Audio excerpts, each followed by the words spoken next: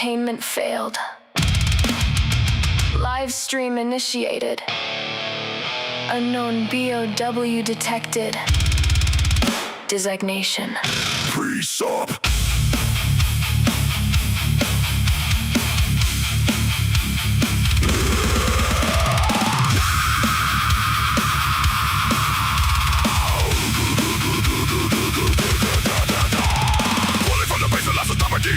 Pre-sup rebels into the stream to prey. Vomiting sermons with tag underneath. Mutated logic cruising behind rotted tape. Without God you can't know truth. Saving faith is script with no real proof. Umbrella grade rhetoric, virus born lies. Vector to create more, we can get more. But nobody on fire and just calm and cold. No panic in his voice, no need to fold. Crosshair fuck his intellectual aim. Ready to purge another zombie claim. You start with God, then conclude God's true.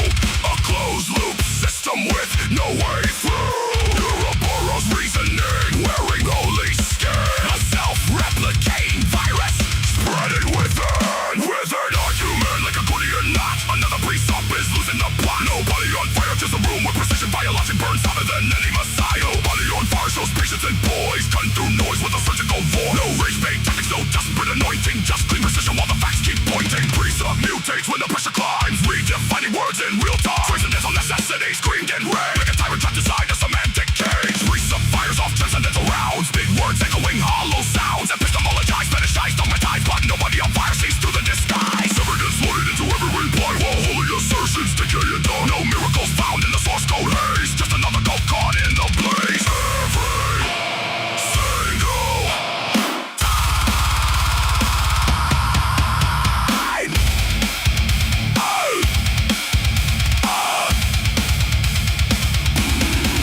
Because you can't assume your God is true, then use that claim to prove your view. That's not logic, that's a virus loop. Mind control virus in a hazmat suit. BOW detected. Pre-sup staggering. Audio peaking. Worldview collapsing. Live while streaming. Status. Eradication required.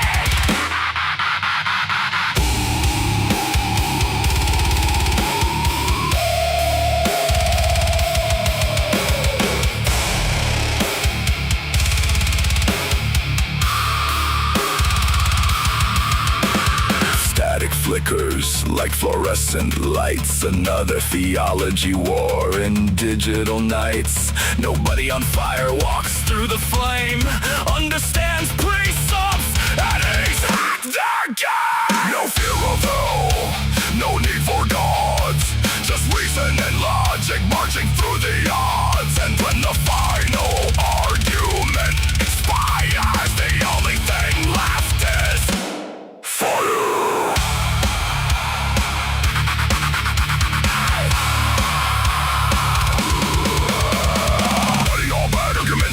Nobody on fire leaves the pre-sup scorched. Pre-sup reduced to a failed experiment, buried beneath his own circular testament. Containment chamber glowing red. Stacks of dead arguments fed to the shred. Dead documents melt into ash. Every circular claim erased in the fire. Containment restored.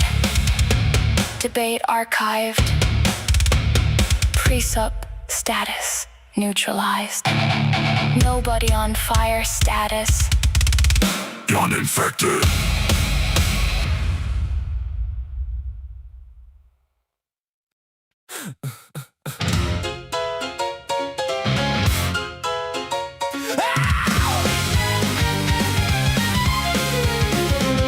You dress up doubt in velvet robes, throw dead men's quotes like holy stones, name drop Plato and wave your hands like a mystery will make us understand. You sell transcendence cheap online with cherry-picked and twisted lines, a sermon built from smoke and mirrors, preaching louder cause the truth gets nearer. You claim spirituality, philosophy and historicity, but all you got is sophistry.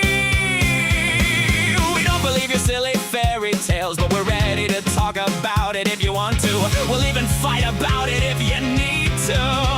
So light the match, strike up the choir, turn your doubt into wildfire. We're dancing on the altar rails tonight. You call it faith, we call it theater, cheap illusions dressed up deeper, but everybody loves a beautiful lie. Whoa, whoa, you want salvation with the spotlight always wins the holy show. You wear gullibility like couture, but every answer sounds rehearsed. You quote the saints, ignore the science, then call your contradictions guidance. A martyr complex in high heels, selling wounds that never healed. You need an enemy to justify the glitter in your bloodshot eyes. You claim spirituality, philosophy, and historicity, but all you got is sophistry.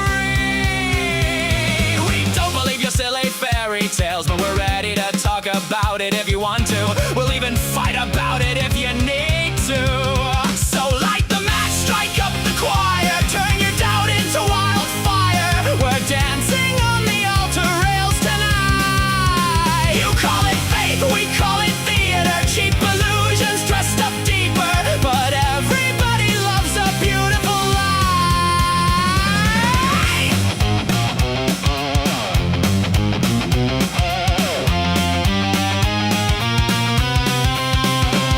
And if heaven's just a green room backstage, then who's been writing all your lines? You pray in public for the applause, then curse the crowd when they don't buy.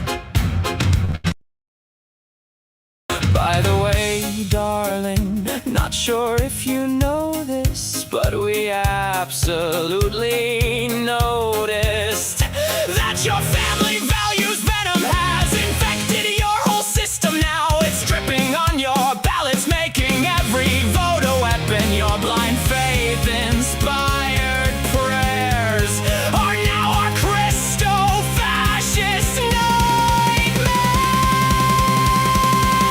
Light the match, strike up the choir, watch the city drown in fire, while angels smoke outside the venue doors. You wanted prophets, you got performers, broken hearts and false informers, singing hallelujah like it's war.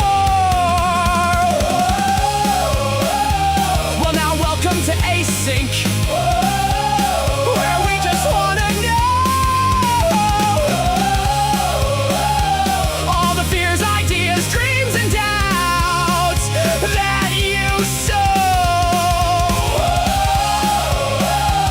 Saints burn up in orange and purple glow, and the sinners steal the whole damn show.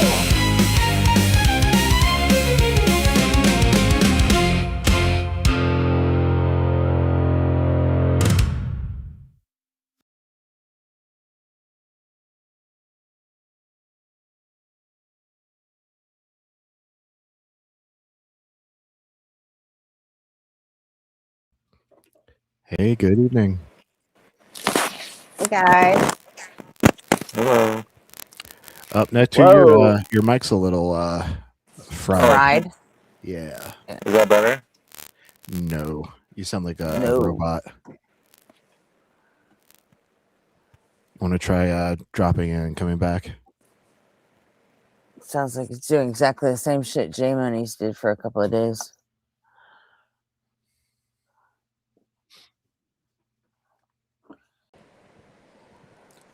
All right, give us a mic test. Can you hear me? Yeah, that's so much better. Let's go. Can you turn my camera off? Yeah, I got you. Thank you. Yep. So happy almost weekend. Just got tomorrow to get through.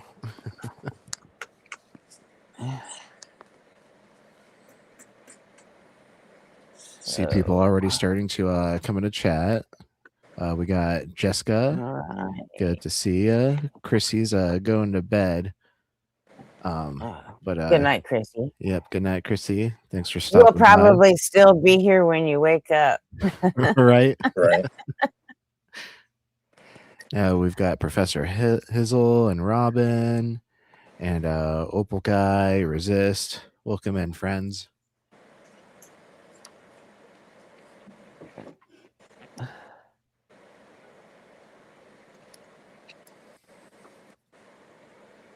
Hello, Owen. Hello, all. All right. Get that popped out. And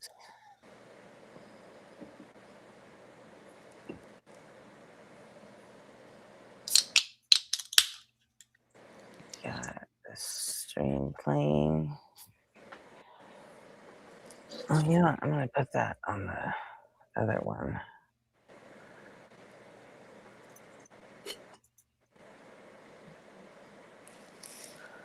What's that? Refresh it. And come on.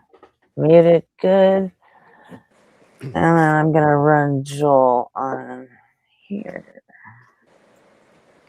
Oh, I looked into the software Ian's production uses. Uh-huh. It's Restream. Oh, he just uses Restream? All right. Yeah. I mean, I already have a free Restream account. They do have one that's like $20 a month. Yeah, that's probably the one they use. I'll have to see if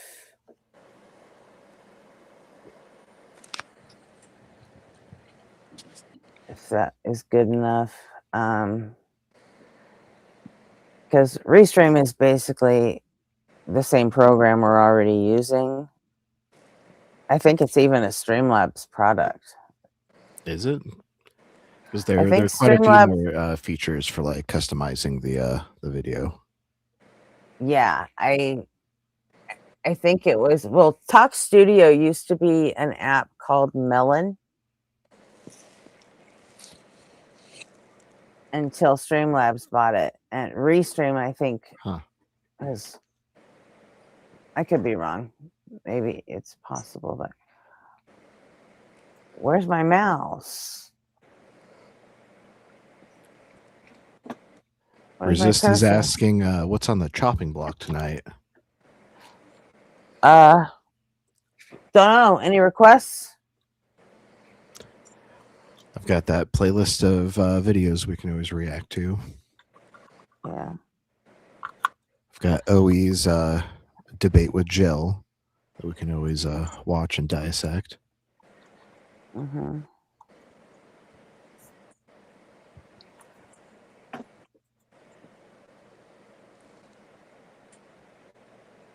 Well, shit, my mouse just died. What timing? I know.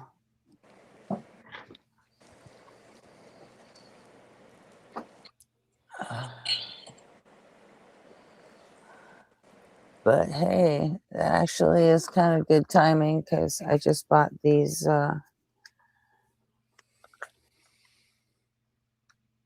rechargeables. I just got them charged up. Oh, nice. These are cool because they've got each battery has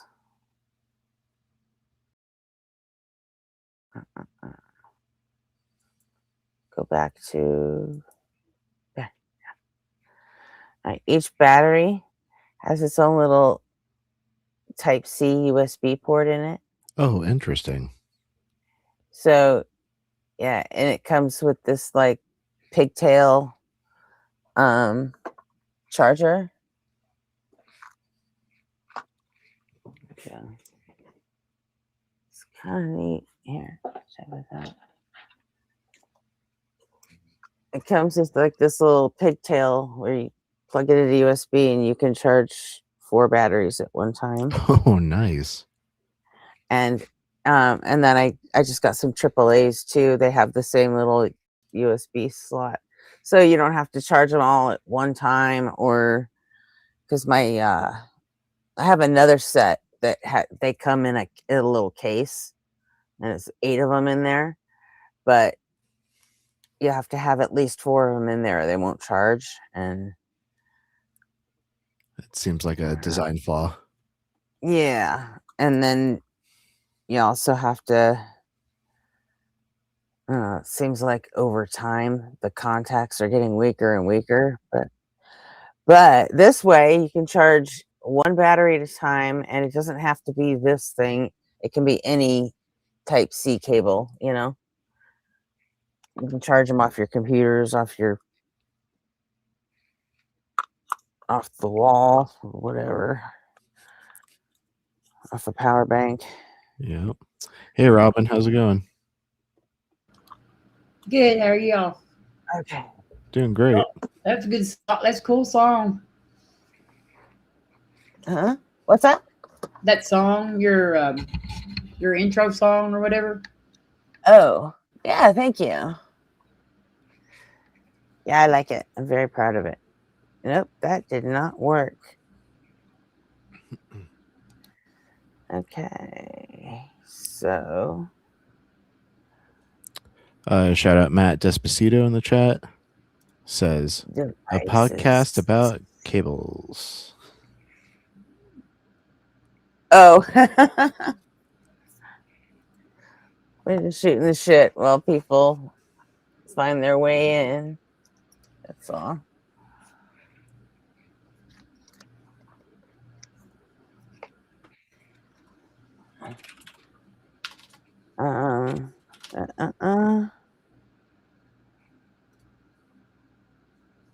Oh.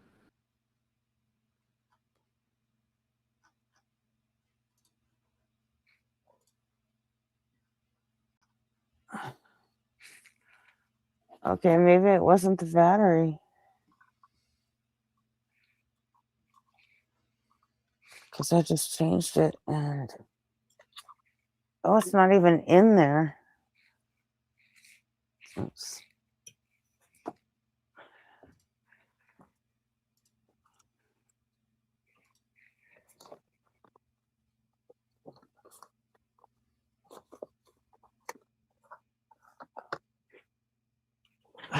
All right, everyone in chat, what do you guys want to do? You want to do reactions? You want to... Reactions, Jackbox. Just shoot the shit. Whatever you guys shoot the shit? feeling. Someone come... You guys can come up and shoot the shit. What kind of reaction videos are you wanting to do? Well, right now I've got in the playlist the OE versus Gel debate. I've got a Professor Dave video. The Terrence Howard from yesterday? No, it's an interview with Hamilton Morris, who is really involved with like the science of mind altering substances, and like he kind of like tries to cut through the bullshit of the woo and the spirituality and like explain really what's going on in the mind. That Jill OE debate's on a good channel anyway. Yep. Everyone go check out Robin Webster. That debate is up on her channel. But you probably don't want to be here when we react to the OE debate, right? Because you said you wanted to remain partial. No, well, I don't have to. Yeah, I don't have to say nothing. But I'm gonna send you some. I've got a creationist channel that I would like maybe for you to see if you would be interested in doing some response videos too. Or responding to like a theist's video in real time. Yeah, there's somebody that I don't really want to do a response video on because I know them too well. But they did like a whole thing on a whole anti-evolution series like recently, and it's just terrible. I mean, we can just refer them to Guts at Gibbons lectures that she's been doing every month. But yeah, I'll find somebody that I don't want to do them because they'll get mad at me. I'm a mod over there, but they so need to have somebody like tell them well. Yeah, no, for sure. If you want to like give that channel name in the chat here on Streamlabs, or are you on the Discord? Yeah, I'm on Discord. I can send it to Gretchen. I don't know if I'm friends or you can send me a friend request. It's cool. Okay, all right, I will. But yeah, send me that info and I'll look into it and we can respond to that some night. Yeah, I will. We also have the M's live stream from a couple months back, and a Let's Play with Emma Thorne. She plays the Jesus Christ PC game. That might be a more lighthearted, fun one. You should also consider the Forrest Val guy with watching the Gramps video, the new one that he made about Forrest. Oh, that's so good, and that guy's so dishonest. I watched that this morning. Oh my gosh, that guy's so. Oh. If it wasn't almost 3 hours long, I'd say let's react to it. But that might have to be like a 3-part series of us reacting to it. Otherwise, like that 3-hour video could last all night. Well, Gretchen does stream for like 15 hours at a time. But I have it saved in the playlist now.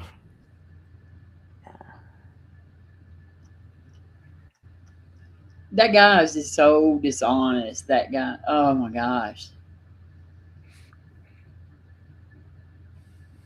From now on, I'm going to cut it off at 12 because YouTube will only save up to 12 hours. Oh, that makes sense. So, and if it doesn't make it into the live stream, any watch hours I have past 12 hours won't count. So it doesn't even make sense to stream longer than that.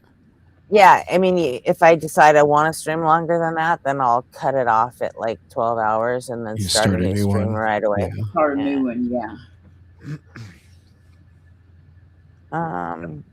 Are you getting a lot of watch hours? Like I've been going to bed and leaving y'all on mine, so. Oh, thank you. I appreciate that. Yeah, I've been. Come on, damn it.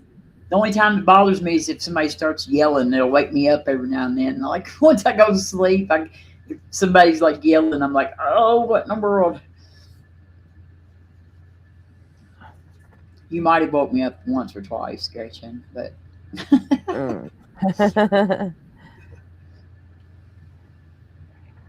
Let's see, other devices, device settings.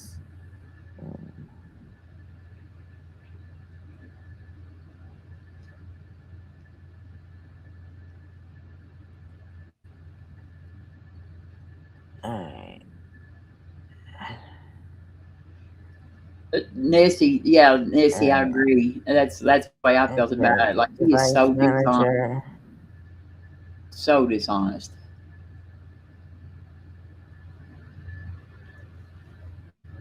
Toggling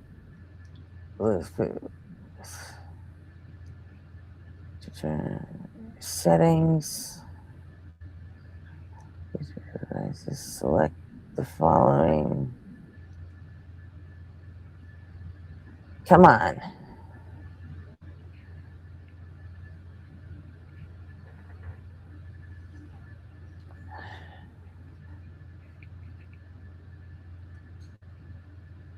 You're gaining subscribers though pretty quick. Am I? Yeah, we got like 50 in the last week. Yeah, but I don't know if that's quick or not. So I'm not entirely sure. Well, it's pretty quick considering like what how long have you been doing it? 3 weeks maybe? 2 months. You've been doing this for 2 months. Uh-huh. I thought I was with you like the night you set this up. Yeah, that was the end. That was toward the end of March. It can't be 2 months ago. Yeah, we're almost into June. Like the last 2 months have gone by so fast. I must have slept through most of it or something. Turn Bluetooth on and off in quick settings. Select the network center. Select the Bluetooth tile to toggle.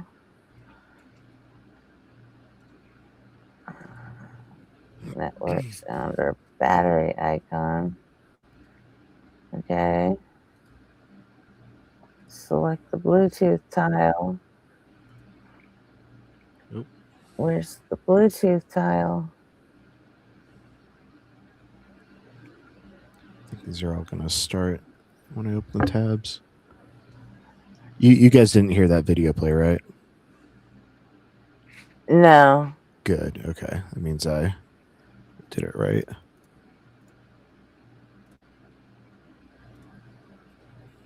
That's Wi-Fi. Where's my Bluetooth tab? So I just went through like the recent like videos released in my my fresh algorithm. Like I created a YouTube profile just to like save specific channels to react to. Mm-hmm. Keeps it kind of nice and tidy. Cool. But we've got potential Planet Peterson clip, unironically clinging to arguments from ignorance.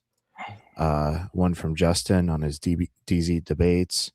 Breezy runs like a coward from Justin. It looks like this is a clip from like December. Oh, it looks like Dalton is on this clip with him too.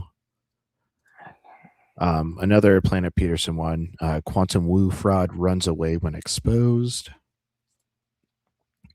We got Joel, God gets petty over sacrifices again, foot stuff, where they talk about 1 Samuel 2.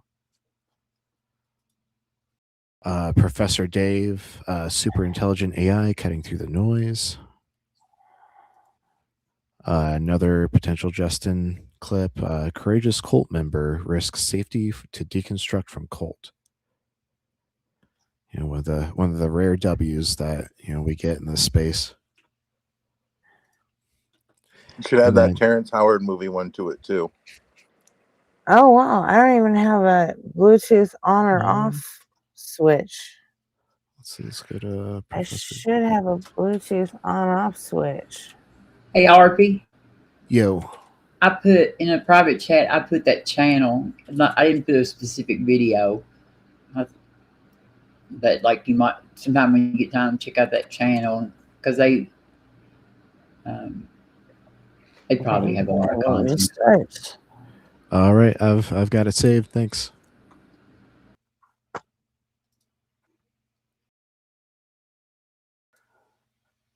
Okay.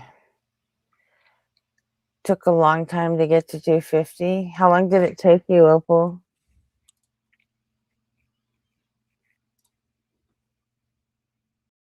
Hey, Hazel. Resist. Matt.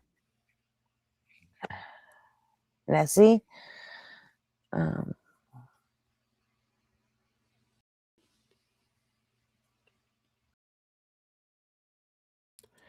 So I feel like the Terrence Howard movie reaction is in the lead. If anyone, let's do that. If anyone from chat wants to speak now or forever hold your peace, we'll start with Terrence Howard. I saw half of that. It's kind of fun watching his frustration level just grow.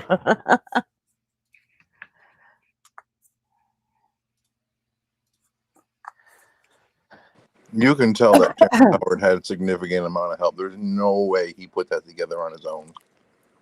Hell no. Yeah. Oh yeah. Yeah.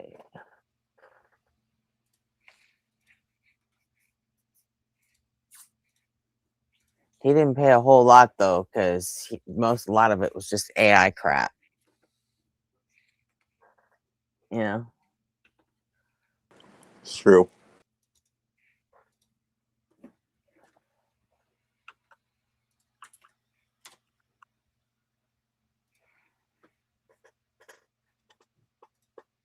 All right, come on.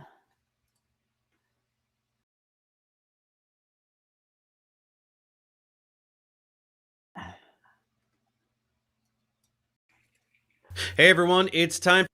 Ooh. I just needed to restart, apparently. So now I don't even know if that battery was even dead. Huh.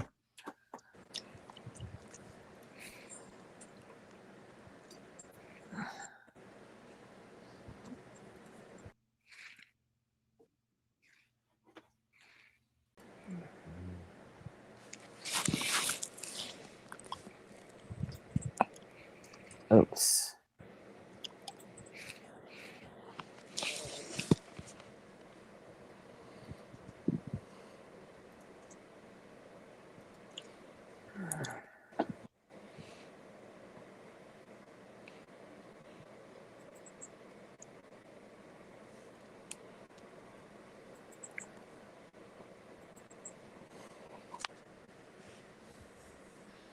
Hey, yes, well from Brittany. Oh, we're gonna watch Professor Dave. Yeah. We've landed on the Terrence Howard made a movie, and it's so bad, worse than you thought.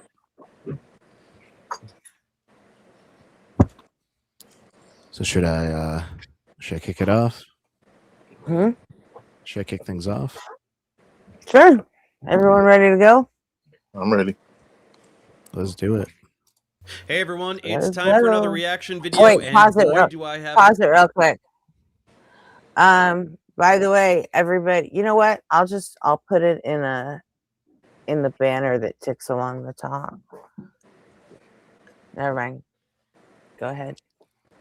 treat for you today. You guys remember Terrence Howard, right? Terrence Howard is an actor, was an actor. I don't know how much acting he's doing these days, but he clearly has transitioned into being a fake guru, scientist, cult leader, whatever the hell you want to call it. I've made quite a bit of content that people seem to have enjoyed, mocking him for his recent insane behavior. It started out, he went on Joe Rogan, spewed a bunch of insane crap, and I made a little commentary video on that, which went fairly viral. So I think a fair amount of people actually discovered my channel from that video. And then I followed it up quite a bit because he kept doing more insane shit. So he went back on Rogan with Eric Weinstein. So I decided to make fun of both of them there. And then I don't remember the exact sequence, but I know that he went on the PBD podcast and was saying insane shit. He went on with Bill Maher and was saying insane shit. What else? There was Billy Carson. I did multiple covering his antics with Billy Carson, the other idiot fraud. Those are hilarious. I think there was one more. I can't remember. But anyway, I've been making fun of all of this activity for quite some time, and he doesn't like it. He doesn't like it very much. He gets very testy. He refers to me as some chemist, and tries to defend all of the insane shit that he said about the sound of beryllium and all this other crap. I never recovered from that, from the sound of beryllium.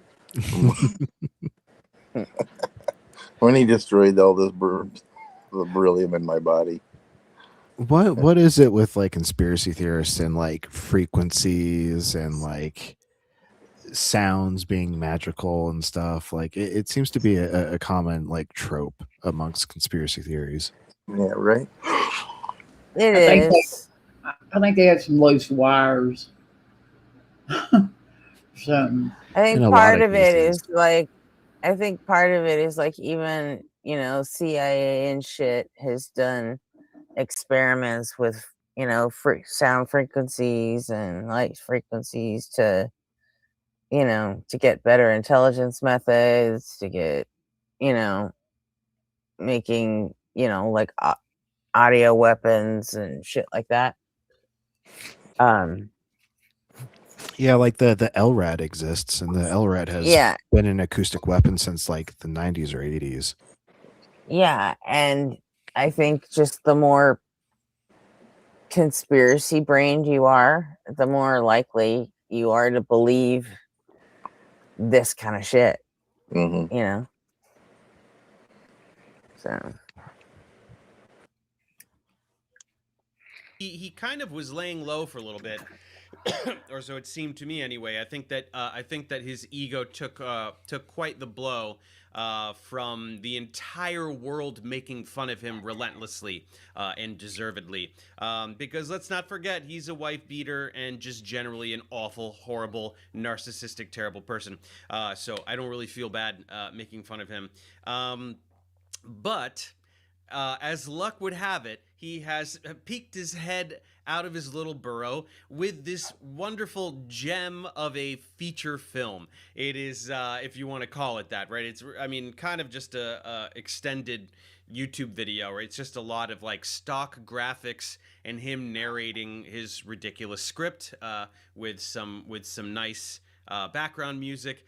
So somebody sent this to me and was like, Dave, you need to react to this. And I was like, wearing yeah, I need to react to this. A hoodie over his hat.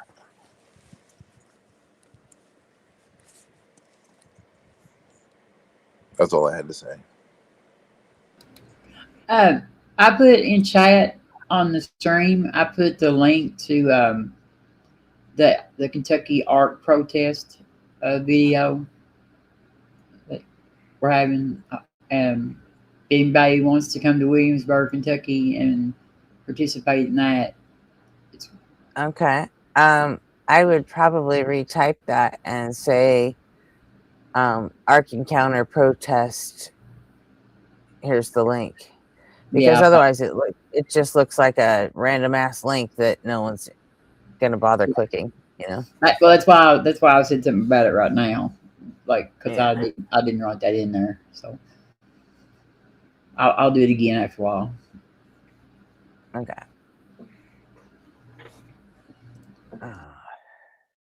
So I just kind of I did just a quick skim just to see what the hell it was, and I was like, okay, this is ridiculous. So we're gonna do this. We're gonna react to this.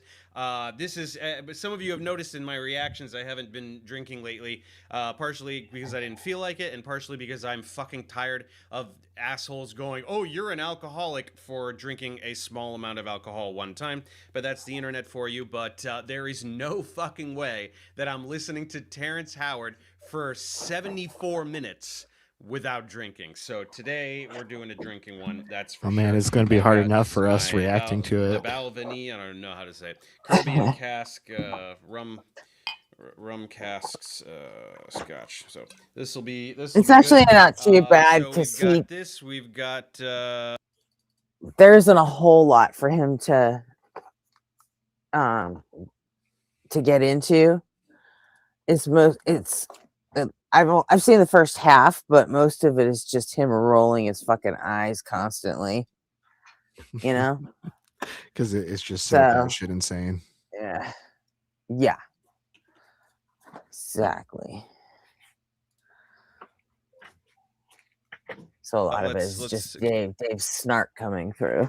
So. Well, sometimes that's all you can like do when you hear something so like stupid. Like sometimes that's the best part, you know. Yep. I'm sure we're in for many of those moments. Cue up the video here.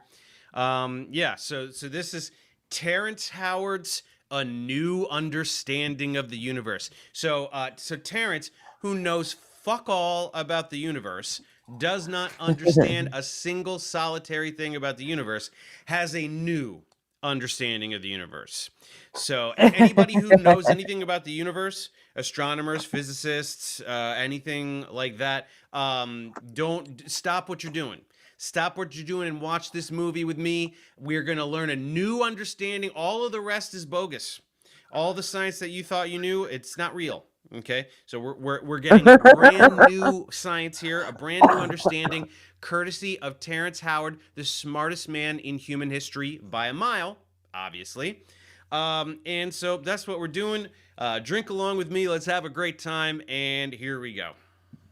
Real quick before we sift through the hottest gibberish you've ever seen, we all know that Terry's word salad has absolutely zero correlation with reality, but there are those who want to help you make your way in the real world in this information age. How can you dodge all the Tetrians and learn skills that will set you up with a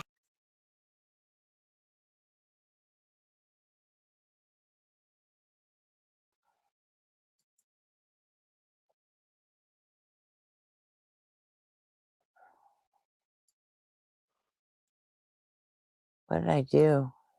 I think.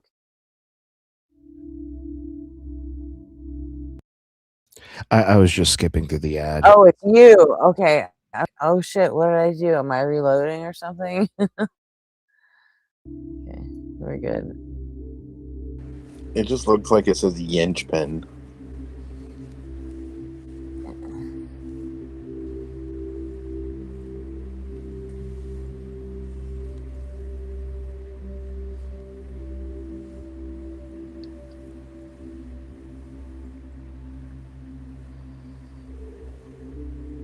without further ado, the keynote speaker for the evening, and soon to be, I hope, a long-term member of Tesla Tech. Please welcome Terrence Howard. Good evening, everyone.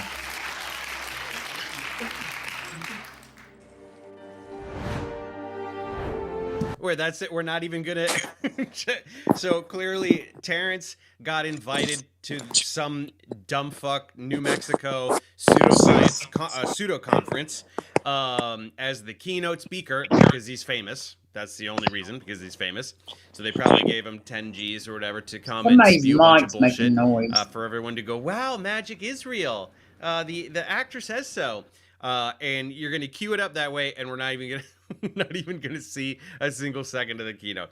Okay, let's go straight into whatever the fuck this is.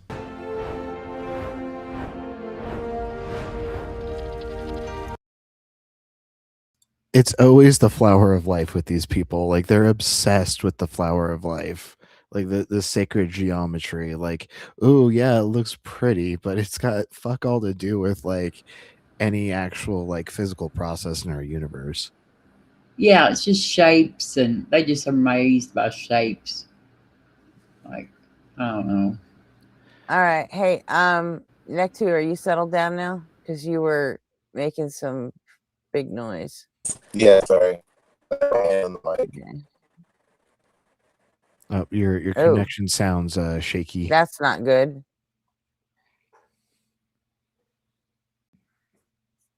You didn't sound human on that last comment.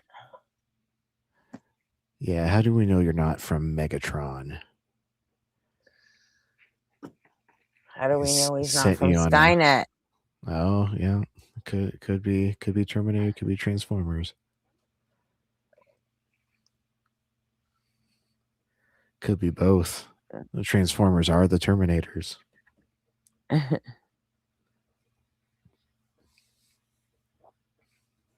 Alrighty.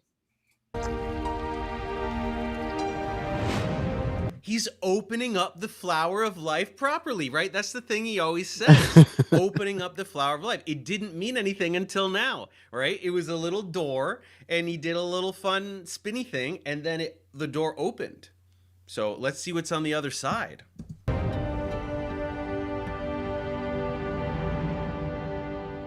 Greetings, beloved souls, and welcome to this sacred gathering of minds that dare to dream beyond the bounds of convention. Today we stand together not just as curious observers, but as conscious participants in humanity. Why does he just always has to have the fucking hat over the hoodie? Or like, why are you so devoted to looking fucking ridiculous at all times? He thinks he's Kanye and can like start a new like fashion trend. Yeah, maybe he should wear his underwear outside his pants too. Well, the more he thinks he's a superhero, the more likely that's going to happen. Yeah. It's the cult uniform. Does everybody have to wear a hoodie and then a goddamn Panama hat over it, or whatever the fuck kind of hat that is? Holy shit, dude. I mean, this guy, like, he's definitely trying to start a cult, and let's see how successful it is. I bet not, but these days, I don't know. Humanity's greatest awakening. Let's do it. Humanity's greatest awakening. You see, for far too long, we've accepted limitations as law and approximations as truth and fragments as the whole. But there comes a moment in every civilization. There was Newton's law of universal gravitation, Einstein's mass energy equivalence, and 1 × 1 = 1.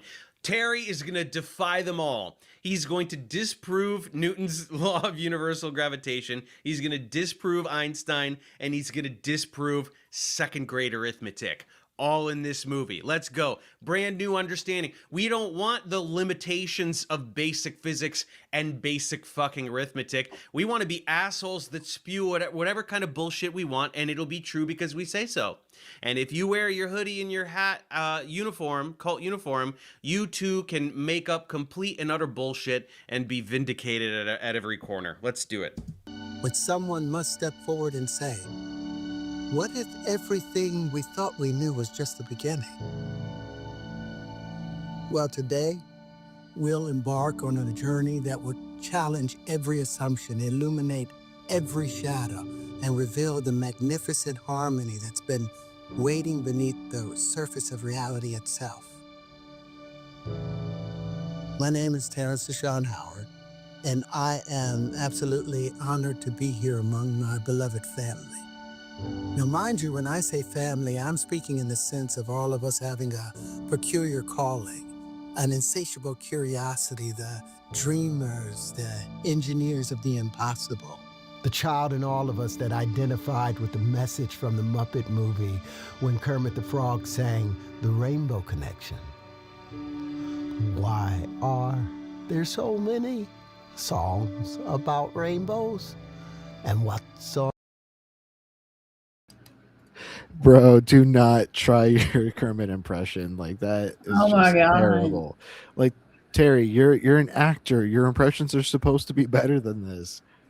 Eddie, the Kermit movie. Right? Argumentum ad Muppetum. Oh, we're in for a treat, I can tell already. Yes, when we pitch it, the Muppet movie first. Yes. Other side. I see many of you smiling. Holy shit, man. Like, it's straight up just gonna be AI slop and singing Kermit the Frog. That's what it is. That's what the movie is. I feel like we're gonna get through this pretty quickly, because usually, like, when I do the Stephen Meyer or something, there's very concrete claims that with very concrete rebuttals. This is just such nothing. It's just nothing burgers of bullshit that I kind of just have to watch flabbergasted. Hopefully there'll be some. I like it when I get to explain science in the debunks. It's not as fun in the reactions. It's not as fun when it's just like, hey, did everyone see how fucking dumb that was? There's only so long that I can do that. So hopefully there's some stuff to sink my teeth into.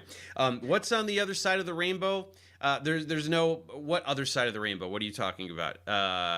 So you just don't know what rainbows are. Either that or you don't.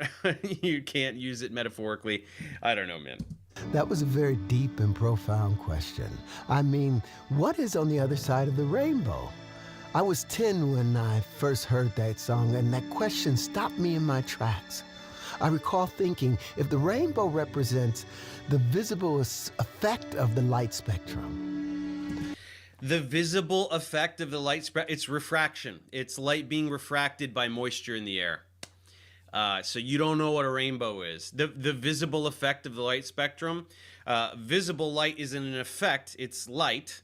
And you're just like, there exists visible light. You can see things, and it's not always rainbows. You can just see visible light, and then rainbows are refracted light because due to moisture in the air after rain. Couldn't even be bothered to look up what a fucking rainbow is. That's what this guy's doing. Then exactly what is on the other side of it? It was the invisible, the source, the cause. That resonance that brought us all together right now. I didn't know how at the time, but I was determined to find the answer to that question because it set my mind and my imagination ablaze. Well, right now we're going to rediscover some of that wonder. We're going to uncover some of the hidden heart.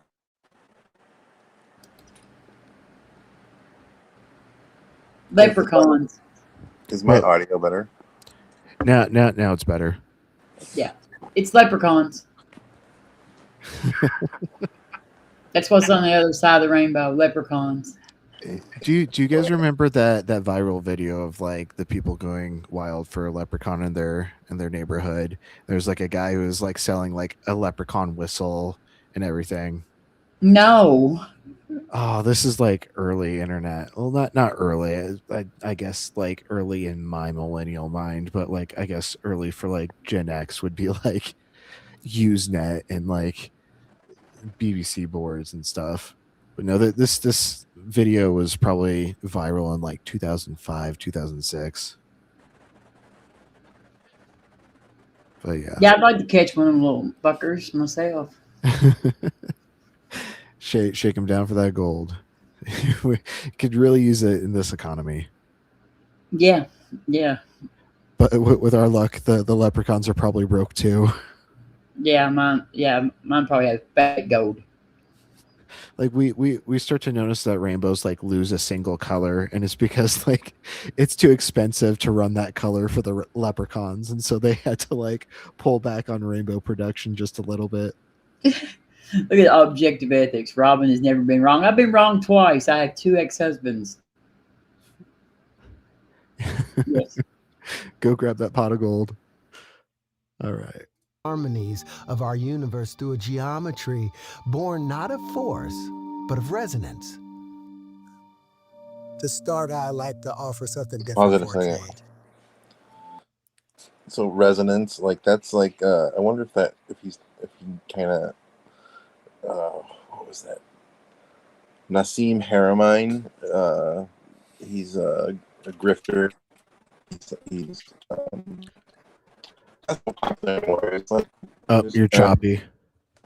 Is that better? No. I'm dropping. I'll come back. All right, I'll vamp a little about Nassim Haramein because I actually kind of fell for this guy when I was deconstructing, and like I was into like the woo woo like math is magic kind of bullshit. And I had to kind of like deconstruct from that too. But like when you grow up like believing in like the spiritual and stuff, and you lose like your initial religion, you kind of still want to hold on to that spirituality. And you know, I've always been a very like mathematically inclined kid. You know, I was on the math team in high school. I was on the Rubik's Cube team in university.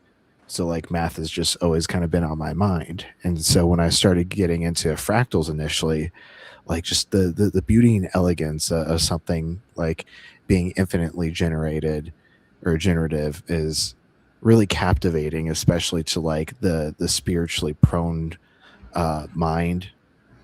And so like Nassim Haramein like has all these like kind of mathematically elegant but like undemonstrable formulas for like how like the rules of the universe should work, and he is trying to do like incoherent things like define the geometry of a proton, like whatever that even means.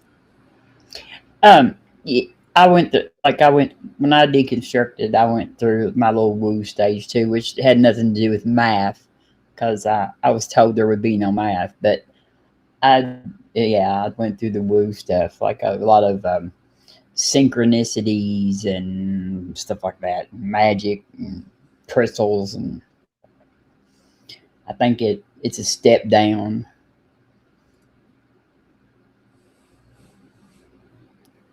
It can be a step down or a lateral move, like when you're deconstructing from religion.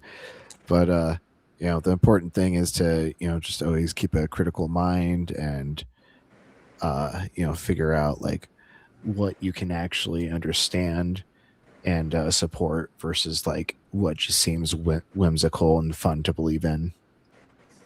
Yeah, I see, because I didn't stop being Christian because of critical thinking. Like I just you know, I just kind of didn't think that the Christian God was probably real. So I was still believed, you know, in something. It was just I didn't want to worship the Christian God for sure. But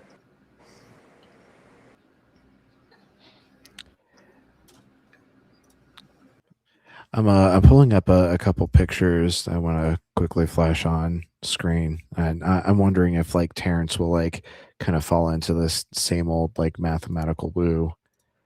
But there's something known as like Metatron's cube, and it's kind of an extrapolation of the flower of life. Get that. There we go.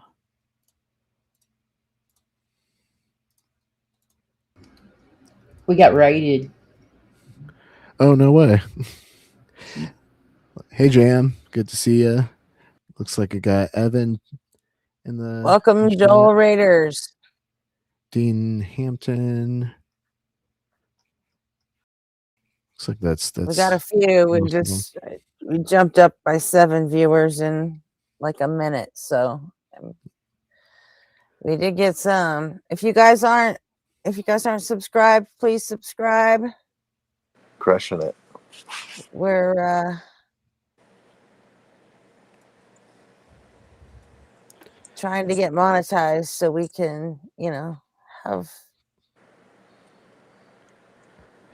extra like value added emojis and you name yes, it. that'll be fun to customize those. Mm-hmm. See what kind of inside jokes develop from our stream. And then we can have features where if people want to say something to a guest, then they can super chat it if they don't want to come up. So for right now, you just have to, you got to come up if you want to say something. And well, I guess that's not true. You just keep an eye on the chat and highlight it and respond to it. So yep, I've always got eyes on chat. Yeah.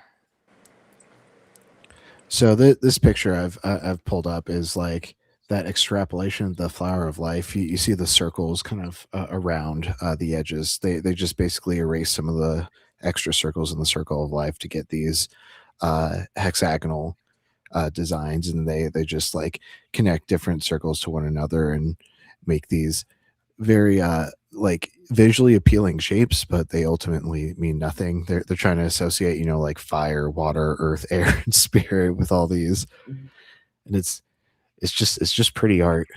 Like it's fun to look at, but it's not going to unlock any mysteries of the universe.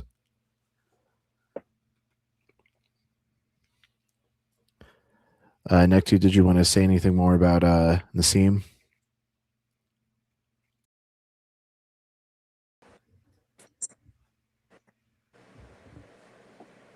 I don't know. I'm just trying to figure out what my audio. Everything is pretty laggy on my end. All right, you sound good right now. Okay. If I just drop out of nowhere, though, that's all. I'm just. I mean, I'll try to come back, but if not, I'll just go back. I'll just go down to the chat. All right, we'll keep bringing you back on stage. Yeah. If you see me pop in there, then bring me back up if you can. For sure. Right. Like those designs you were talking about, like the Jewish Kabbalah or whatever. See, like I think that a lot of that is similar to what that is, and like I used to use that when I was in the woo for like ceremonial magic, like that. Yes, we are, Evan. So. And everyone in the chat is welcome to come up and react alongside us if they want, or you could also just do it from the chat. That's allowed too, but don't forget the idea of this platform is so everybody can. What's the maximum amount of people you be can bring part of up? the stream?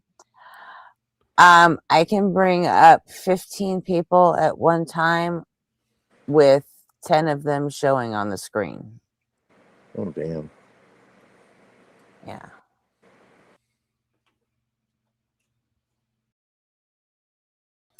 Oh, we got Charles Oliver lurking. Good to see you. It's not a theory, not a new belief, not conjecture. Yeah, it's bullshit. It's called a script of word salad bullshit. You don't know what any. No, Jam, it's super easy to join. You just click on the pinned comment and chat. It should be a tiny URL, and it'll take you to Streamlabs website and just pop you right in. Should be able to do it from a browser, super easy. You can do it even from your phone. Yeah, that's why my browser on You your phone. don't need a dedicated, mic and headphones set up. I mean, like AirPods will work, or or any kind of like Google earbuds or whatever. If I Or figure even it just out, that anybody old can. school wired headset with a mic works too. So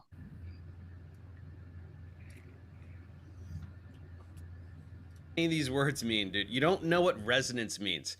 You definitely don't know what resonance means in any context. In chemistry, in cool. physics. Can't wait to talk to Jam You finally. have no idea what resonance means.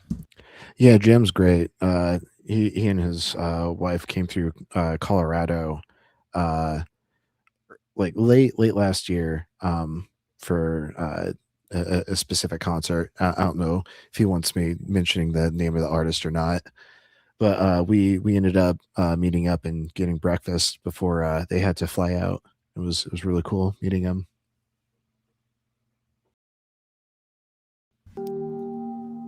It's just a remembrance, if you will.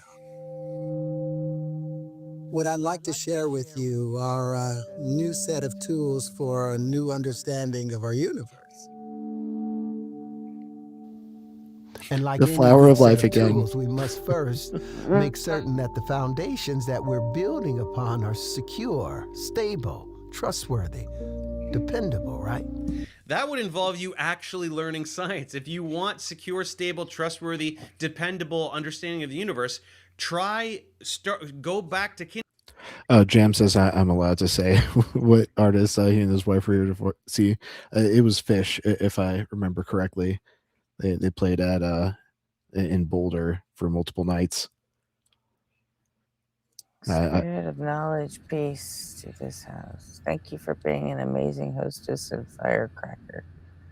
Yeah. Ooh, I'm a firecracker. And an amazing hostess. And One is glad to be of service, spirit of knowledge. kindergarten and start again. I hope you like Learn basic fucking science. Learn Newton's laws. Learn what Newton's laws are. Like learn the most utterly basic shit that you definitely do not understand, dude.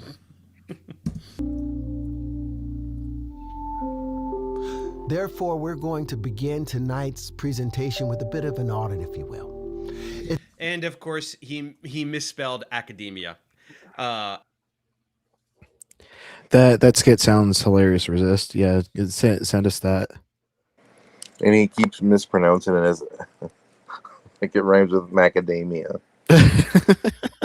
Academia. It's funny. He's going to audit academia, and he misspelled academia. You can't make this shit up, man. It's like when Billy Carson misspelled Terrence's name multiple times, and then he misspelled parents as well. That was a classic moment. My God, all these people are fucking morons. Oh, Jesus Christ, dude. It's an audit of academia's fundamental understanding of our universe. So we're going to explore the standard models, Platonic solids with their inherent fractures. The standard models, there's a standard model of particle physics. You don't know what that is, and that's one thing. So when you say standard models, you're just trying to go like, oh, science is standard. No, the standard model of particle physics. I recently put out some particle physics tutorials. You should check them out, Terry. You could learn something. To a grand unified supersymmetrical system. We will speak from academia's chaos-based number theory, all the way to a redistribution of primes that are predictable. Yeah, first of all, he keeps saying academia like it rhymes with macadamia. I think that's how he thinks you say that word. But also redistribution of the prime. Like you don't even know what prime numbers are. Yeah, I heard that and wanted to touch on that. Like he thinks that like we have like a new way of predicting a prime, and that there's no way, because like that kind of ability would like literally make you billions in the cryptography world, because like having like crazy huge prime numbers is really important when like coming up with like good security. So like if Terrence isn't already a billionaire, then like we can go ahead and conclude that like this ability to find new primes is bullshit. Oh yeah, and he's definitely not a billionaire. No. Definitely not. he's probably close to losing millionaire status with how little he's working. You know, Yeah. that makes me think, like, why, and flat earth debates, people don't bring this up more often, is, you know, science is applicable. You know, it has applications. So if flat earth was real, why aren't all the oil companies hiring flat earthers left and right to find the oil? But they're not. They will only hire people, you know, that know geology, and geologists believe in a spherical earth. So it's like, you know, if there was any application to flat earth, if there was any truth to it, there would be, you know, there would be people being hired by, you get what I'm saying. Yeah, and young earth creationists too. Right. So what? There was no Blitz stream this morning, was there? I don't think so. No, he's on vacation for 2 weeks. He's like in Europe or something.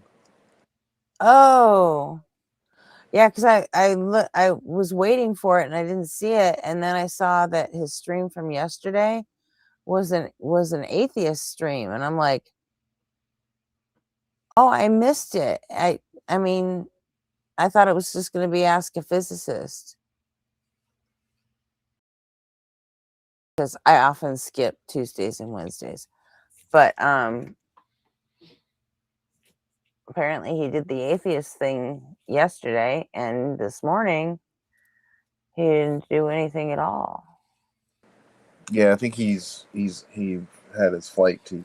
I can't remember where he said he's going. I think it said. Oh, well, good to know that I don't have to, because I actually ended the stream this morning just so I could go, because I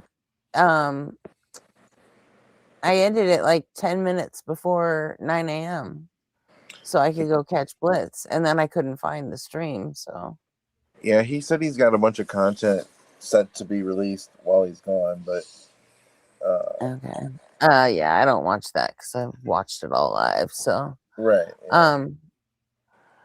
But is he gonna be on UA on Sunday? That I don't know. He was last week, and it was Ian that was gone. But well, you said he's on vacation for 2 weeks. Yeah, I don't know. I don't know if I don't remember him saying one way or the other whether he was going to do UAs while he was on vacation or not. I guess we'll have to see. Whenever Blitz can't do UA, I always hope that they sub in Forrest. I feel like Forrest is a good replacement for the scientific mind on the panel. I don't know. Quanta's really good too. Quanta's great too. Yeah, Quanta did a live stream playing the new Subnautica game. I listened in. It was pretty fun. Yeah, I got to meet Quanta at the Cali meetup. Oh, really? That's great. Yeah, he's cool. He's funny. So. I feel like most atheists are, because like comedy like is rooted in empathy, and you know you can't really be an atheist without like having some decent amount of empathy.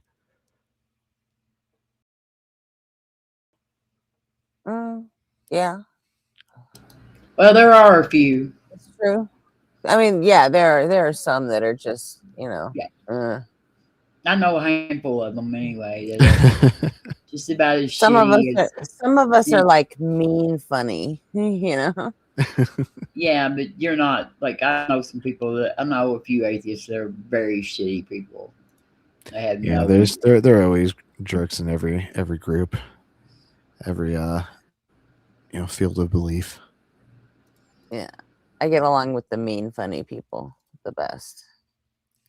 Like, not the Bible Jason. Yeah, he's one of them. Jason's great. I was glad he hopped on with us last night. That was fun. Yeah, he was. I'm sorry, I could have done that better. And I'm like, oh, shut up. You were fucking great. Hey, Rembrandt. Yeah. Hey, Rembrandt. Hey, Rem. Hi, Daniel. I think I saw Ray in chat too. Yep, Ray and JR. Ray's here. Welcome in. We're reacting to Professor Dave reacting to Terrence Howard. So it's kind of a reactception right now. Go ahead and jump back into that. Attribute primes. You're just going to pick different numbers and call them prime and go. Screen. Check that out. Put what on screen?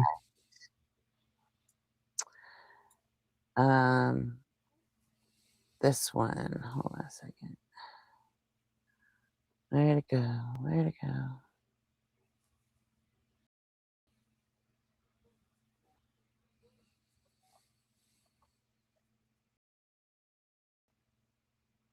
Where'd it go? It was just here. Oh.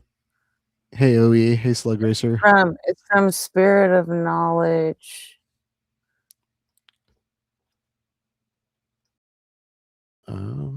I can look for there. Thank you for being an amazing hostess. Yep. Yeah. That's a nice thing to say. I don't know what the firecracker thing means, but I'll fucking take it because it sounds badass. Yeah, like firecracker. Just like your you tell people like I'm fiery. Yeah, it's like it's yeah. And Gretch XYZ. I think I just got a new nickname. I don't know what it means, but like you said, I'll take it.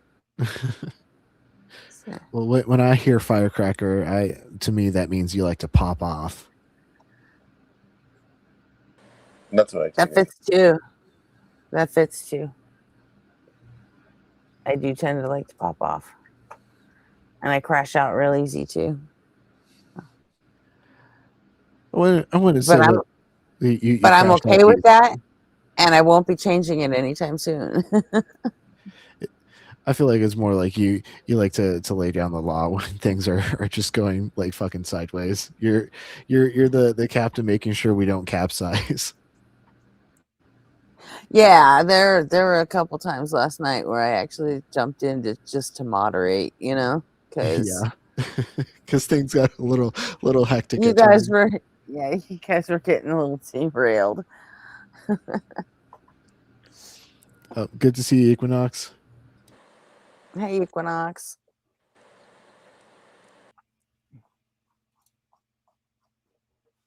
Like, oh, these are the prime numbers now. Well, no, they're not. They have factors. So the prime numbers are the prime numbers. You don't know what they are. You don't know what prime numbers are. Holy shit. And their placement on the spiral correlates to the very element of organized matter that's expressed on the periodic table. We will speak from the geometry of the proton and its hidden mechanics all the way to the harmonic edge of our cosmos. Now, speaking of the cosmos,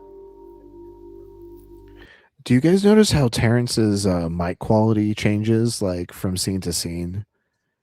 Like the voiceover with him when he was in front of the camera sounded like, kind of fried out, and now this one sounds like it's in a proper audio booth. You can just tell that this was self-produced and not like ran through any like actual proper like professional studio. what exactly is the edge of our cosmos? What is the shape of our universe? How can we even attempt to answer a question definitively on a subject that's so vast? Well, one way is to apply the laws of common sense. Yeah, let's use common sense to do frontier astrophysics. That totally works. All of the common sense that's based on terrestrial laws.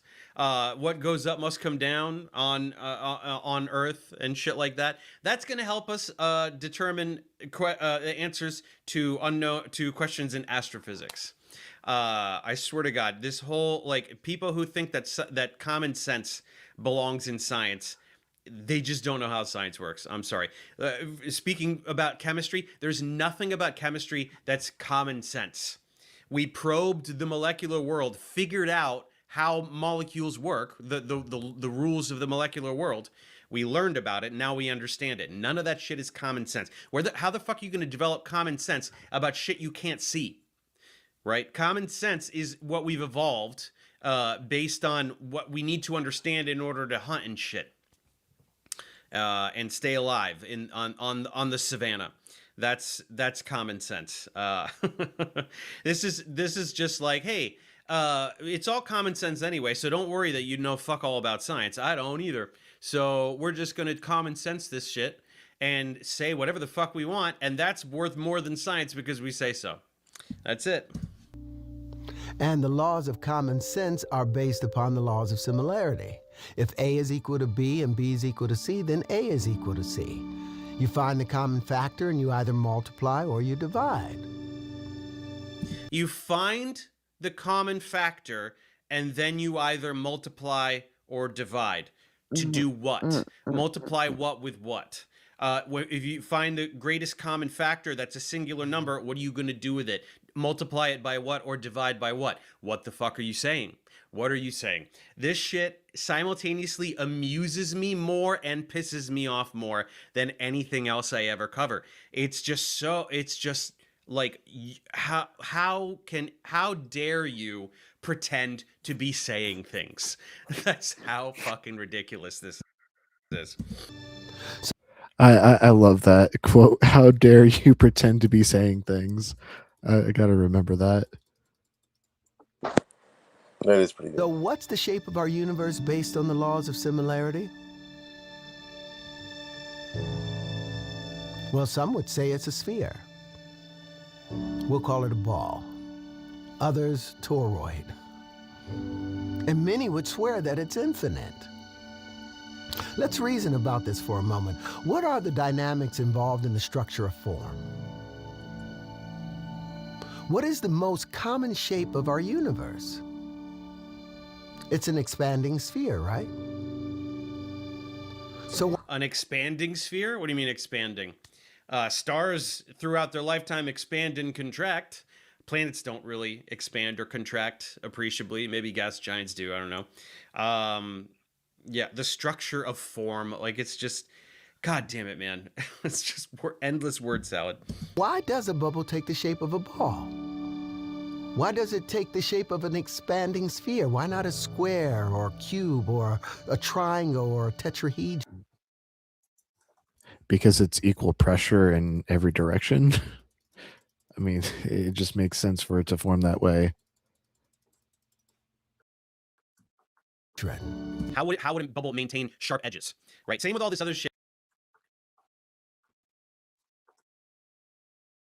Like, why don't you talk about why stars are spheres? Talk about gravity, right? It's all stars and planets and all this shit. They're spheres because every component of the object is trying to minimize gravitational potential energy. It's all trying to get as close to the center of the object as possible. And so that the shape that does that is a sphere. If you have a square instead, there are parts that are farther away from the center than they could be, so it crushes itself into a sphere. That's very large, massive objects. Why aren't shapes more complicated in nature? Terry wonders. Sure.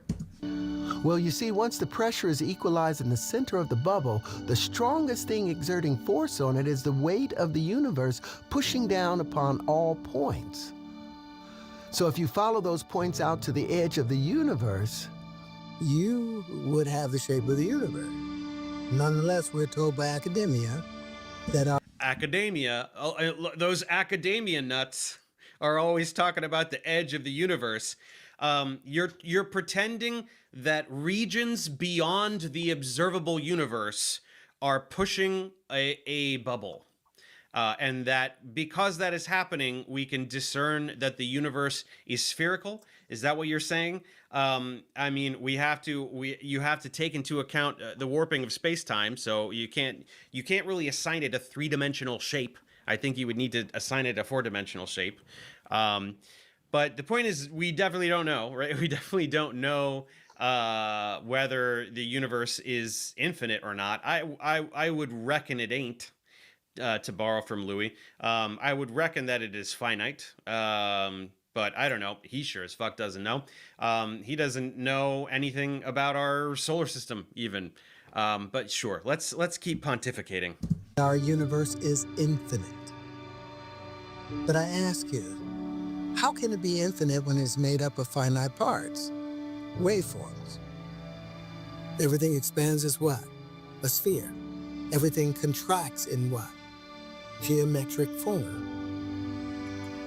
If we drop a pebble in the center of a swimming pool, the waves do what? Well, they expand as spheres until they hit the edge of the swimming pool. It's like also disjointed. Circles like are not nothing connects to anything. Like spheres. A And you connects to Z, initiated. connects to J, connects to 7. Like no rhyme or reason for any of it. Yeah, it's just stream of consciousness, like most of the time from him. Like he just freely associates like words and concepts that like are somehow linked in his mind. Yeah, it's a performance. He just thinks he thinks it makes sense. Just it makes him looks like he's making sense. I don't know. Absurd. A perturbation at one point. Why would it magically do anything but radiate in concentric circles where every part of the circle is equidistant from the center where the perturbation was? This is not an incredible insight, Terry. I'm sorry. Well, in a curved swimming pool or curved universe, the returning waves don't just reverse, they refract. The spherical boundaries bends their path inward at specific angles. And where the returning waves meet outgoing waves, standing waves emerge.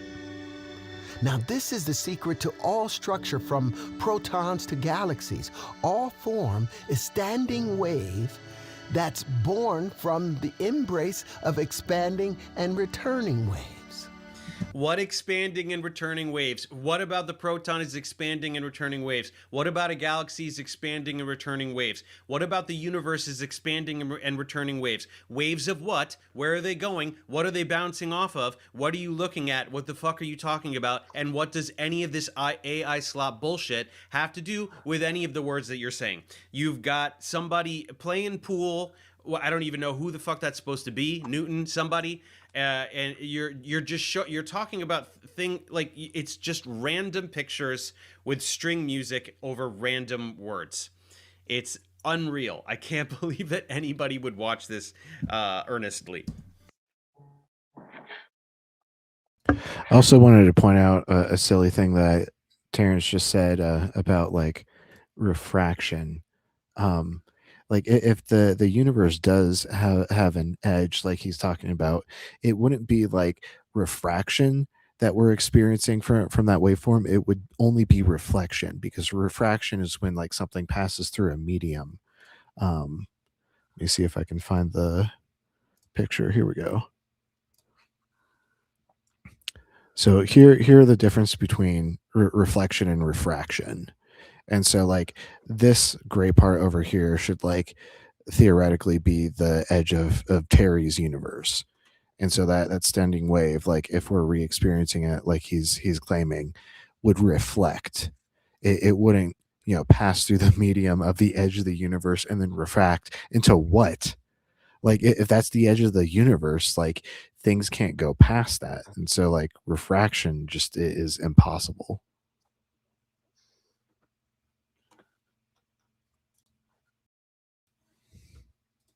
Therefore, I'm going to ask you plainly, is our universe infinite? Well, if it were infinite, outgoing waves would never return. But nevertheless, we observe interference waves, outgoing and incoming waves.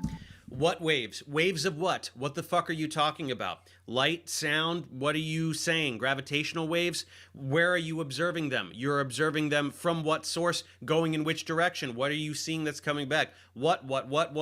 You're not saying anything. It's incredible.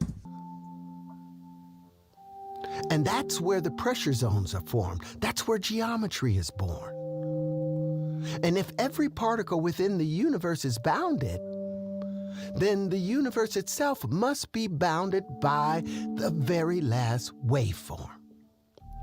You see, in mathematics, they say that an object must be equal to the sum of its parts. It can't be greater than it or less than it. Well, in our universe, it must end where the last waveform fades. And that is where we will introduce our paper, The Necessity of a Finite Universe. And in the interest of time, we're going to highlight just some of the key takeaways from this. And one of these the key takeaways from a fake paper that's probably a 4-page pamphlet. We're gonna get some key takeaways. What's this? The paradox of infinite dispersion. Dispersion, refraction, waveform. Let's make a nice list of all the words that Terry uses that he doesn't know what they mean. Yeah, this is gonna be good. takeaways is the paradox of infinite dispersion and why flat space fails.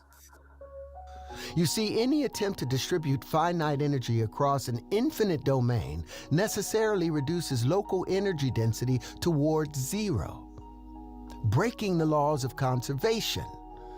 Now, this is a formal violation of energy conservation when applied to infinite systems. The law of conservation of energy demands that energy within a closed system remains constant. But when the domain becomes infinite, this breaks down. Not through failure of math, but through contradiction of meaning. Let's just look at this equation of harmonic finite energy dispersion. You didn't want to give that one a second take, Terry? Harmonic energy dispersion. No. Terry, you want to do that one again? Now we got it. Move on. Nobody cares if I say words right. Let's just get going. Come on. Does my hat look good? Let's go. Next. We're gonna do some equations now. Great. Wait, would it be possible for an infinite something to be infinite and be a sphere? How do you mean? Well, I mean, like he's trying to say the universe is a spherical shape, and to me, it doesn't seem like if something is a sphere, it could be infinite. Yeah, for something to be like a sphere, it would have to have like a measurable diameter, and if you have that value, like it's got to be something. It like can't just be a variable. I mean, the only way it could be infinite would be like to be like flat and going in all directions, right? Sort of. I mean, something could be like boundlessly expanding. Yeah, I guess so. Okay. Yeah, it just did. To me, it seems like a sphere has like pretty well, pretty, edges, not sharp edges, but I mean, there's a like you said, there has to be sort of a diameter or something. Yeah, basically like a sphere, if you like start in the center point and then like draw out to like any edge of it, that distance will always be equal no matter what direction you travel in from the center. Okay. An amount of energy across an infinite universe. The energy at any given point becomes infinitesimal, Hey, Face Jets. effectively zero. Now, this breaks physical law because energy is no longer conserved locally or globally. It's completely diluted out of meaningful existence. So, based upon the laws of conservation of energy, is our universe allowed to be infinite? No. Our universe must be finite in order to have conservation of energy laws. So let's take a moment to just breathe that in. And let us consider how this will affect our understanding and our views regarding astrophysics. It won't change them at all because, to my knowledge, very few astrophysicists, if any, claim. Hey, what's good, J Moolah? Yo. Oh, we got What's some going deep on, fry man? going on your mic. You wanna Oh, try dropping and coming back? let me see.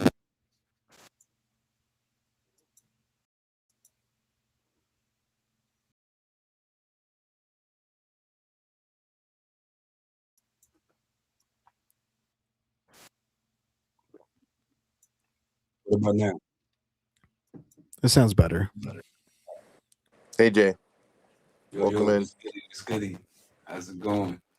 I see I roasted my boy Terrence Howard, man. What's good, man? Oh, the mic Oh, crackle's man. back. Oh, it's back? Oh, fuck. Mm-hmm. Let me try to back on out and come back in. All right, cool. We'll wait.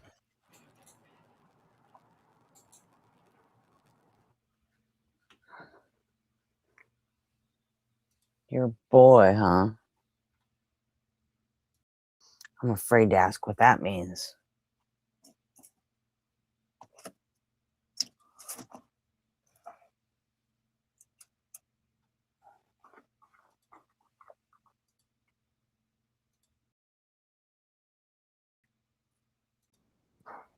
What about now?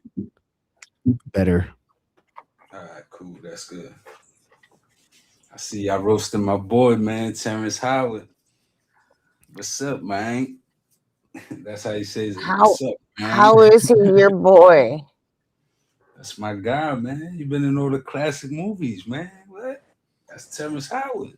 He likes Terrence Okay. Howard, the actor, not But Terrence Howard, the pseudo intellectual. stuff you're not down with, though, right? I mean, everybody has a right for an opinion. It's like they said in one of his best movies ever, Hustle and Flow. Everybody has a right to kick a verse. That's what the DJ said. That's what his DJ said. Everybody has a right to contribute a verse. That's his verse. I don't agree. You have a right to have an opinion on like subjective things, but like not Yeah. objective things. Like you shouldn't have an opinion on 2 + 2 = 4 other than the fact that 2 + 2 = 4. Mm-hmm. I mean, honestly, if he's going to use his celebrity to poison the minds of probably thousands of young people, then no, I don't think he has the right to an opinion anymore. Well, I mean, young people have to know how to discern, right? There's gonna be all kinds of people out there, right? But it's like he's not out there like being belligerent, punching people in the head, like you know what I'm saying, killing people. Like that's different. Like I don't want no young person taking that up. No, but he young- could very easily be out there, you know, turning people into anti-vaxxers and I mean, people other dangerous shit, dude. No, I know people gonna do what they do, right? But here's the thing: like, people gonna do what they do no matter what. So, like, people gonna like a person who was against a vaccine gonna be against it no matter what. Not necessarily. That's not There's some people true. that are capable of being convinced of, proper facts. But otherwise, we wouldn't have, people that deconstruct. Because I was convinced that a God exists and it was the God of the Bible. But after being presented with good like sound facts, like and showing like the weakness in my epistemology and critical thinking, We got I was able 27 to people change my watching mind. right now. You did your diligence. You see what I'm Okay. saying? It's what I think young people. I need to restart right now. My thing's getting laggy here, and it's showing me that there's 0 people watching, but YouTube says there's 27. So I'm gonna reload real quick, and so it might kick you guys. I don't know if it's going to or not, but it'll only take me 30 seconds. So, oh, who's Springfield? I don't know. We'll find out as soon as you restart. Hit refresh. It's probably gonna fix it. Hit refresh. Springfield, if you can hear, I have to do a reload real quick. So if it kicks you, just come right back when I'm done. Hey, mods in chat, watch out for Shin Shin's vaccine conspiracies. We don't want medical misinformation in the chat.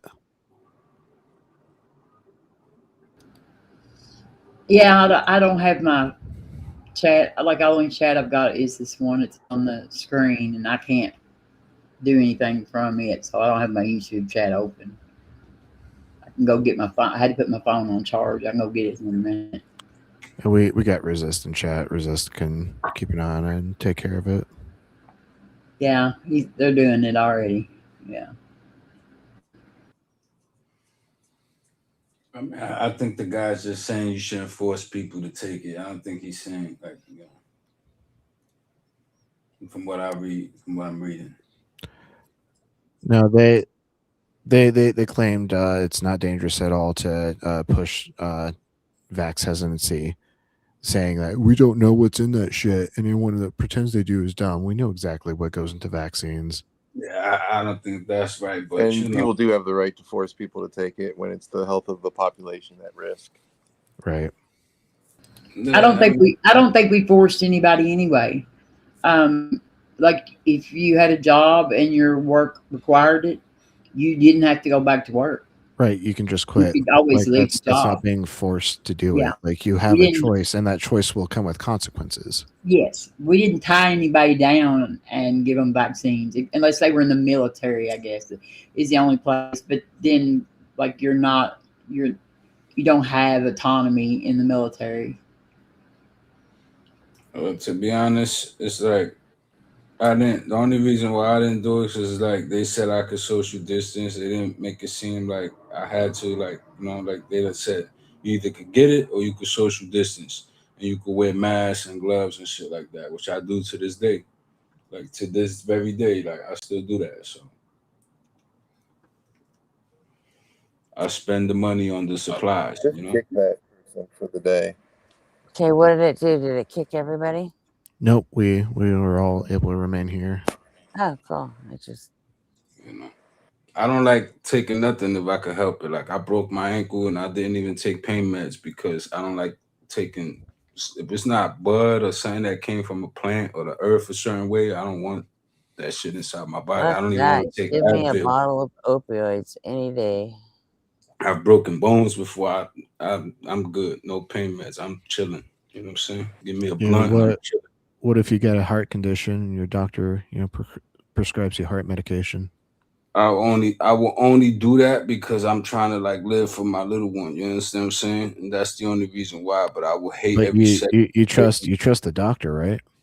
Well, yeah, obviously that's what I'm saying. I don't, you know, I wouldn't be like, Doc, you're lying. You know, I would take the medicine, but I don't like taking no medicine. Like, even if I know I need it, right? I'd rather take 4 days or 5 days extra with the cold fucking me up the whole time, and just let my body fight it off naturally. And it might take me maybe even another week and a half for me to fight the cold off. But I'd rather do that than to fight it off in a day or two because I took a medicine.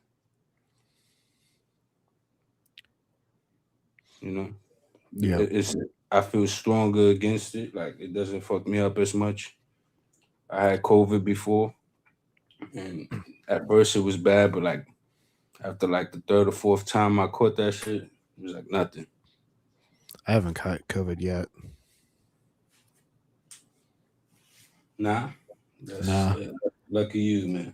And like I work in live environments, you know, like running sound and video for clubs and shit. So I've just been like extra cautious. Now I don't even like wear a face mask anymore. I just make sure I wash my hands, don't touch my face, you know. Easy shit. Yeah, I mean that shit it sounds easy, but sometimes you get into your day, you know, you scratch your forehead or something, you know, things happen, you know what I'm saying? I'm always constantly outdoors, you know, that's what my job entails. I'm always outdoors. So it's like, it's one of those things where, you know, you just take it as it comes. You know what I'm saying? I've gotten sick with things that's not COVID, or things that, like, just catching other people's colds, you know what I'm saying? Stuff like that. It could happen. Like, Gretchen, but I wear my mask, though. Yeah. Do you have your stuff figured out now? Mm-hmm. All right. We got Springfield like begging to be let on. Oh yeah, you could So have done that as soon as. let's bring them up and see what they want to talk about. And our social Hey, distance. cum guzzler. I like to suck on some dick. Oh, we got a Really? second. I want a good cock. Our second troll. I kind of, yeah. Is that the same guy that was doing like talking about butt stuff the other day? I saw that coming. No idea. It was a different name, but it could have been the same person. I saw that coming. We're big enough to get like one troll a night now. It feels good. It sounded a little like the Freak, didn't it? Nah. Nah. The Freak wouldn't do that. He would just come up here and say it to your face. No, it The didn't Freak sound like is the Freak at all. The Freak It is did real. kind of sound like him though. Nah. And Not- speaking Well, of, there is a channel right now that is running. I mean, that not is- the stuff he said, but his voice sounded like the Freak. Yeah, but there's a channel running right now that's live that sends trolls over to my streams too. It's something McNemis or something like that. Mm. And they send, but they usually get on there and sling a lot of slurs on mine when they get on. So yeah, so true, JR. When I was fighting cancer as a kid, the swine flu was really kicking off, and because I was immunocompromised going through chemo, I was not able to get the vaccine, and so people getting vaccinated for like the seasonal flus and everything is super important to people around you who are at risk. Yeah, but even in situations like that, like I social distance, I keep my mask on. I get the good mask too. I don't get the bullshit ones. I get the construction ones. You know what I'm saying? So I follow that to this day though. Like I never stopped from COVID, So Yeah, what's important is if you do get sick, just stay home. Don't spread that shit. yeah, nah, I trust me, I do that. Like I do that regardless. I do that just I could have a stomach ache. And if I feel that bad, like I'm staying home. Like I'm not even gonna go nowhere. Like I'm that way. Like I give my body time to rest. You know what I'm saying? Because I'm not gonna take medicine. You see what I'm saying? So I want to get through this as quick as possible. So when I'm sick, I'm like a bear. I'm like Snorlax. I'm running to the gas station. Anybody need anything? I'll take a pack of backwards, a pack of chocolate backwards. yeah. I'll be right back. Nestle Crunch, please. Got UG in chat. What's good, UG? Hope you're doing well too. This morning, I guess. I mean, I wear the mask, UG, because I like to avoid spreading that. Because I know I'm not vaccinated, right? I made that choice not to get vaccinated, so that's just something I gotta uphold until the day I decide not to do that. Then I could just be like, forget it, whatever. But at the same time, I also do that because people just be doing nastiness. So when you do a stop here or stop there, you do your deliveries, whatever. You know what I'm saying? You go into this building and you might run into a mess. You see what I'm saying? Some sort of human droppings, you know what I'm saying, that I don't feel like smelling. You know what I'm saying? Or I might just walk somewhere while I'm doing a drop off or a pickup or something like that. And, I don't want to smell that. I might just be standing next to a funky motherfucker. You know what I'm saying? I'd rather not. Didn't they figure out? I mean, like I'm pretty sure that we know where the that it came from. I mean, I'm like because we they determined when you do the initial spread or whatever, the initial spread all comes from around that that market, not where the lab was. Like the first cases of it and everything all were centered around the market and not the lab. So I'm pretty sure that I've watched to where they figured out where it came from. Right. Well, and the reason why the lab is located there in Wuhan is because COVID pops up the most there. So it makes sense to have a lab near that studies COVID in a place that has, COVID SARS like the most often. Yeah, yeah, but like they did like map the first, the first like people that came down with it and everything. And like when you put them on a map, they all are spread out around that market first, not around where the lab is. Yeah, and I personally think the origins of the virus, it's super unimportant. What's important is dealing with its effect that it's having on the population at this moment. Maybe like if like we get to the point where we eradicate it to the point of like smallpox, then yeah, maybe we can worry about the origin then. But like, what good is that information really going to do for us right now? We were getting so close, and I want to say Stan or whatever, Stan. now Watts. It's WHATS. Please don't tell us how much you know about stuff when you can't spell 5-letter words. Well, Shinshin can't even use the correct your. Resist, were you just deleting Shin's messages, or did you time them out? It looks like they got hidden. They've been posting medical misinformation in chat. They got hidden because I don't see it anywhere where it says they were hidden. I can send you the screenshot. Oh wait, hang on. Maybe if I have to be in live chat for that.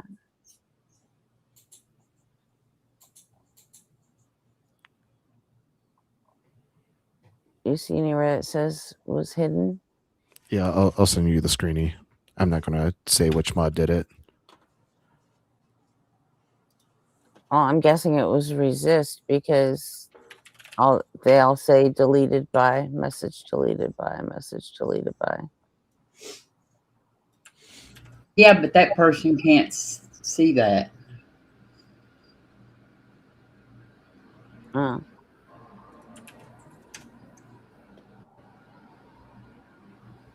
I sent it in the Discord. But yeah, now that we're well, since it's my channel, I mean, if you time somebody out, you have to tell them that you did it. That's a pretty good rule. I mean, so that they're not like sitting there screaming into the void. Yeah, I've been timed out before, and it like felt like forever, and so, I asked. It was actually Lilith timed me out in Justin's chat, and I was like, I can. It was 10 minutes. It ended up being 10 minutes, but when I came back, Lilith told me what I had done wrong. And I'm like, oh, it'd be nice, for if YouTube told us how long we got timed out for, because I'm like, I really wanted to go, under another account or even go to Vert, but I didn't want to get hit for ban evasion too. So yeah. But and ever since then, I noticed Lilith actually started posting how long the timeouts were. And so, when I started moderating on the same channels that she did, I'm like, that she was on, I was like, I fucking appreciate the hell out of that. So yeah, if you time someone out or ban them, then you need to tell them. Especially if, Ash, I'm surprised Ash didn't tell Golden Arm that. Because would Golden Arm have understood it if she did, though? He understands it in other channels. Well, particularly that night because he was so drunk. Yeah, it probably wouldn't have landed either way. But right.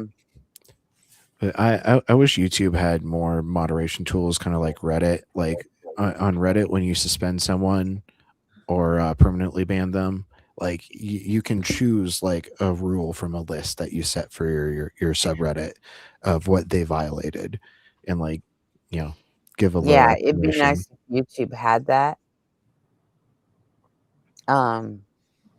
As it is now, I see Lilith made a YouTube mod channel in the Discord. So if you ban somebody, take a screenshot and go drop it in the YouTube mods channel.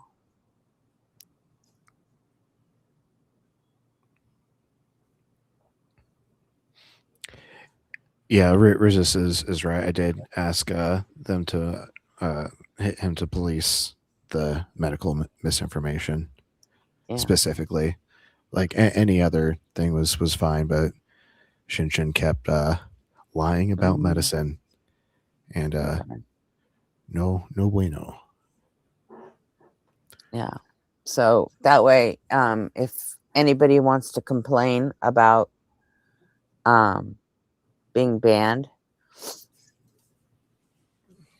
then I don't ban people like on anybody's channel, at least mine.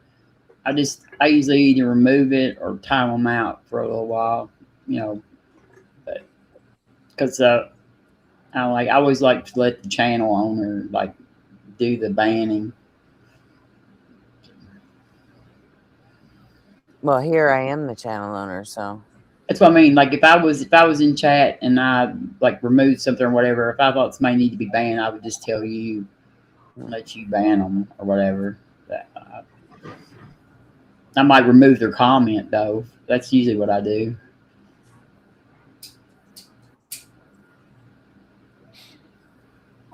All right. Well, I don't have a problem with bans and timeouts, but if someone wants to complain, they'll have to complain to either me or Arpy, because Arpy's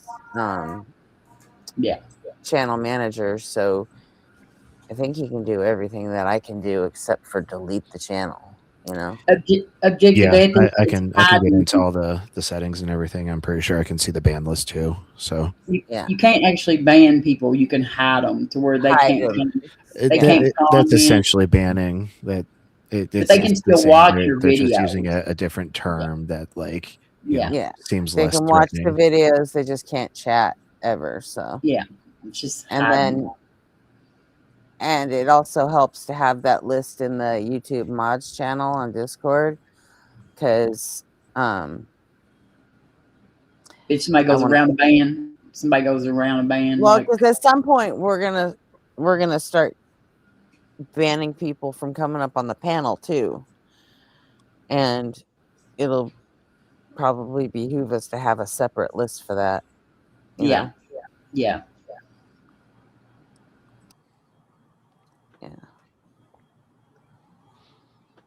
I wish there was an AI tool that like takes a snippet of someone's voice and then like saves it and can recognize it in case like someone tries to come up with like a different username.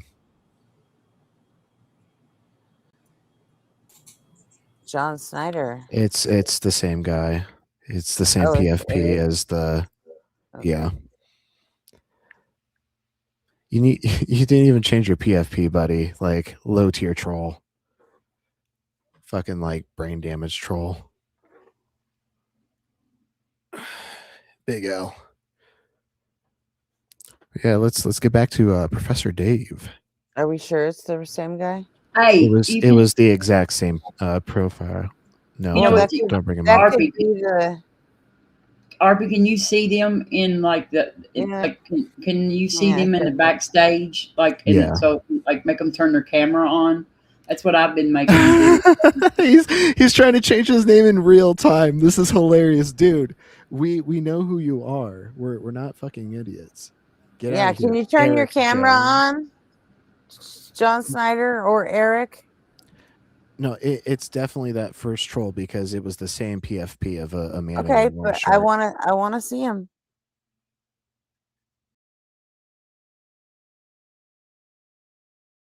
All right, Springfield, go ahead and show us your camera backstage. You're not going to be able to show anyone on stage. So turn your camera on.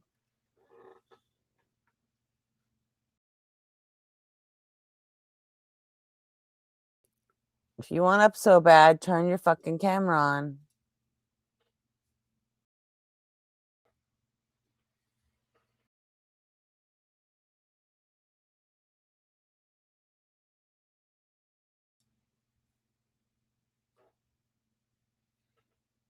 They're not going to do it, and if they do, it'll just Yeah. be to like flash us backstage.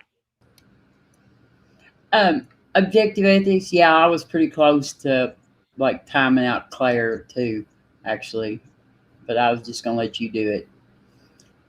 Yeah.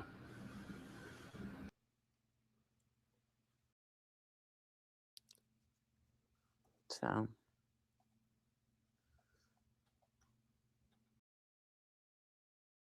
But yeah, I don't see anywhere in the chat where it says so and so was timed out by so and so for this many seconds. Well, did you see the screen clip I sent you in the Discord chat? No. Objective ethics, you click on their name in chat and it'll bring it up and it'll say put user in timeout, blah blah blah, and it'll say hide this user from channel. And if you do that, then Claire won't be able to comment. She can still join your live streams because StreamYard is different, but she won't be able to comment on your videos or in the chat. How weird! I mean, Slug Racer, there are already AI tools that can do it. Like flock cameras are all over. See it.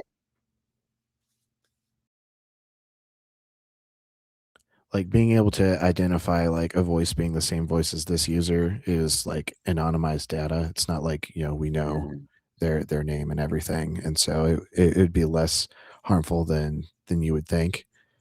But like things like flock cameras that are up in like every major city, they're able to like identify like people based on like just the way that they walk. Like it's called gait detection. Like they don't even need to see your face anymore. Just like the way you ambulate is unique enough to identify you. It's really scary. Yeah, that's what there are apps that track all the flock cameras in an area. Yeah, deflock is great. Yeah, that's what I was talking about. And people have been. We have 2 in my city, and people keep breaking them. Based.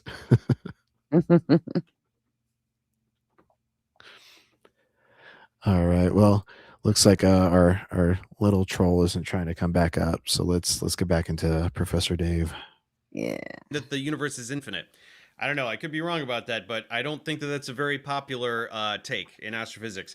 There was a finite amount of energy associated with the initial singularity, and then expansion from there. So Yes, finite amount of energy. thriller. I don't think anyone is saying that the universe is infinite. So you're saying nothing even remotely controversial. I think the only thing that's interesting to me about this is usually pseudo spiritual gurus will talk about infiniteness. So it's actually surprising. When I'm logged in as Gretchen, I can see it.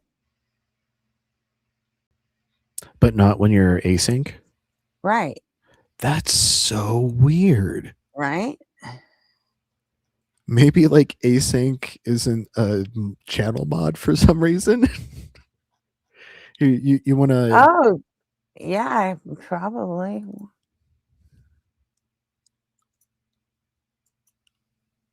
I can't make myself a channel mod either. It doesn't even give me the option. Weird. How weird.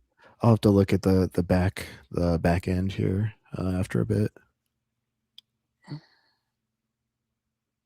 Like, oh, the universe is infinite, you guys, and here's a bunch of bullshit I made up to justify that, right? He's saying a bunch of bullshit to justify this other thing that is trivial and doesn't even need to be discussed in the first place. But interesting. A little bit of a curveball. Okay. Well, right now, let us continue on our walk through the corridors of academia's fundamentals. Academia. Now we're going to explore constants like Euler's number, the Bohr radius, Planck's constant, and I have to give Terry flowers for pronouncing Euler correctly. Like most people that like didn't actually like take a math class will try to call it like Euler. Euler. Euler. Euler. Honestly, I probably would have too if it wasn't the name of a move of it in figure skating. Oh, you did figure skating? Hmm? You did figure skating, or are you just like a figure skating enthusiast? I used to skate when I was a kid. Very cool. But I roller skated, but not ice skating. Yeah, I kind of stopped when I started skateboarding as a teenager. So, but I still like watching figure skating. So. Ain't nobody. Yeah, nobody. We're reacting to the Terrence Howard movie. We're reacting to Professor Dave reacting to the Terrence Howard movie. So it's a little react-ception going on right now. I think I'm going to join Dave in drinking. Well, I'm drinking an energy drink. That's about my chemical alteration for the night. Zero. I give myself one rock star or a monster a day. I feel like one is, not terrible, and it's like a treat that I can look forward to at the end of the day.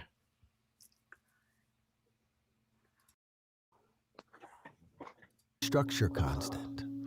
Because these are not our... I'm kind of surprised he said Euler correctly. I just said that. Let's go. I wonder if he looked it up while they were recording. Yeah, it's good. Arbitrary, they're not random, and they're not given. They are resonant echoes of symmetry of motion. And motion being the key word. Therefore, in order for us to Hey Gretchen, we got like a spammer in the Discord. I don't think I have mod power yet. Can you give me mod power so I can take care of that?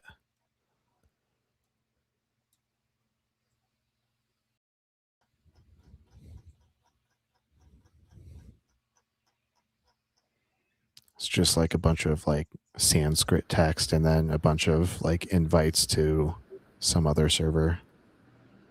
I don't know if I do either.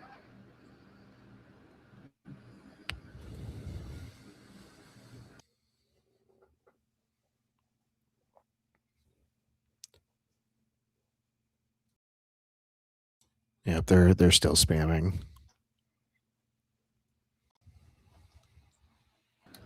Who's in there deleting shit? I can't fucking get them because It's Jalapeno R2. I know that. Who's deleting messages? Resist, are you in there doing that?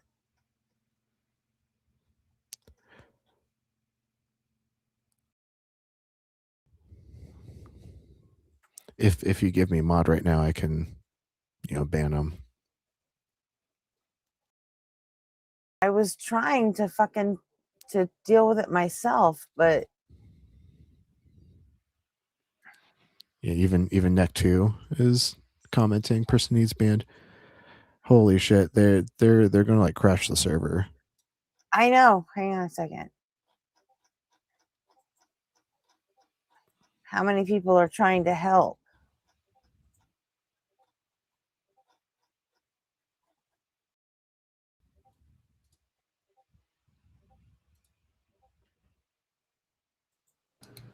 I guess our little troll got mad.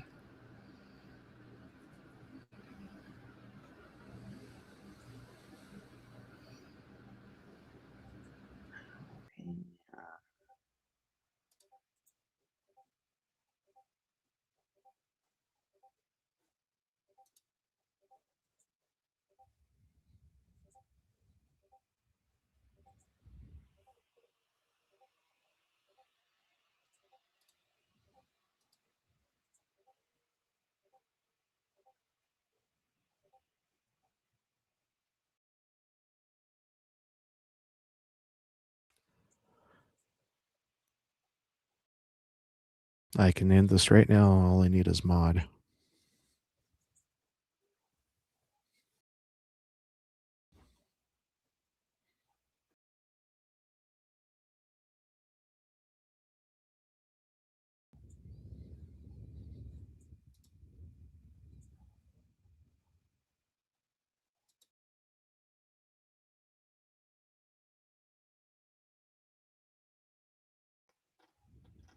They can't do anything else. They're gone.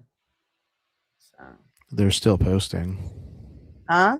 They're still posting. They probably just blocked you.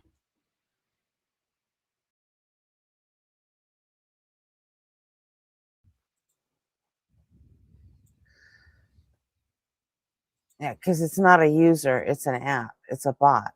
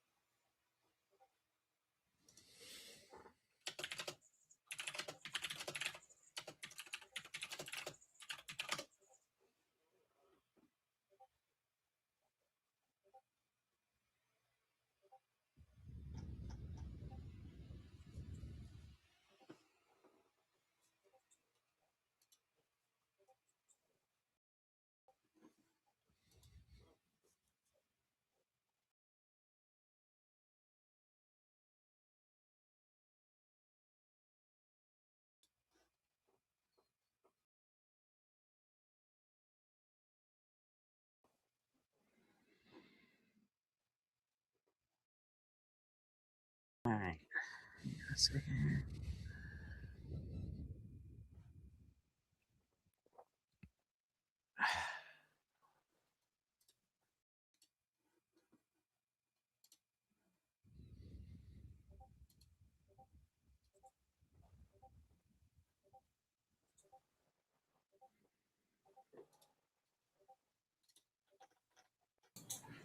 Was that a cricket? No, let me stop. What's up, yeah, man? What's going on, man? What's happening on this damn thing? And we're trying to fix the Discord right now. Gretchen, if you give me mod, we can have 2 people working on it at once. Yeah, see, there's an asshole that I had to block. That was spamming. Hang on a second. I gotta switch to another device. This fucking thing.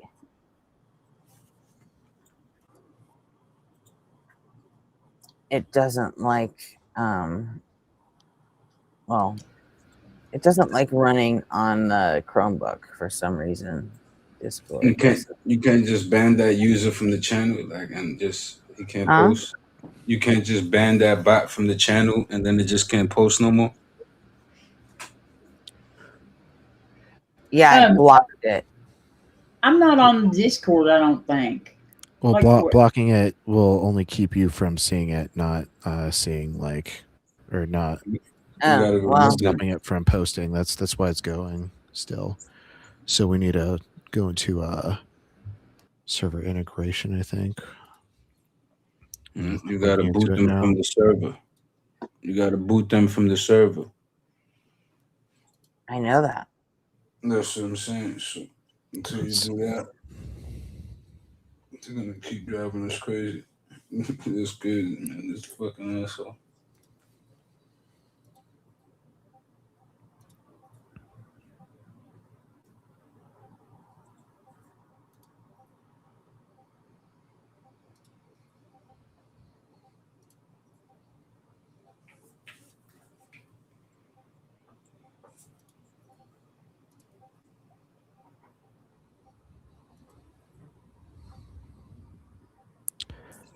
Okay, I think I got it deauthorized.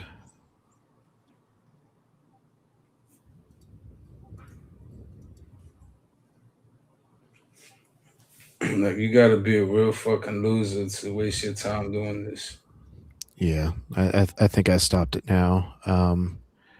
Now we should be able to restore the chat without having to go back and delete everything to a certain point.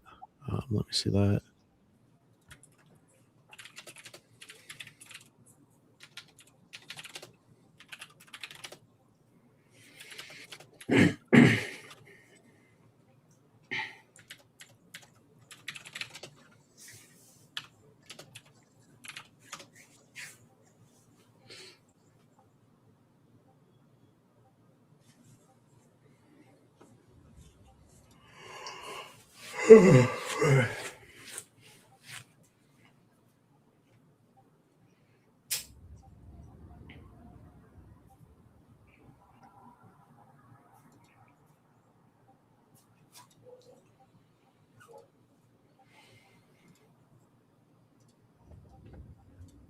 Okay, it looks like we don't have a rollback, so just have to manually go through and delete. It's not a big deal. I got the memes channel. Wait, is it still going somehow? Hmm? It says it's up to 444. No, actually.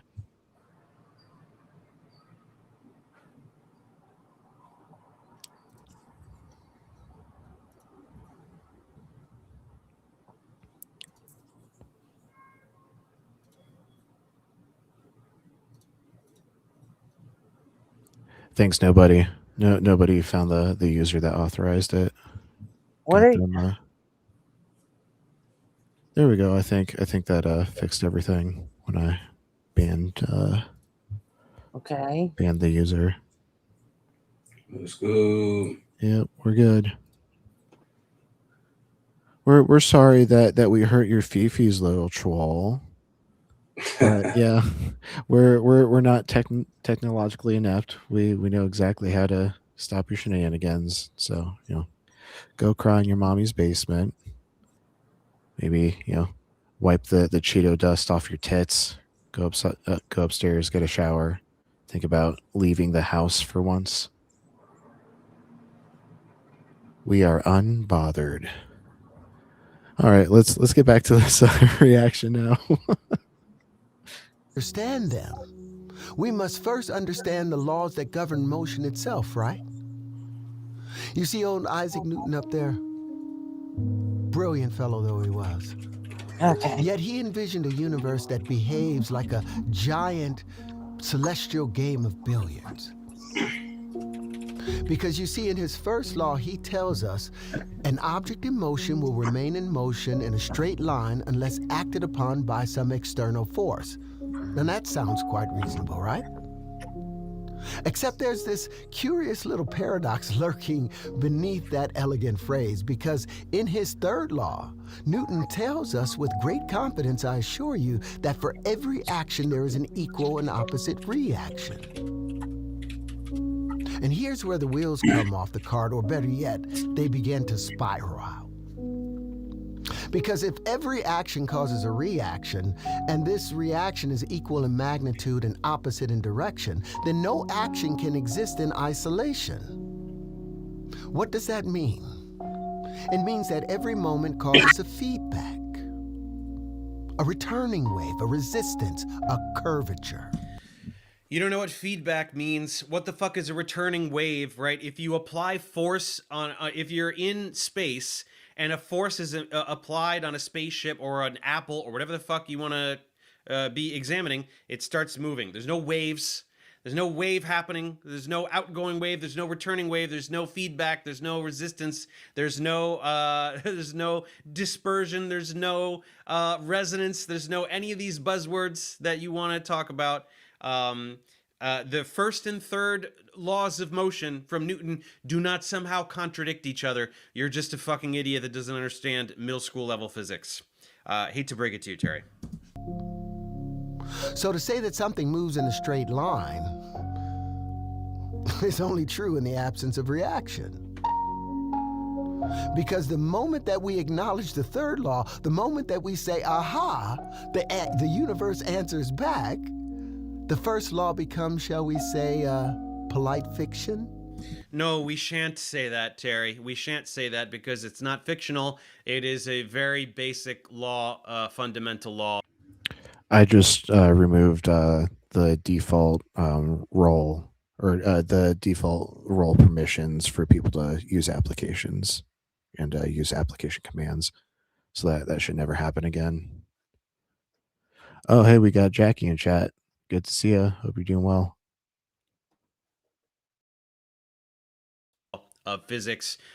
In order to accelerate something, a force must be applied, whether you are accelerating from rest or decelerating back to rest in a particular inertial reference frame. The law works just fine. You're just fucking dumb and don't understand what it means. Feel free to show us something accelerating without any force being applied. Now that would be something. If you could do that, if you could just make something move with your mind, that'd be pretty neat. If you could make something if you could stop a comet, if you could make a comet stop in its orbit without any external force, that'd be fucking crazy. If you could do that shit, I'd join your cult. I'd wear a goddamn hoodie with a Havana hat over it. If you could do that. No dice though, I'm thinking. So yeah. Because straight lines don't exist in a universe such as ours. Every line curves, every path folds, every motion sings back into itself. Because curvature is the child of reaction. The more force you exert, the more the universe. What the fuck does that mean? Curvature is the child of action? Just more word salad. Universe pushes back. And what is resistance really but a change in direction? And what exactly is a change in direction but curvature? So the greater the action, the greater the reaction. The greater the reaction, the greater the resistance. The greater the resistance, the greater the curvature. So yes, Newton's first law is quite lovely. But like all first laws, it is incomplete until it breaks you. Not everything's curves, man. I mean, you can have one-dimensional motion along a singular axis. You could have a ball or a hockey puck or something moving in one direction again until it, there could be a paddle or a bat or whatever hitting it directly in the direction that it came. No curvature. Sorry.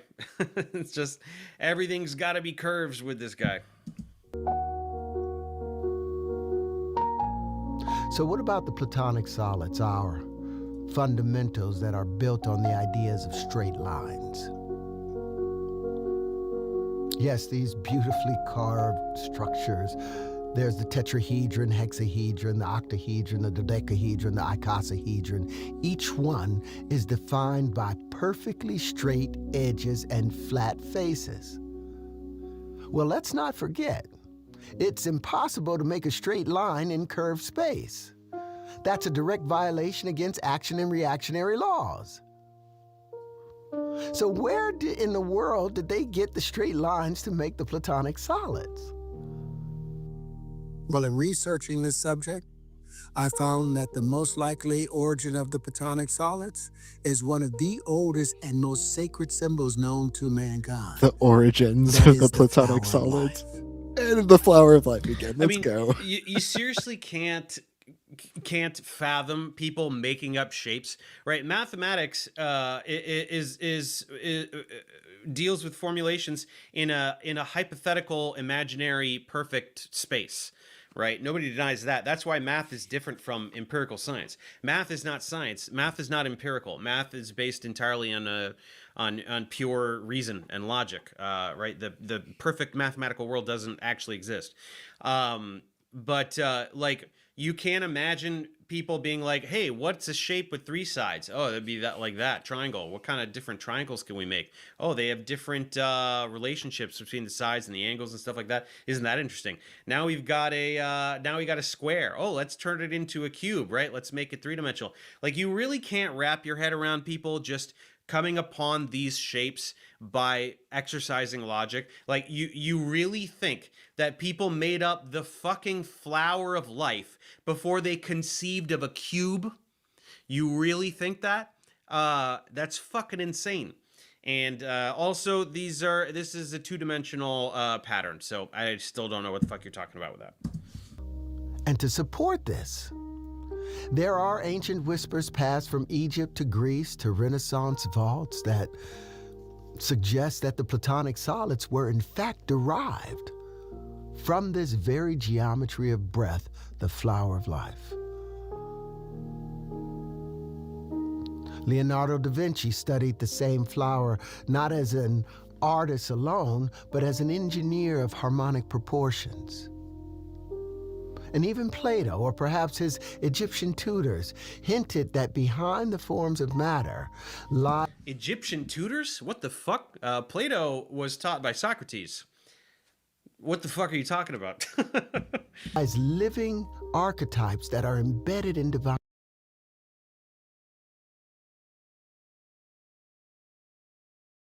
geometry. So yes, it's quite possible that the Platonic solids was first glimpsed through this flower. Platonic solids. Oh, realized I was muted when I said that. I said, "Good night, Evan. Hope you rest well." Is plural. Were first glimpsed, and no, they were not. No, they definitely fucking were not. Do you see a dodecahedron in there? Draw me a dodecahedron. You're so sure that they came from this well, that's not even the flower of life. You're just showing a flower. You're showing an AI flower. Why don't you take the fucking thing and draw all the shapes for me? Do that, man. Nevertheless, here is the harmonic pivot. The flower of life, the first breath, well, that's a thing of curves, circles upon circles, each one born from the center of another, spaced precisely so that their perimeters intersect at 60 degrees. And this overlapping of spheres is not drawn with rulers. It's not made with straight lines. It's sung like a harmonics from a singing bowl. You see, no straight lines exist in the flower of life. None. It's a world of curves, of pressure waves expanding and contracting breath. So now the question arises. How did they get flat Platonic solids from the curved flower of life?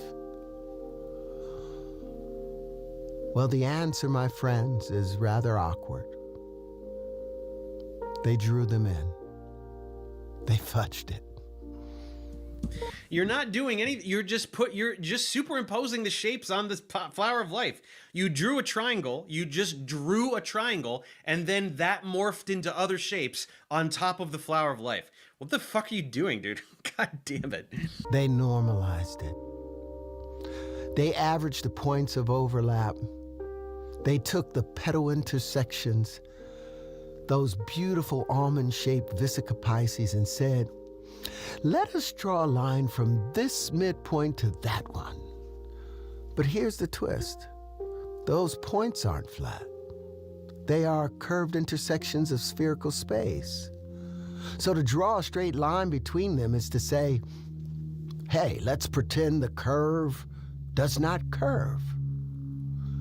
Yeah, all those other fucking shapes aren't real. Like, there's no perfect circle in the universe. You understand that, right?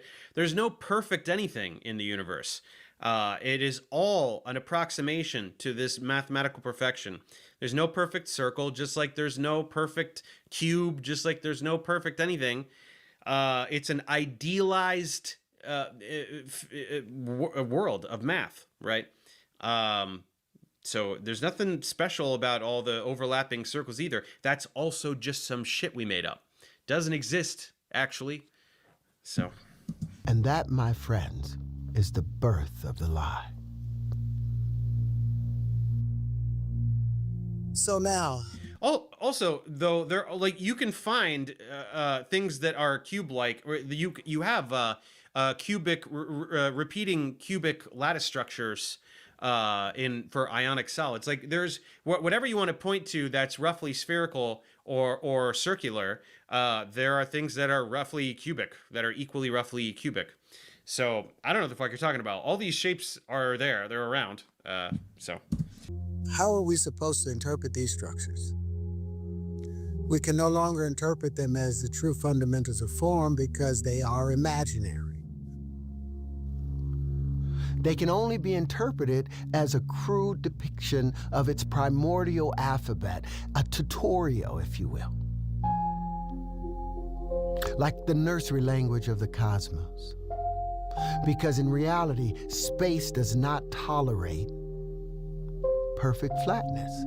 Because every interaction, every spark, every breath, it causes curvature. That is to say, the moment that the universe began acting, it began curving. So what exactly does that mean for academia's fundamentals and the axioms and postulates and theorems and underpinnings that have been derived from that? Well, let's look at the square root of 2. The uninvited guest, the bastard stepchild. It's a direct consequence of the advent of imaginary straight lines. You see, when they derived the hexahedron from Metatron's cube, the cube, which in fact itself is derived. Remember when I brought up that grifter Nassim, I forget his last name. I brought up Metatron's cube. I was sure that Nassim Haramein.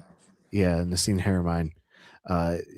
When you bring up the flower of life or like any sort of sacred geometry, like people always end up talking about Metatron's cube, and it's just another thing that geometry does this pretty thing. It must have a more deeper inherent meaning, unlocking the mysteries of the universe. No, it's just you connect lines and you follow the same rule over and over. You get repeating patterns that are just pleasant to our pattern-seeking brains.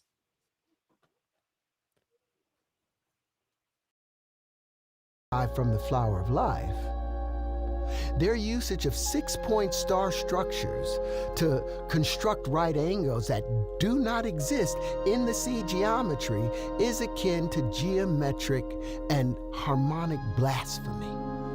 You see, the moment we say that the face is a square, we introduce a measurement that does not harmonize with the spherical circles, namely the square root of 2. Spherical circles. He just said spherical circles, you guys. What the fuck does any of that have to do with the square root of 2? I'm gonna shoot myself. I'm gonna shoot myself. I already regret doing this. This is so unbelievably painful. I cannot describe to you this sensation of having to listen to this. I can't do this. You see, the irrational square root of 2. Oh, we got a friend coming to the stage. Hey, Jam, how's it going?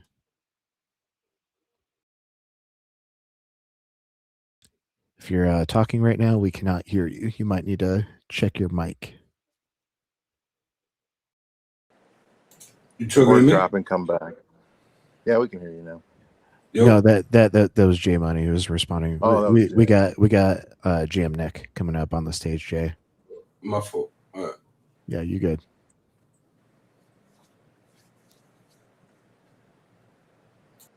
Jam Nick, you might need to drop and come back. Check your audio source. That be happening to me. Sometimes it just automatically connects to a different audio source. So I have to put it on my Blue Yeti mic.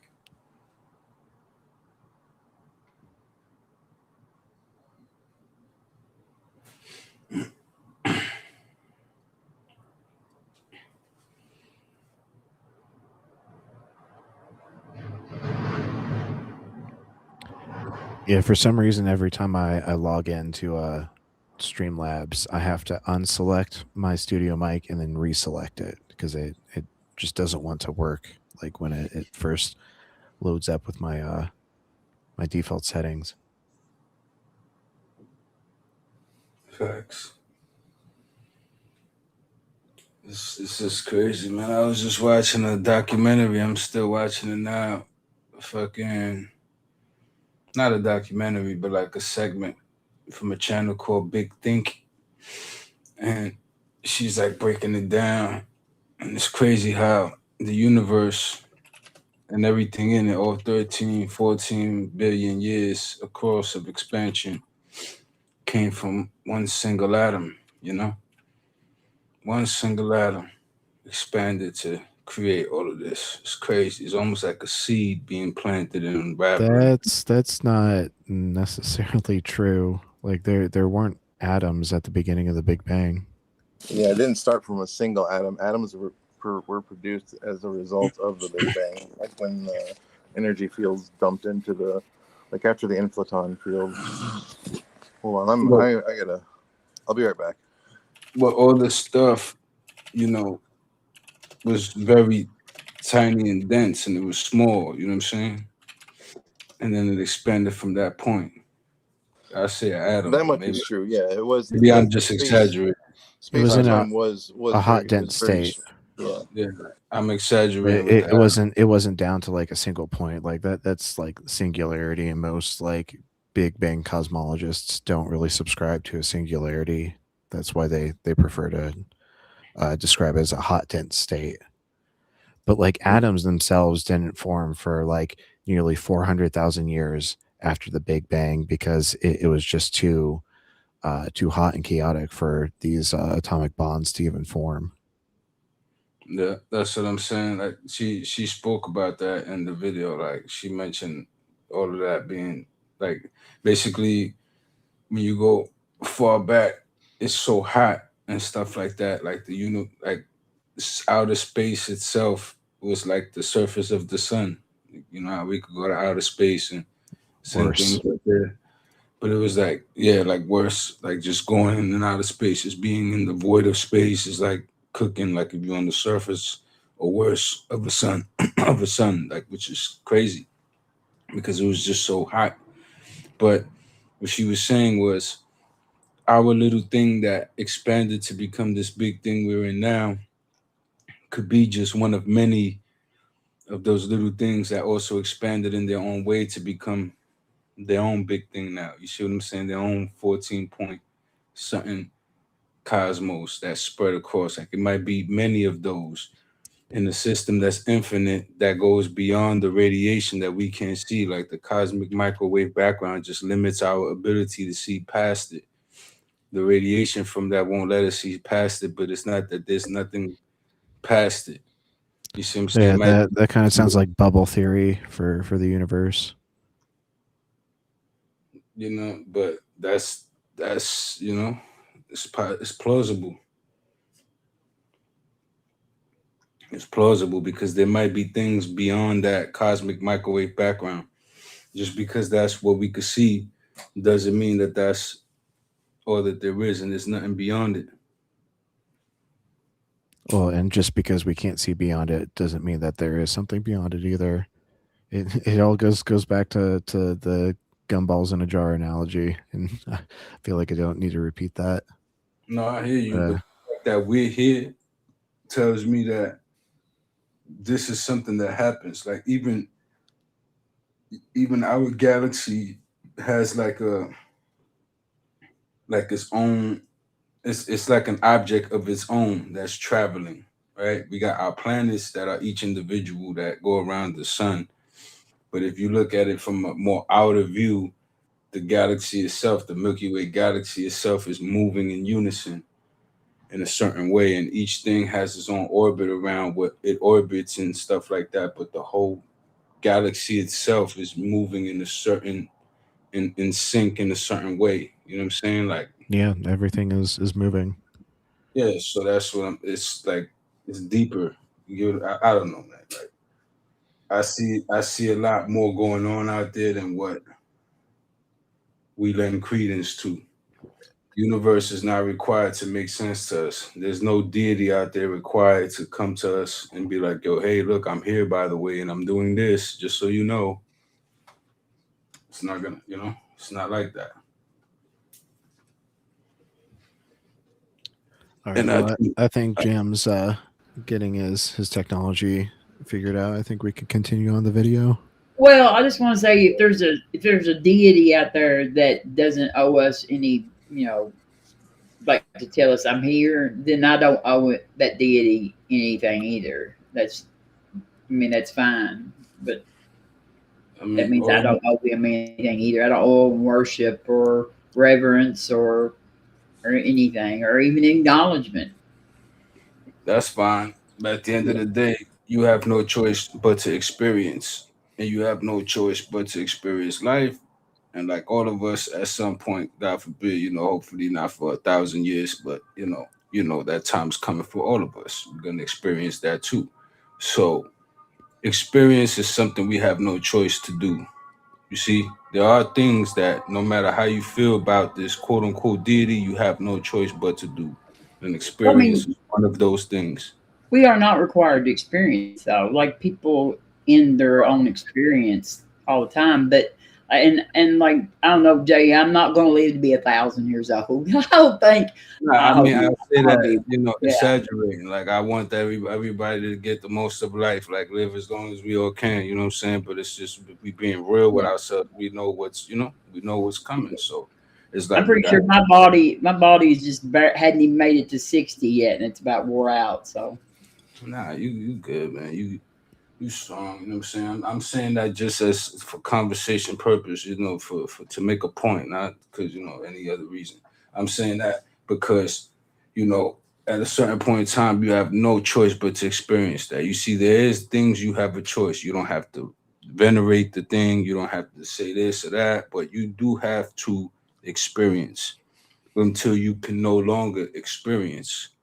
And then at that point, something else happens. Something else either doesn't or does happen, or you enter a different state of existence or not. You understand? And that's something you have to experience to know. Like, that's just the way it is. Like, we can't change that at all. Right. Well, Skeptical Meat Machine asked about the gumball analogy, and I might as well reiterate it since we probably do have new people in chat from other nights. So imagine we have three jars set out in front of you.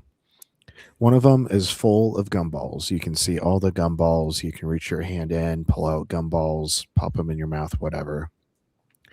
Now, one of the remaining 2 jars is empty, and the last of the 2 jars is full of intangible, invisible, uninteractable gumballs. Now, how do you tell the difference between an empty jar and a jar full of uninteractable, intangible, invisible gumballs? The answer is you can't. By the effect. There are things Jay, there is no effect from something that's intangible. That's the whole point. Dark matter.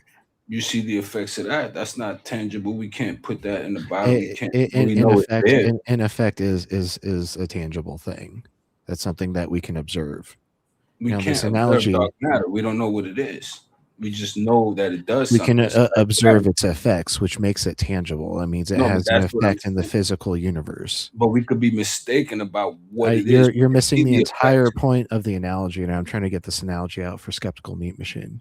Yeah, I must have missed that part the other day. Like that just came up to me now as I'm hearing you break it down again, But go ahead. Right. And so the problem is, how do we tell the difference between an empty jar and a jar full of intangible, invisible, uninteractable gumballs? And the thing is, you can't, because there's no way to interact with them. So there is no symmetry breaker. And so when we come up against something and we don't have any sort of motivation or reason to believe that there is something, when we don't detect anything, it's more parsimonious to assume that there's not something there than to assume that there is something beyond. That's the point of the entire analogy. But an assumption nonetheless, right? An assumption this way, an assumption that way, but an assumption nonetheless, because no one knows for sure. It's the more parsimonious assumption. Exactly. Are you familiar with Occam's razor? I get what you The know. the I heard explanation this that one. multiplies the least entities is going to be the most probable, and so we should default to that when given a No, choice between two things. I hear you. We could go towards these formulas and these laws and Occam's razor and this and that, but ultimately it can still be wrong, or it could still be something off. Like we could follow the best tools of measurement we got, but at the end of the day, they could still be more. And you might say, okay, that's you reaching, that's you digging in and trying to Right, feel like you because got we it. want to have reasons to believe things. If we don't have reasons to believe things, we're like by definition like irrational. And It's an and irrational belief. we It's can't have irrational. like certainty is like we can't like you cannot expect certainty to think that you know something. That would just be like epistemic nihilism to think that we could not know anything if we don't have certainty. We have to like claim knowledge when we epistemically decide, came to used our best tools. I mean, like we wouldn't be able to know anything if we had to wait till certainty. No, I'm not saying that we gotta wait until certainty. That's not even how science works, right? Like you make your manifesto, you peer review it. That's when the real work starts. After peer review, like you don't even, peer review is only the beginning. So I get that. Like you have to test it, and you gotta keep testing it, and gotta keep checking out with new theories. And I get that. I'm saying that, no matter what, there will always be limitations to what we could get access to. So if there's mysteries like that embedded in the universe like that it's like we just never gonna get answers to, it's not impossible for me to believe that there's something more. Look how we emerged. Yeah, Look but how at that we point, you're emerged from the same appealing to a mystery. You're trying to explain a mystery by appealing to a greater mystery. I'm not saying and even a creator. definitionally, you are multiplying entities. We and like are I said with Occam's razor, the most parsimonious, the explanation with the least unnecessarily multiplied entities is going to be most likely to be correct. we are here. This is my point. We emerged in this way, in this system. I'm simply saying that there's more to the system than what we could even see. How do you know Like we that? can't, because it's complex. We came about, and this all came from one single point. And Computers are expanded. complex, and we No, understand listen. computers. It expanded, and then we, in this little region of the whole expansion, we emerge. You understand what I'm saying? We emerge with our life and our system, and we don't see nothing else like it. You understand what I'm saying? We are unique, right? It's like we're something that We don't know we that don't we're see unique. There nowhere could else. be life, elsewhere in the universe. We just haven't been able to Probably, interact with it. probably, but Well, I then feel like if this there is is a life out there, then we are not unique by definition. yeah. I feel like that's what this is now, like a now we go into the ifs again, right? You're saying if there is life, you don't know that for sure. I mean, I feel like this You is a don't even know. fallacy. This is like a personal incredulity or whatever fallacy. Like, I don't know. There's a fallacy in here somewhere on this. That's what people say, but at the end of the day, that's like saying we have an account for everything there is to know out there, and we don't. And Nobody's ever claimed that, but like, exactly, that's what I'm saying. But you see how consciousness you're- emerged through us. What I'm saying is, there's in this system that we're in, consciousness was able to emerge through us, through our brains, and I'm saying that maybe there's another way for that to happen out there. You understand? And maybe this is all connected in some way somehow. You understand? Like this, it's Yeah, possible.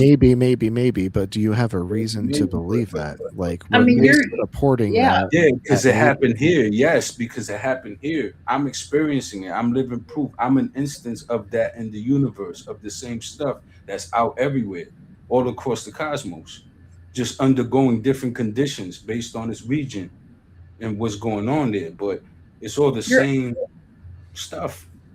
you're adding entities. I agree I'm with not adding Artie. entities. I'm simply supposing that there's more to it, that there's a deeper reality. Right. I choose to Supposing believe in the more God. is But when adding I'm an but entity. when I'm talking about the science of it, I'm keeping it. I'm not even mentioning entities. Like that's a side thing. Like that, I could get into my opinions there, but that's a side thing. I'm talking about just the science of it. There's clearly things that we just don't have answers to in this physical reality, and we're not going to get them. So, to me, seeing that we emerge from this, right? Seeing that materials came together and produced us, I'm saying that it's possible somewhere out there that maybe something else got produced out there somehow, and it produced us. It's like a hierarchy. Like that's the highest form of consciousness. Like something out there that can be conscious, that could have discernment or something like that. That desire to. That's just the universe creating a life form different from us, and then like you thinking that that life form had some hand in creating us. At that point, like that's still a product of the universe, and that's not a god. A god is No, like it is a god if it made us. If it made us, it's a god. Hell No, yeah, that's do, a do god. you think do you think a god cannot be a creator of a universe? Hell yeah. What are you talking Well, I about? mean, Hell Well, yeah. at like, that point, you're just not using the word God the way 99.9% yeah. of people use Well, it. I'm telling you that 99.9% of the people that's doing that, they're using theistic books. You understand? The people that are telling you that, they're using No, theistic God can be a philosophical folklore. definition also. That does not write off the possibility of a God outside of those theistic books. The But 99.9% of the people not you talking how about are we that. define a god. That's just a product of the universe. It's just Yeah, like but a that's what smarter I'm thing. telling you. Like if we like were somehow able to like implant like life on Mars or some other habitable planet in our solar system, we then wouldn't be gods just because like we kicked off like more life on another planet. We just continue to spread the biological life process.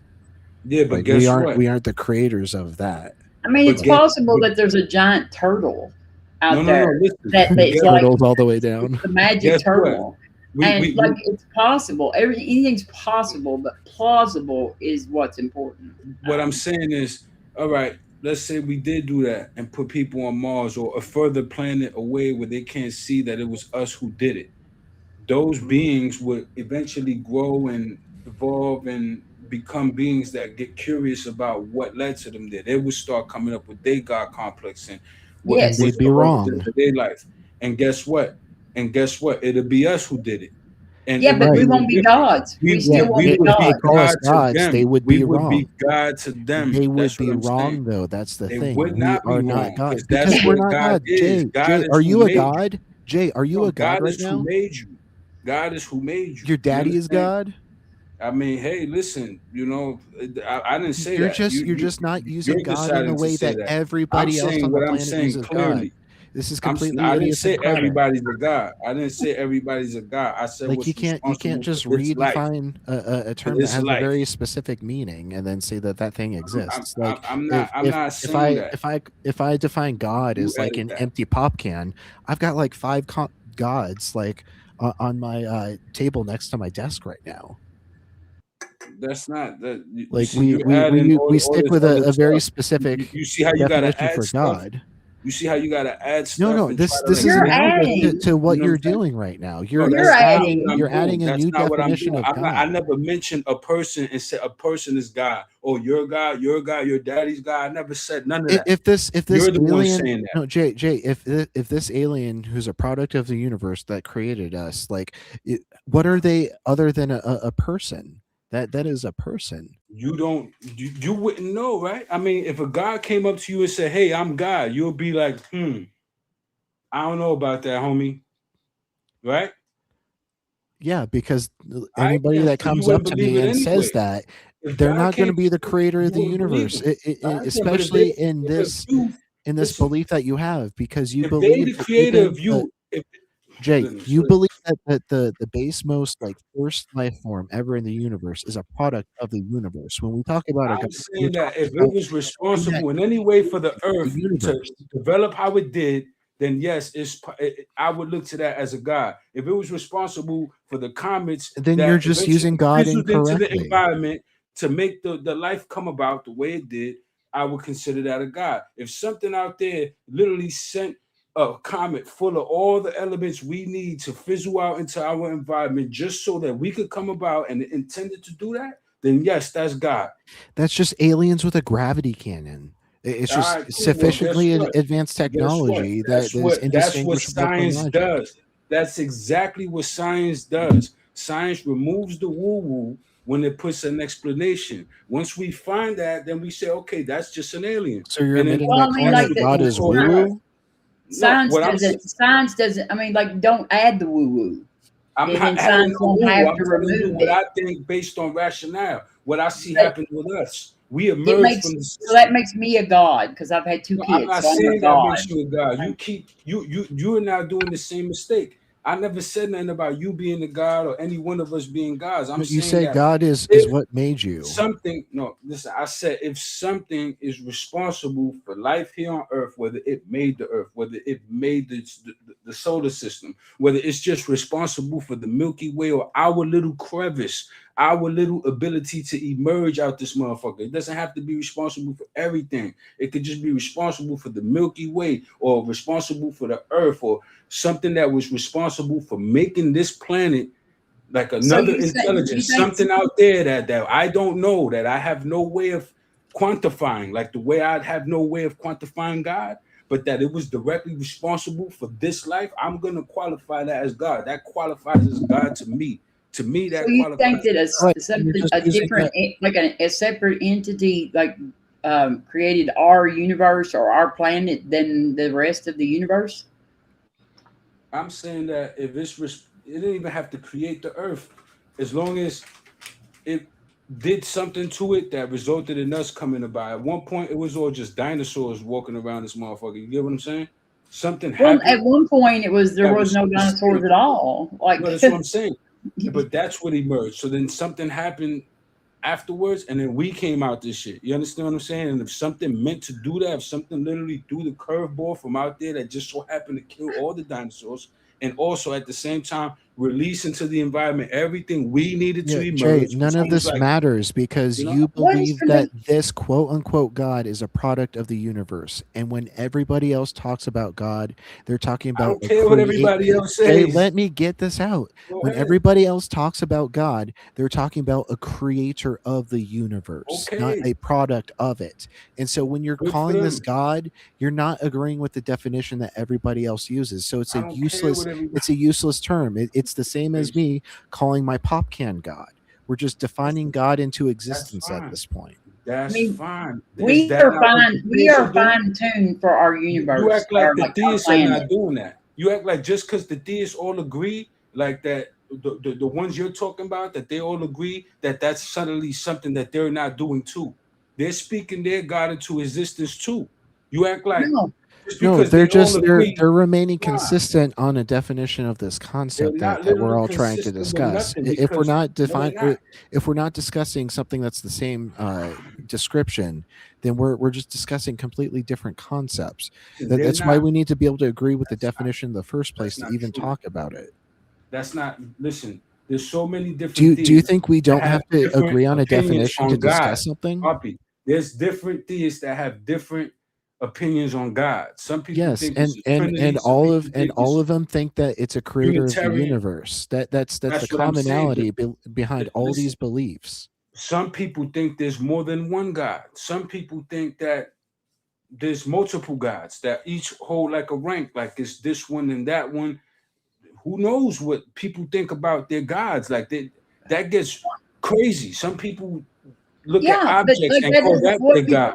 Some people call Xenu their God. You understand What? what I'm saying? Like, Yeah, but like what who's does the people arbiter think? of the definition of God? Like, who? Oh, you know, you can't believe in God unless you know what.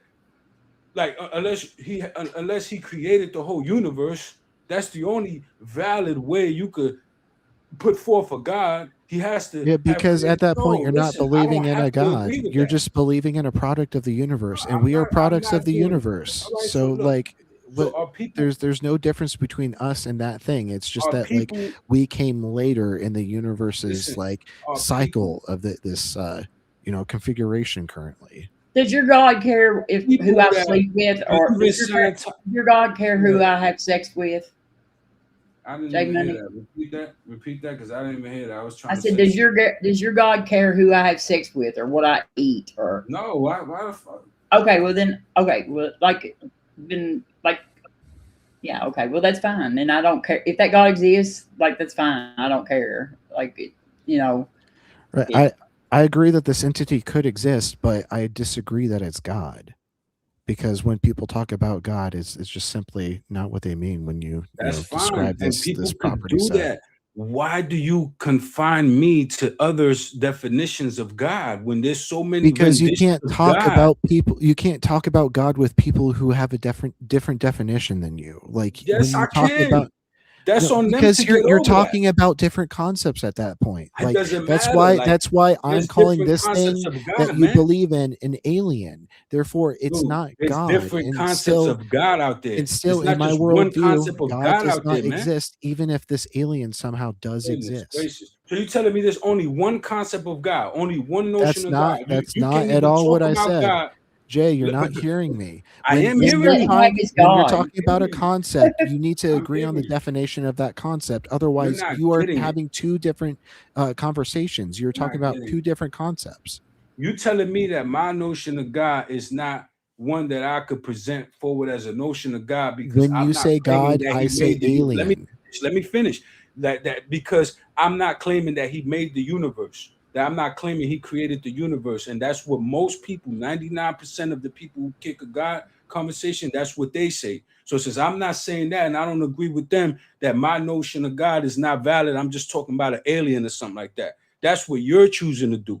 But when at the end of the day, who could really define God? Like that's an impossible task. And here you are telling me, oh, He must have created everything. That must be a It's only an criteria of impossible God. task if a God actually exists and it has a specific definition. Now, when we're trying to talk about the same concept together, we need to agree on what the word means that we are currently discussing. Otherwise, we're talking about two different things. You say God, I say alien. That's why we need to agree on the definition of what That's fine. God is before we can say whether this thing does or does not exist. Listen, that's fine. You could think that's an alien. I might look at the theist God and think that's an alien. If I ever came across it, be like, oh man, that looks like a fucking alien. You know what I'm saying? Who knows, the right? the I mean, but the, the that's problem still with their you God. calling you would have to define alien as like some sort of being that is capable of creating the universe. So you see, it's the definition that you're changing. So that's the thing. You're ascribing creating the universe to the definition of God when God has no definition. That's crazy. There's no set definition. Zero There's been words gods have all over town. Jay, words are not prescriptive, they are descriptive. Okay.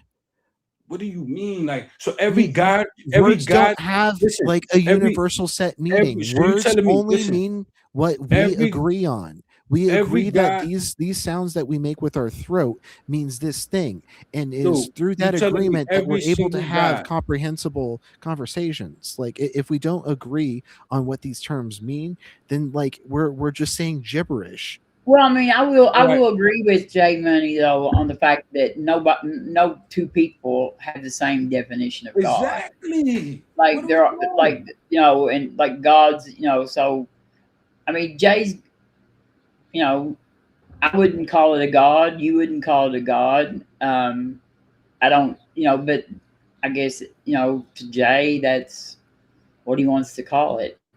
But What I'm saying is you can't be a person telling me, oh, God can only be God if He created the whole universe. You can't present it forward. It's an alien, or I just deem it that way because that's just how I see it. I choose to see it that way. So That's Right, what and it at that is. point, you're just defining God into existence. I'm not It's my defining pop God can. into It's my existence. pop If can it's on my desk. goodness gracious, if it's directly responsible for life on Earth the way it is now, if it had a hand in that, if it was the reason why it happened, if it had a conscious effect on consciousness, the way consciousness emerged with us, you understand? If it was responsible in any way for that, where without that, and I interference, just we reject wouldn't that have come about, definition. then that's God to me. Like, it doesn't matter if you think that's an alien. You could think that all you want. To me, that's God. If it's responsible for us, if it's responsible for our ability to live. Because again, with the example you said, if we put a fucking colony on Mars or something like that, eventually that colony is gonna want to grow to know who made them. So at the end of the day, we would be gods because we would create a whole No, unique life Jay, system. we would not Yes, be we gods would be. because we are Yes, not we gods would be. right now. Okay, Because we can't make that life. We can't make life like that. We we can't make a unique we strain. would We can just be a manipulate life form DNA. that was able to help initiate life form on another planet. That's not being a god. That's We just can us manipulate. accomplishing a really grand task. But if What you're I'm not a saying god is, right now, you're not going to be a god in the future. what I'm saying is, listen, if we were to get to a point where we could make our own life where it's not tied to the DNA that we got, it's not a like a splice or nothing like that, of nothing that we have already that exists, some new complete form of new Starting life. life on Guess another what? planet wouldn't be like becoming a That's god. God. It would just Yeah, be yes, it would be. Exactly. no, I'm it not wouldn't. It asking would you, just be yes, it would. colonization on a fucking It's not cosmic level. colonization, Gretchen. It's colonization when you take what we already are and go over there. I'm talking about something that we are not, some new shit, some new form of life that's not us. You understand what I'm saying? That we might make in the image of us, just whatever, to sound corny, whatever, but not us.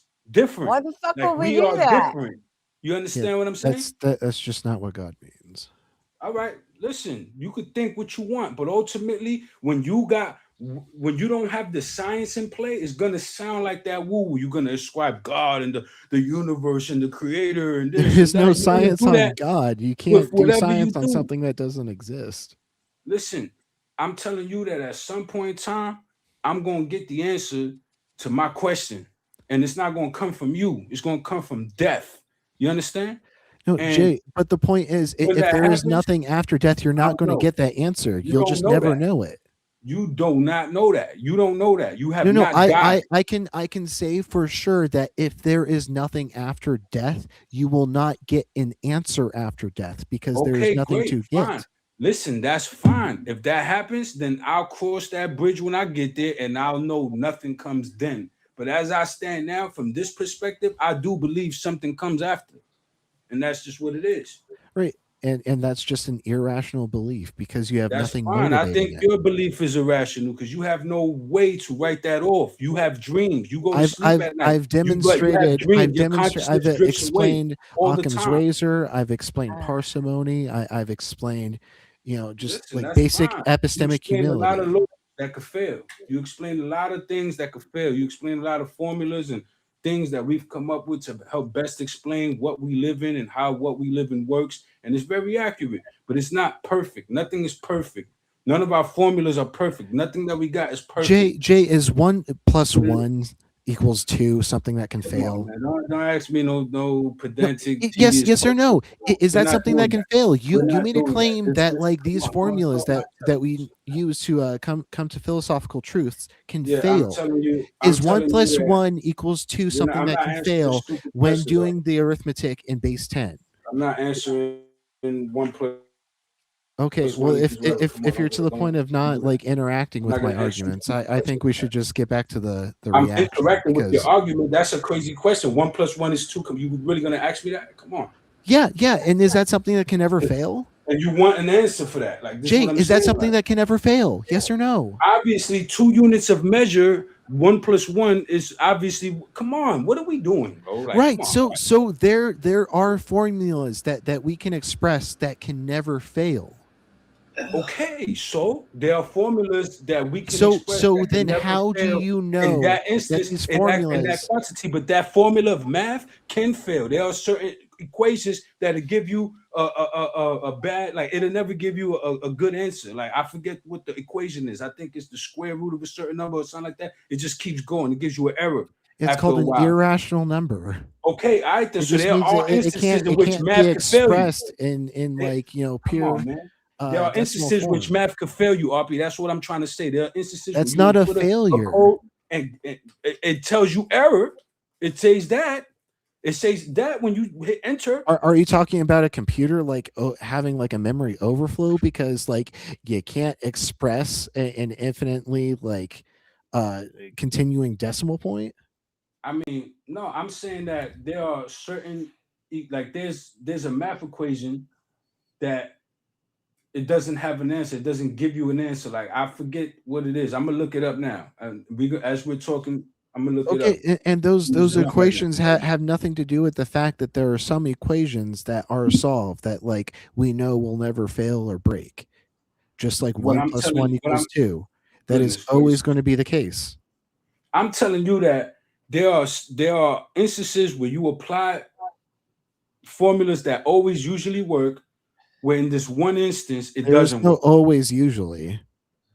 That's what I'm always saying. Is math always usually works, right? But then in certain instances, certain equations, it doesn't. Saying always usually is a completely gibberish like combination of those two words. Always is a very specific thing. It means all the time. Usually means works. not all of the usually. time. All right, fine. But all right, fine. You want to be like that, all right, fine. I got you. I'll be extra grammatically correct. Like we can't just understand each other. But I get it. I appreciate you correcting me, but you know, like you know where I'm coming from with it. Like, get me like. But anyway, this is why definitions matter. Definitions matter. I get it, but you know what I'm trying to say. You get it. You know what I'm trying to say. No, this is not like a formal debate. This is a conversation. I'm trying to just explain to you that there's more to this than what we know. You want to write it off. You want to tell me what God could be or can't be when nobody never saw God in the first place to even make that claim. You're basically talking about the theistic books and what they claim. They all claim that God made the universe, and I don't even know if all of them do. I'm not familiar with all the theistic books and all the texts and the scriptures. I don't know if they all claim that. You see what I'm saying? So for all I know, there's one out there where God didn't make the whole universe. You understand?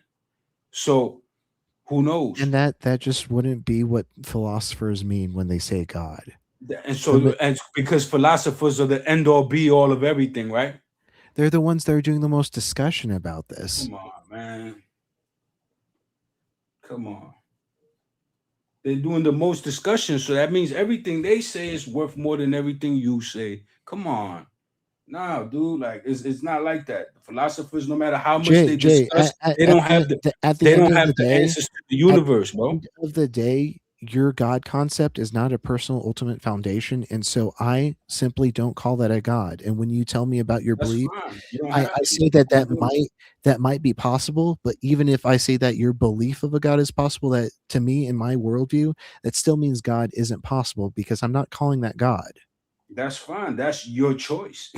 But if it made you, if it's responsible for you and your ability to live and come about, guess what? That's God. No, it's not. That's your definition of God. You need to be specific about your claim. Say, this is my definition of God. All right, no, say, what's your definition of God? So I've given it several times, a personal ultimate foundation of the universe. Exactly. But that's not everybody's definition of God. So why does it have to be everybody's definition of God when it comes to talking to you? Because I tell you what your description is to me, and I tell you that that's an alien. I'm telling you, and so then like we're not even talking about God at that point because we don't agree on the definition of God. I could say the same thing about whatever you're posing to be a God. You're just saying that because it's the added attribute of creating the whole universe that somehow makes it different. It's not an alien somehow. And I would give you my definition of alien, which is a product of the universe, not a personal ultimate foundation. And we're talking about different concepts again at that point. We're not talking about what an alien is. And so God we need is to the find universe, then it's a product of the universe. If God is the universe, then it itself is a product of the universe because the universe functions through it. Whether So it now, does are it you in saying the that universe or God is out the the universe universe. in your belief now? Have you I changed didn't your say belief? that. I'm saying that that's what I think you're alluding to. If you want to ask me, that's what I think you're alluding to. That's why I'm saying that. Like you're basically trying to say that God has to be something that had a hand in creating the universe. And you don't create the universe from within the creation of the universe. You do it from outside the universe. If what you're proposing is someone who created the universe, this entity that has to have created the universe in order to be considered a God, then it must have done it from outside the universe. That's all I'm pulling from that. That's why I'm going If with. someone wants to start to invoke outside of the universe, they need to like demonstrate that outside of the universe Listen, is but even a you're saying coherent that. You're the concept one to saying begin that. with. You're the one saying that. I'm the one telling you I'm that not there's saying anything possibility about that there's a outside the God within the universe universe, because I that don't God believe could in have God. emerged in the universe. Listen, I'm the one That's why telling I you. don't believe God is possible because there is no Listen, but outside you of the just said that universe. the one I just proposed Oh, to you is possible. You said that just now. yes, But you just wouldn't call it God. That's what you're doing. your alien that is a product of the My universe is alien not that's a outside of the product of universe. How do you It's not different than understand your that? alien that's not a product of the universe, right? My alien that's a product of the I universe is don't different believe in from an your alien alien that is not a that's product of not the a universe product of the because universe. a specific property of alien, when I define it, is a product of the Oh universe. man, both aliens nonetheless, right? Both aliens nonetheless. When you Right. say And that's God, not a you don't God. even know. You're basically saying that your distinction of a God from a just normal alien is the fact that they had to be responsible for creating the whole universe. That's you doing that. There is no universal law for that. That's you there doing is that. no way that the way I'm defining an alien can ever have an alien be the creator of the You don't universe. even know what an alien is to limitate, to talk about it, to tell me anything about it. An alien is simply another life form not from our planet. That's Okay, the and God simplest would definition I not can be give you. that, man. God would not be that, would it? So it would be an alien too, but it's just not the alien you want to hear about. Not the one that created the whole universe. You understand No, what I'm saying? but you You're see, describing your own attributes to God. you are projecting your definition of God onto me, and you're doing No, the I'm thing that not. you're I'm telling claiming you that what I I'm think, doing and to you telling me you. alien. When you No, say listen, God, that's what you're I doing. think a personal ultimate foundation of the universe. When I Nah, think listen, you're alien, telling I me that think of my another God ain't a life God. form not from our planet.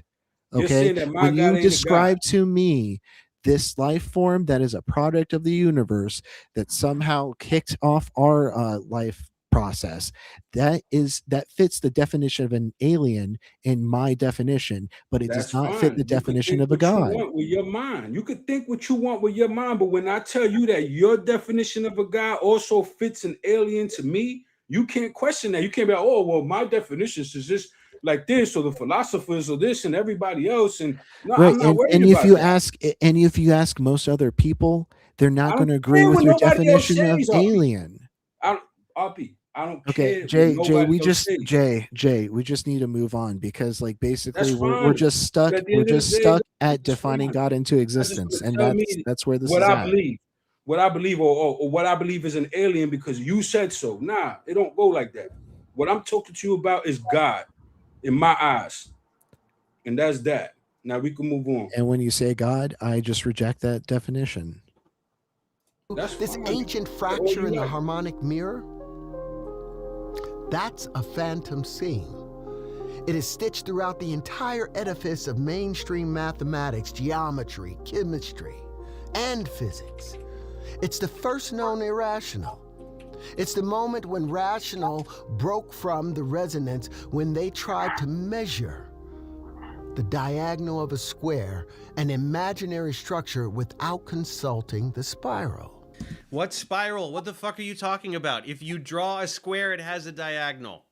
And if you have a right triangle, the legs are in the ratio of x, and x root 2. Irrational numbers exist. Sorry, I don't like. Do you want an apology from the universe that irrational numbers exist? Well, they do. I don't know what to tell you.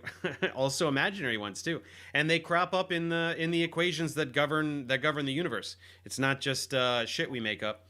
So yeah, you got a lot to deal with here, man.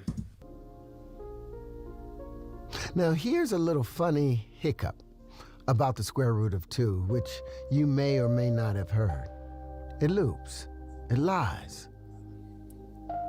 You see, if you take the square root of 2, which is 1.414,213,562,373,095, now if you cube it, meaning you multiply it by itself 3 times, what do you get? You get 2.828, 4271, 2174, 6190. But wait, that's the same value that you get when you double it, because the square root of 2 times 2 is equal to 2.828, 4271, 2174, 6190. So somehow the square root of 2 cubed is equal to the square root of 2 times 2, which is equal to the square root of 2 plus the square root of 2. That's not a relationship. It is, though. Sorry. Just root 2 times root 2 is 2, and then multiply another root 2 in there, you get 2 root 2. So you're just not understanding that root 2 times root 2 equals 2, and then times another root 2, you get 2 times root 2. It's not. There's nothing to talk about here. I did so much on this on my other Terry videos. I talk about this algebraically, where you can solve for it, right? What number it cubed is the same as doubled, and it ends up being root 2. You can do it graphically as well. You look at where 2x and x cubed, those intersect graphically. You just don't get it, dude. You just don't understand very basic math. That doesn't mean the universe is something different and all the crazy bullshit. It's just you're too dumb and lazy to learn basic math. Just fucking accept it, man. That's not rigor. That's a mathematical love triangle pretending to be a rule. Now we've just demonstrated that x cubed is equal to 2x, which is equal to x. Come on. Right. Just all these whimsical, flowery like titles that he tries to give to these, well understood phenomena. X plus x, only if x is the square root of 2. And this unreality is pretending to make sense. It makes perfect sense, dude. If you set x cubed equal to 2x, divide both sides by x, you get x squared equals 2. Now take the square root of both sides, you get x equals root 2. It's basic fucking algebra. God damn it. Why, of all the values, of all the numerical values, why wouldn't there be one for which doubling it and cubing it gives you the same result? Why can't there be a number like that? Well, there fucking is. It's root 2. And negative root 2, actually, right? If you double negative root 2, you get negative 2 root 2, as well as if you cube it. Because when you square it, it goes positive, but then multiply again, it goes negative again. So, and 0, actually, also works for 0. So there are 3 values for which doubling and cubing gives the same result. Isn't that neat? So we don't need any spirals. We don't need any fractures. We don't need any loops. We don't need any of that shit. We just need you to go back to fucking elementary school and actually pay attention and apply yourself this time, big guy. I think you can do it. So let me share with you a list of some of the foundational systems, fundamental systems, that are deeply entangled within this mathematical fallacy called the square root of 2. From quantum mechanics to AC circuits, from Fourier analysis to image processing. The square root of 2 is the fracture that runs through all of them. Show me where root 2 shows up in any of that. You don't know what any of those things are, and you cannot cite what the relationship is between root 2 and any of those things. You just listed random words and said root 2 blah blah blah. That's it. Yeah. Euclidean geometry, Cartesian coordinate systems, trigonometry, and unit circles. Yeah, just list off a couple of mathematical concepts. Maybe they'll add more credence to what you're talking about. Just completely unrelated subjects. Quantum mechanics, normalization of wave He's functions still going. in Hilbert spaces, Bell states, in quantum superpositioning amplitudes, the square root of... He's literally just listing random vocab words. That's what I just said. Hilbert spaces, unit circle, Euclidean, Cartesian. He's straight up. He just like went to Wikipedia, took a bunch of words that he thought sounded cool, and then he just recited them in random order. That's the movie. We've got an AI dude running, Route 2 floating across the screen, and he's spewing random math terminology. Good God. 2 often appears in entangled state coefficients in electrical engineering, AC circuits, Fourier analysis, digital image processing. You already said those. What about Fourier analysis? What is Fourier analysis, Terry? What the fuck is it? This is what they call a Gestalt. Running. Yep, just throwing out a bunch of things that you think supports your claim. This is what's called crazy pants. I would like to hear Too much conversation. Too much money and too much fucking time on his hands. I would like to see Terrence Crawford and Dave have a conversation to sit down and just talk about it. You know Terrence would never do that. I mean, I think he would. I think he'll talk to him. Why not? No, he would want to like protect his ego too much. Nah, listen, if Dave could agree not to be an asshole, man, sit down with the man. Don't try to belittle him like you're going to be in front of him and his company. Like, come on. Like, you know? Never going to happen. I get that's your gist, but that's not the only way to get a message across. Some people don't want to hear you versus him. They just want to hear the information. You know what I'm saying? Like, they want to hear the ideas get traded. You know what I'm saying? If you can't bring yourself to be civil for that, at least that exchange, and then go back to some ideas aren't even worth like discussing though. Like if someone comes to you and they say, I want to debate, 2 + 2 = 5, though, right? That's not worth debating. But it's worth reviewing though, right? Not even. You just say that's just not but how he's math doing works, it right now, though. and you move on. Not even, but he's doing it right now. We watching him review it. We watching him review. Right, because what Dave is doing is he's debunking pseudoscience. He is going through and dissecting misinformation as a public service, so that people understand and they don't fall into the quantum woo rabbit hole and get seduced by the flower of life and pretty fractals and all that. Debunk it to his face is all I'm saying. And he said at the beginning that he's only doing it because a bunch of his viewers asked him to. Listen, I'm not against him doing it. I'm saying I just would like to hear a conversation between the two. I don't think Dave should platform him. Dave has done stuff like that before. I know, but I don't think Dave should platform him. I don't think Dave should be it's not even about platforming him. He's gonna talk regardless. It's kind of like that Billy Carson dude when he ran into West Huff and they had that debate about religion, and then everybody started getting on West Huff's side because they was Billy didn't know he saw. You know what I'm saying? Like that's kind of the example that I'm saying could happen. Like it takes for people to talk. Well, Jay-Z, sorry, J Money. Jay, like at this point, you're tone policing. Like what's yes. You're saying Dave shouldn't talk about it this way. He needs to talk about it that way. That is definition of tone policing. I'm saying respect him so that he can come to the platform. He ain't gonna do it. That's tone policing, my dude. Listen, if he know you're gonna just come in there and flame him, he probably won't do it. I'm saying he won't do it. Make it happen. Now I'm saying, imagine if he said, Morgan tried to get. Shut up, Jay. Let me fucking talk.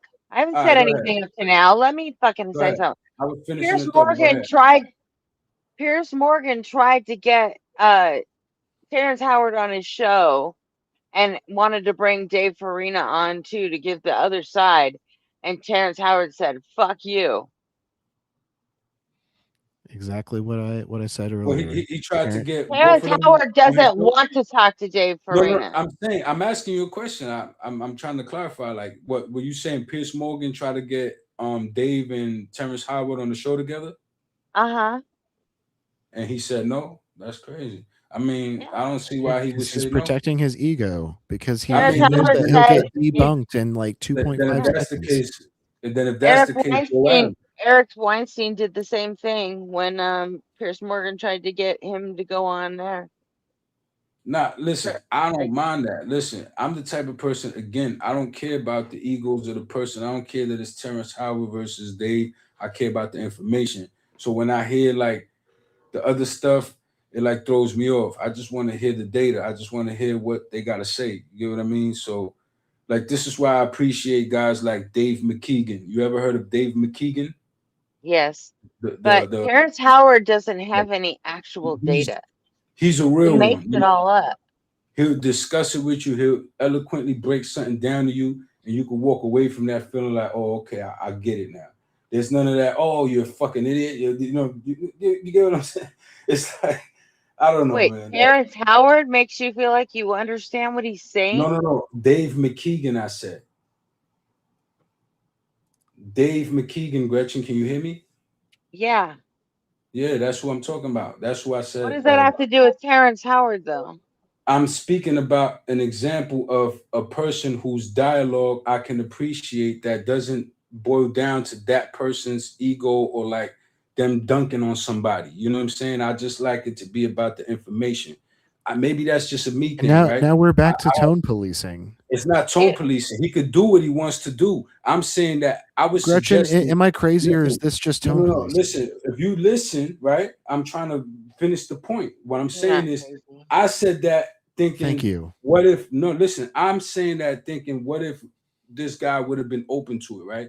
Imagine Terrence Howard would have been like, yo, we could have a respectful dialogue, then we could have a face-to-face debate. Why not take that? Why not be cool? Dave does that all the time. Dave appears on like things like This Joe is Rogan what I'm saying. podcast. I don't see what the problem is until Gretchen The just problem is enlightened with me Terry. that- no, listen, Gretchen just enlightened me that somebody tried to make that happen, and he said no. I didn't know that. You see what Okay, I'm so saying? why She are we telling still me going that. on about it? If you have new information You're that asking me a explains question. No, everything. listen, you tried to first insinuate that I'm. What was my doing- question? What? You said I asked a Bro, question. What you was keep the question I You even can't asked? talk at the same time, so I'm gonna quiet down and I'm gonna let you talk. No, you said that you're answering a question I asked. What question did I ask that you're answering? I don't even remember asking you a question about this. Listen, at this point, I already drew a blank about it. Like, we don't got to keep talking about this. It's not. Did that you draw important. a blank or did you like make up me asking you a question? I didn't make up nothing. Like, I don't do that. I literally drew a blank. Like, what the hell? You know, why can't that be enough for you? You want to rewind it? You want to go through that hassle? And I'm Well, definitely. I want to know what you think you were responding to. Actually, because yeah, then no. that'll inform me Jessica as to got it like right. what you were Jessica trying got to. it right. The tone policing thing. The tone policing. I'm not tone policing. I You understand? didn't ask a question about tone policing. I just Yeah, said but you you said are I was tone tone policing. policing. Right. said I That's a was tone statement. That's not a question. Yeah, it was something like that. Listen, you. Oh my gosh, this is Okay, annoying. so bro. so we this is agree. I annoying. get that you prefer being, someone you you prefer someone who's nitpicky, gonna bro. who's gonna debunk Terrence Howard in a kinder tone.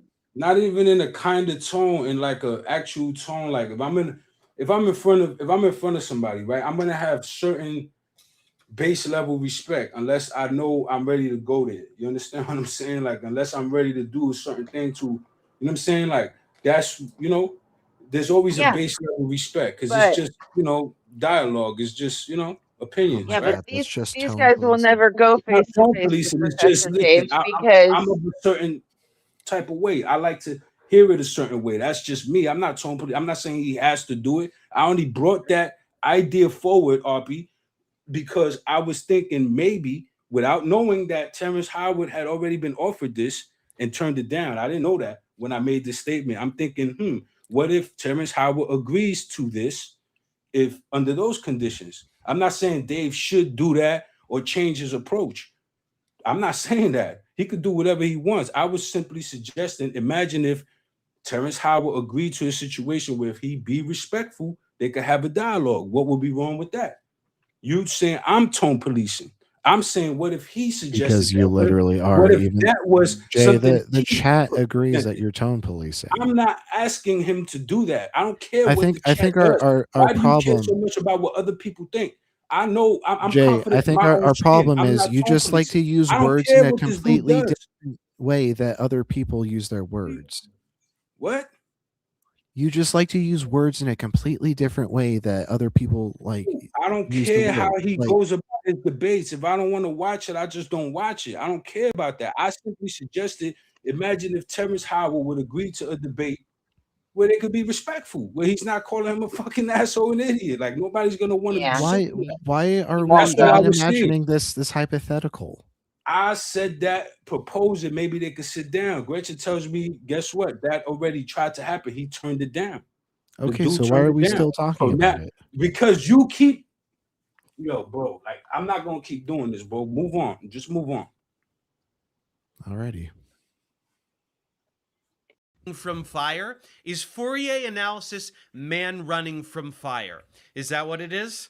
I thought it was something else. I think I have some tutorials on it in my math series. And pixel geometry, linear algebra norms, and rotations. In our architecture and our engineering. Computer science, algorithms, graphs. Come on. That's not tone policing. Mathematical if I have a preference, constants and that's not me sets. tone policing. Jay, I I'm thought not- we were moving on. No. But you put a comment up there. Oh, we're gonna move on, but I'm gonna put a comment up there for Comment's you to been see. up there. Come on. I just noticed it. That's what I'm saying. And guess what? That's not accurate because I'm not tone policing. That's not me tone policing because I have a preference. I'm not saying he should stop. I'm not making the case that he So should Jay, stop being are that you way. saying What do you that mean? people having another definition from you aren't valid when they use that? Dude, it's when you know what I consider tone policing? Me telling you to watch Jay, your tone. now Watch you're your just tone. you're That's special tone pleading policing, how dude. we use definitions now. You Dude, wanted it that's- one way when you were trying to define God, Arthur, and now Jessica Arthur. is defining tone If I policing tell to you to you, watch your and you're tone, rejecting right? that from her. That's tone policing. If I tell you to watch No, your actual tone, That's an tone exact policing. word fallacy. There Is are that a not what it hundred is? ways to. There are 100 ways to tone police. You So don't you have telling to me say. that because You don't I have don't to like say the words. Watch your tone. No, listen, you telling me because I don't prefer a certain form of dialogue that I don't prefer that I'd rather just talk sensibly and not name call none of that. Because of that means I'm tone policing That's another person literally how tone they should policing. talk. No, Yeah. it's not. I'm not telling him how he should When you talk. try to limit I'm telling you when my you try to preference. limit a way What that I a like person to can listen talk to to. another person, You don't have that's to. You tone don't have to policing. tell people. You don't have to tell people Yeah. how to talk. To I'm tone not police. telling him how to talk, Gretchen. I'm You telling can- you what I like to listen You to. literally said he can't call him Goodness gracious. names. Okay. You are telling him I how to don't talk. want to hear that. Me personally, I don't like to hear that. What don't you get about that being my preference? I'm And not what telling him don't how you he get should or shouldn't do it. It's about not my that? cup of tea. That's I tone don't policing, my fuck with guy. that. That's not tone policing. I'm not telling him to change or that there's something wrong with it. It's not my preference. I'm not going to play his videos. That's not what I do. That's what I'm saying. That's all I'm saying. It's not my preference. I got people who I listen to that I fuck with. You understand? That I vibe with their energy. You understand what I'm saying? And I gave you an example. Dave McKeegan. That's one who fits And the bill. apparently who I Terrence listen to. Howard. And you like Dave McKeegan's tone over Professor Dave Farina. That's the whole point here. It's not the, oh my gosh. It's not the tone. I don't give a fuck how he sounds. I'm talking about just a certain respect, a dialogue. It's not about you. I don't care about you dunking on this dude or him. or That what is he's the saying. tone, I though. care about the data, like the information that's being said. I don't even care about Terrence Howard or Dave or none of that, or even Dave McKeegan for that matter. I care about my ability to absorb the information. You understand what I'm saying? And I absorb it better like that when it's that way, when it's not Well, this phony shit. he said earlier in the video that there isn't even really anything for him here to give the science on, because That's fine. this is all just made up nonsense. So he's like, I don't even have a lot here that I can add and give the science context, because it's not even starting in a science context. So what? So then basically all he's doing is dunking on him. Yeah, because his fans sent him the movie and asked him to do it. Listen, let that man do whatever he wants. I don't care, He's but I have a right. he's doing I this have a right because to choose what I want to listen to. And if that don't fit what it is, that's not me tone policing him. That's not me making the statement he should change. That's tone policing. Me having an issue with him expressing himself that way. No, that's not what it is. I just want to hear it differently. You understand? Like, for example, while y'all was listening to this, I was on mute listening to a woman named Michelle Thaler on a channel called Big Think Clips. And it says, your brain may be as blind to reality as a grasshopper is to calculus. You see what I'm saying? And she was just breaking it down in such an eloquent way. Just no ego, just so then information. Just, you know, how did we channeling end my up mind. That's talking the about shit I this like. then? And I have a right to choose that. That's not me tone policing this fucking guy. Okay, how did we end up talking about this then? Come on, because I don't know. Ask yourselves that. Because I said that, and all of a sudden I'm tone policing this dude. I don't do that. I don't give a fuck about nobody's tone. Look at my tone. My tone ain't always the best.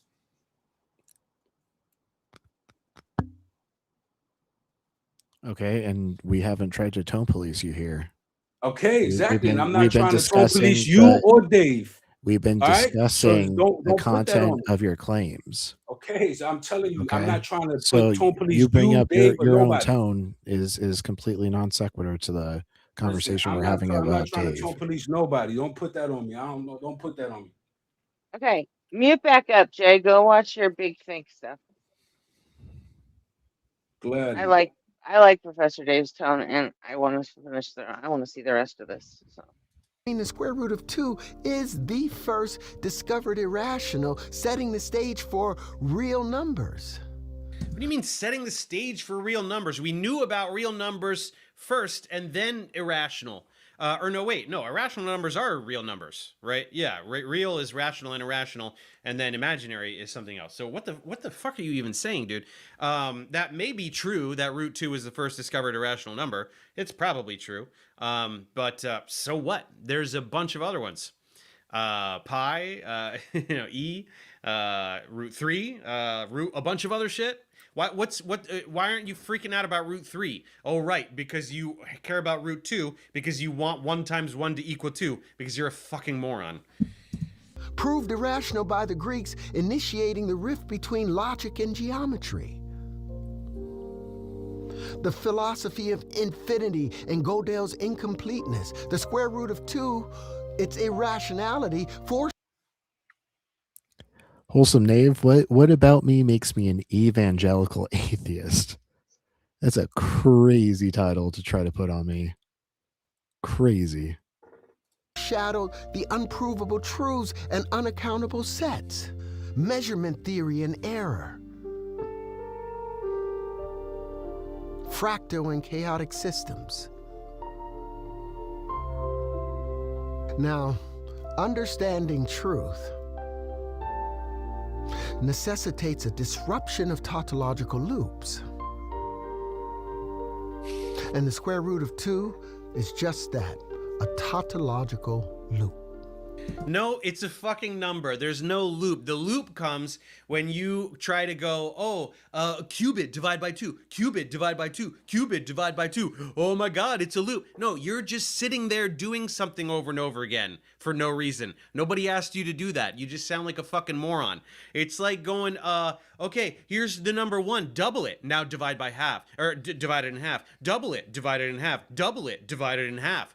It's a tautological loop. No, you're just a fucking idiot doing arithmetic infinitely for no reason. And I don't know why you're playing a footage of a roller coaster while you're talking about this. What the fuck is that? In other words, it's a mathematical fallacy. It is an unnatural equation at the very starting point of mathematics, and these are the foundations of our geometry, our chemistry, and our physics. So you see, we've built an entire civilization on the convenience of imaginary straight line projections because the universe doesn't do straight lines. He can't even, like, you can't film, like, that was an audio video mismatch, right? He can't even get that right. This is of all the arguments against AI, the existence of this video, I think, is the strongest. I so desperately wish that this did not exist. This is so offensive to human civilization. This is probably the most offensive thing that has ever happened. It's up there, right? Holocaust, slavery. This is like in that tier, I would say. That's how bad this is. Yeah. If every force meets a reaction, if every motion curves back into itself. That was a very dumb take right there. Then what are we looking at? What take? What Dave just said, that was absolutely dumb as hell. This is the same thing as the Holocaust. I must have missed that part. Yeah, reminded. He said this is like as bad as the Holocaust. If every force meets a reaction, if every motion curves back into itself, then what are we? I think you gotta go back. In that tier, I would Holocaust that has ever happened in civilization. This is so. I so desperately wish that this did not exist. This is so offensive to human civilization. This is probably the most offensive thing that has ever happened. It's up there, right? Holocaust, slavery. This is like in that tier, I would say. That's how bad this is. Yeah. He's just using hyperbole. He didn't say it was like worse than a Holocaust, but that it was like equally offensive. Yeah, but that's a terrible. I mean, that like even for Dave, that's a bad take. Really. It's He's just also, hyperbole. he's for also on his entertainment. third drink just in the last, hour. So I'm on my 0th drink. That's a good drink point, at this Gretchen, point. right there. The drink. Huh? The drink will give him a pass for the drink part. Yeah. I mean, I personally still hold people accountable for what they say when they've been drinking, because drunk Yeah, words are but sober thoughts. Yeah, but his drunk reactions, I mean, those are he's got the highest view counts on those just because he gets crabby and funny. At least I think so. Yeah, we can understand the difference between substance and rhetoric from Dave, and that was just definitely pure rhetoric. Yeah. If every force meets a reaction, if every motion curves back into itself, then what are we looking at? It's not a grid, but it's a spiral, a living geometry. We're looking at you being an absolute Living being clown. the key word, a harmonic memory. So let us approach this topic from its source. You see, in 1696, Johann Bernoulli audaciously challenged all the mathematicians in Europe to derive the fastest path under gravity apart from straight down for a bee to travel from point A to point B, the Brachistochrone curve, known as the path of fastest descent under gravity. It's not a straight line, but a taut spiral of It's not a straight line because it's an expression of acceleration. Like it's an exponential like difference in steps. Like Terrence is just fundamentally like not understanding like the difference between like exponential and arithmetic incrementation. intention. Bending. It's not a spiral. A curve is not a spiral. You don't even know what a spiral is. God damn it. This is not a spiral. That's a curve. Motherfucker. Through space with purpose. You see, when four brachistochrone curves are folded inward and mirrored around a central point, they form the sacred geometry of the tetrad. A curved tetrahedral wave chamber where motion, pressure, and memory converge. It is within this nested structure that 1 × 1 = 2 becomes not a contradiction, but a revelation. For each curved unit of unity, when mirrored and bonded through resonance, does not return to 1.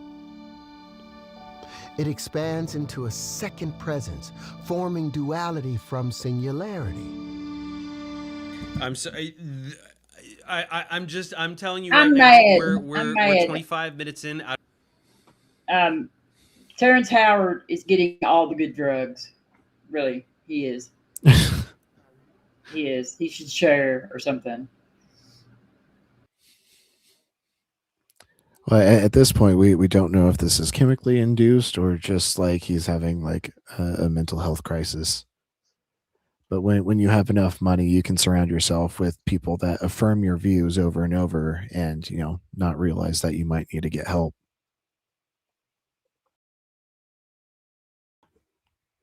Out of an hour 14, I'm not finishing this. I can't do it. This is so this is more painful than anything that I react to. I remember now how angry I used to get when I would watch these.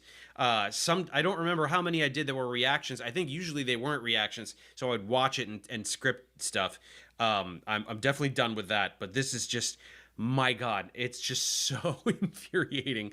The fucking Tetrian and just flashing trigonometric functions that he sure as fuck does not know. He does not know what anything in trigonometry is. And then just the fucking 1 × 1 = 2. Just the audacity of the assertion of 1 × 1 = 2, and just the smugness about it. It's just beyond my ability to tolerate. This is the birth of dimensional space through harmonic recursion.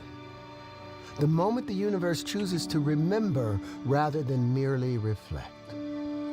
Now, this insight undermines Cartesian flat space logic and confirms our revelation that this universe... You know that you can have Cartesian coordinates in any number of dimensions, right? You can have 3-dimensional Cartesian coordinates. You learn that in school. You can go to higher dimensions too if you want. Yeah, so I guess he didn't know that, Terry. The universe is constructed through harmonic wave paths, not force-based linearity. And this curve proves that nature abhors straight lines. Yet it abhors. I think you mean abhors. ABHORS. You wrote abhors. That's the other thing, is I don't know whether someone gave you a script or you wrote it. No, I'm sure you didn't write it. Something gave you a script, probably AI. You probably used AI to write most of this, and then you mispronounced everything, and then are those auto-generated? Where are those subtitles coming from? Who the fuck decided that abhors is a word? It's incredible. It's incredible. Yet it favors resonant paths, those that go through time and harmonic descent. Therefore, flat paths are insufficient because nature selects curves that minimize time and energy. And efficient forms like these become harmonic nodes, and these harmonic nodes generate matter, and matter obeys this harmonic law. So it just looks so bad every time he comes in there, and the audio and video don't match. It's wow. Yeah, it's I noticed that too. So nodes generate matter. Where the fuck is this node? Where are these nodes? Show me the nodes and show me them conjuring matter out of thin air. What the fuck are you talking about, dude? What are you talking about? You see, this is not a mistake in the fabric of space. This is the fabric. So if even the effect of electricity called gravity and time and light preferred curves, then why in the hell did academia's math insist upon straight lines? Why did those macadamia nuts make the straight lines? Didn't they know that electricity is gravity and gravity is electricity and 1 × 1 = 2? And why don't they do my curvy, awesome stuff? God damn it. You see, to multiply means to make more or increase in number and become larger. Not necessarily. If you multiply something by 1/2 or a fraction of 1, it'll get smaller. So you don't know what multiply means because you're stupid. That is the very definition. Therefore, 1 times 1 equaling 1 fails to meet the requirements of the definition of multiplying. You're confusing an arithmetic operation with the colloquial connotation of multiplying, meaning to make babies. When we multiply, we make babies and then the family grows. And you think that that's what the arithmetic operation means, again, because you're fucking stupid. Now let us ponder over the multiplication that they taught us. 1 times 1 equals 1. But that assumes perfect flatness. Well, here's a grid. No, there's no flat, there's no grid, there's no nothing. It's just one thing happening one time equals one time that the thing happened. I'm not doing this again. I'm not doing the whole, I've explained this like 3 different ways in my other videos. One thing happening one time equals one event. There's so many ways to talk about this. 1 times 1 equals 1. Get over it. Also, didn't you start backpedaling all this shit, right? When he was on Bill Maher and all of these other, he just had been getting made fun of so much by all these different people, even dumb people, that he started walking it back. And he was like, well, of course, I forget exactly how he described it, but he was basically conceding, like, if you're just doing, like, regular math, then yeah, 1 times 1 can equal 1. But when you're doing my special curvy Terryology blah, blah, blah math, it has to equal 2 because I'm in the special awesome Terry land where everything is different. And so that's why I say that. That's why I say that. But no, he's right back to it. He's right back to this same old bullshit. Okay, here's a grid. Let's see. I asked a large language model to generate an image of what 1 times 1 equaling 1 actually looks like in the continuum. This is what it laid out. And then I said, what happens when we allow form to enter the equation? What happens when we allow form to enter the equation? Well, where should we put it? When we have 1 times 1 equals 1, let's put form in there. So should it be 1 times form 1 equals 1? Or should it be 1 times 1 equals form 1? Should it be form plus 1? Where should the word form go in an arithmetic equation? And what the fuck could it possibly mean? Nothing, you moron. That doesn't mean anything. None of this means anything. You did not ask an LLM to do anything. This isn't anything that an LLM would provide you. There's no AI that would give you this picture. This is some bullshit that you made up. God damn it. God damn it. When we multiply one living wave by another living curved wave. What living wave? Living wave? What the fuck are you talking about? What wave? What kind of wave is alive? What are you saying? What the fuck are you saying? Aha. You see, this is volumetric multiplication. See how it's looping back upon itself? No, because it's not. That's constructive and destructive interference. Like, we understand how waves work. What the fuck does that mean? Looping back on itself? No, all of the waves are moving away from the point of contact where they're doing whatever they're doing. This Now is this what is what qualifies happens as a when we crash give out it for the Dave. linchpin geometry as a base. Ooh. That was unexpectedly sexy. Ooh. Ooh, mama, look at your math curves. Ooh. Get some Barry White on the radio. Looks very familiar, doesn't it? Looks very familiar. No, it doesn't. I've never seen this AI hallucination before, nor does it have fucking anything to do with basic arithmetic. But, ooh, very sexy. Yeah, sexy holes. Yeah. What kind of holes are these, Terry? Terry holes. And then look what happens when we give it the instruction of form from the Howard comma.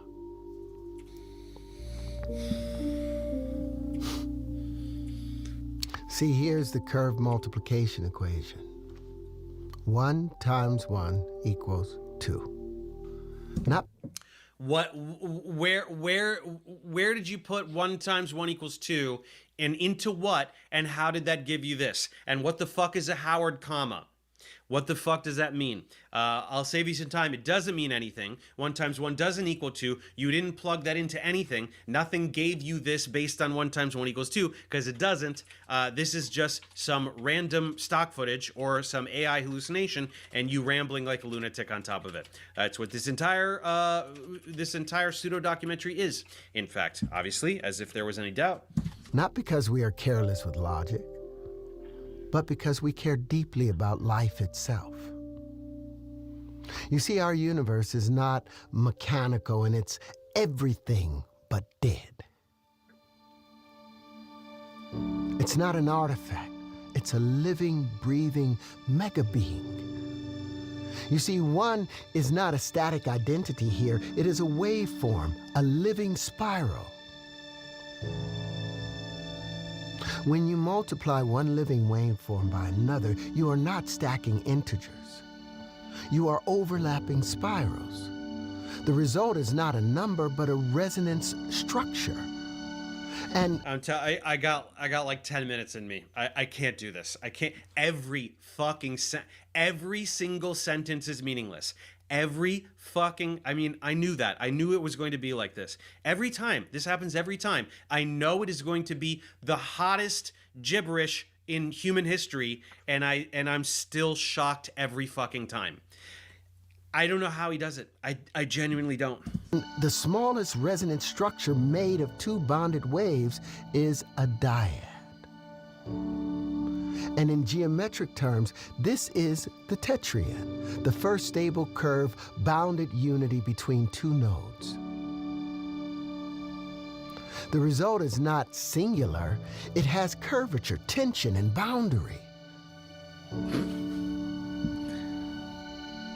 Now, to derive this through spiral harmonics, let us redefine multiplication using angular resonance. We're going to allow theta sub 1 to equal the angular position of waveform A, and theta sub 2 to equal the angular position of waveform B. Angular position? What the fuck is angular position? Theta is an angle. It's an angle. It's not an angular position. And what the fuck is an angular position of a waveform? What even is a waveform in the first place? Do you know what a wave is? Do you know what a waveform is? Do you know what an angle is? Do you know what a position is? What the fuck is angular position? That doesn't mean anything. What the fuck does any of this shit mean? What the fuck are you talking about? Now, the interference yields the cosine of theta sub 1 times cosine of theta sub 2, which is equal to the 1/2 of the cosine of theta sub 1 plus theta sub 2. It said minus and he said plus.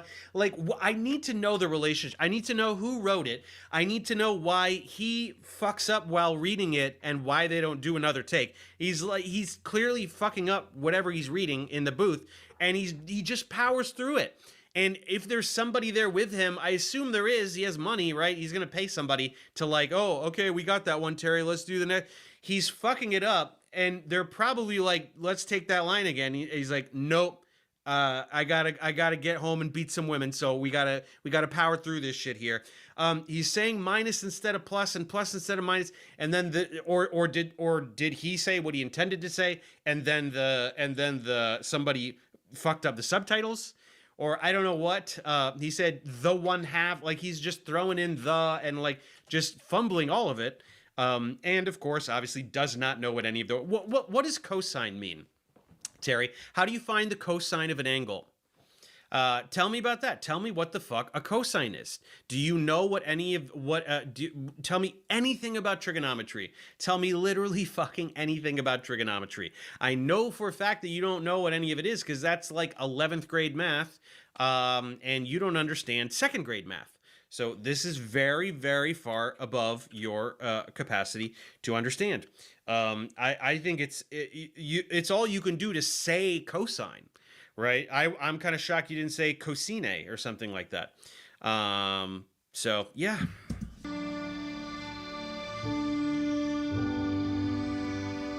Now, this is a waveform product identity, a multiplication that splits into two terms. So even the trigonometric underpinning of wave interaction gives us two emergent frequencies from 1 times 1. Why? Because the true multiplication in a resonant universe is always curvature meeting curvature. The result 1 times 1 is love, you guys. It's two people in love in the cosmos, and that makes the curvature, so it has to be 2. You got one person and a one person, and they multiply, they make the babies, and then there's 2, and then there's more than 2. So 1 times 1 is actually more than 2 because you're making love in the cosmos. And look at the heart galaxy. There's a nice heart galaxy that the AI hallucinated for me. Isn't that nice? God damn it. The result is always a change in form, a doubling in dimensional awareness, a movement from singular to dyadic state conclusion. Therefore, when they told us that 1 times 1 equals 1, they gave us a symbol, but it wasn't a life. Who is they in this case? Like, they told you that 1 times 1 equals 1. They are lying to you. They want to pull the wool over your eyes. It's like macadamia. Academia. Oh my goodness. And then this harmonic model, 1 times 1, is now saying this. It is a birth. It is the meeting of two fields.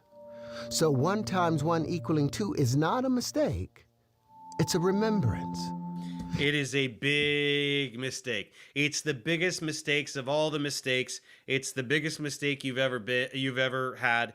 It's not a remembrance. I mean, you might be remembering some fucking ayahuasca trip that you had where you convinced yourself that you're the emperor of reality and that any hot gibberish out of your mouth must be true. So yes, you might be remembering a drug experience where your dumb narcissistic brain convinced yourself that all of this bullshit isn't just you being fucking stupid. So that part's true, but it is definitely a mistake, Terry. Nobody could possibly conclude otherwise than 1 times 1 equaling 2 would be a very big mistake.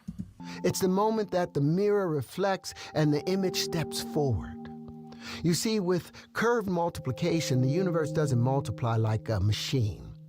It dances like a spiral. Now, most people think that 1 times 1 equals 1 because it seems simple and easy to manipulate. It appears clean and mechanical. But remember, it's imaginary. And our universe, my friend, is anything but mechanical. It is alive, rhythmic, and when one meets one in the true embrace of being, they become two.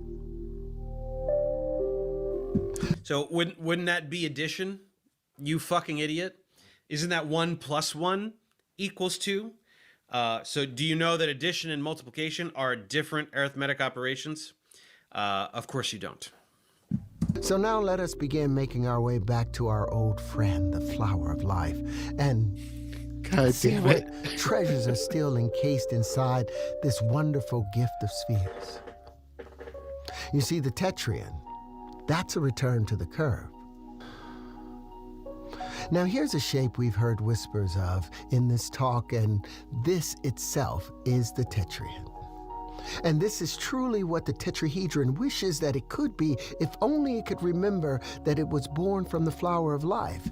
Yeah, a tetrahedron totally wants to be some fucked up circus tent looking bullshit that you use to sell jewelry. Yeah, that's incredible. It's not with flat faces, but with curved wavefronts. Not with fixed edges, but with resonant boundaries. Not with points, but with pressure nodes. What the fuck is a pressure node? What is pressure? What does pressure mean, Terry? What do any of these words mean? And from this curved geometry comes not confusion, but clarity. You see, they had to write, he wrote the word clarity, just in case you were like clarity? Are you sure? I don't think I'm getting any clarity. In fact, I'm very confused. Oh, wait, no, I'm not. I see the word clarity there, and there's cloud. So now I feel clarity. It's all clear now. My bad. Keep going, Terry. All clear. You have Planck's length, Euler's number, the Bohr radius, the fine structure constant. All of these begin to make sense when the Platonic solids are allowed to grow up and bend. What is the Bohr radius? What the fuck even is that? What is that? And tell me what it has to do with 1 times 1 definitely not being equal to 2. What are any of those things that you listed? What are they? You see the Bohr radius written as A naught is equal to 4 times pi times epsilon naught, which is the vacuum permittivity, the ability of space to permit an trick field line multiplied by the reduced Planck. What the fuck was that? Electric field line. Is he having a fucking seizure? What is happening? What is... My God, this is incredible. Planck constant known as h bar squared divided by the mass of the electron multiplied by the square of the electric charge, E squared.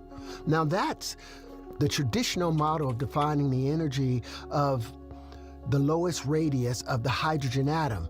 So with that, we're going to introduce our paper from 2020 called The Geometry of... Yeah, so it's the... Hey, y'all, I feel like that, the radio...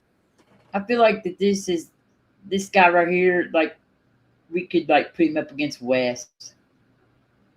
Oh, Wes Huffman? No, Wesley. Who is this someone who gets in the streams? Yeah, Wesley Curry. Yeah, I remember the guy. Were you here the night that Wesley was up on panel and he told us about he was a prophet and he saw one? Yeah, the 32,000. You had the vision. Your teeth were itching. You're gonna turn to ashes and Oh, I must have been and gone for it that calls one. everybody footstools. Yeah. yeah, the bomb. There's a bomb that's gonna go off in a green Volvo station wagon. Yeah, in like somewhere in let's see, there's 3 places: Chicago, and then one of them is like West Virginia, Huntington, West Virginia. I personally would avoid letting people talk about explodies on the stream, especially if they're like trying to predict like explodies in the future. Yeah, he was predicting the end of the world. He's been predicting it. Plus, we're supposed to get $32,000 too, and I still haven't got my money. I'm telling you now, but we're gonna take the mark of the beast. He's out of his mind. We're gonna get a tattoo, like some kind of thing tattoo. But our teeth itch. Like, let's see, the vision was because like we got a signal from God in our teeth back in whatever year it was. And that's a common delusion. Like people like. I'm not sure if this was true, but people would like pick up radio signals in like their fillings, and then they'd like think that like they were getting like premonitions from God. Yeah, I'm pretty sure that Wesley's delusions are not common. Like, he does have them down pat though. He's persistent with them. So sad. But he's a beautiful, beautiful piano player. I looked it up, and apparently the receiving radio signals through your fillings actually did happen. So yeah, he doesn't say anything about the fillings. He's not talking about radio signals. He said he hears God through his teeth, right? He said everybody got a message from God through their teeth one day. There's a certain day in 2000 something or another. We all got the signal from God, and like the rest of us are ignoring it or pretending we didn't get it. What about people born after? It's only 144,000 people that got the message. Okay. I've messed him up several times. I told him I don't have any teeth, Wes. What would I do now? Right. I guess God didn't want you to get to heaven because you're a toothless fuck. Should have taken care of those pearly whites. Sorry, no heaven for you. Wild. And what about children who still haven't had like their teeth crown? Kids that are pre-teething. I guess they wouldn't be able to understand the message in their head. Yeah, but most of the people that got the message were children, in fact. Oh. Did the teeth have to be baby teeth? I don't know. Or did the message work on adult teeth? I don't think he goes into all that. But it's the same story though, like over and over. I mean, it's a vision, and he says we're going to get like some kind of mark on our, like some kind of barcode on our heads or something. The fucking mark of the beast. Uh-huh. Yeah. And we're going to get $32,000, 31,000 and something, almost $32,000 deposited into our account once we take the mark. It'll go in there, and hey, sign me the fuck up. yeah, it's a great story. Yes, and then he calls everybody footstools before he leaves. I would love to speak with Wesley some night. I'm sad that I missed when he has been up here. Big Bad Mama interviewed him one time on his channel, and like they had a very good conversation because Wesley's really talented. He was like he used to be like a writer or something for Saturday Night Live or one of those like he's worked with some really famous people, and he's crazy. But he's good. He produces movies, and he plays piano just like Beethoven. I mean, he's just like so good at piano. Crazy. Case of an electron orbit, the n equals 1 shell in the Bohr model. God damn it, man! It's just like I don't know. Like we're really close to the end here. I can't do much more of this. Tree of the proton in the tetryon shape. And this is how the geometry of the tetryon generates the conditions for all of these constants. You see, in the harmonic tetryon model, the Bohr radius is not defined by force constants or dimensional guesswork. Instead, A naught is proportional to the inverse square of the node frequency, 1 divided by F node squared, where F node is the prime harmonic bifurcation frequency. It's the fundamental standing wave. The vibration of the proton in the electron harmonic system. What about the fine structure constant?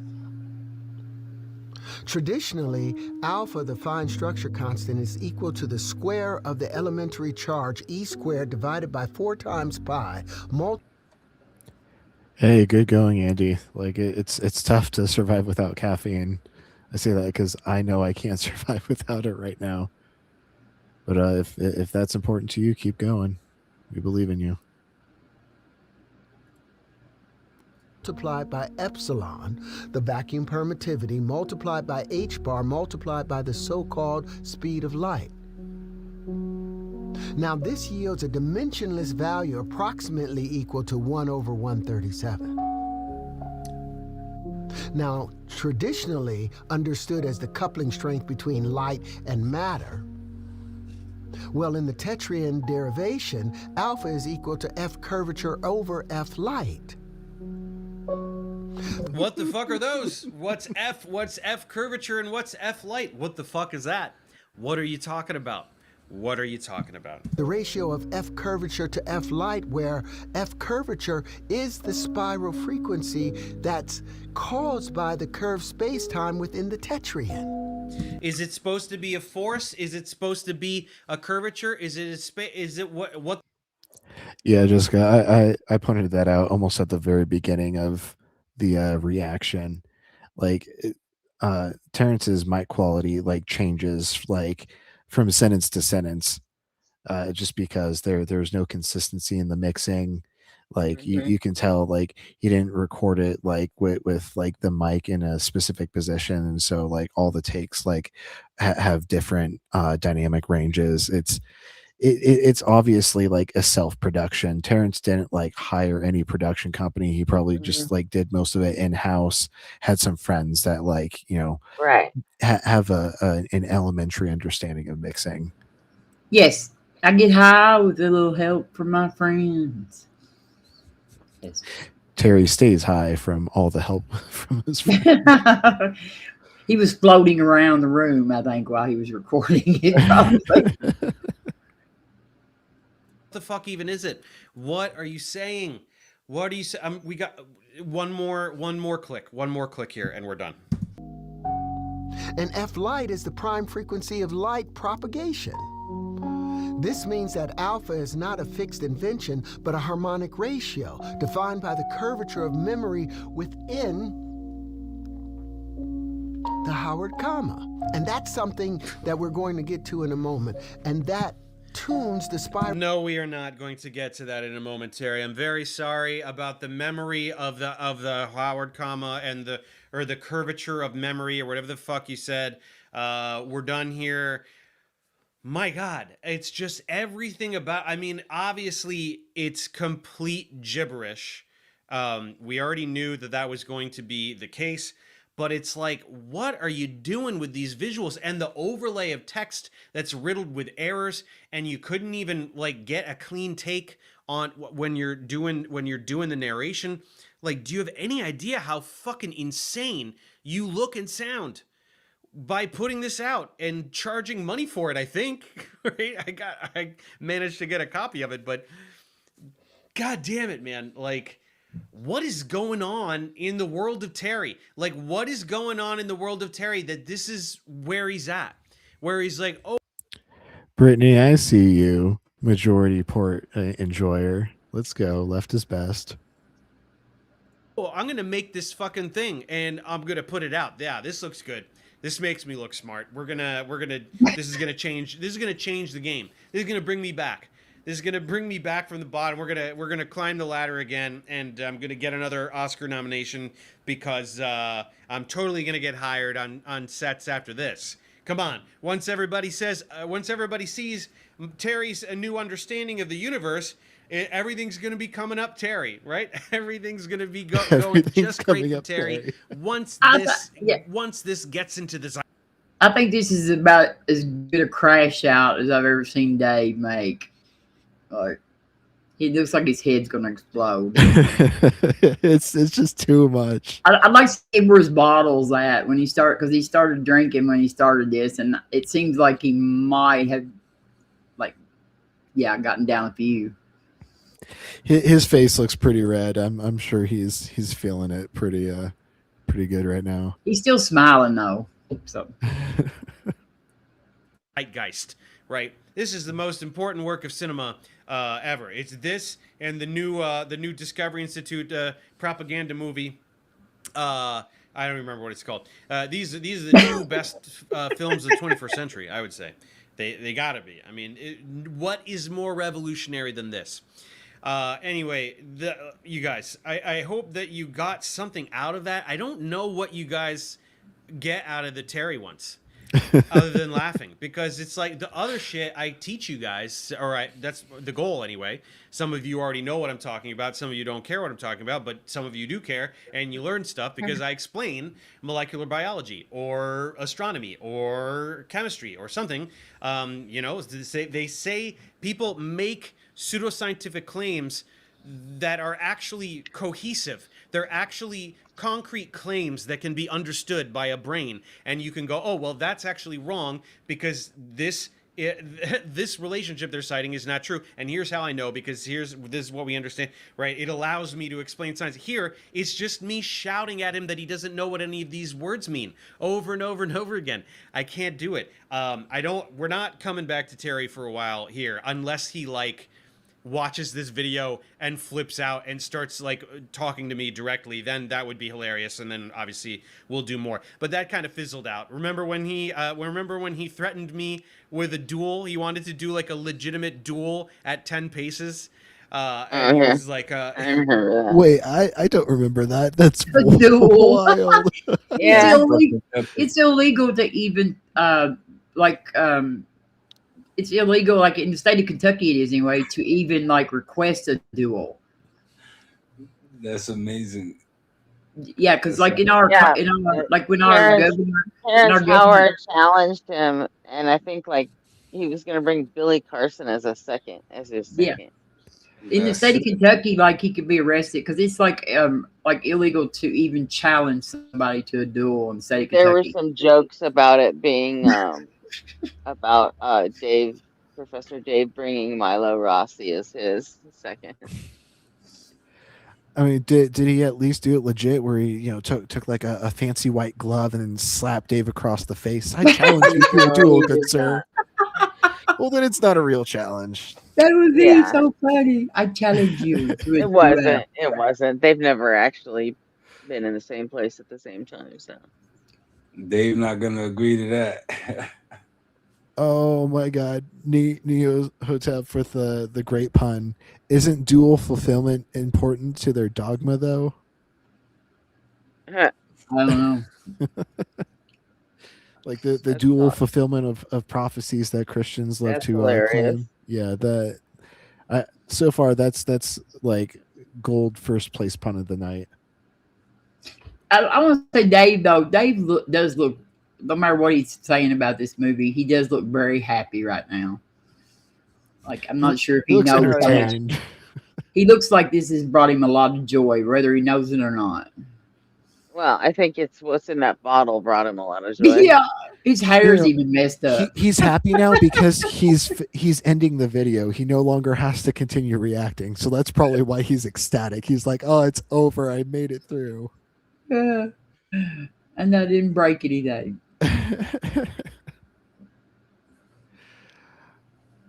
Oh man. Well, that was a wild ride. Too bad Neck2 couldn't stick around for the video he suggested.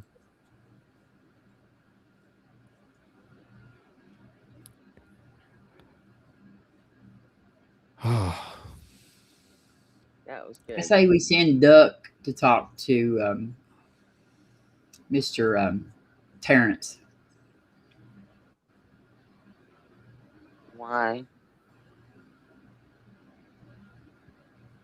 I believe he could talk to him and make some he could get through to Terrence.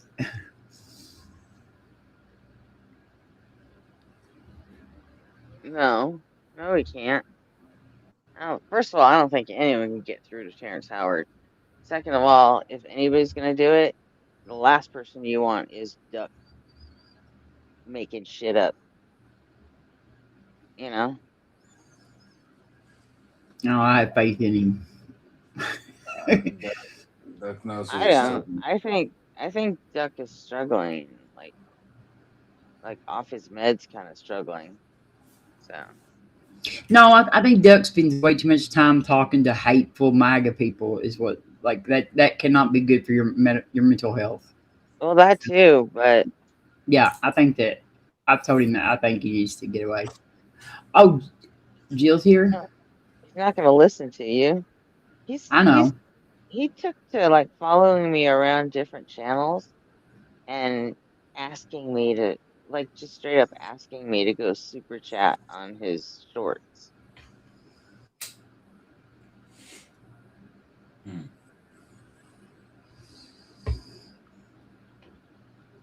I'm like, what are you doing? Well, if you remember correctly, I told him if he wanted super chats from me, he had to send me a D pic. When you did that night when I told him that, I don't think it's funny. I don't like looking. I don't like seeing him like that. So I have no sense of humor when it comes to that shit. So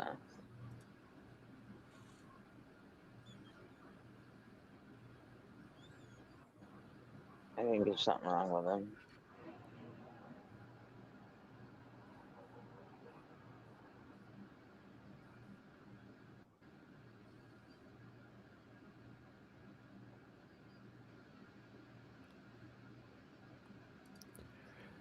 Is Hayden asking for a Markins GoFundMe page? Or Hayden, what GoFundMe are you talking about? Because yeah, we can reshare a Morgan's GoFundMe. Actually, I should check and see like if there's an update on that.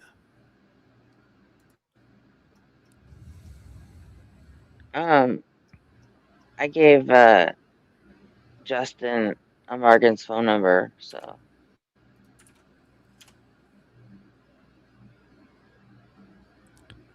Looks like they're 66% of the total raised that is needed. About 5,900 out of 9,000. Cool. So over halfway there. What is it? What's the GoFundMe for? A Morgan, who's been a producer for the line for a long time. Yeah, I know Morgan. Yeah, he's having a lot of health issues and currently experiencing a housing crisis. So he needs to move across the country to move in with Renee? Rochelle. Rochelle. Knew it was an R word. My apologies, Rochelle. Calicia. Yep. And so, I'm sure Robin knows her too. Yeah, but yeah, I've known Morgan for a long time. I'm surprised that Jimmy ain't helping him out.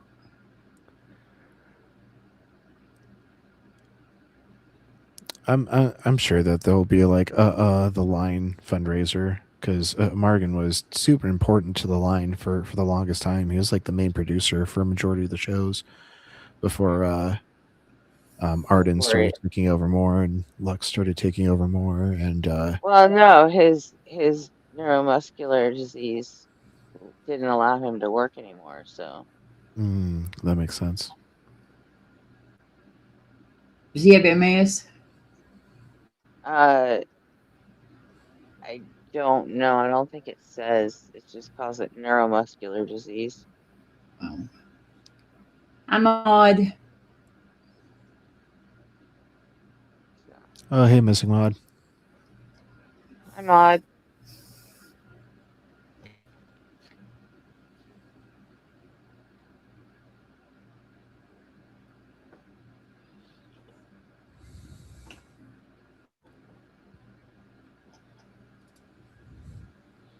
All right. So what should we do next?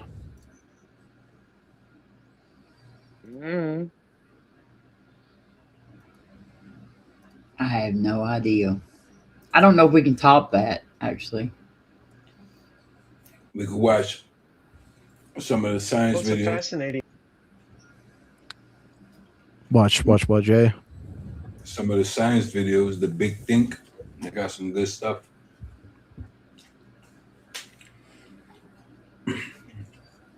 They got mad good stuff. Mad breakdowns of the universe from scientists and physicists.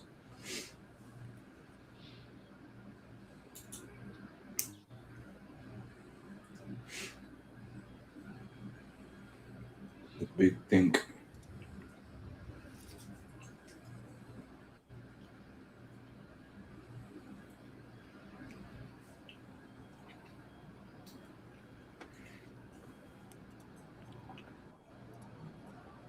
Jessica said the latest Force Valkyrie video.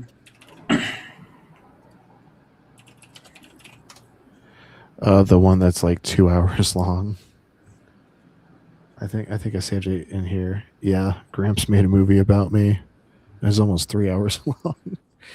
And that hour and 20-minute video took us like almost 5 hours to get through. We'll be done with this by tomorrow night. No, it didn't take us 5 hours. Yeah, we've been streaming how long? We spent that wasn't the first thing we did though. We spent 45 minutes with you and J Money arguing over God though, I think. At least. Yeah, in the middle of it. No, yeah, I was trying to say I was tone policing and I wasn't. That's all I was doing, was just clarifying.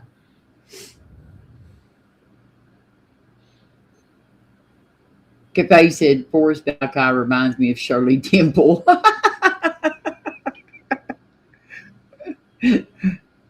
That's pretty funny. He does have some curly locks.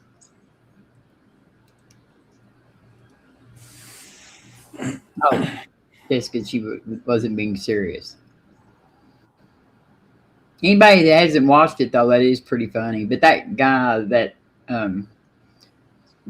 made the video, and they're in Lexington, Kentucky, of all places, too. It took just a little under 4 hours. Yeah, still a long time. Yeah, it is. So you got to take basically like the runtime of the video and then double that, and that's probably about your estimated time to react to it. 4 hours. No wonder Dave was drunk.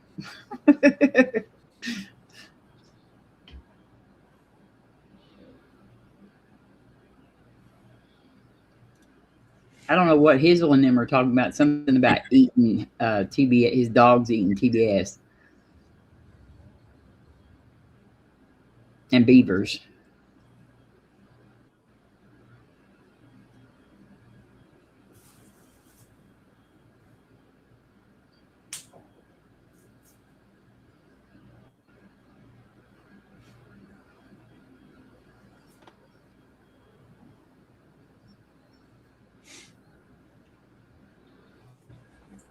Figure you put some science stuff or something.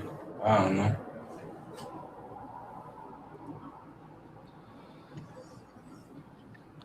I mean, what's your suggestion? Do you have a specific video?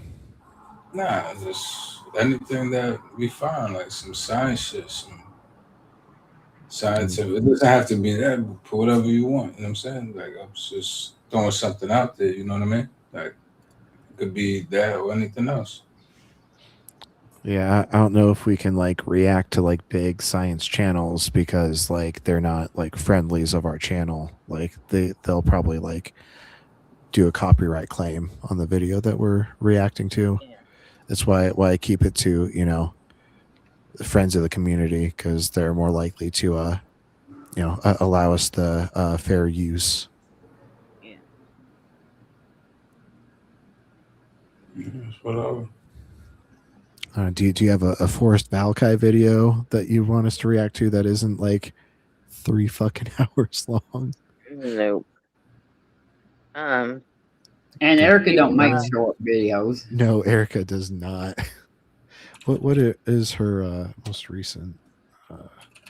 She doesn't make anything less than like 2 or 3 hours.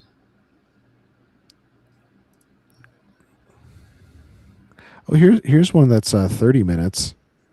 Really? It's not terrible. About a new Mycene ape.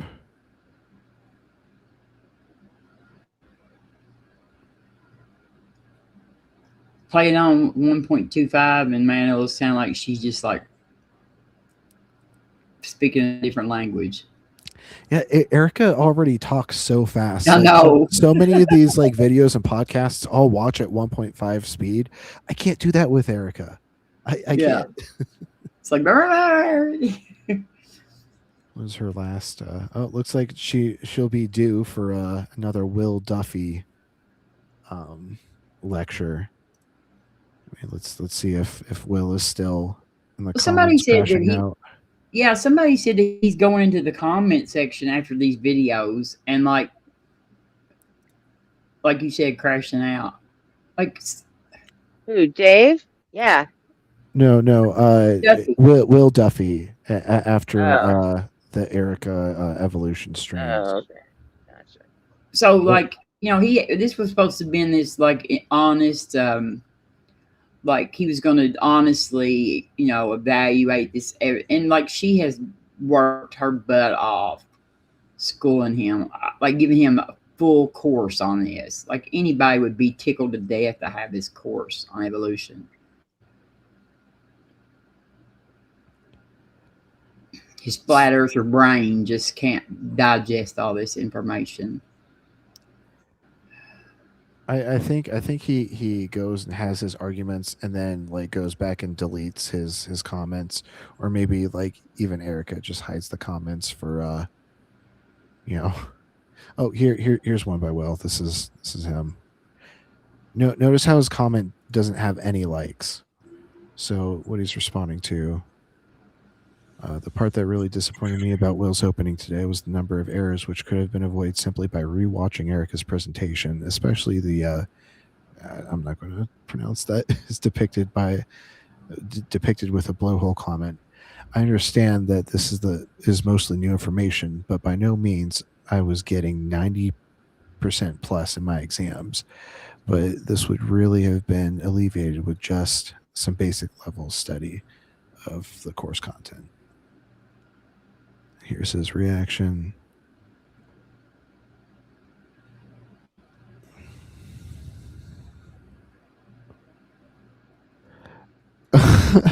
Ignore it and just blindly trust Erica. Like Erica would be like wanting to like mislead you.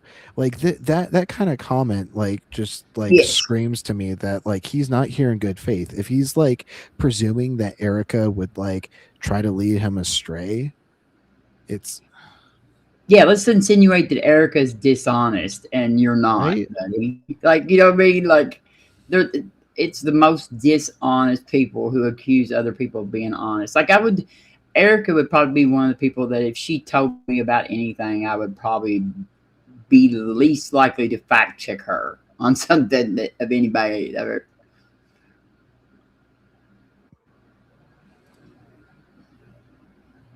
Then all these people just dogpiling on Will here in the comments. Let's see if Will responds to any of them. Nope. He deserves it. And this is what people mean when they say they don't believe that Will is here in like good faith. That like he always uses like the opening of the streams to like try to push his creationist views. Like I think it's more about audience capture for Will than it is like actually trying to learn and understand evolution. Yeah. And like this was supposed to be this was supposed to be like he claimed he was going to do this in good faith and he was going to like go with teach like let his kids do this too, and just another more evidence of how they lie. I'm surprised I'm not seeing more responses from Will. Just clicking through looking for the final experiment.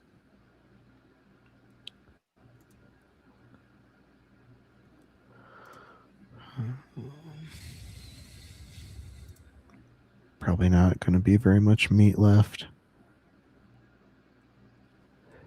Ooh, 54. Look how many comments. Like her videos have so many comments always. Like so many.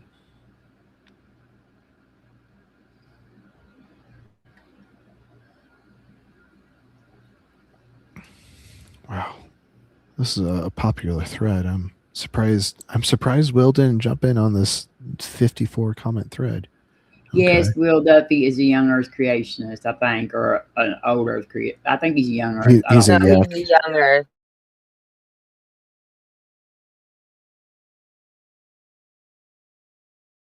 Like he did the final. What was it called? The final experiment. Final experiment. Yep. Yeah, he did that to like ease his mind and figure out if that Earth was flat or not. So no, he didn't.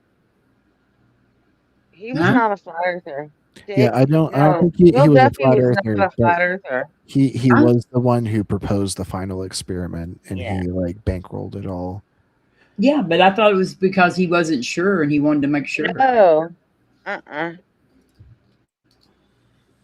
It's just because he wanted to prove to everyone that the Earth wasn't flat.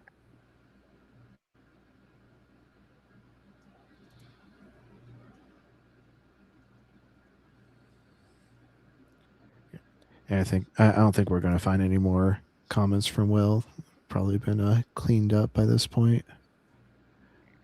But Erica usually has a comment like saying how she's like, you know,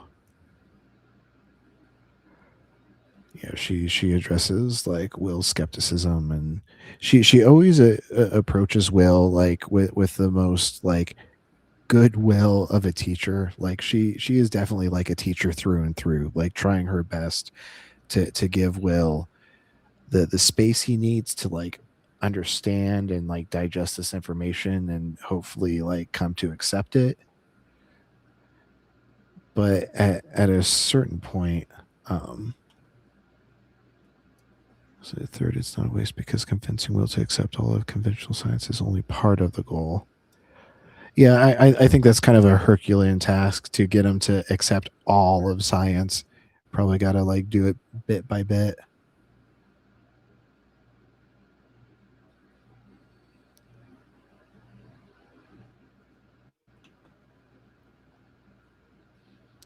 Oh, we got Jill yelling in the chat now. Really? Right on schedule.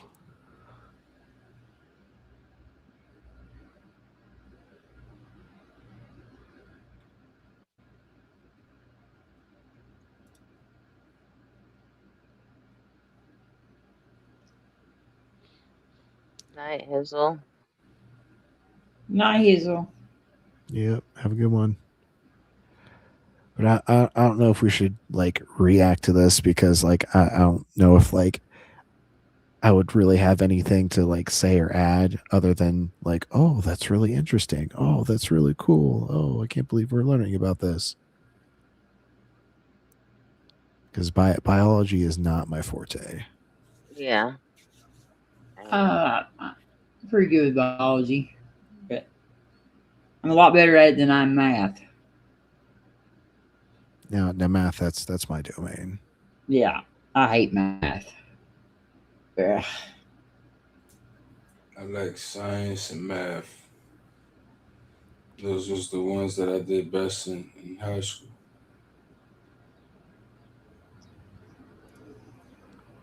But like I gotta polish up on all that shit.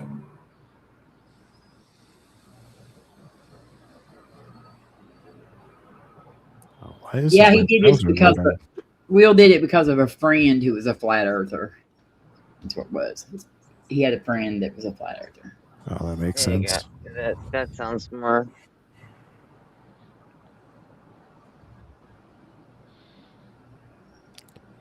If anybody sees a video title that jumps out to them, let me know.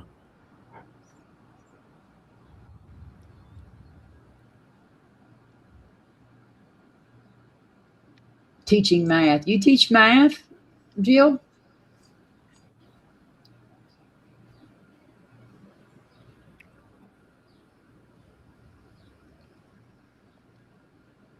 I could make it your not favorite subject if you tried to teach me some math.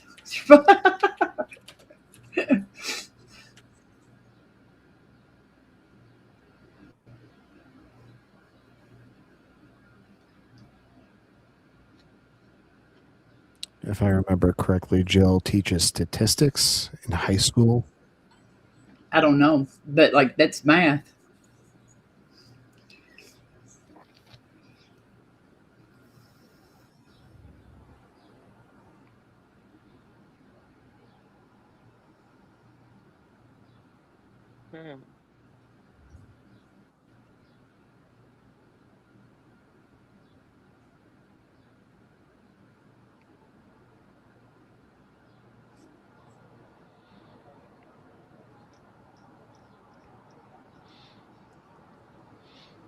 Oh, this one's jumping out at me.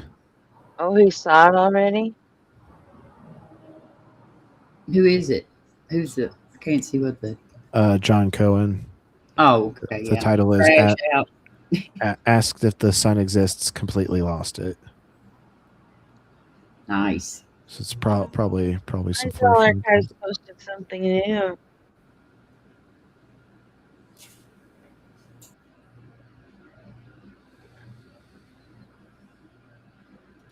Well, it's a fascinating proposition, to say God is fiction when we live in a world where everything we see, hear, touch, feel, taste, and think is fiction. Jill, you don't want to try to get your math from the Bible, because the Bible says that pi is equal to 3. Is this live? No, this is a clip from John Cohen. Modern neuroscience, teaches us that our brains create an approximation of what we think we see or we feel, and that formulates our beliefs. In other words, we believe that there's a sun because we think we see the sun. But in reality, our mind creates what we think we see. And so in a sense, for example, there's a 2015 study that was published, Consciousness and Cognition. That's a peer-reviewed journal. Remembering. Jill, you said that you could teach how to get the area of a triangle by reading Leviticus 25. That's getting your math from the Bible. Would you like to discuss one of your blunders right now in chat? Well, I think that they probably knew how to figure area, though, because, like the same period built the pyramids and stuff. Right. So I'm wondering about this guy who says because the sun, just seeing the sun is not the only thing we do with the sun. Like, we can feel the heat from the sun. We can actually get a sunburn. We can power stuff with the sun. Like, it's not a one sense, like visual thing to know that the sun exists.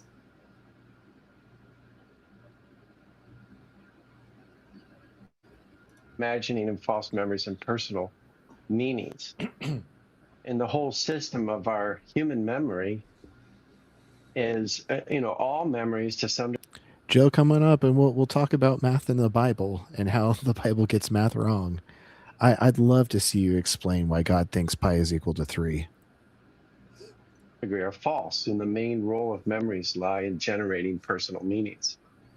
If you have a digital camera, it takes the light inputs, and I don't know exactly how it works, but it recreates images of the light. It's creating an approximation, much the same as you said our brains do, which I don't doubt our brains do. I'm not a neurologist. Oh, it's not the same. Okay, it's not the same at all. I'm sure there's differences, but no, let me ask you. Let me hold on. Let me just brain ask and you. The camera are two different things. It's a false analogy. Okay, so well then start talking. Okay, so please don't talk over me. Thank you.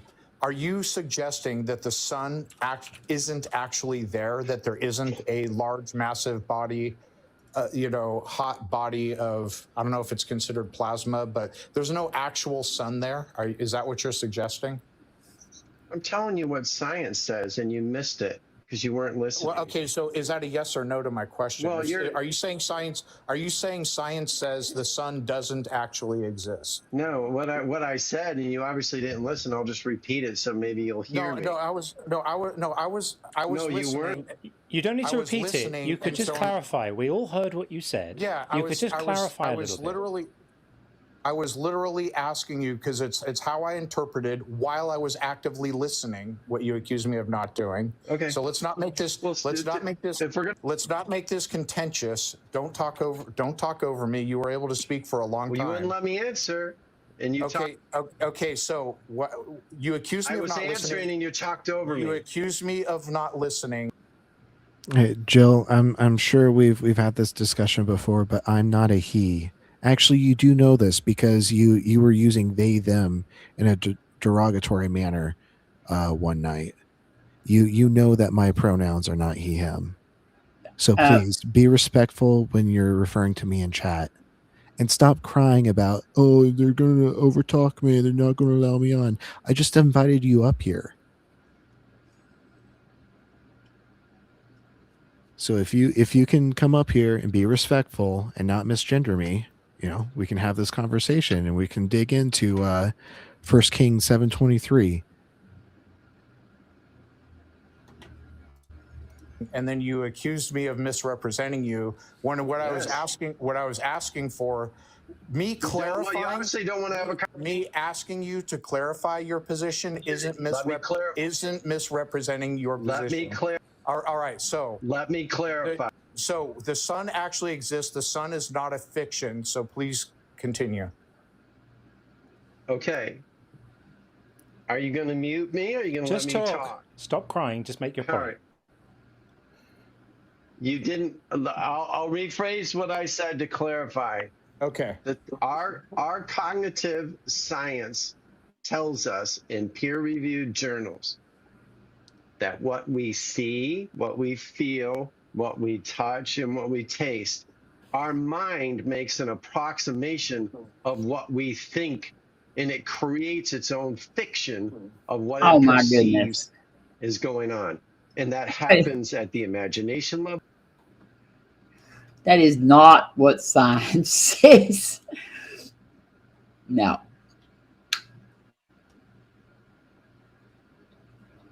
Hey, you're good, Andy.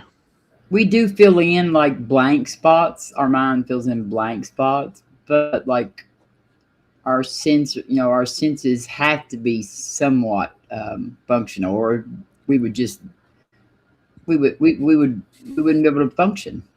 Like they would be useless to have eyes that didn't never see anything correctly, or ears that didn't hear anything correctly. Right. We wouldn't expect to like survive in the wild if like our eyes weren't like truth affirming, because we wouldn't be able to find food. We wouldn't be able to find mates to reproduce with. We wouldn't be able to like accurately identify threats and predators and other existential issues. So like we can trust our sense data to a point, and understand that it's not completely false, but we also understand that like the way our eyes work, like it's constantly like filtering out information. Like if you're sitting here right now and until I mention that your nose is in front of your face, you probably haven't been seeing your nose all night. But now that you're aware of it, you can look down and you start noticing your nose more. Same with like the optical nerve in your eyes that's causing a tiny little blind spot. If you take a note card and you draw like a circle and an X, and then you like put it close to your face and slowly move the card away from your face, eventually one of those shapes will disappear, and that's where your optical blind spot is. But there isn't like a missing part in your field of vision. Like your brain is filling in that little blind spot with like its best guess. And so like we understand that our sense data isn't 100% like the thing that actually is going on outside of us, but we also understand that it's not 0%. Yeah, it's not fiction. Everything we see is not fiction unless we're like, having some sort of, mind altering state, maybe, or, delusions, or, yeah. And we cannot, and like eyesight is not the only thing we use to detect the sun. Like we have plants that use the sun to grow. Like there's so many other like confirmations of the sun besides what we see in the sky.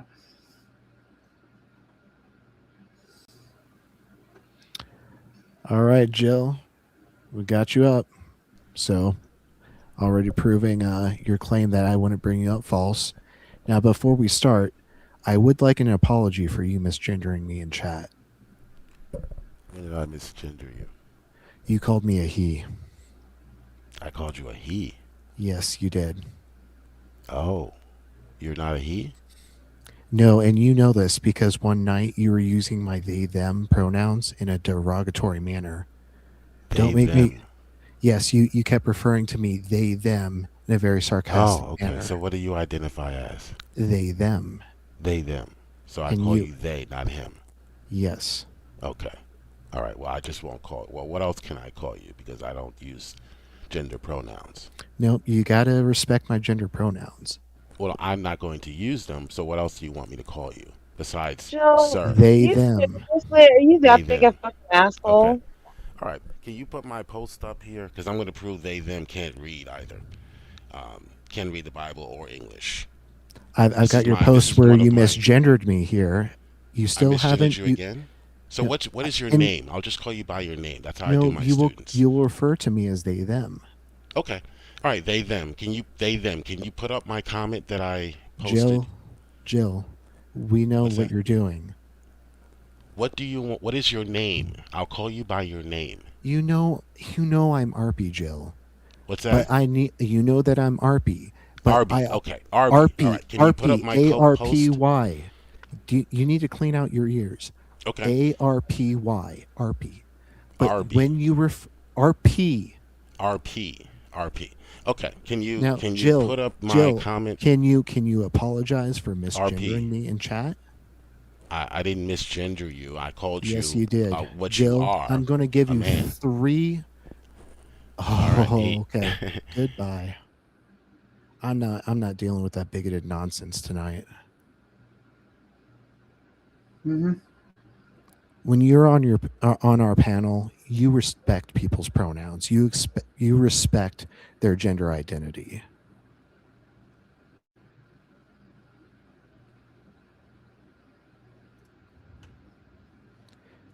It's about just approaching the conversation with a baseline mutual respect. If you can't even respect me as a person, I can't expect you to respect the conversation enough to be honest about it. Now, if you want to request backup, apologize for misgendering me, and then use my preferred pronouns, we can have a conversation because I understand that you're approaching it with respect.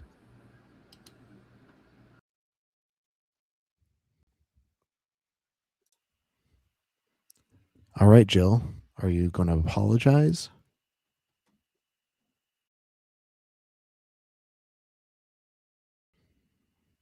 Hello? Yeah, misgendering you. Okay, so whatever misgendering is, I don't know what it means to misgender someone. So, again, you can accuse me of doing something wrong and expect me to apologize for doing something that I don't believe is wrong. But if you believe, Jill, this isn't about what you believe, it's about what you demonstrably just did. Okay. And you have been told in the past what my pronouns are. I can go up and pull up the chat where you were referring to me as they, them. You already knew what my preferred pronouns are. And you trying to play coy and like, oh, I didn't actually know. And what does it even mean to like have a gender and all this just unnecessary bullshit? Just respect my identity, refer to me by my preferred pronouns, and we can have a respectful, delightful conversation. Now, are you going to be able to behave and do that? Yes or no? you put my comment on the screen. Which comment? The comment I made, which you obviously misread. So I'm going to prove 2 things: that you can't read English or the Bible. The one where you doesn't matter what your me? gender pronouns are. Yeah, put my comment on the screen. The comment that says that I teach math. No, we're not moving on to that yet. Okay. All right. So let me read the comment. No, let me read the comment. You're just muted again, because we're not going to move on from this. We need to establish a baseline amount of respect. If you can't establish this baseline amount of respect, there's no reason having a conversation, because you're not going to respect me to be honest about the conversation. You're not going to respect me to even listen to my point of view. There's no reason in engaging that in that point. So, do you admit right here that you said he's going to either talk over or not allow me on? I'm the only one that's doing any sort of allowing people on the stage right now. It's obvious that you were referring to me. Mm-hmm. There's I'm not getting involved. There's no one else that this comment could have been referring to you. You were talking about me when you said he's.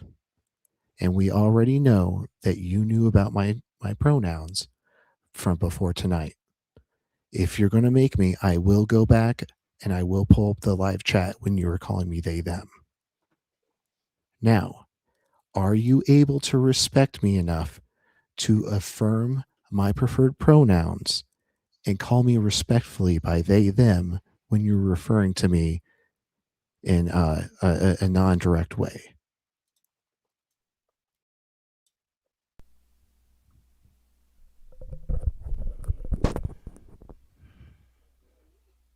Okay. So, are we ready to go now?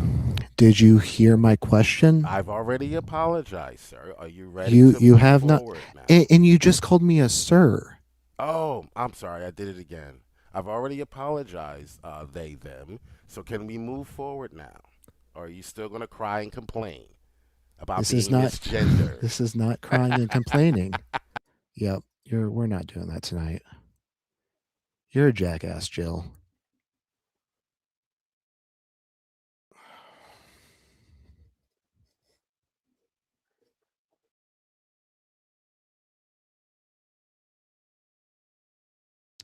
It's not my show. It's Gretchen's show, but she allows me to be a co-anchor. I trust that if I ever make the wrong call in the way of like directing the show, that Gretchen will let me know. I will. Yep. Well, I mean, you're a co-host, so Yeah. yeah, you're a co-host, so Jill, we're not doing it tonight. Okay. He's actually above co-host level. that's what I kind of thought too. I kind of figured that you'd put him there, so He's kind of like my partner in this, so. And I appreciate that title. So, I mean, if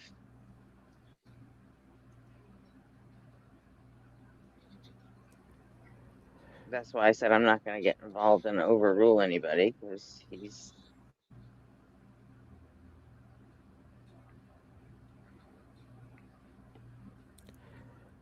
Now, Jill, I gave you. Oh, hi, Dad Knows Best. Hey, Dad Knows Best. I saw you on the stream with what was his face? It wasn't Amicus. It was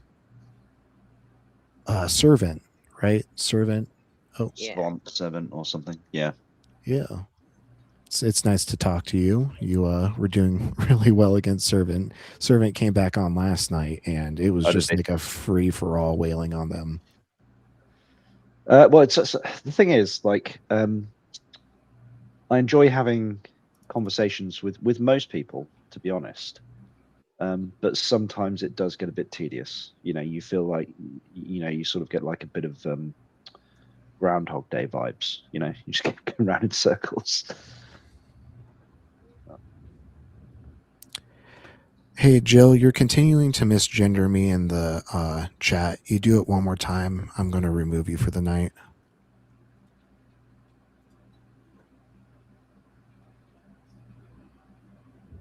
Yeah, come on, man. This isn't complicated. Just use a name if you don't want to use a pronoun. Right. And Jill couldn't even hear my name. I had to say my name like 5 fucking times. And Jill has I think I've had 4 conversations, all like over an hour each with Jill. Jill knows my name. Jill's just acting ignorant. Yeah, I mean, I'm not even necessarily on board with the whole, like, I have disagreements with like the whole distinction between gender and sex with people, but it costs nothing just to use a person's name. Why would you upset somebody on purpose? Just don't do it. All right, Jill, you called me sir again. You're gone for at least 24 hours. You're just a disrespectful little prick. Well, he just comes here to fight.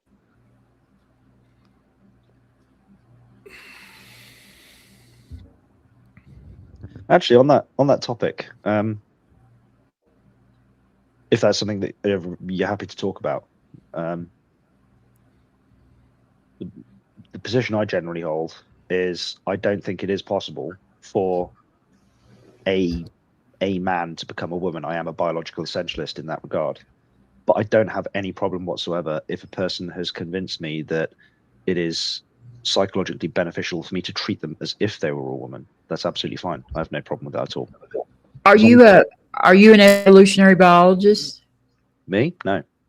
Okay. But I do have an understanding of the subject matter. Well, I mean, like, so your opinion really is like, it's, you know, it's not really valuable as far as like. Well, I mean, it's my opinion is lives. valuable. My opinion is valuable to me. You don't need to be an expert in every field upon which you have an opinion. Yeah, that's Otherwise, true. You can have your opinion, but like you're questioning other people's existence, and No, definitely. No. you're not a biologist. So this is where this way. You don't believe that a man can become a woman. No, but I have no. But I think What does that? What does that get you? I think a clarifier here is that just because I don't believe that a man can become a woman, I don't have a problem with. Well, pretending is probably a disrespectful term, but I don't have a problem treating a biological man as if they're a woman if they have stated that it is psychologically beneficial for them. I don't have a problem with that. Did RP claim to be a woman? They use they them pronouns. Yeah, they them. No, he didn't. He didn't claim to be a woman. That's what I thought. He didn't claim to be a woman. Yeah, but yeah, I wasn't necessarily assigning that to John. Here's where I'm going with that. Is how, so you mentioned that is, hey, while we're on the subject, I don't believe that a man can become a woman. Yeah, and that. So I'm taking that as your thesis, right? Okay, cool. Yeah. Well, I think there might just be a little surface confusion here. The claim is not that like biological or not biology that cisgendered men can become cisgendered women. A cisgendered man can become a transgendered woman. Yeah, a cisgendered woman can become a transgendered man. Yeah, the trans prefix indicates some kind of distinction between what would be, for example, cis or trans. No, yeah, that's fine. I don't take issue with that at all. So you believe a cisgendered man can become a transgendered woman? Why does your opinion on this? Why is this opinion valuable to you? Well, because I think it's ontologically accurate. I think it's true. A man could become a woman because a woman's looks is aesthetics. Like it's like he can't become a female. He can't change his chromosomes. That's what he can't do. The biology of it. But like as far as the aesthetics, a man could like change. Now you're talking about sex. You can't change your sex. That's what I'm saying. And there are different categories of female too, whether we're talking about phenotypical. No, what I'm saying is you could, like, if you a male, right, and you make the right adjustments and you present yourself a certain way, like there's some males that turn so much into females that you can't tell them apart. Like, yeah, isn't the phrase called like if they pass? I think is the phrase, isn't it? No, but this is what I'm saying. So it's like, how can you tell me that that's not a woman? That looks just like a woman. What it is not a genetic female. You see what I'm saying? Well, yeah, but it's a woman. It depends how you're categorizing them. So you've got some people which will state that woman is the equivalent of adult human female. Now, again, personally, there is the biological category of adult human female, and what falls into that category can and does in some circumstances have some fuzzy edges. Yeah, genetics. But genetics involved. Even that's not absolute. Like XY chromosomes, whilst there's a high correlation of XY and XX chromosome with the specific sexes, it's not absolute. There is some variation there. Okay, I'm not going to get into the medical of it. So when you guys are done talking about the medical, let me know, because I've got some shit I want to fucking. But the reason I would reject that definition, adult human female, is our cousin species like Neanderthals. We were able to reproduce with them. So by your definition, a female Neanderthal would not be a woman. Well, they Neanderthals were human. No, they weren't. Human is Homo sapien. Your Neanderthal is not Homo sapien. well, they are. We were able to interbreed with them, which does mean Right. that we are. They're not human, though. Human is Didn't Homo make them sapien. Homo sapiens. So Yeah, this wait is a minute. just a very easy example to show where that definition breaks. I think that Neanderthals are considered humans. Missing Mod, I am not making a huge deal over something that was a mistake. That was very malicious what Jill was doing. Jill continued to misgender me in chat afterwards. That's demonstrating Jill's malicious intent. And he was doing it the other night just to be an asshole. I was just typing that message to her when I stopped to say that. So my thing is, you can't change the physical makeup of what you are, and that's where you could be either male or female at. But outside of that, the aesthetics, a dude could change his appearance in a way that it's a woman, and I wouldn't date that woman. But at the end of the day, that's a woman. It depends. It depends what you're valuing at the point at which that you're applying the category, right? So so just because like if a person has like small mobile gametes, i.e. sperm, that would make them male, and if a person has large immobile gametes, i.e. eggs, that would make them female. But just because they possess one type of gamete or another doesn't mean that that is the axis upon which that we should judge all of our social interactions, right? Yeah, instead of us, a bunch of non-biologists trying to discuss this, we should, watch along this video of an actual biologist talking about these with very nuanced takes. And John, anytime you want me to pause and you want to, comment on what Forrest is saying, let me know and we can discuss it. But I think it's going to be much more beneficial to like listen to what the experts are saying and be able to derive our understanding that way. There's not no clips. Like, it's just an hour and 40 minutes. You know what? There's It's an important topic. It's an important topic. It's worth spending the time on, right? You know what? Hang on 1 second.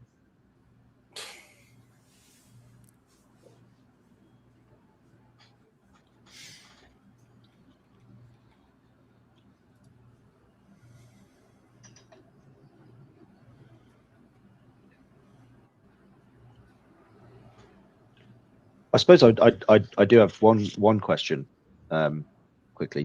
Do you think, in your opinion, am I approaching this topic with a degree of reasonableness and respect? Do you feel that I'm disrespecting in any way? I think you might be ignorant, but it's not being disrespectful. That's fair enough. Yeah. Like I that's, appreciate that's what my questions were going to get at. What questions? Mine. Hang on a second. Let's see if I can find this one. Oh, hi there. I was going to ask about do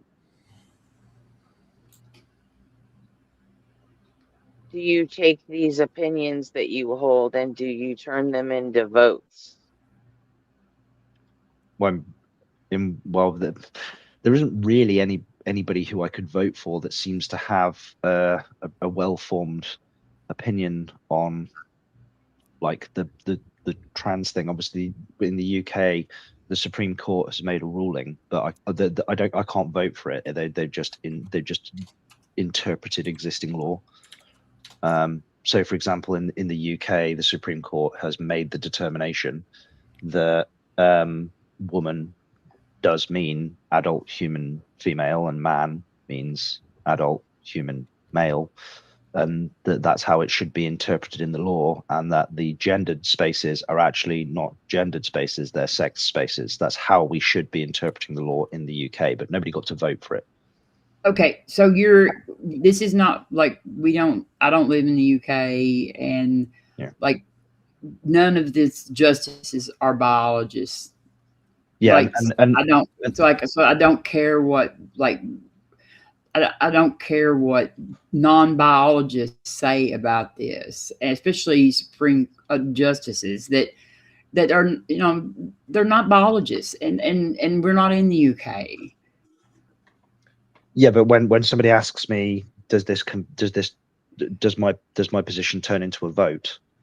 Obviously, I need to kind of explain the legal and the political. No, you don't. You just need to say yes or no. I mean, could Well, you? no, Have you ever studied the biology of it? Have you ever like looked into the biology of it? The biology of the biology of trans people. Have you ever looked into what the science says about it actually? Yeah, And how some of it. So, like, because some of the I've looked at some of the brain imaging studies and things like that, which don't seem to have a huge amount of consistency to them. But again, I used to work in imaging, why did you look into that? Because I was curious. Out of curiosity. Yeah, I was like when somebody says that you've like, obviously it does seem that on average there are differences between males and females, and when somebody said, yeah, what's up, Gretchen? When somebody makes the claim, look at the private chat. But when somebody makes a claim that, you know, you can do some kind of imaging on a brain and diagnose a trans person, that seems to me to be a pretty bold claim to make. I don't think, it doesn't seem like that we can reliably diagnose a person who is trans or has some kind of gender dysphoria or dysmorphia with an imaging study. That we don't seem to have that capability. And that's not to say that we wouldn't in the future. It's not consistent enough. It's no better than a guess, really, like flipping a coin. Well, that's because these things follow trends. There is no like, this is exactly what this kind of person's brain will look like. Now, when you say you worked in imaging, were you more of like the tech, or do you have like actual radiology training where like you're able to diagnose? I worked for a company called Alliance Medical, and I trained as a radiographer. So I performed specifically MRIs and CTs, and I whilst I never had formal training in PET CTs, the modality is sufficiently similar to CT that I could perform PET CTs, but I actually worked in management on PET CTs. I was in operations. But so did you have authority to give diagnoses based on the imaging? No radiographer has the like, a radiographer is the person who performs the scan. A radiologist is the person who interprets the scan and gives the diagnosis. All right. But so but there is a bit of an overlap. In that maybe. Well, not really. You're not qualified to make diagnoses. Like, you're qualified to like run the test. Radiographers are, because they can diagnose something called emergent findings. John. So, do you know what percentage of the population is trans? Hey everyone. I think it isn't it somewhere like 0.4% or something. That's like a really low. Yeah, it's like 1%. And why does everybody fucking care so much if we're just talking about 1% of people? Why? It doesn't seem like I'm the one that's popularizing this the topic. Well, if it's like the conservatives that are doing it. Yeah, and I consider myself to be a conservative. I'm probably more of a traditionalist, but I consider myself to be conservative. But it's not just here in America, worldwide. That it's the conservative people that are putting the liberals on defense about it. They're the ones keeping it a big deal. I mean, I don't think the people on the conservative side would agree with that categorization. No, probably not. But I think probably not. But look at the way, and I'm not again. I'm not one of them. I don't in principle have a problem with, for example, like here in the States, it was Fox News that made this an issue. Yeah, and I want to be. I don't want to position myself as if I'm the antagonist to like the trans community. That's not how I see myself, and that's not. Well, okay. how I Well, act in well day-to-day then why can I ask you why then you came up on stage and the first thing you said is, you know, I don't mind treating people with respect, but I don't think that you know this is real. Well, Yeah, Like that's no, what that is not no, respectful. Like you that did is not come straight respectful. out and say that. So that's why Well, I'm the only thing I I'm started doing is thinking, well, why the fuck do you care enough to like say that with your chest, you know? well, I have no problem with the distinction between like making a distinction between, for example, gender and sex.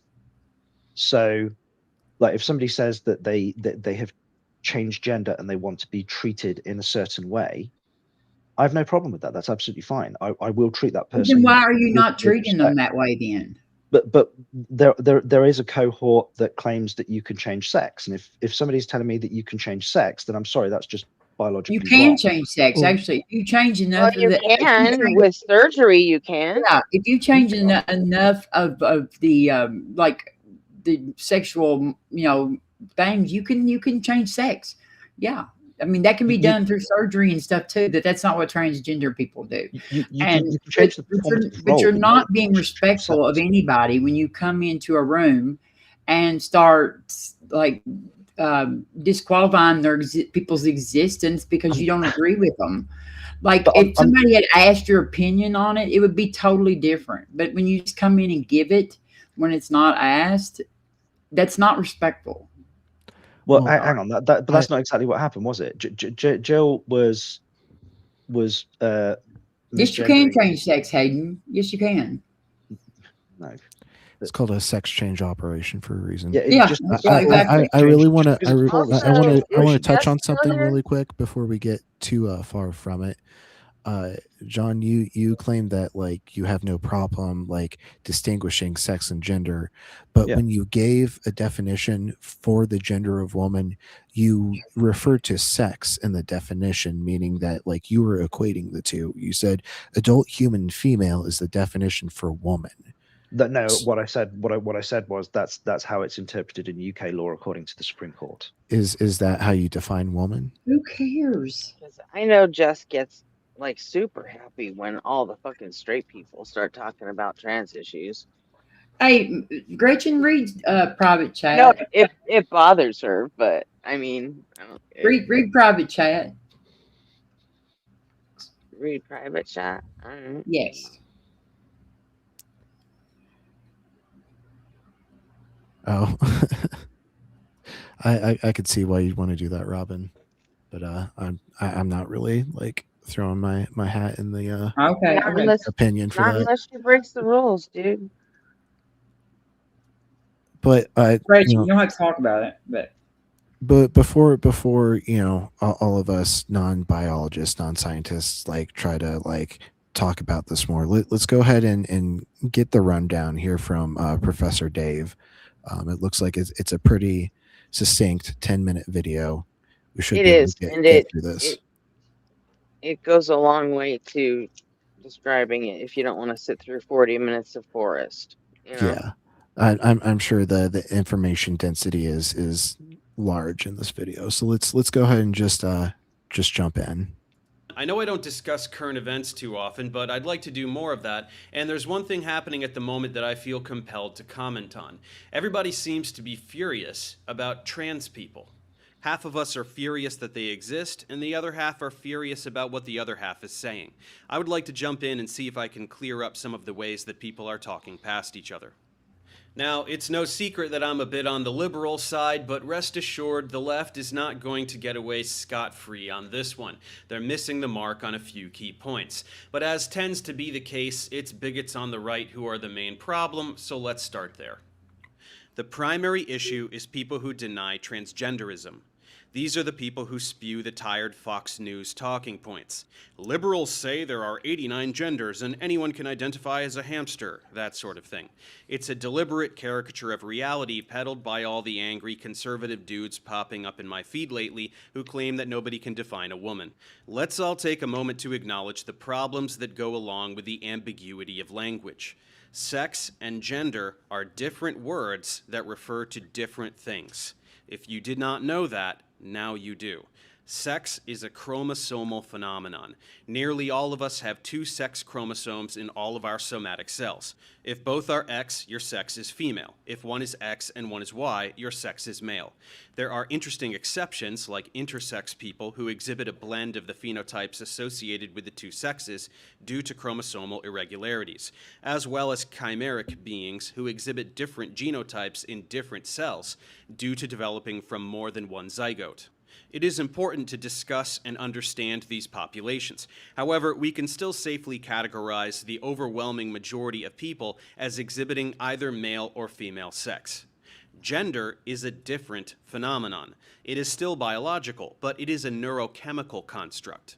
This means that ultimately it is still genetic in basis, but it absolutely is not determined merely by the sex chromosomes. It is tremendously more complicated, and researchers are still working to understand the biological basis of gender identity. Human psychology is complex. People need to deal with that. Thoughts and feelings are ultimately chemical phenomena. We all have a neurochemical profile that guides how we think and feel, and part of that is gender identity. The reason that we are just now becoming equipped to differentiate between the 2 phenomena is that in the vast majority of humans, somewhere between 99 and 99.9% of all people, gender identity aligns with biological sex, hence the term cisgender. Cis is a prefix that means same. But for that remaining fraction of a percent, which totals to millions and millions of people all over the world, their gender identity is the opposite of their biological sex, hence the term transgender. Trans is a prefix that means opposite. The unfortunate linguistic coincidence is that we use terms like man and woman, or male and female, in describing both of these phenomena. That is where the confusion arises, when people insist that one term must encapsulate both phenomena at once. So when someone asks, what is a woman, expecting to get a very simple answer that children can understand, they are sorely mistaken. The answer requires a discussion of genetics and neurochemistry. Therefore, when people complain about men choosing to be women, this is very offensive. It is a denial of the concept of gender. It is no different than the conversation that was happening surrounding homosexuality a few decades ago. Conservatives would say that homosexuality is just demons or temptations from Satan, and that heterosexuality is the only way people can truly be. Today, this seems totally ridiculous because homosexuality and other sexual orientations have become accepted and normalized, even among many conservatives.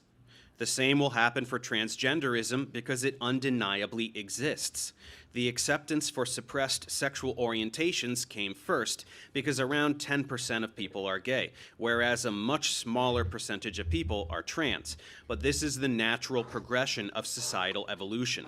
Nearly every binary has been shown to actually be a spectrum, and it doesn't matter how uncomfortable it makes conservative people. Society will continue to shift until our language and policies reflect actual human nature, not the tiny puritanical box that has historically been thrust upon us. Now, as promised, with the indictment of conservatives complete, I turn to liberals and the missteps they are enacting that are preventing resolution. Number 1, please stop saying things like gender is a social construct. No, it is not. It is a biological construct. Society can't turn you trans any more than it can turn you gay. Gender is determined biologically. It is simply that, again, gender is not determined merely by the sex chromosomes and is an incredibly complex neurochemical phenomenon. So let's talk about it honestly. Gender roles are a social construct, that all men must be this way and do these things, and all women must be this way and do these things. That is a social construct, and it is one that became obsolete immediately upon evolving beyond a hunter-gatherer society. It has only persisted due to deeply rooted misogyny and the desire to treat women as private property. Rage against gender roles as a social construct all you like. I'm right there with you. But stop saying that gender itself is a social construct. It is biological. In addition, sex is a much more easily definable biological construct, and we must acknowledge that when an individual that is of the male biological sex identifies as trans, their biological sex remains male. By identifying as trans, their chromosomes do not change, no matter what surgeries they choose to undergo. We rightfully refer to them as women because most of us have decided that it is appropriate for a society to respect their gender identity over their biological sex as a linguistic formality. If one's sex is male and their gender is female, why not refer to them as female and address them as they wish? This is a simple and obvious courtesy, but their sex does not change, nor is their transgenderism selected.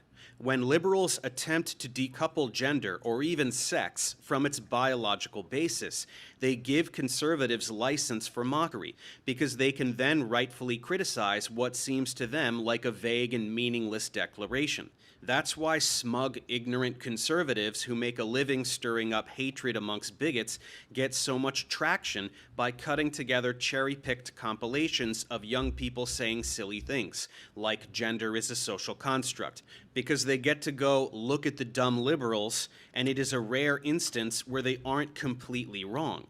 This emboldens them and makes them feel justified in pushing other talking points that are completely wrong. And finally, on a cultural note, I think that we need to stop flipping out about innocuous things that comedians say. Let us reserve our anger for those who are in denial of science and are attempting to limit human rights. When someone attacks Dave Chappelle on stage in my town of Los Angeles in the wake of controversy surrounding alleged anti-trans rhetoric, and he, off the cuff, shouts, "It was a trans man," that's not a hateful remark. He was reacting to the situation, which is what comedians do. You are free to decide for yourself whether or not you find any particular comedy to be funny. Comedy is subjective, but whether or not something should be deemed offensive has an element of objectivity to it, and that remark does not qualify. I'm not here to do an in-depth analysis of all the alleged anti-trans jokes from all the comedians on Netflix, as I haven't even heard all of them, but in general, let's just tone it down a notch. Additionally, regarding the controversy with sports, trans women who have gone through puberty as males, experiencing the dramatic hormonal changes characteristic of any sexually dimorphic species, objectively have an unfair biological advantage over female athletes. I personally couldn't care less about sports and who is competing against whom, but people who say that trans women have an unfair athletic advantage are absolutely correct, and to deny this makes any objections to transphobia totally meaningless, because you are refusing to acknowledge what trans people are. As to where trans women should compete, I don't have any solutions because, again, I don't care about sports. But there is a reason that men and women do not compete with one another in almost any sport. So if you are a fan of sports, try to respect that. And that's the end of my rant, which I felt compelled to write down and say out loud because I'm tired of hearing about the persistent controversy where in my mind there should be none whatsoever. The main takeaway is that the world needs to get over the fact that trans people exist. They've always existed. We are just now acknowledging their existence. We must accept and normalize trans people so that they feel safe to be who they are and express themselves as they choose. But along the way, let's not get swept up by the woke train. Let's make sure that all of our language is guided by science and logic, rather than an accumulation of meaningless cultural currency. Remember, words like sex and gender have real meanings, so let's try to remember what those are and teach them to those who are having some trouble. Thanks for watching. I'll see you next time. Yeah, I didn't find anything objectionable there. That makes all that, broadly speaking, mirrors my position. That all makes sense. What about sex and sexuality? Was it sex and sexuality or whatever? Forced Well, no, I'm happy. I'm happy with the distinction between sex and gender. But you guys were a second ago claiming that you can change your sex, and I affirm that you can't. You can change your sex if you change. Well, if you and change he categorically You can stated that you change your can't.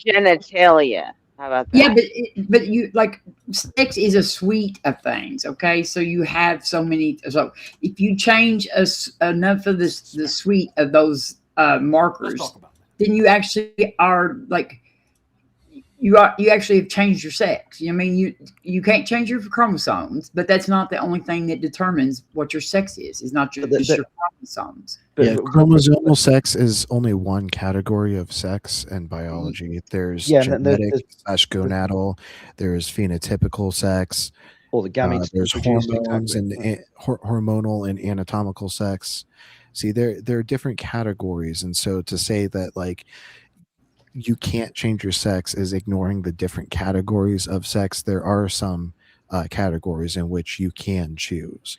Well, for example, you could in print. You understand why people on the right and all the people that are anti-trans, you understand why they cling to the gametes thing, right?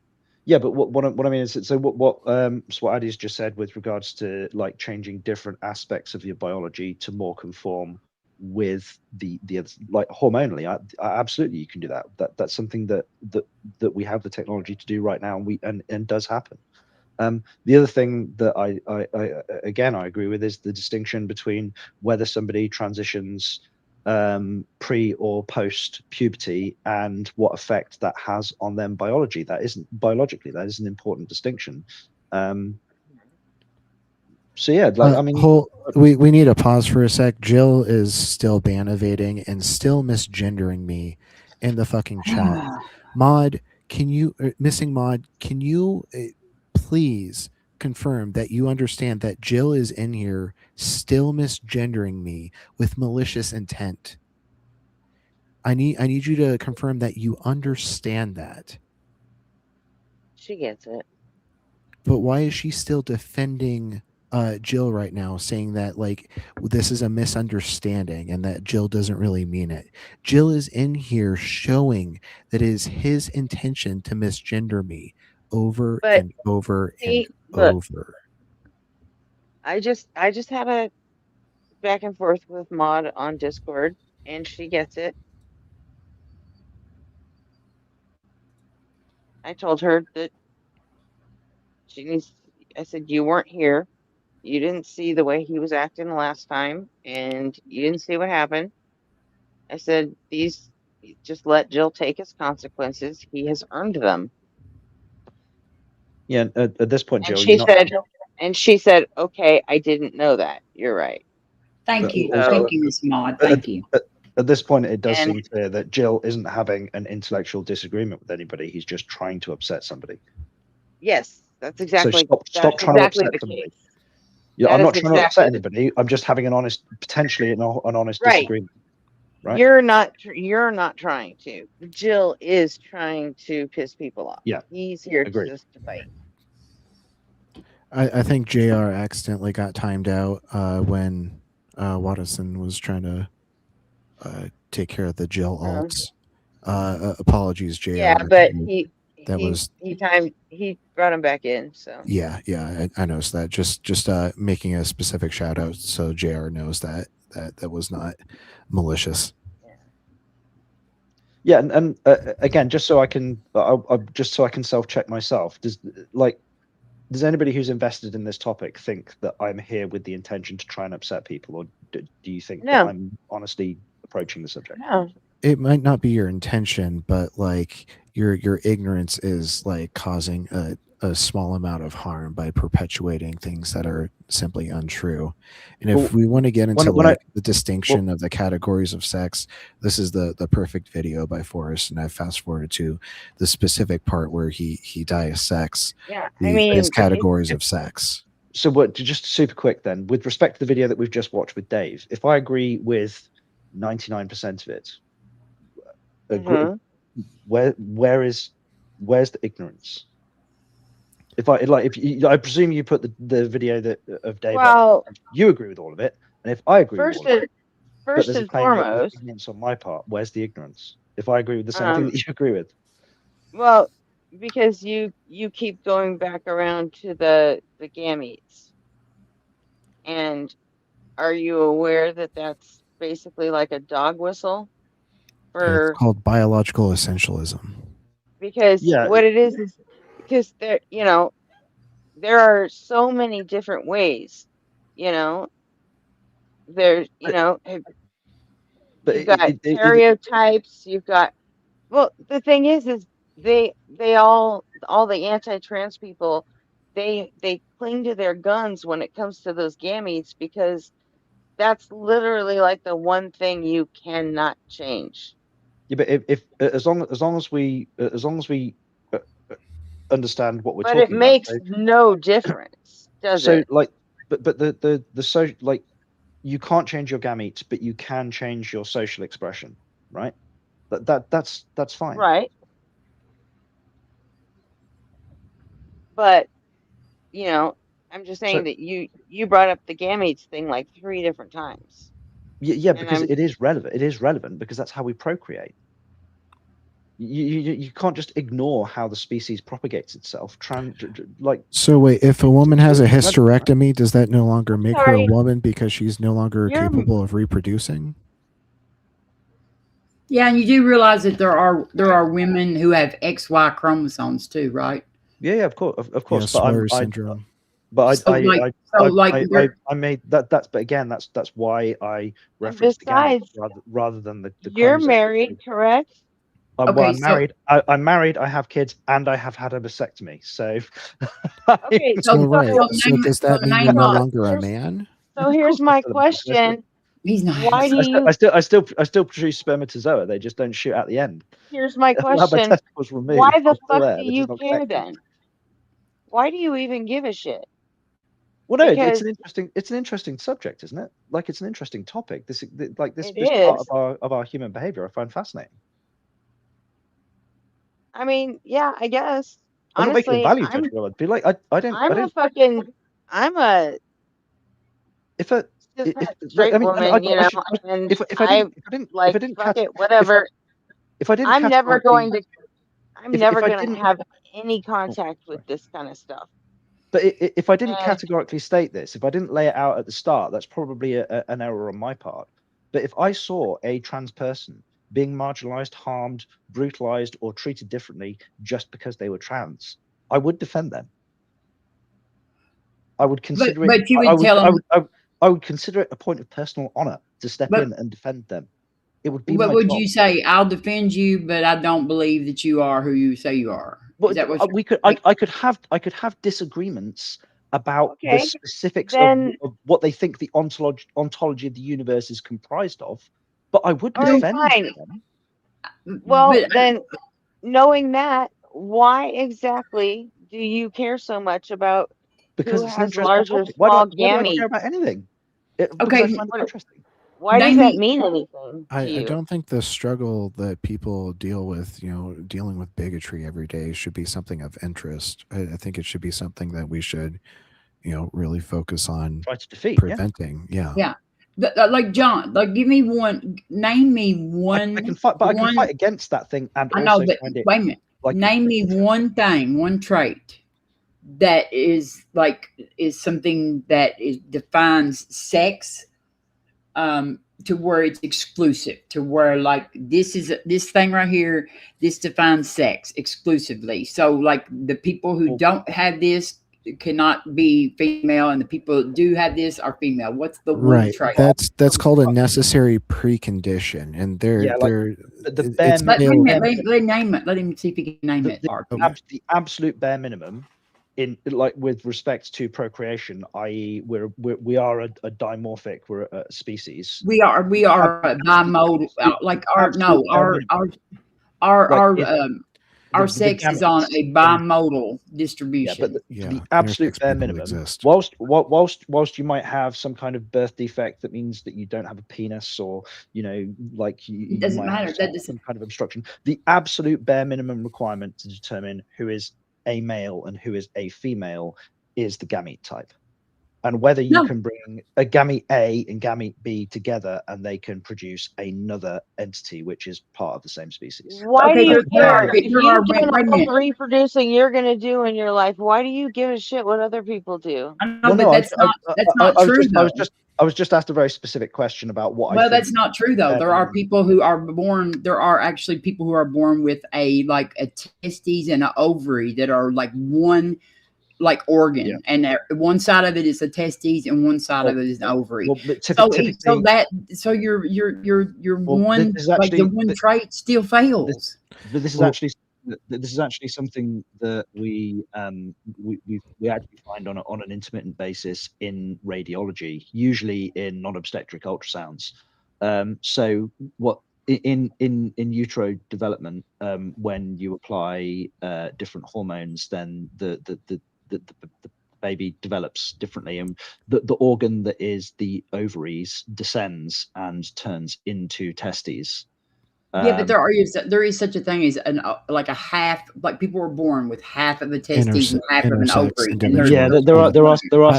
I'd like to chime in here and explain. The pure existence of intersex individuals makes it so your definition of focusing on the gametes does not rise to the qualification of necessary precondition. Because necessary precondition means that it universally applies, that there is no edge case in which defeats it. Yeah, any violation of the rule just breaks the rule. But that would be like pointing at an exception. The exceptions the exceptions exist in order to define the rules in the first place. It's like that would be like saying that. No. It's not a rule. It's not a necessary condition, though, John. If there's somebody who doesn't fit the necessary condition, it can't be a necessary condition. But it would be like saying that because the genetic deformity of polydactyl exists, that humans don't have 10 fingers, because occasionally a human is born with 11. Like on average, humans have 10 fingers. Yeah, this is the exact. We're not saying that they're not human. Forrest goes over in this video. I wish we had an hour and 40 minutes to be able to go over this, but my child will be waking up in the next 38 minutes. That's very specific. So, unfortunately, it's 5 o'clock Mountain Standard Time is when he wakes up. That's when my partner gets ready for her day. No. Right, so it's a scheduling thing. It's not just that he wakes up at exactly the same time every day. Yeah, it's when our responsibilities are handed over. Yeah. Cafe, king, and lord are not pronouns. Yeah. Nobody's calling you king. That's just the attack helicopter joke, redressed up. See, and you're better than that. Intersex people make up to 1.7% of the global population. So what is 1.7 times 8 billion? How many is that? How many people is that? What's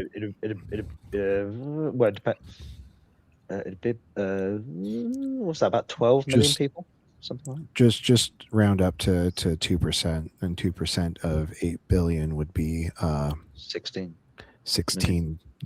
million. Yeah. Okay, so that's 16 million people. That no, it'd be 160 worldwide. Whatever. I don't hate math, but whatever that number is, it depends what billion you're using. I believe when they use the billion with respect to population, it's 1,000 million. But just so yeah, it would be 160 million, not 16 million. Okay, 160 million. So that's 160 million people that you think are exceptions. Like you can't make a rule that 160 million people don't fit into. If any one person violates that rule is useless. Robin, a necessary condition, a necessary But you're trying to make it sound like I'm devaluing, like when just because you use the word and they're an exception, they fall outside of the norm. Just because there's millions of them, with respect to the global population of billions, they do fall outside of the norm. And I'm sorry, I'm not gonna have people try to infer that I'm devaluing a person just because I'm making a statistical inference. Well, you're discounting there is no their such actual thing as existence. norm. it's normative. Maybe yeah, but you're you're the one that's bringing the moral outrage to it. I'm not. Like, I don't think they're not human. I don't think they don't deserve human rights. We never said that. We can that's make a straw man and a mischaracterization of the point we're trying to make. John, You're you are the simply one throwing that out came these up people. here and then dropped your dick on the table, and what you expect us not to talk about it? No, I'm happy. Yes, I'm happy. You to said talk you were about about was it a sex? What was it? Sex. I'm a biological essentialist. And see, that's, I mean, like, that's just that's a bad position, John. And I think you already know that. Like, I mean, if you don't now, if you're wrong, don't you want to know if you're wrong so you can be less wrong? Being a biological essentialist doesn't exclude the concept, the notion of gender, and it doesn't prevent me from treating people who have different notions, concepts, or performative, like live their lives differently with respect to, like, wanting to socially live as if they're a woman. So I have no issue, no problem with affirming somebody's gender when it doesn't conform to what their biological sex actually is. I'm not one of those people that insists that boys wear blue helmets and girls wear pink helmets. In fact, if somebody, the problem is with the term biological sex. Okay, you don't okay, we understand that. If you're wrong about the biological essentialism, do you not want to know the correct position? Do you not want to know if you're wrong? But with if you're wrong, let's just say, if you're wrong, is there a possibility you could be wrong? Of course, yeah. Like, then do you not want to know? I know. Okay, do you not want to know that? Do you not want to know if you're wrong? Do you not want to know that you're wrong so you can be less wrong? Yeah, of course. If I was wrong, I would want to know that I was wrong. That's all we're trying to do right now. Okay? But also, I don't think. I don't think we disagree to the extent that you think that we do. No, I mean, I don't think you're a bigot at all, John. But and I think that you're usually a very like rational thinker. And I think that if presented with evidence, you probably have a very good possibility of changing your mind. And I think that's what me and Arby are trying to do. We're trying to show you where you're actually incorrect. Yeah, and also, like, with regards to things like gender roles, I'm not one of those people that thinks that women should behave this way and men should behave this way. I know that, and I know you're not a bigot. Yeah, and with respect to my children, if some asshole told me, well, your daughter should, play with pink dolls and she should be a nurse because that's what women are supposed to do, I'd slap the ever living fuck out of them. My daughter she can do what she wants. I'm teaching her, I'm training her to be a well-rounded, rational individual, and the world is full of opportunities, and she shouldn't be limited from opportunity A, B, C, or D just because by virtue of the genitalia that she has. If your daughter wanted to transition to a transgendered man, would you allow her? Of course. Okay. W. Honestly, I don't think trans people don't exist, and like I would want her to demonstrate a degree of sincerity. I would want her to show me that there was a degree of confidence that what she's doing is the right decision for her, as I would with any other decision that she potentially could make that would have a significant consequential impact on her life. I would just want her to as much as is possible to be sure, because I wouldn't want her to make a long-term decision that she could regret, i.e. with regards to like surgery or medication or something like that. But I just think that's a reasonable standard to hold. Yeah, but well, they don't let people do that. They make you go through years and years. There are extensive protocols to filter out people who aren't actually experiencing gender dysphoria. And John, I don't think you're a bigot. Like I hope I didn't come across like I think. No. it's a tense subject, and it does like activate people in a way that other subjects don't seem to. You know, I think in maybe in 20 or 30 years, when people make the old joke, you don't talk about like religion or politics, I think they're going to say you don't talk about religion, politics, or gender identity. You know, I think we're going to add that one to it, because when you discuss it at a fucking dinner table, people end up stabbing one another. You know. Well, I mean, it's sad though, because most of the people talking about it know nothing about it. Like I said, if you're wrong, and you said there's a possibility you could be wrong, do you not want to know that you're wrong, and so you can be less wrong? Well, anything I ever say, do, or approach, because I do not think that perfect knowledge is possible. There is always the possibility that I'm wrong. That I always have to like constantly cross confirm, self check. I just think that's thank you. I just think it's an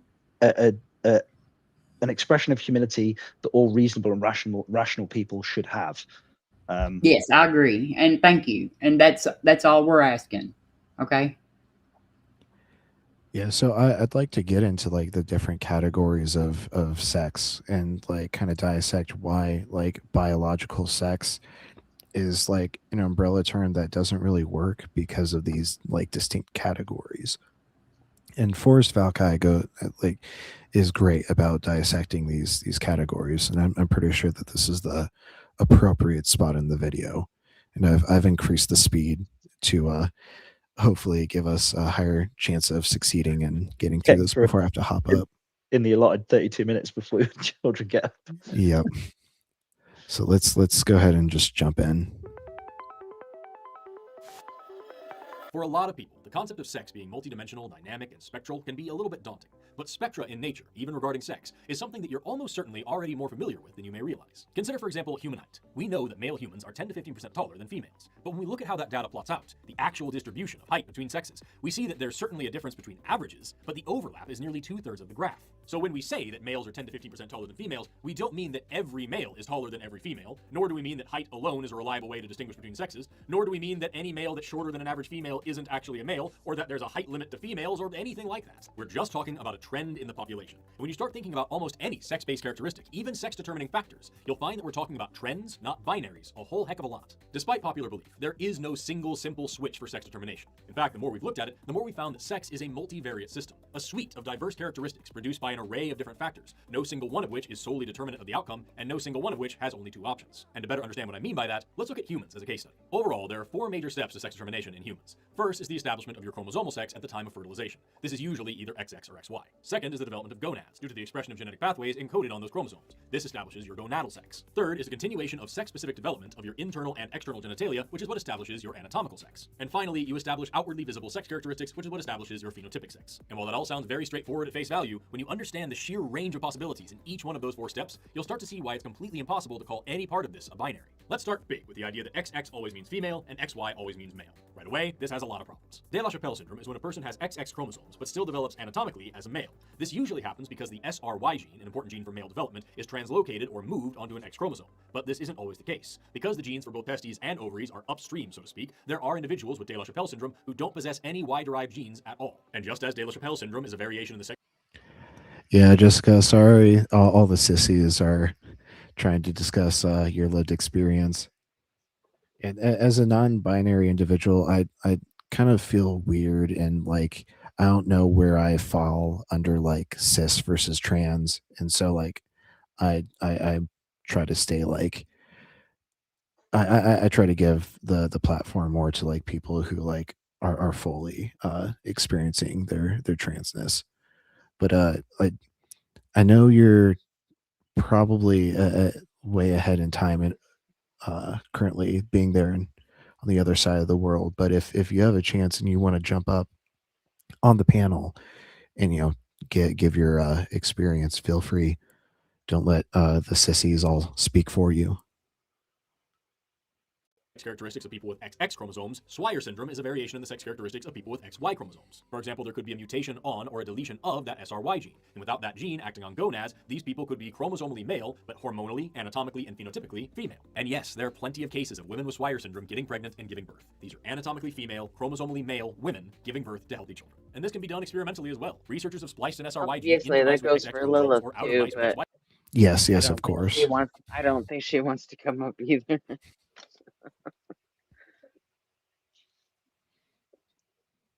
chromosomes and cause them to develop anatomies and behaviors that are in stark contrast to their chromosomal sex, even going so far as seeing XX mice develop male genitalia or having XY mice bearing litters. And this happens out in nature as well, even in mammals. In African pygmy mice, 75% of females have a Y chromosome and an SRY gene. And in the creeping bulls here in the US, all males have XX chromosomes. These aren't anomalies or crazy mutations, these are persistent evolutionary changes. And even humans which have a Y chromosome and an SRY gene still develop in the same estrogen-rich environment as every other embryo. And if they don't produce enough testosterone to counteract that estrogen, they could still develop as an anatomical female, no matter what their chromosomes or what their genes look like. But that's getting ahead of ourselves and talking about hormones. We'll get to those in a minute. With respect to this with the genes, I think this is something I think this is just something where it's a failure of our education.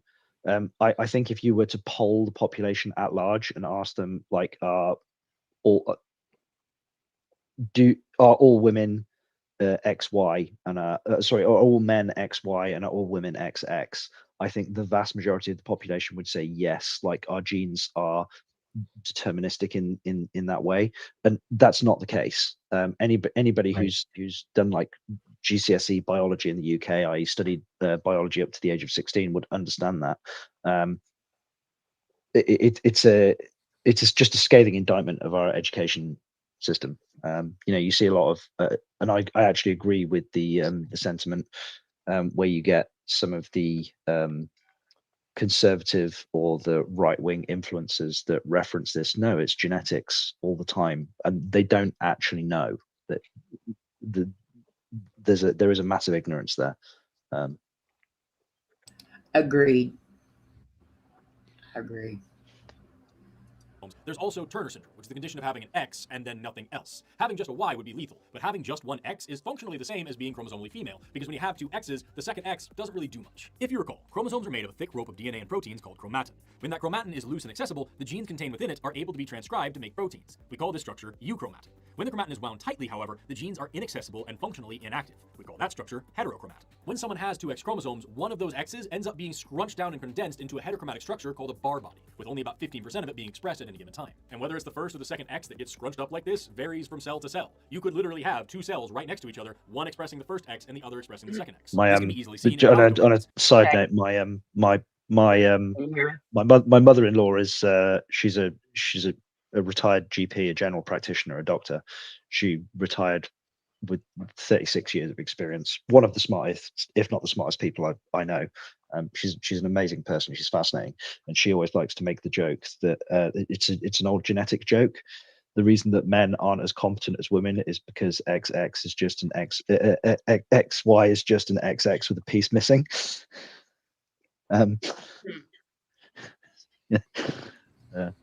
Yeah, the piece is on the bottom. Yeah. Which have the alleles for either orange or black fur on their X chromosomes. The random distribution of orange or black color within their coats is the result of the random inactivation of X chromosomes in their underlying tissues. So if you think having either XX or XY chromosomes is the only thing that determines your sex, then would someone with Turner syndrome with only one X chromosome have half of a sex? In the opposite direction, triple X syndrome, as the name suggests, is when someone has 3 X chromosomes. Poly X syndrome is when someone has 4 or 5 X chromosomes. Jacob syndrome is when they have 1 X and 2 Ys. And Klinefelter syndrome is any combination of multiple X's and 1 or more Ys. So XXY, XXYY, XXXY, XXXXYY, and on and on and on. So again, if you really think that having either XX or XY chromosomes is the only thing that establishes your sex, then would someone with 3 or more sex chromosomes have multiple sexes? And the possibilities certainly don't stop there, because there are some ways in which a person can have some cells inside their body which are chromosomally different than others. One of the ways this can happen is mosaicism, which usually occurs following a copying error early in development, resulting in an individual developing from a single egg but possessing 2 or more cell populations with different genetic makeup. Mosaicism can affect any type of cell and can include whole sex chromosomes as well, resulting in a person with a mixture of male and female I thought that was called chimerism. traits. When in utero, when one embryo absorbs the other, so you end up with 2 distinct genetic profiles that, when tested, actually look like that. Like genetically, they test as siblings. These are similar occurrences, but with like a slight nuance and Right. Okay. Yeah. And Better Than Ember actually has that condition. Yeah, well, you see it occasionally with people where they have like they end up with two different eye colors. Or yeah, Ember's like they said that she like the other fetus or whatever, like she ended up absorbing it, and so she has like in her cells she has two different, like she will have one cell will be like XX and one cell can be XY. Well, I believe I don't know if it's an anecdote or how true it actually is, but haven't there been like since we've started using things like genetic testing with regards to solving crimes and stuff, haven't there been examples where you could pull like a hair sample and it will have one DNA profile, and you could take like a blood sample or a saliva sample and it would have it would seem like genetically it would look like a different person. Yeah, there are cases of like people getting like bone marrow transplants, and then like they have the DNA of like the donor, the bone marrow donor. But yeah, I mean, you obviously the problem with DNA transplant is that the genetic similarity needs to be quite high in the first place, because with respect to an immune system, you can get a condition called graft versus host. Which basically is if you implant, like your bone marrow is what produces all of your T cells. It's what's responsible. You need to find a suitable donor. Response. Yeah. So if you inserted a non-compatible bone marrow into a body, then that bone marrow, the immune system response would treat the entirety of your body as if it was alien to it. It would just attack it. It's horrific. You need like a really high what do they call it?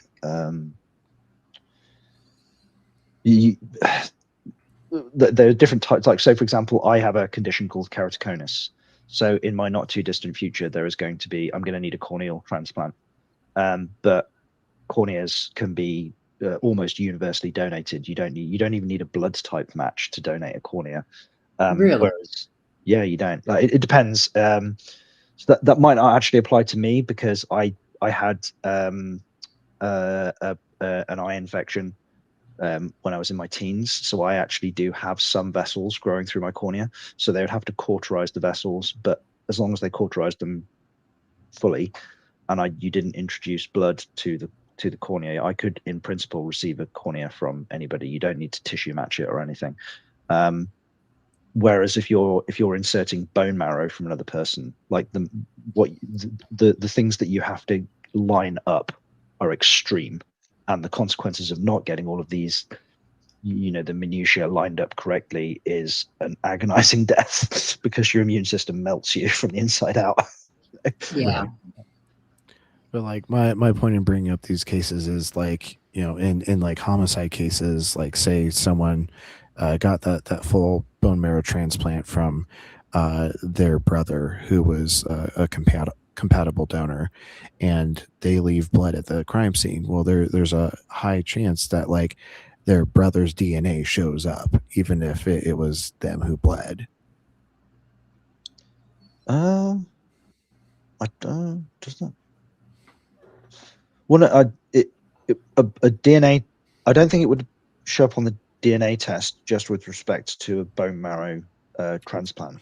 I think that there are tests that we can do on immune systems to determine what an immune system has been exposed to in the past. So, for example, if, let's say for argument's sake, that you've got brother A and you've got brother B, and brother A had been exposed to the measles, right? Then his immune system would have a historical record of being exposed to the measles. And let's say brother B had never been exposed to the measles. If you transplanted some bone marrow from brother A to brother B, then brother B's immune system would have the history, the memory of being contacted with the measles, despite the fact that brother had never actually had the measles. But I don't know if it would translate to DNA with respect to blood. It does. Just read this here on the screen. That's fascinating. That's fun. Fuck. So this is chimerism. What? Yeah. Through a different. This is like post fetal development chimerism. Yeah. Fuck, that's fascinating. Yeah, we better get through this video. Yeah, sorry, I derailed it there. I do apologize. Yeah, that's all Mosaicism is right. the only way in which you can have cells with different DNA inhabiting the same body. Chimerism occurs when two different egg cells are fertilized, and then at some point in their development, the embryos fuse, meaning the resulting embryo will have two sets of cells with two different types of DNA. Fun fact, this is also called reverse twinning, which is an awesome name. Just like with mosaicism, the tissues that end up being chimeric in these situations vary in each circumstance, depending on which cells are traveling, how they do it, and where they settle. Chimerism usually doesn't show any signs or symptoms, but sometimes when these people have children, they find that they are more distantly RB, related put to the them link than in they the expected, with private son or chat so John can get it and watch it later if he Oh, for feels the need Forrest's to. whole video, yeah, because like this is like probably hands down the best dissection of Yeah. you know, sex and gender and the transgender experience. Yeah, Or- this one is definitely the best, but you know, since we were short on time, I thought Dave's would be good enough because I use Dave's all the time. Yeah. This one's much better, and Forrest redid this one. Like the first one, he had like some like things wrong in it, and he went back and redid it, and he spent a lot of time on this one. It's really good. Yeah, Forrest tries to be as careful with the academic side of things as possible. He cares about, you know, attention to detail and getting all the nuance you know, properly explained. being more genetically similar to a nephew or a niece, for example. How wild is that? And also, just like with mosaicism, this can result in a person with a mixture of male and female cells, and the unique proportion and distribution of those cells dictates that person's unique sex characteristics. And all of that is just I'll primary put it in chimerism. chat. Secondary chimerism can be the result of organ transplantation, blood transfusion, or if you've ever been pregnant before, you may have experienced a phenomenon called microchimerism without even knowing it. Microchimerism is when fetal stem cells cross the placenta and implant themselves somewhere in the parent's body, or vice versa. If you're chromosomally female and you've ever been pregnant with a chromosomally male child, there's a chance that some of the cells and some of the organs somewhere in your body have XY chromosomes, and some of your child's cells have XX chromosomes, and that's all totally natural. The point is, just like with all the different chromosomal configurations that we talked about earlier, if XX and XY are all that matters, how would we classify these people? Do they have multiple sexes at once? Are different parts of their body different sexes? Or can we just admit that some people exist outside the simplified binary framework? A moment ago, I touched on how defining chromosomal females as having two X's is really about as useful as just saying they don't have a Y, but having a Y doesn't really mean anything on its own either. Remember, certain genes are only going to be expressed at certain times, under certain conditions, and in certain tissues. Like, for example, some of the genes that produce sperm, which are only ever going to be expressed in the testes. So if I don't have testes for any of the reasons that we talked about earlier, or any other reason, then these genes do nothing, and having them means nothing. The point is, even if you have a certain sex-related gene, even if you have a whole sex chromosome, you could still be missing any one of a dozen pieces of the puzzle of what sex determination actually is. For example, there was one study back in the 1980s that showed that female wallabies with XX allosomes that didn't have any egg cells at birth actually went on to develop testes even without an SRY gene. And you know why? It's because everybody watching this has the genes for both testes and ovaries. What gonads you get, whether it's one or the other or neither or both, comes down to an incredibly complex set of genetic interactions across several chromosomes, most of which aren't even your sex chromosomes. For example, one of the genes that helps build testes is called SOX9, and it's found on chromosome number 17. If you have ovaries, that's because there's another gene on your X chromosome called NR0B1, which makes a protein called DAX1 that stops SOX9 from giving you testes. Now, chromosomal males have an X chromosome too, but they also have a Y chromosome, which usually contains a gene called SRY, which works by producing a protein which binds to NR0B1 and stops it from making DAX1 so that SOX9 can produce testes again. That's why I have testes at this very moment. It's because a gene made a protein that stopped another gene from making a different protein that would have otherwise stopped a different gene from giving me the testes that I have. Like since we've started mapping like the human genome, which we've done quite comprehensively, that there have been some clinicians are looking at how we can potentially modify some of our genes. So one of the most common problems with orthodontics is like we somewhere like 60% of people, 60 to 80% of people have wisdom teeth. And when the wisdom teeth come through in your 20s, because we don't lose teeth anymore, because we've got modern dentistry, like fluoride in the water, toothbrushes, toothpaste, etc., we don't lose teeth, which means that when our wisdom teeth come through, there's no space for them. So they've looked at if they can turn off the gene for wisdom teeth, because it would actually be much more cost effective just to turn the gene off than it would be to do all this expensive and painful orthodontics. But it turns out the gene that is responsible for wisdom teeth is also closely related to the gene that expresses itself in higher primates like gorillas and chimpanzees, where they have an additional muscle group which bonds to their forehead.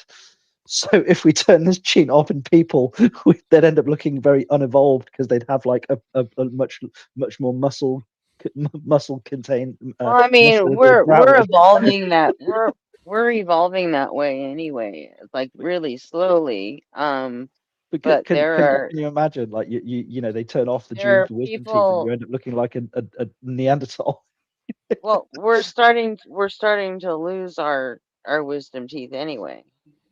Yeah, the gene is it seems to be slowly turning itself off naturally. Yeah, we're selecting. Yeah. It seems to be being selected for. Well, on the topic of orthodontics, I actually had hyperdontia, specifically a mesiodens. It's an extra tooth that was just growing out of the roof of my mouth, so I had to have that like surgically removed when I was like 10 years old. Yeah, my grandson had the same thing. That's wild. He just had an extra fucking tooth in there. Yep. It's weird. How awesome is that? It's also important to remember that some genes are pleiotropic, meaning they are one gene with several effects throughout the body. A great example of that is SOX9, which isn't only responsible for testicle development, but also plays a role in skeleton development. And it's even more important to remember that the 3 genes I just listed aren't even close to the end of the story. There are plenty more genes at play here, like WNT4, which is important for developing ovaries and kidneys. And even if I were to give he had an extra tooth growing in on each side, but they did x-rays on him, and he doesn't have any wisdom teeth. Very interesting. Yeah. Hyperdontia without wisdom teeth. Yeah, it's almost like, I guess the dentist said, you know, hey, maybe just something got fucked up in there, and it decided to grow 2 extra canines instead of 2 extra molars. It's fascinating. So. Evidence for other unknown genes which play some role in gonad development as well. Now, if you're paying attention, you might be starting to put some pieces together here. I think he still has them on the bottom, though. Y chromosome, but have a mutation on your SOX9 gene or extra copies of your WNT4 gene, and so you still end up with female reproductive anatomy. Or you could have no Y chromosome at all, but you're missing an NR0B1 gene or overexpressing an SOX9 gene, and so you still end up with testes. And let's not forget the difference between heterochromatin and euchromatin. You can have all the right genes in all the right places, but they're just wound a little bit too tightly, so they're functionally turned off. And yes, there are other animals, even other mammals, that don't have an SRY gene or even a Y chromosome, and yet they still have genetic sex differentiation and they still reproduce sexually. None of these factors are guaranteed binary sex switches. But let's ignore all of that. Let's say you have all the right chromosomes and all the right genes and whatever gonads that you like. That still isn't good enough. Getting into hormones next. Gonads produce that actually causes you to develop as a male or female. It's whatever gonads you like. Look, Succubussy's comment up there about the tooth in the roof of your mouth. I thought that was funny. Damn. All right. I'm lucky. I got mine taken out when I was in the army. Didn't cost me anything. Well, I had that mesiodens, and I had all 4 wisdom teeth, and I needed to have my wisdom teeth removed before I was a candidate for knee replacements at 21 years old. Really? Yeah, because like having an abscess tooth like could lead to like a complication like in the orthopedics, you know, in my lower extremities. Yeah, my best friend right now needs both hips replaced, and she's having to have all her teeth pulled first. Well, they'll even do her hip surgeries. When I was in my teens, I definitely wasn't as sexy as I am now. Wait, and I was what? one of those kids that I was one of those kids that had the full braces. So I had 6 teeth removed, 2 on the bottom and 4 on the top, in order to make space to like line my teeth up. And then when I was in my early 20s, my wisdom teeth came through and just blew it all to fucking bits. Anyway, it was a total waste of time. But at least I'd had those teeth removed because they made space. Otherwise, I'd had to have my wisdom teeth removed because there'd been no fucking room. You know? Yep. Intelligent design. Oh yeah, we're so well designed. There's nothing about us that could be improved in any way, shape, or fucking form. hormones are. The idea of testosterone being the man hormone that makes you aggressive and estrogen being the woman hormone that makes you compassionate has been very popular science fiction. However, all the way back in the 1930s, scientists were noticing that both male and female animals interacted with both male and female hormones in pretty unexpected ways. Male horses were shown to possess striking levels of female hormones, and female rats exposed to male hormones experienced female typical anatomical developments. Even male typical and female typical behaviors seemed to increase when lab animals were exposed to hormones of the opposite sex. Just like everything else in biology, hormones got a lot more interesting the closer we looked at them. And yet, to this day, lots of people are still very surprised to find that we all have testosterone and estrogen and all sorts of other hormones in our bodies all the time, and they don't usually do what people think they do. Endocrinology gets pretty complicated pretty fast, so let me give you a very simplified example of a few key hormones so you can understand a little bit of what I'm talking about here. You see, some of the cholesterol in your body can be converted into progesterone, and that's what becomes testosterone, and that's what gives you what some of my anatomy professors would call male internal plumbing. Some testosterone can then be converted into dihydrotestosterone, and that's what gives you male external genitalia. Or testosterone can be converted into estrogen and estradiol, and that's where you get female sex characteristics. Sometimes the same I believe hormones can have excess different effects on different testosterone sexes. also correlates with male pattern baldness as well. So the reason that my hairline is receding is because I'm an extra manly man. If we define being a man as having more testosterone, I knew that was going to activate you. no, I know you're being facetious. I'm just like playing into it. We're having fun. Like the luteinizing hormone, which triggers the ovaries to release eggs and the testes to produce sperm, or estradiol, which signals the growth of female internal genitalia and also helps regulate erectile function. All this is to say, these different hormones are not male or female things. Everybody has all of these hormones in their bodies all the time, and your specific hormone levels are as unique as your fingerprint. It's also important to point out that hormones don't actually do anything by themselves. All they can do is bind to cell receptors and then cause those cells to do things, and those cell receptors are controlled by a totally different gene pathway with just as much room for variation. So for example, you could have a daughter who hasn't had her first period by age 16, so you bring her to the doctor to figure out what's going on, and you find out that she's actually chromosomally male, but she has androgen insensitivity syndrome, which means her cells aren't producing the receptors to bind testosterone. So even though she has XY chromosomes and more than enough testosterone to go around, she is still anatomically and phenotypically female. And if you think that's some wild and fantastical scenario, it's not. Androgen sensitivity syndrome affects 1 in 20,000 people. That's about the same rate as albinism. And there are some ways in which more or less the same thing can happen in the opposite direction, like some cases of congenital adrenal hyperplasia, in which a chromosomal female will be exposed to high levels of androgens prenatally and so develop partially or fully masculinized external genitalia. But who cares about all these chromosomes and genes and hormones and developmental stuff? At the end of the day, you're either born with a penis or a vulva, right? Well, not always. In Western cultures, sex is typically assigned at birth based on a visual inspection of external genitalia. And for that reason, a lot of people tend to assume that external genitalia are a simple and unambiguous way to indicate sex in one direction or the other. But that is a super narrow viewpoint, and it couldn't be further from the truth. To understand what I mean by that, let's start by addressing the super common belief that we are all females by default, and it's the Y chromosome that makes someone transform into a male. That is a major oversimplification, and the truth is way cooler. At around 3 to 6 weeks of development, regardless of their sex chromosomes, all embryos look the same. In fact, this stage is called the indifferent stage. But that doesn't mean that we're all phenotypically female. There is no male or female phenotype at this stage. At around 5 weeks, a structure called the Well, urogenital this is ridge why will give all rise to the all Wolffian humans and have Mullerian nipples. ducts. If left unchecked, the Wolffian ducts Whether will they're eventually male develop or into the ductus female. deferens, which used to be called vas deferens, and the Mullerian ducts will develop into the uterine tubes, which used to be called fallopian tubes. So it isn't that we all start out female. Most people start with the fundamentals of both male and So female on a genitalia, side and note, usually one of those can with some of the things with embryology and how we develop that are fascinating. Like when my wife was pregnant with our kids, it happened twice. At the end of her pregnancy, you could see like down the middle of her belly, when I think she was 37, 38 weeks, like full term, you could see where her belly had fused together during like gastration, during like her embryological development, like Oh, down yeah. the midline of her belly button. It's amazing that you It's can it's witness that little dark line, right? Yeah, yeah. Yep. Unbelievable, right? Yep. Fascinating. We're sewn together at a seam, essentially. Yeah, literally. Well, there's the old joke, isn't it? Like because gastration occurs in embryology for all mammals. Literally, all mammals at a certain point, because we formed from the asshole up. At a certain point, we were all nothing but an asshole. The true nature of humanity. Yeah.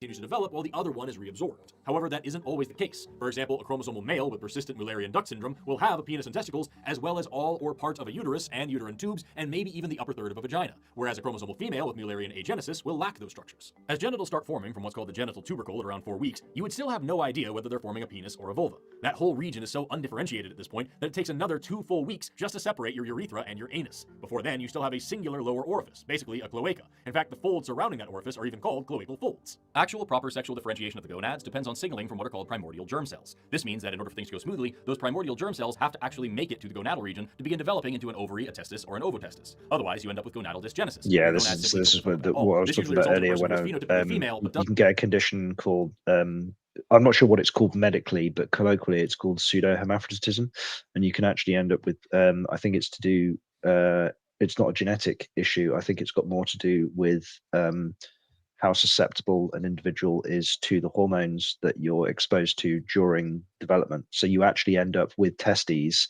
that don't descend; they stay in the places where the ovaries are. But all of your external characteristics are the secondary, what we would call the accidentals, are perfectly female, despite the fact that, like from a gonadal perspective, you're actually a male and you've just got testes where your ovaries would normally be. Yeah, in some of those cases, when those individuals hit puberty and testosterone increases in That's their usually system, when it's discovered. their testes like eventually descend. Or for example, they don't like a young girl. You would expect her, like she's like 16 or 17 years old. You're like, why haven't you started having periods yet? So they go to the doctor and they do some investigation and they're like, oh, actually, you're a boy. Which must be fucking heartbreaking to figure out. Like, I mean, I cannot even conceive of like the identity crisis that would give you just to have that dumped on you at that like fairly egregious time in our youth as well. Yep. Well, I've got to hop off now. It's baby time, but I'm putting the video link in the private chat for the exact timestamp if you guys want to continue this after I hop off. But yeah, I hope we've brought up some interesting like new perspectives for you to chew on, John. And I'd like to continue this conversation with you at a later date. No matter where we end up with the rest of the panel tonight. Yeah, and I mean, I'm probably gonna have to go in about 20 minutes as well because I've got I do have stuff to do. But I certainly hope, despite the fact that I think of myself as a conservative and slightly right of centre, I certainly hope that I've not upset anybody. That wasn't my goal. There is a distinction between being a dickhead and just having an honest disagreement. So, and I hope that at least has come across from my end. Yeah, you've been respectful and cordial. I think there are just some more specific like nuances in sex and gender that we can explore to help kind of better inform you, so that you can like base your beliefs on this better information. But I just think it was the way that you broached the topic. Sort of kind of got everybody's back up, and Barbie. With that, good night, everybody. Thanks everyone for in chat for hanging around. Thanks everyone who got up on the panel tonight, except Jill. Fix yourself, Jill. Seriously, fix yourself. Yeah. And with that, RP out. Catch you later. Hey, RP. Yeah, I think I upset everybody with the phrase biological essentialist. I think that's what got everybody's backs up. Well, I mean, like, actually, I didn't even realize it was you, but like, I know, but after I figured out it was you, I know that you are not somebody who wants to be wrong. And so if you are wrong, you want to know, and that's good. And that's why I don't think you're really on the right. You can't be on the right because they don't like to know when they're wrong. I think you're. Well, the right means something different. The right means something different in. Yeah, I know. I was just being a smart ass anyway. Like, Yeah, politically, to say that you're a conservative in the UK is not the same as if you were, for example, a Republican in the United States. They are totally different things. It's weird that in the UK, I know that the conservatives pro-gay marriage, for example. They're not as far. They're not as far right as the conservatives here. Well, and the Labour Party that are supposed to be the liberals, they aren't anywhere near as liberal as the Democrats are here. Well, yeah, exactly. So, like, I am well, there's a reason why it's called Turf Island, right? The thing for me is like I consider myself, and I am politically just slightly to the right of center, which confuses Americans when I will say things, when I will explain to them I'm pro gay marriage. And the reason that I'm pro gay marriage is actually a conservative principle. It's not a liberal principle. And it pops Americans' brains, because they're like, yeah, but if you're a Republican, you're like, it's Adam and Eve, not Gary and Steve, or something like that. You're not a Republican, like necessarily. No, but like American, yeah. The way that Americans tend to analogize the politics is they would think like the Conservative Party is the Republicans and the Labour Party is the Democrats. But it doesn't work like that. There's actually much more like interconnectivity, much more overlap. Like different principles are swapped around. So like famously, one of our conservative politicians stated the reason that he's pro gay marriage is in principle, like gay people exist. They have always existed. They've always formed a significant portion of our population. They always will. They always will. And if you want to enfranchise, if we accept from the conservative principle that the foundational building block of our society is the family unit, and the family unit is married couple ideally raising children, then you need to enfranchise them, which means that you need to give gay people the legal right to get married. So we have justified in the UK same-sex marriages endorsed by the state because of a conservative principle, which is the family unit. Yeah, it must be nice to live in a country where people pay attention to like actual facts and things. Must be nice. Oh, we have our lunatics too. No, I tend to disagree with holding the family unit in such high regard as to That's interesting. Why? Make laws around it, huh? Well, I'd be curious to know why. One, because do you have you got? I can't remember. Do you have 3, 4 kids? You've got children, haven't you? 3 kids. 3 kids. I've got 3 kids and one grandkid. But it just depends on how you define family unit. Well, don't you think the notion that regardless of sex or gender, don't you think that it's ideal to have a partner that you go through life with, where you're for, like my wife and I, we have disagreements, we have arguments, points of principle that we're not happy, like where we disagree with one another on, but in the grand scheme of things, we're force magnifiers for one another. Like I'm a better person because I'm with her, and I like, or at least I would hope, or I like to think that she thinks that she's a better person because she's with me, and we have both decided to engage in this group project, which is to successfully raise our 2 children. Like, if we're going to idealize anything, let's idealize that.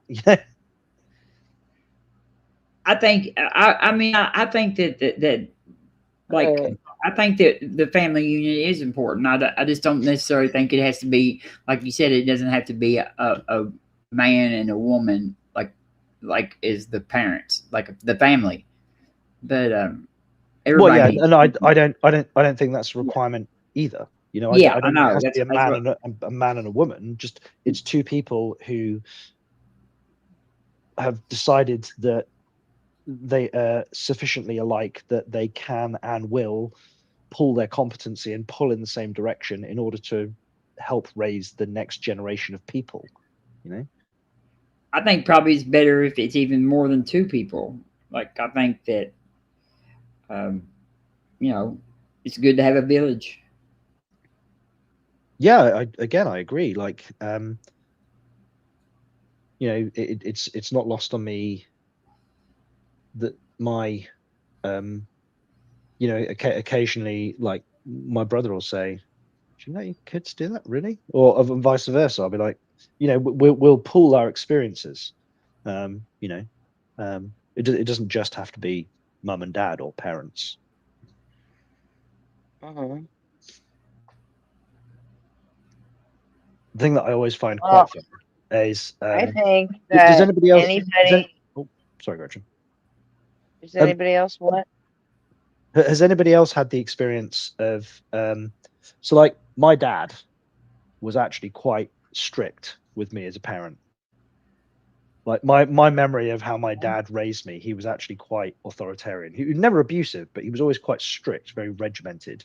This is the right way you Right. do this, and therefore I'm going to teach you how to do it. And you didn't get to deviate. Like he was insistent as well that so the reason that I used to I used to teach Tang Sudo and Jiu-Jitsu is because my dad was insistent that I was going to do some kind of combat sport. The reason that I played rugby is because he could, like, he was one of those people that was like, no, a team sport is that is a requirement to be a well-rounded individual. It teaches you to bond with your peers, to work, like teaches team building, etc. That type of person.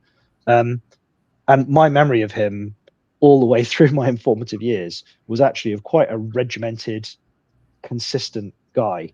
The second I introduced him to my to his grandkids, my children, he turned into the softest fucking teddy bear I have ever met.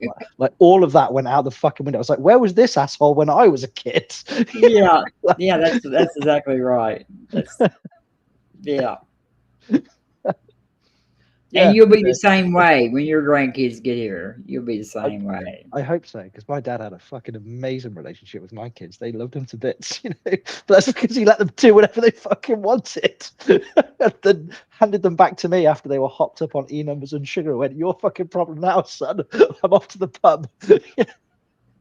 You'll be the same way when your grandkids get here. So yeah.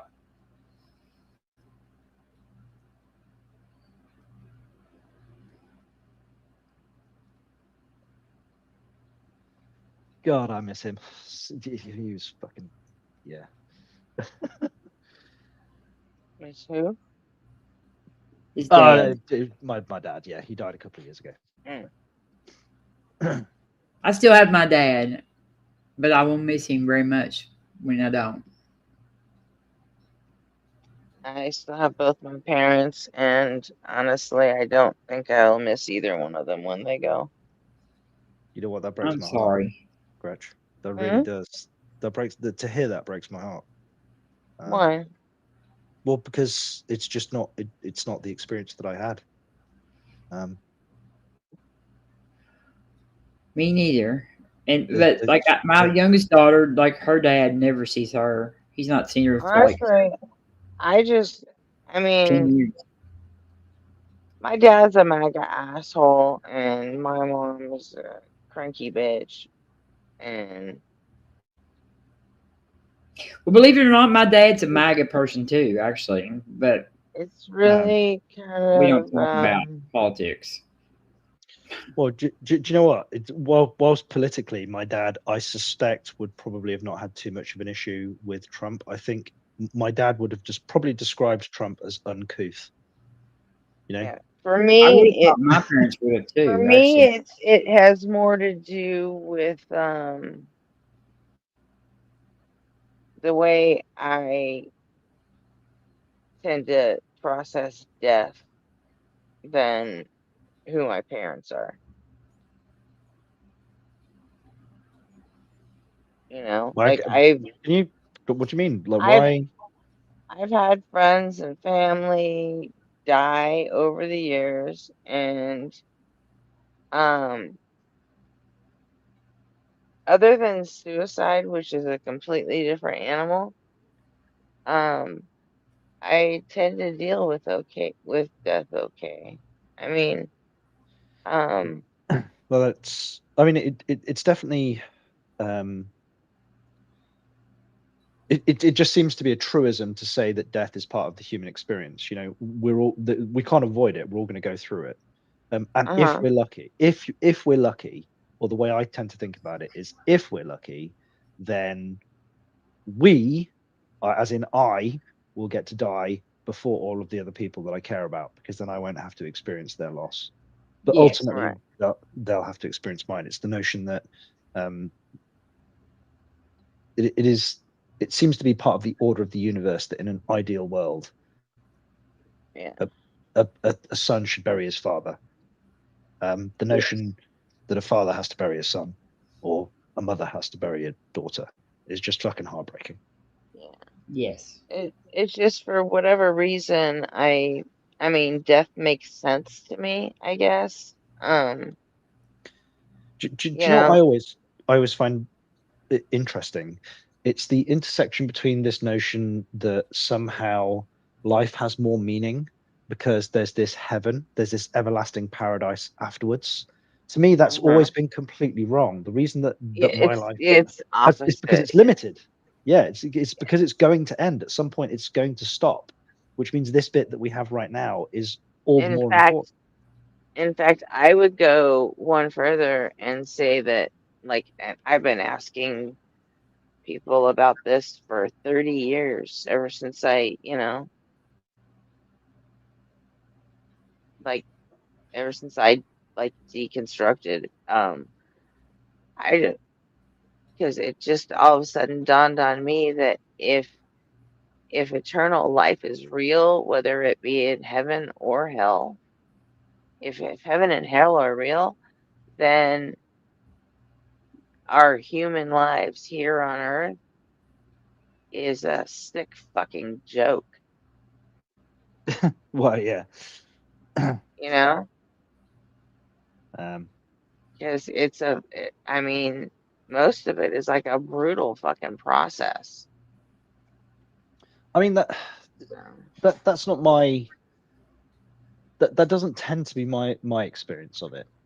You know, broadly speaking, I'm glad to be here. I'm not a nihilist. You know, I can Yeah, usually I find am.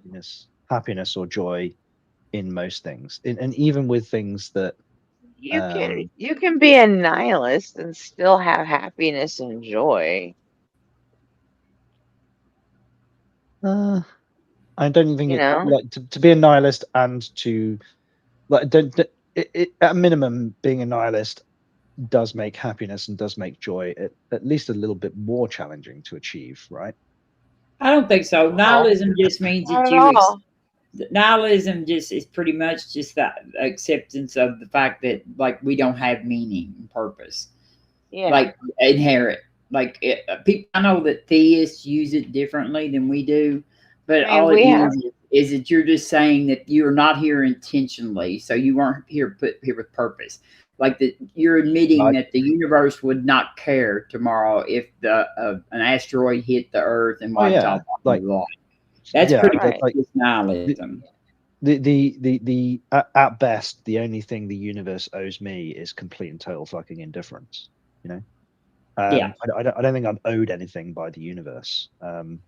If you view, personally at least, I think if you view your existence as a spectacular piece of luck and an absolute privilege, then I think you just generally tend to appreciate everything just a little bit more.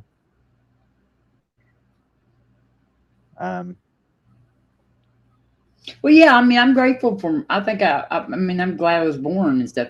But I like I said, I think my nihilism is just me admitting that, like there, you know, I mean, my existence, it has no greater meaning to anybody outside of like the people who love me. Right. You know,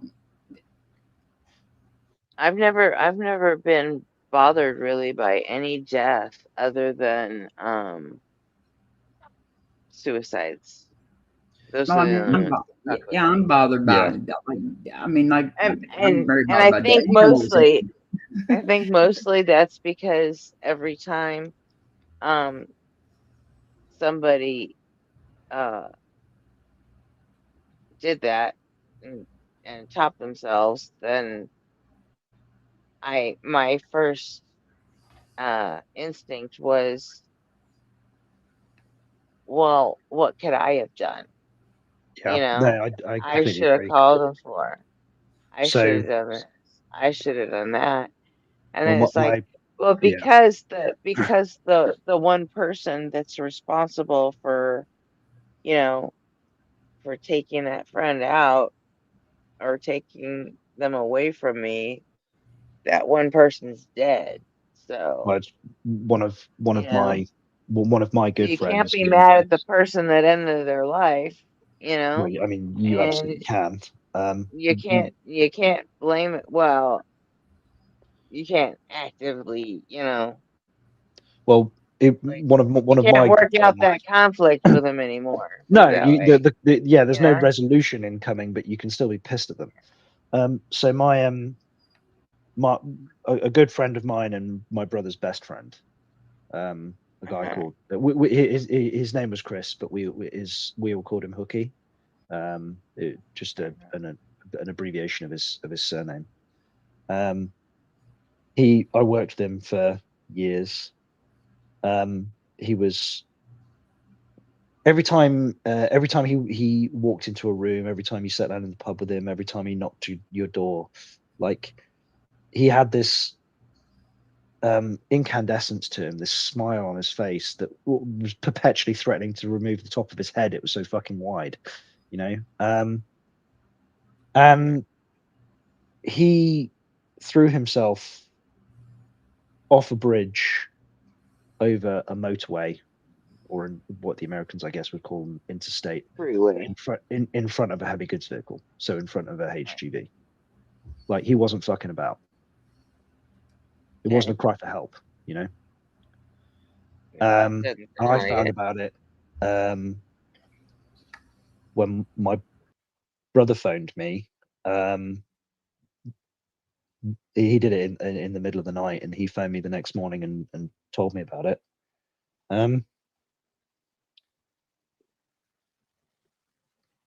Yeah, two grown-ass men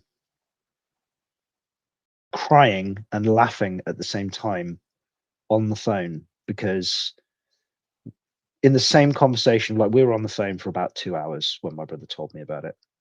Well, actually, that's not true. He initially phoned me, he told me about it, then he hung up the phone, and then he went away and got more information, and then he phoned me about an hour later, and then we ended up having like a 2-hour phone conversation about it. And this phone conversation, like, it ran the gamut in terms of the emotions, because we were talking about some of the nutty stuff that Hooky had done that was fucking hilarious, and we couldn't help but laugh. But then also we were like, well, he's gone now. Like, you know, the emotions that we were experiencing on this phone call were a complete roller coaster. But yeah, I'm still angry at Hooky now. And the reason that I'm angry is exactly because of what you said. Like, I still to this day, I wonder if I'd have phoned him that night.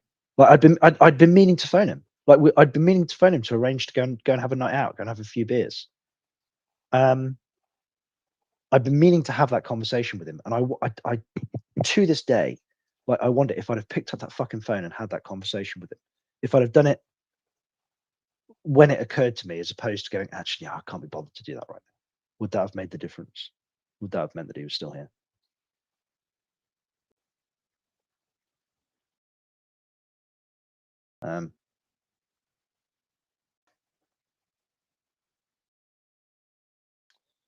And then when you factor in other stuff, like, you know, when my dad passed away, like, it feels like a waste of life.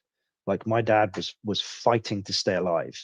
He had no intention of giving up without a fight. And Hooky, who was a young man, he was in his 30s, kids, a wife, a good job, friends, everything to live for, and he just gave it away. Whereas my dad, on the other hand, was a 67-year-old guy, again, with everything to live for, and he just, his body just gave up on him.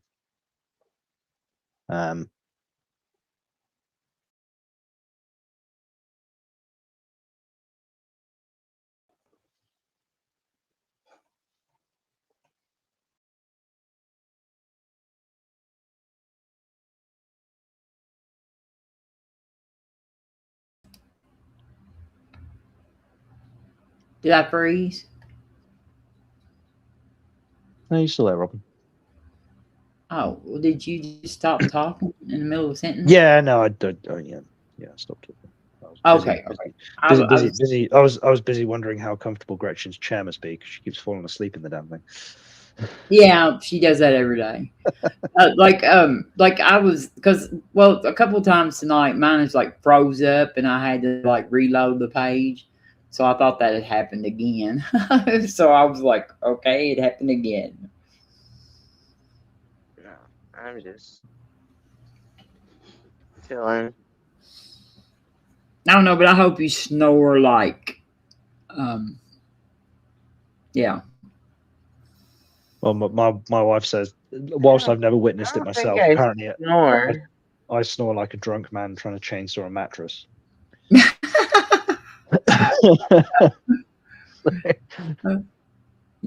Oh, that's funny.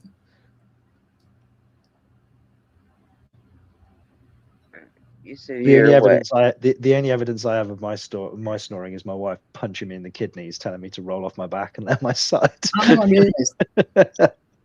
Like hold your nose. That's what I used to do. My husband is I used to just put my finger like there and hold his nose until he'd just go. Didn't he die? No, they're both still alive. Both my ex-husbands are still alive. That's because they're my ex. If they were still my husbands, that might not have been turned out that way. But because we do have the no fault divorce, guess what? They both got to live. Do you know what?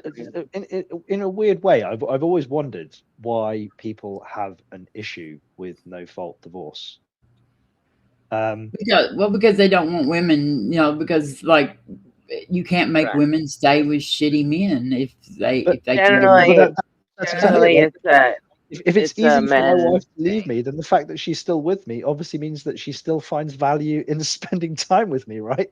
So actually, no fault divorce should just affirm how much of a stand-up guy you are, because if your wife's still with you, yeah. I mean, I think it's great. My picker was broken, so I didn't do a very good job of picking, but. Yeah, now don't worry about it anymore. I'm sorry. But generally, clarify.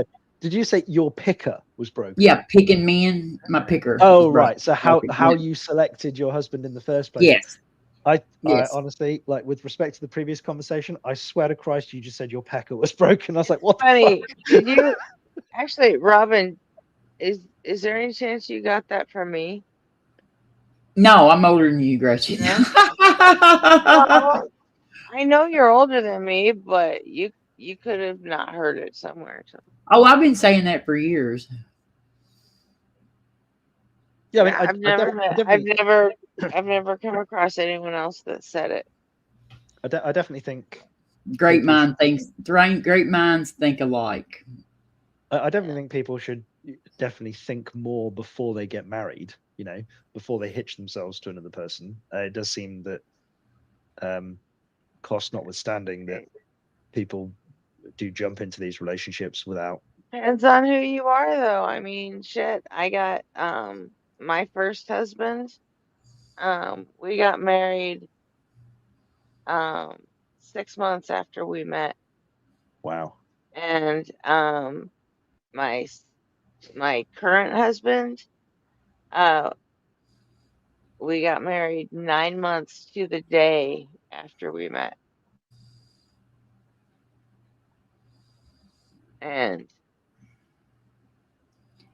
sorry, Miss Mods just said a hot one, preferably. I see you lusting after me, Mod. In September is going to be our 25th anniversary. Oh wow! Congrats. Yeah, my wife and I, we did everything backwards. So we met, started dating, had kids, then bought a house together, then got married. Yeah.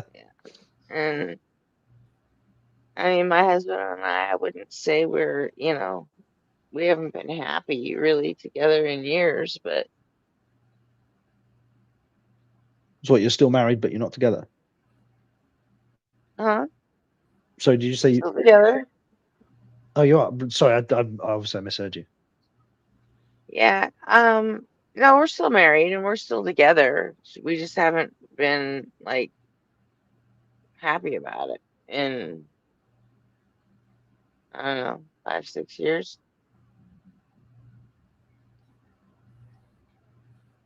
Well, So without wanting to ask too much of a personal question, but I am interested. Like, why are you still together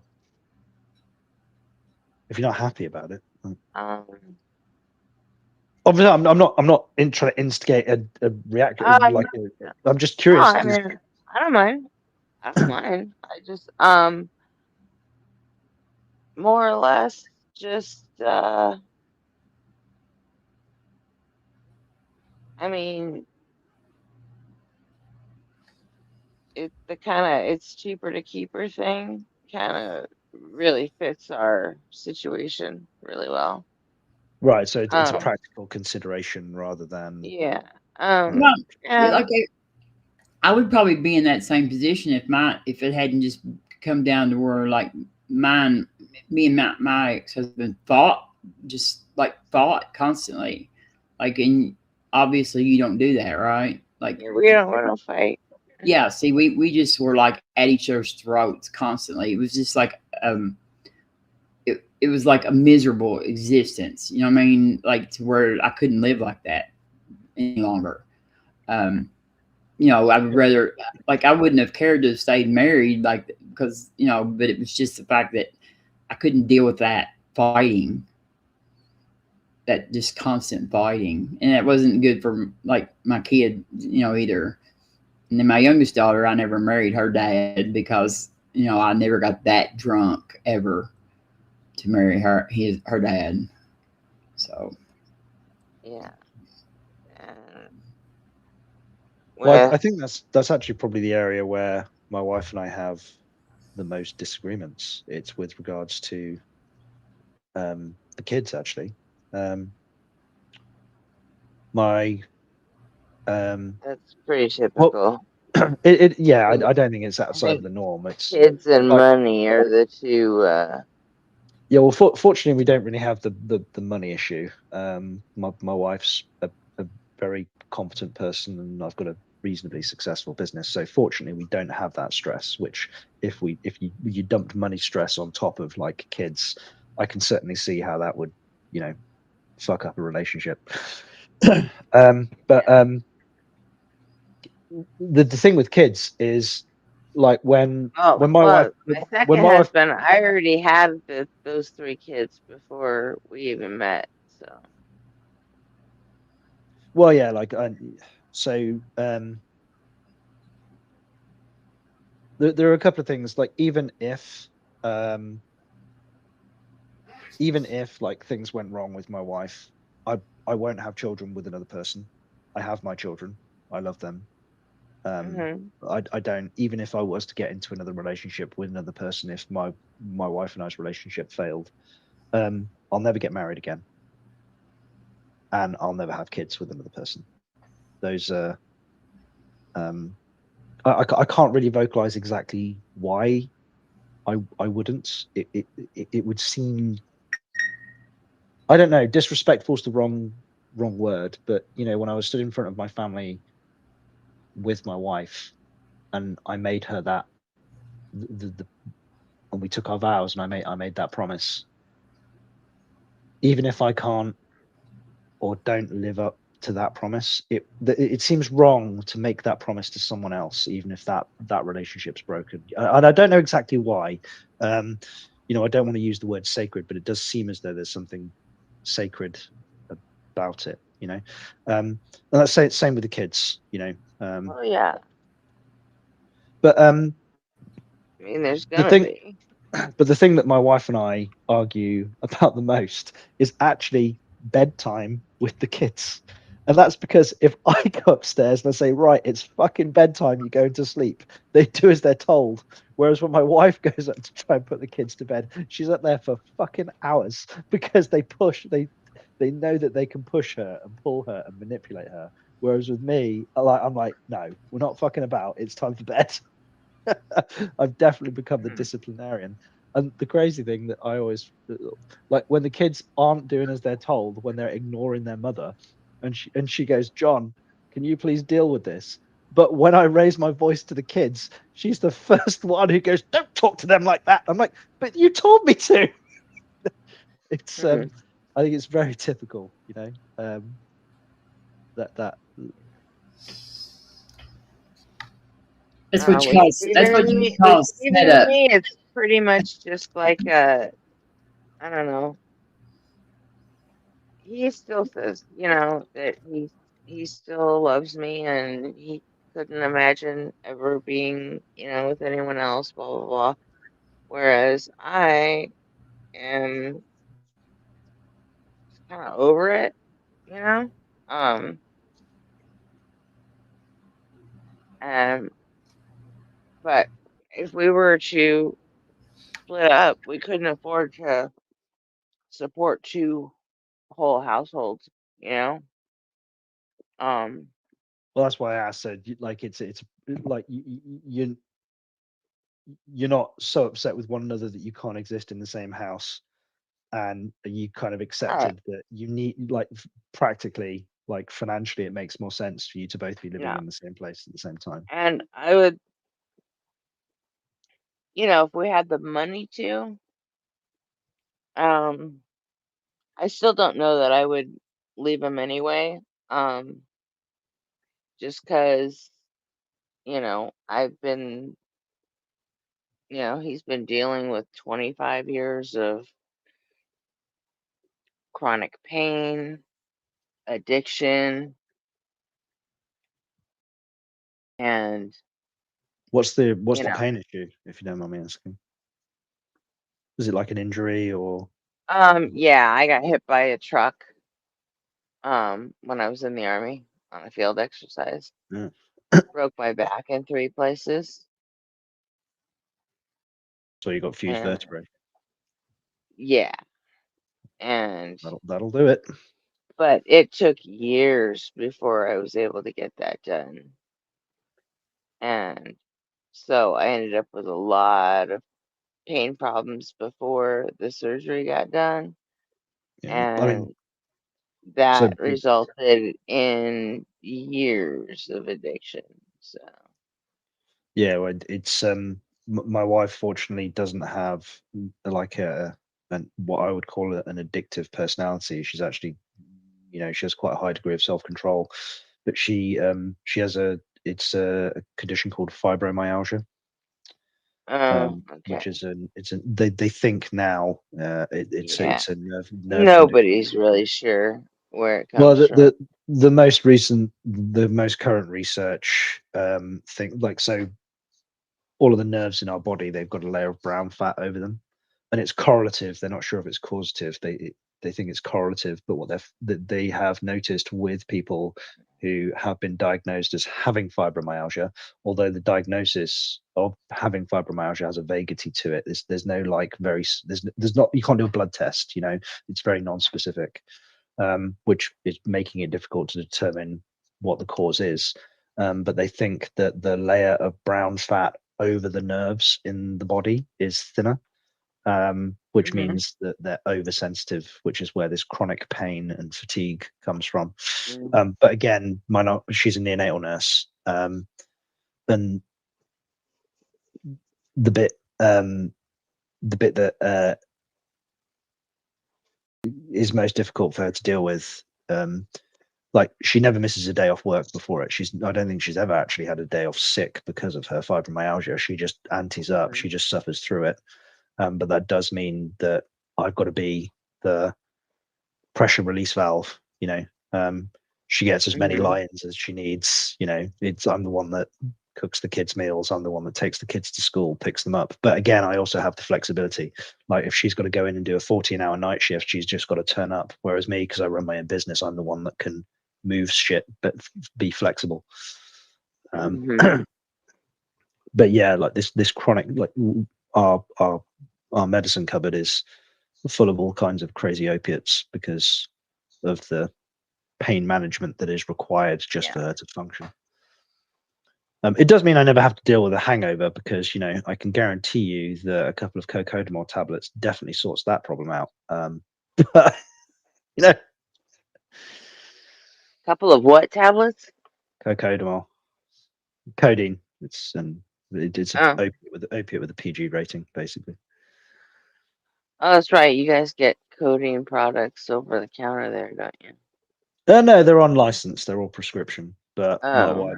my wife, because she has a chronic pain condition, has a repeat prescription, which means every month she just goes to the pharmacy. But she tries not to take them if she can help it, which means that we've got an abundance of the stuff in the cupboard, and I take it illegally because why the fuck not? You know? Yeah, I'm not. I definitely don't function like that. But yeah, and then after, years of all that and finally get the surgery done and started feeling better, and then I got in a car accident in 2020. Is it And your lower back, Gretchen? Was it your lumbar spine that got this? Because that's typically yes. where it's typically where the damage occurs. Yeah. And then after the car accident in 2020, now I have metal in both legs from my ankles up to my hips. And that sucks. But,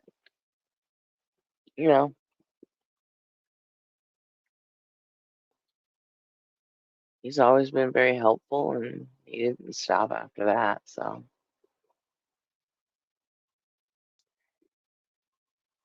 But we mostly live like siblings at this point. Yeah. Siblings that bump uglies. No, that doesn't happen anymore. God, that's upsetting. Huh? I don't think I could be in a sexless relationship. I think that's it is an important part of my life. That's why I've been the one that, has been thinking about leaving. But and again, it's not really his fault.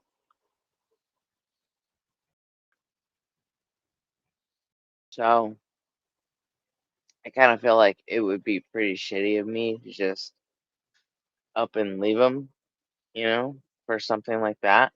Especially when, he was always clutch when I needed him, Yeah, well, because of the pain or the addiction or, the a insickness lot and of health things I part. couldn't do, and he stepped up and took care of the kids without, losing a beat. And the fact that they're not his kids, biologically. Does that ultimately matter that much? Do you think to people?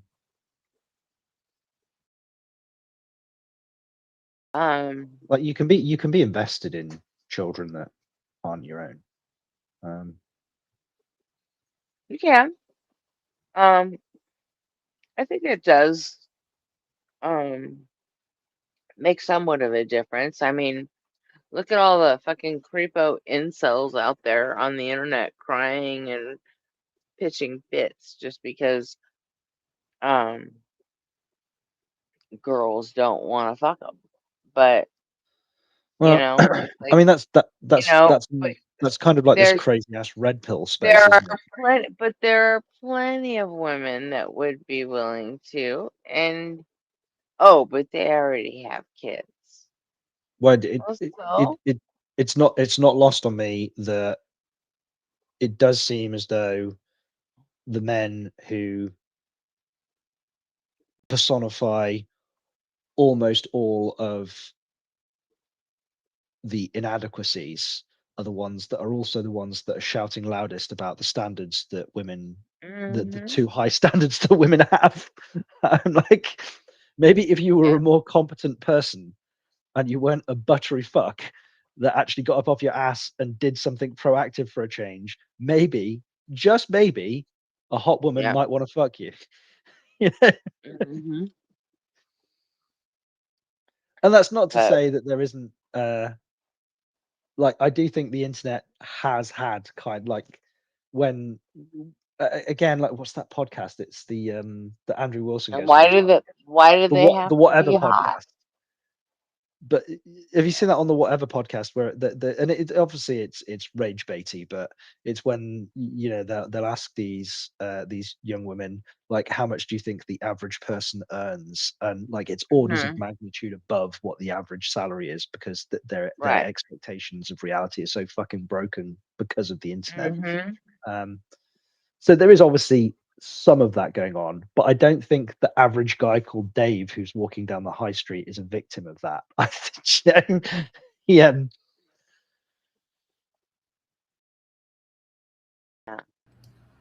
Hey, Gretchen, I'm gonna get off here. And get ready to go like bed's daylight. Yeah. John, thank you, and I'm sorry if I upset you. I'll go. Oh God, you didn't upset me, Robert. It's fine. Well, I mean, I know you're not a bigot, so like, and I shouldn't have maybe got that wound up, but like, and I know that you are somebody who was shown the like evidence would change your mind. So, what? And it's also the case that we can respectfully disagree, can't we? That's yes, but like I know that you didn't know that. Like I knew that the evidence is out there, though, that you know, like I don't think that we have to disagree, because I think that if you examine the evidence, you would change your mind, and because I think that the evidence points the, like, you know, because I have looked into it a lot, so that's why I kind of, you know what I mean? So I feel pretty confident when people like you will actually listen when and look at the evidence, because I know that you are a critical thinker. It's also the case that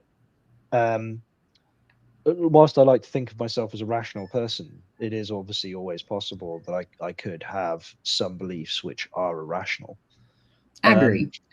But it's also the case that even if we never end up agreeing, for example, that people can change sex, that doesn't mean that I would be disrespectful to a trans person, or if I saw a trans person being attacked or marginalized, that I wouldn't think it in part my responsibility to defend that person. I know. No, you're good. You're a good person. You're a good person. I think you are. Yeah. Yeah. At no point is there sort of like this built-in requirement that we need to agree on 100% of things 100% of the time. We can sufficiently agree that we can interact with one another with respect. You know? I agree with that. I just like, and if it was something like that was like opinion, you know, then, but like I kind of knew that you didn't like. There's, you know, most of the time, no, people don't know this, like, because like they're, you know, the data supports everything that we were saying, and it's really complicated, and not everybody's looked into it enough to really know. But like I said, I appreciate the fact that you are somebody who understands that you can be wrong, and that you will look at evidence, because a lot of people won't. And well, yeah, I mean, like I said before, it's an unbelievably arrogant position to presuppose that you couldn't be in error. Yeah, and I mean, like, all of this is like all of this stuff goes against like what we've always kind of thought, most of us, and it goes against what's intuitive, you know, and it's complicated, and it takes some effort to learn about it, and a lot of people aren't willing to do that. And I believe you are somebody that is, because you don't want to be wrong. You're like me. I don't like being wrong. I hate being wrong. But the only way to ever stop being wrong is to find out I was wrong and then quit being wrong. So it's like what does the Dillahunty say? I want to believe as many true things and as few false things as possible. Yes, exactly. All right, love you, Gretchen. And John Hizzle said we're coming to England like one of these days. I don't know. He told. Hizzle, Eugene, and I were busy planning our pub tour of. Well, he said he was bringing me too. That's what he said. He even told Marty we'd bring her, but I don't know if we need to take her out of the country or not. we need to get you guys and gals all over here, and we need to have a proper swashbuckle. That's what we need to do. Yes, and like Simons too, and of course then I know Spooky doesn't live as close as everybody else, but I'd probably have to make Spooky come in too. But hey, look, with respect to the size of the United States, everything's close in the UK. So yes, Eugene and I. I'm not likely to come to the UK to see anybody, so why not? But we won't take you then. You can just stay right here. You know, it's just a matter of traveling, and it is a long way for Gretchen. I don't know. She has to come all the way across the United States too. I've had surgeries and all that, but even then, I mean, I still have the pain, and it just all right. You can raid my wife's medicine cabinet when you get here. It'll be fine. And I don't know that I don't know that I'd want to, go somewhere where I don't know if I can trust the food. I'm a very picky eater. What the fuck? Like, what? Why would you trust the food in England? We're not going here. I wouldn't trust the food anywhere. They eat too many vegetables in other countries, man. It's like vegetables. Vegetables. It's like that old Bill Hicks joke. You don't boil pizza.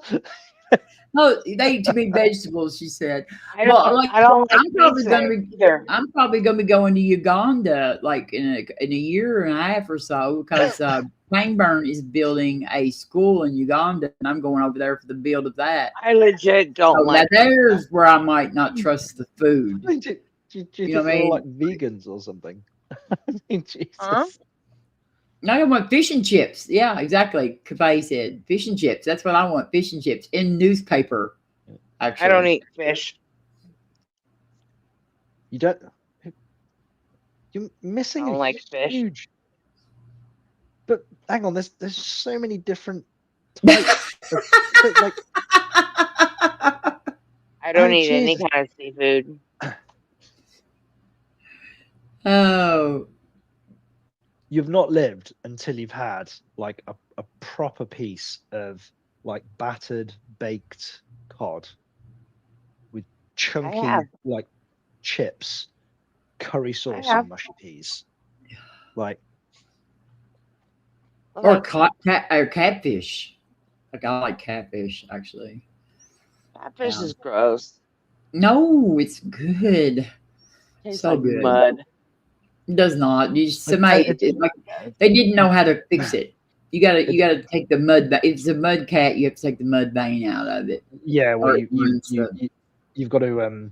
I don't like seafood of any kind. Like lobster is nasty as far as I'm concerned.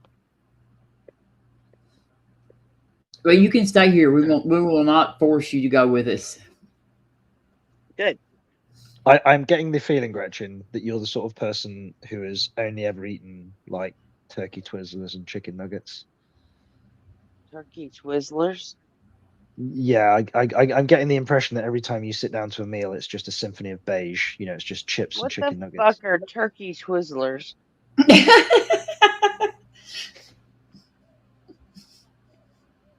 Just heavily processed chicken, basically. Finicky, a finicky ear. Finicky. Yeah. No, I don't stick with just beige stuff.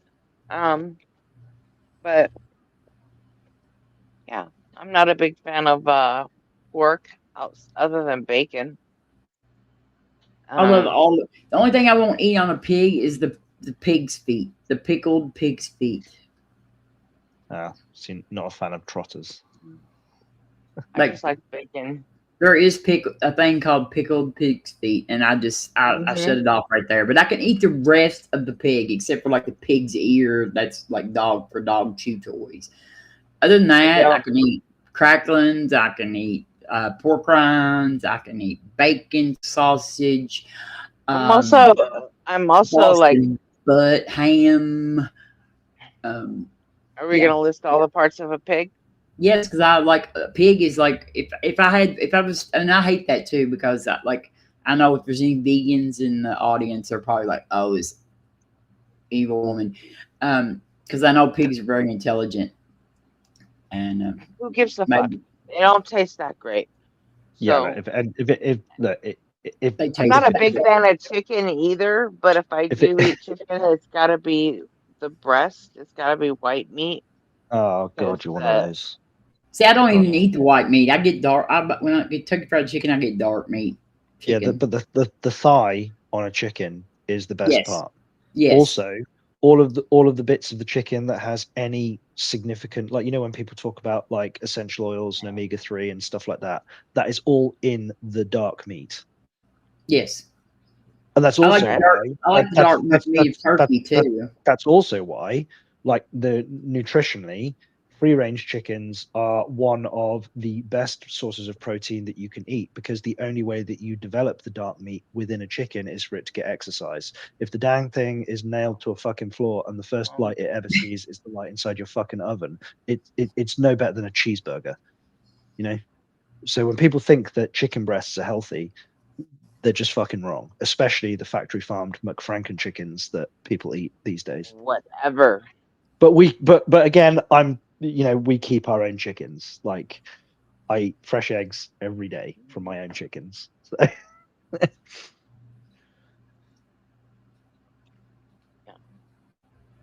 Gretchen did not grow Gretchen is in like a totally different world though than what like in the United States there are just regions that are just whole different countries just about.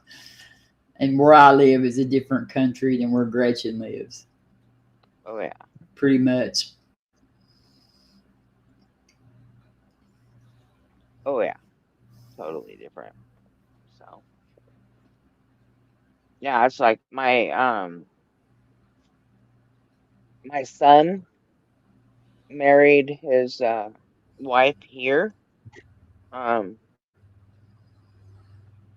After he'd gone to Japan to meet her family a few times, and then when she came here, that's when they decided to just up and get married during the 6 weeks that she was here. And ever since then, they've been planning on doing like a second wedding because her family couldn't be there. It was a spur of the moment thing, and so they were gonna like renew their vows in Hawaii, and now, as it turns out, they never did do that, and he's living over there now, and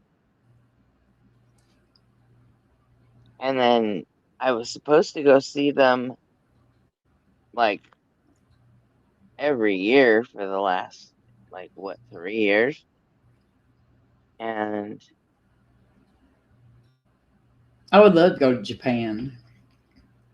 Yeah, Connor eventually said, "Mom, don't come here. You'd fucking starve."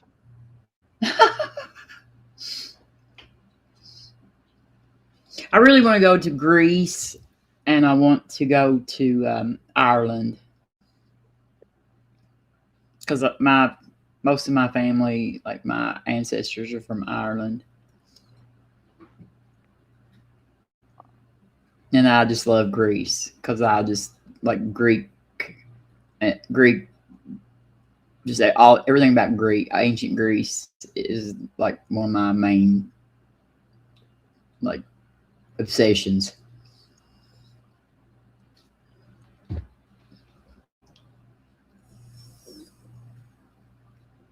I'll stop eating this.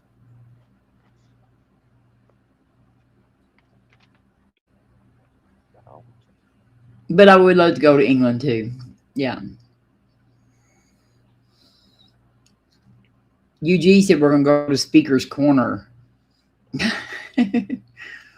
What is Speaker's Corner? It's place in Hyde Park in London where you can have like public debates. People stand on their soapboxes and they wax lyrical about their favorite topics.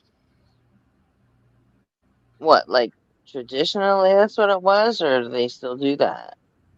No, it's still there. Speaker's Corner's been there for hundreds of years.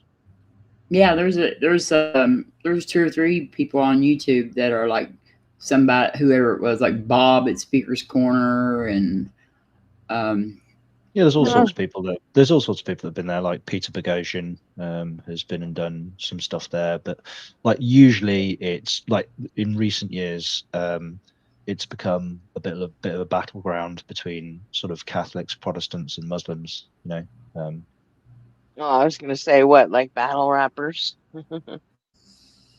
No, it's always religion.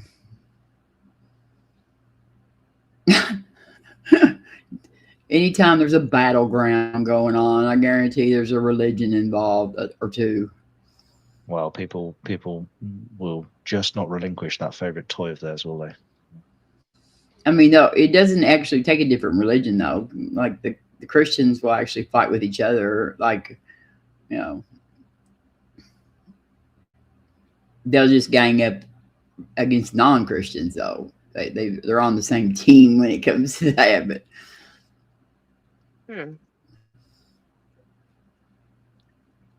so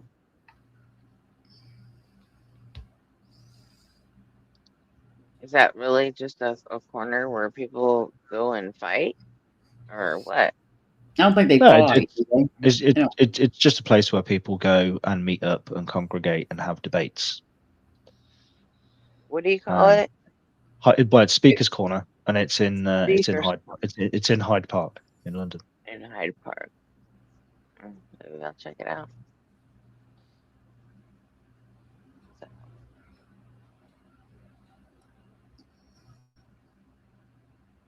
Ooh. Right, I'm gonna go make a coffee. I'll be back shortly. Alrighty. I guess J Money went to sleep. Then all is normal with the world. Oh, man.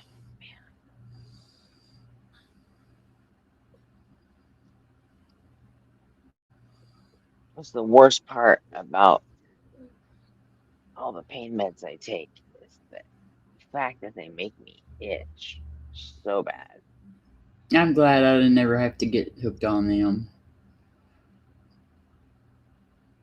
Yeah. I'm a little bummed that I did. Oh yeah, I bet. But I mean, I guess like I didn't suffer any injury. Like I broke my back once when I was 17, but it like healed up. I'm not in pain from it though. I did start having some pain last year in my back after I had this stroke, and so I went to a pain clinic and they gave me some kind of shots like in my back. Toradol? Yeah, like every 6 months I get them now. Cortisone shots. But like they asked me if I was interested in trying to do pain medication. I told them no, I did not, because it makes me sick. Like both times when I had C-sections with my babies, both times they gave me that morphine and stuff. I would get so violently sick until they gave me Phenergan.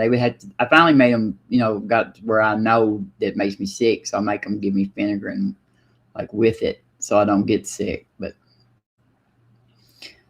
I'm a lightweight when it comes to pain medication. What?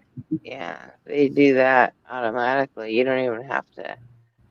You don't have to beg. They do it automatically here. But in Kentucky, they don't. But like they did, they I tell them you have to. Like you're not giving me a pain shot without fingering with it because I'm not gonna just like there's nothing worse than trying to like well you've had surgery and you're throwing up, like no, that's not.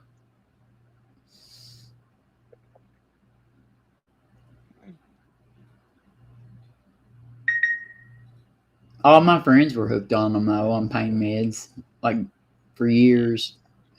I swear, this shit is just so bad. I could easily take off like an entire layer of skin if I wasn't paying attention. Oh God, easily. I've totally done that. Ended up fucking myself up royally.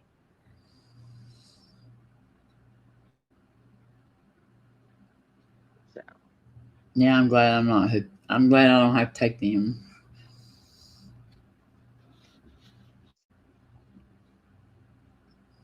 Yeah.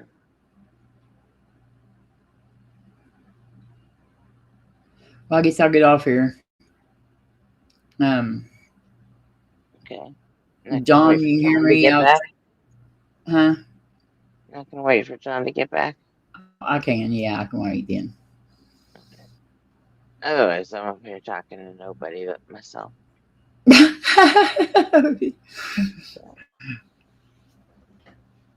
Got a little frisky in here tonight. Like frisky how? What are you talking about?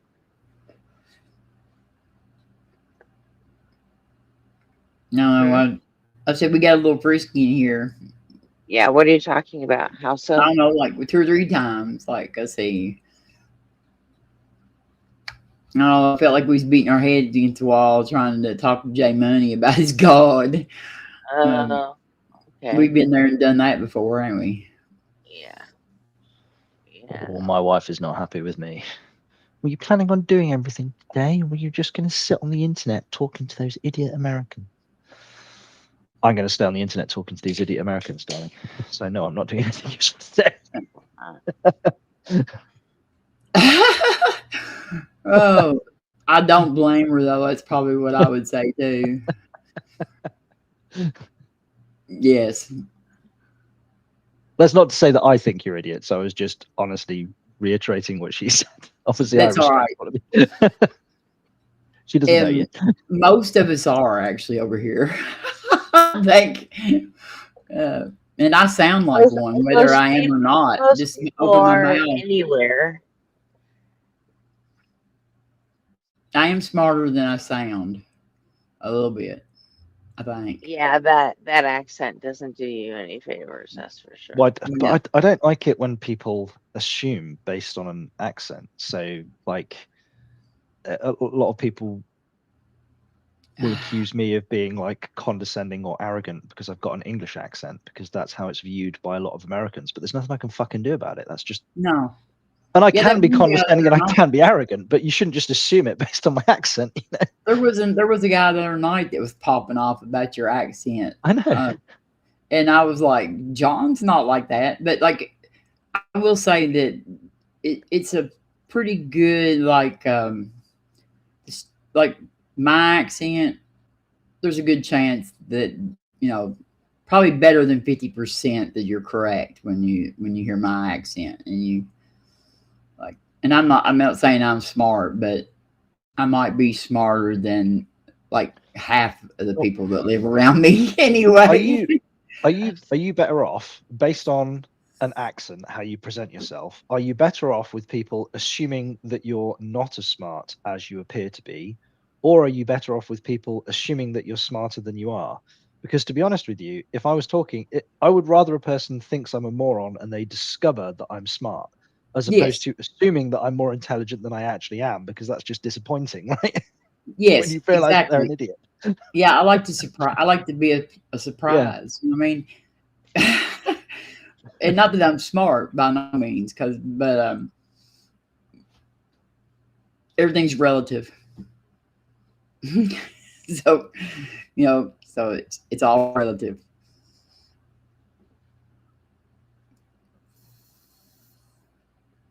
And most of my neighbors would say I do not have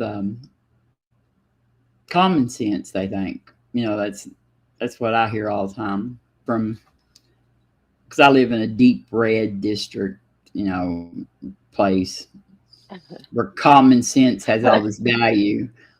Like, I don't even think common sense actually even means anything, because we even teach our children to look before they cross the street when they're young. They're not even born with that capability. So Well, like common sense gets a bit of a bad rap, doesn't it? In that, well, it's not a bad rap. I mean, like, it's overrated. Like, I don't even know what common sense is there. I mean, like, everything that, like, I would say like, if anything, common sense would be look both ways before crossing the street. But we still have to teach our kids that. well, this is where it's not common. Like, it's something we still have to teach our children to do. Well, yeah, it's the distinction between teaching somebody what to think and how to think.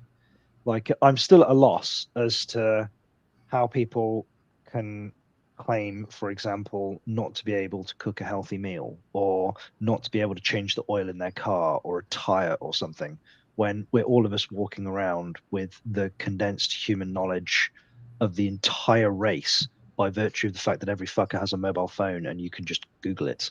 Now, obviously, the issue with regards to like what to think as opposed to how to think is it's actually much more important now that we give our children a sensible filter for sifting out nonsense. That's otherwise this is exactly how we've ended up with like an abundance of fucking flat earthers,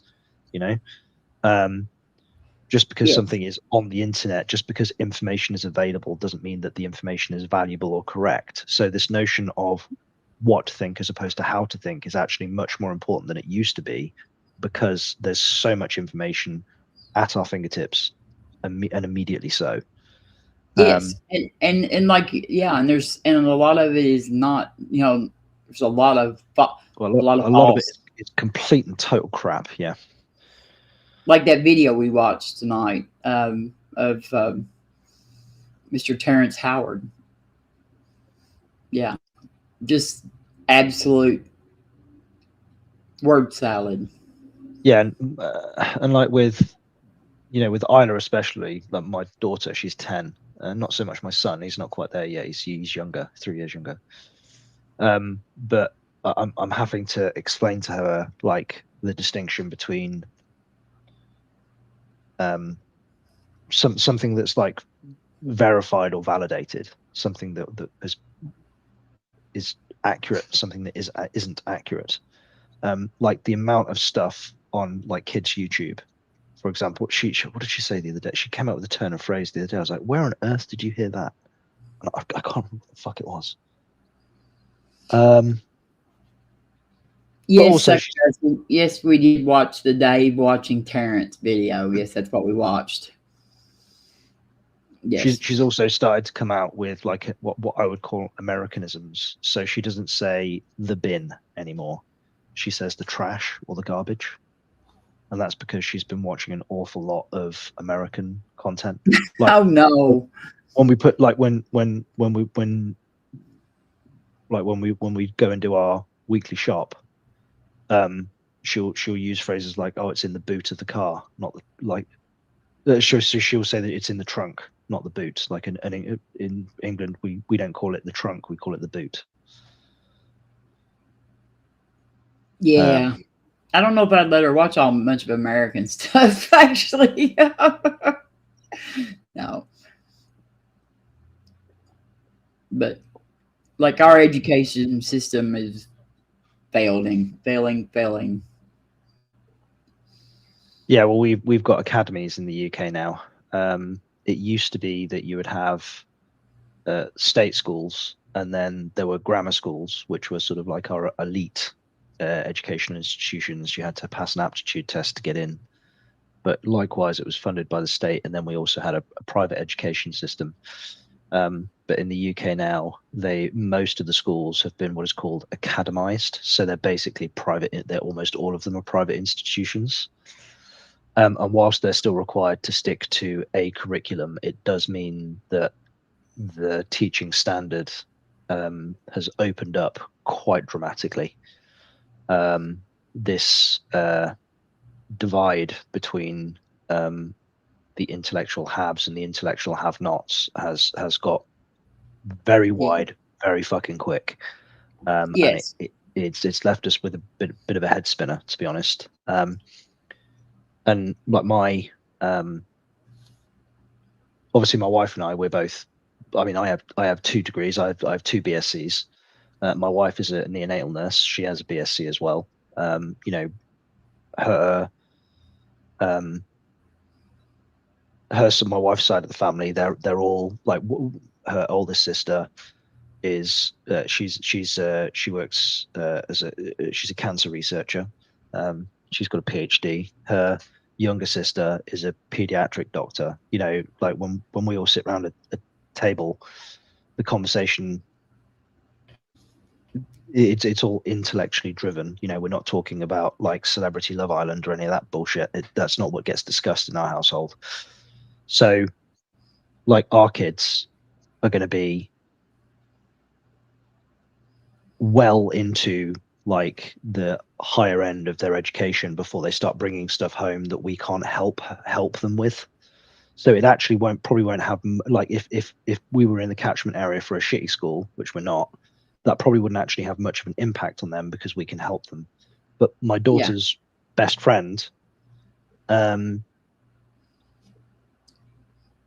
mum, Connie, lovely lady, but she doesn't have a particularly great education. She basically works in the supermarket stacking shelves. Like the job that she has, the qualifications that she has aren't particularly high tier. And again, like I say, she's a lovely lady, but also economically they struggle. So we help them. We actually have set up an account where once a week they get their monthly their weekly groceries delivered, but we pay for it. That's very virtuous. But the reason being is the reason that I ended up getting involved is my daughter came home from school one day and she just outright asked me, she goes, "Daddy, are we rich?" I went, "Why on earth would you ask that?"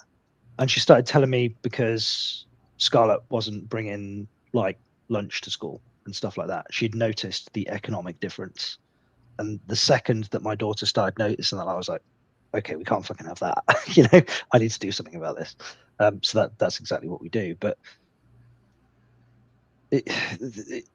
I'm really concerned where we're going in the UK because like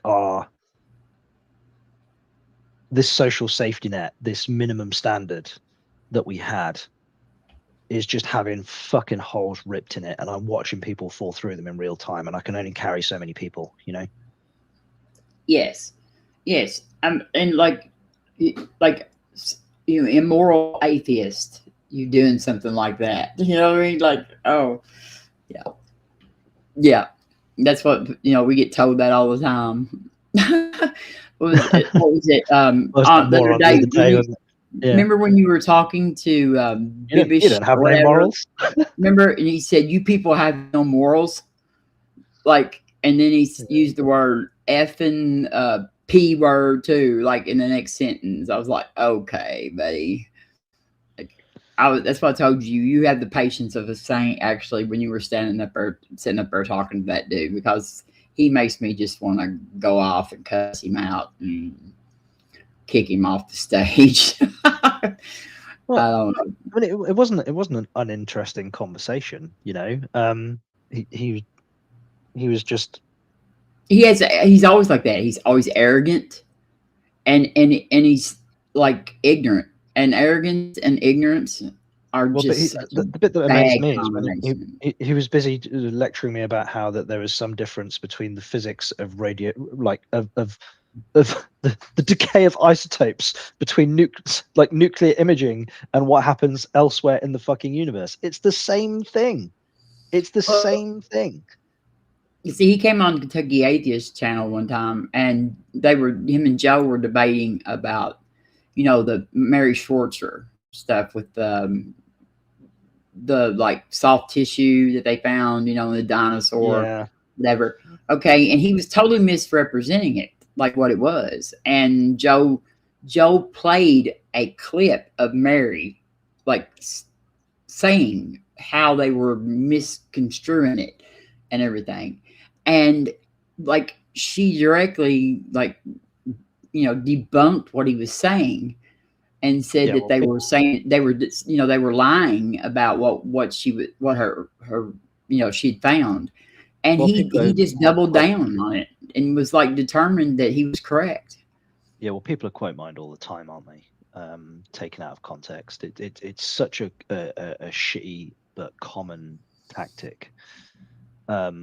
He's just one of the people I cannot talk to, just because of his condescending tone and he's just like, I don't mind. People can't help it if they don't know stuff. But when you sit there and you act like that you are correct about everything and you don't know anything, it's just really frustrating. And then you say, you people have no morals. And I just lost it when he said that. I was listening. Of course, I wasn't on stage, but I was listening. I was like, fuck this. Well, it was like with who was the chap we were speaking to? MRN was his name. Again, nice guy, but the real Southern guy. But it's difficult to when we're talking about the philosophy of knowledge, but you don't know what JTB and you don't know what Gettier cases are.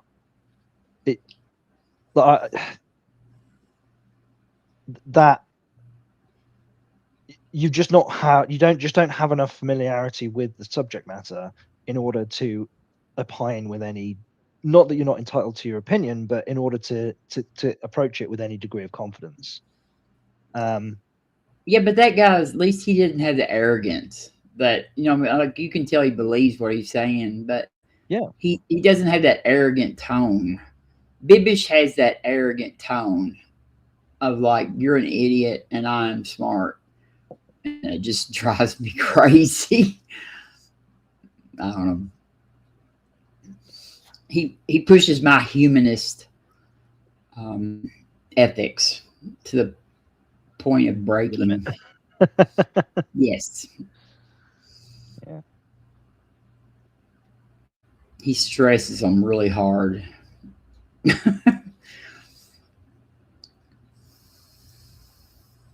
Yeah, I mean, again, I don't know if I don't mind the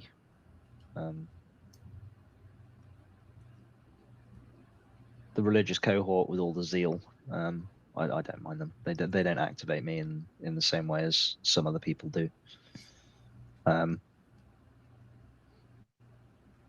I'm surrounded by them. I just yeah, my whole family is young Earth creationists, except for me and my both my daughters probably, and I don't know, my sister's two daughters, one of them probably isn't a young Earth creationist, but they're still all Christians. But like my parents, even my sister says she's not. Like when we had the Ark Encounter protest last year, like they went to the Ark. They went to the Ark the day that we were protesting, and so like I told my sister, I said, "Do you think the Earth is 6,000 years old?" And she's like, "I'm not having this conversation with you." And I said, "Just tell me, do you think the Earth is 6,000 years old?" She said, "No." That's it. It's only a question I'm going to answer. That's what she said. No, I do not. That building always makes me laugh. Like it, supposedly a replica of the Ark that Noah built that leaks when it fucking rains. It's amazing. The fact that building exists and it's got a leaky roof is just fucking spectacular. You know? Yes. It's not, and it's not even like it. My taxes are being used to fund that thing. Like, and like they're taking kids there on, and then Ken Ham is putting out homeschooling material. It's just kind of sick. But the thing that terrifies me is Ken Ham is a fucking engineer. Yeah, but that doesn't, like, there's lots of engineers that, like, I've met plenty of people who believe that are very, like in other parts of anything they believe or they do, they know they're just, this belief here, they can just block out evidence. But we see it all the time, don't we? Like, people that are supposedly well-educated people, but they have a willful ignorance of some fairly rudimentary principles, like the notion that, you'll get well-educated people who say, well, a dog's never given birth to a non-dog, therefore evolution doesn't make sense. It doesn't fucking work like that. No. How can you have such a comprehensive understanding of technical topic A, but effectively lobotomized yourself with respect to this topic, which is equally as technical, but you should in principle have an understanding of? That's how much that means to them. I mean, that's how much it means to them to keep that belief. And like, I was 50 years old before I learned evolution. Now, I didn't go around arguing against people with it because I wasn't even in spaces like that. You know what I mean? I never thought about it. But if you'd asked me before I was 50 years old, I probably would have said, no, evolution is probably not true. You know what I mean? Nestle in the chat is right. I do think he's on a grift. I think he's a Poe. I don't think Ken Ham believes what he says. I think it's just a money-making vehicle for him. Yeah, well, I mean, like somebody like that right there, yeah. But I believe Ken Hovind believes it. He's the one that says dogs don't give birth to non-dogs. Yeah, or pine trees and elephants aren't related, stuff like that. Yeah. But I liked Ken Ham less than I do Ken Hovind, because Ken Ham has the same condescending, like, just tone that Bibish has. Well, I think both I think both Kent Hovind and Ken Ham are wrong in the same way, but they are they are different. And there's two things which concern me. One, I think Kent Hovind is he's just Dunning-Kruger. He thinks he's smarter than he is. He thinks he knows something that he doesn't know. He's on himself. I think he believes what he says, but I think he's just a fucking idiot. Whereas he's debated enough people, he should have learned something by now. Yeah. Ken Ham, on the other hand, is much more terrifying because, firstly, I don't think he's been won over by his own bullshit. I think he knows that he's lying, and he is much, much more effective than Kent Hovind. He's much, much more convincing. Yes, and he's in it for the money, because I think Kent Hovind.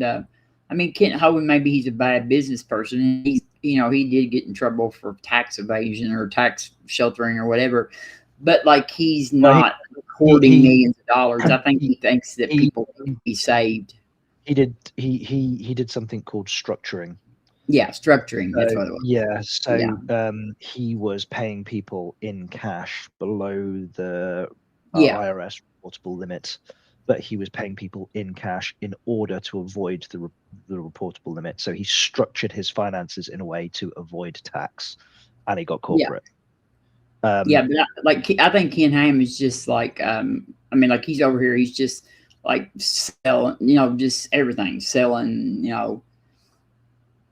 like I said, he's doing homeschooling material, and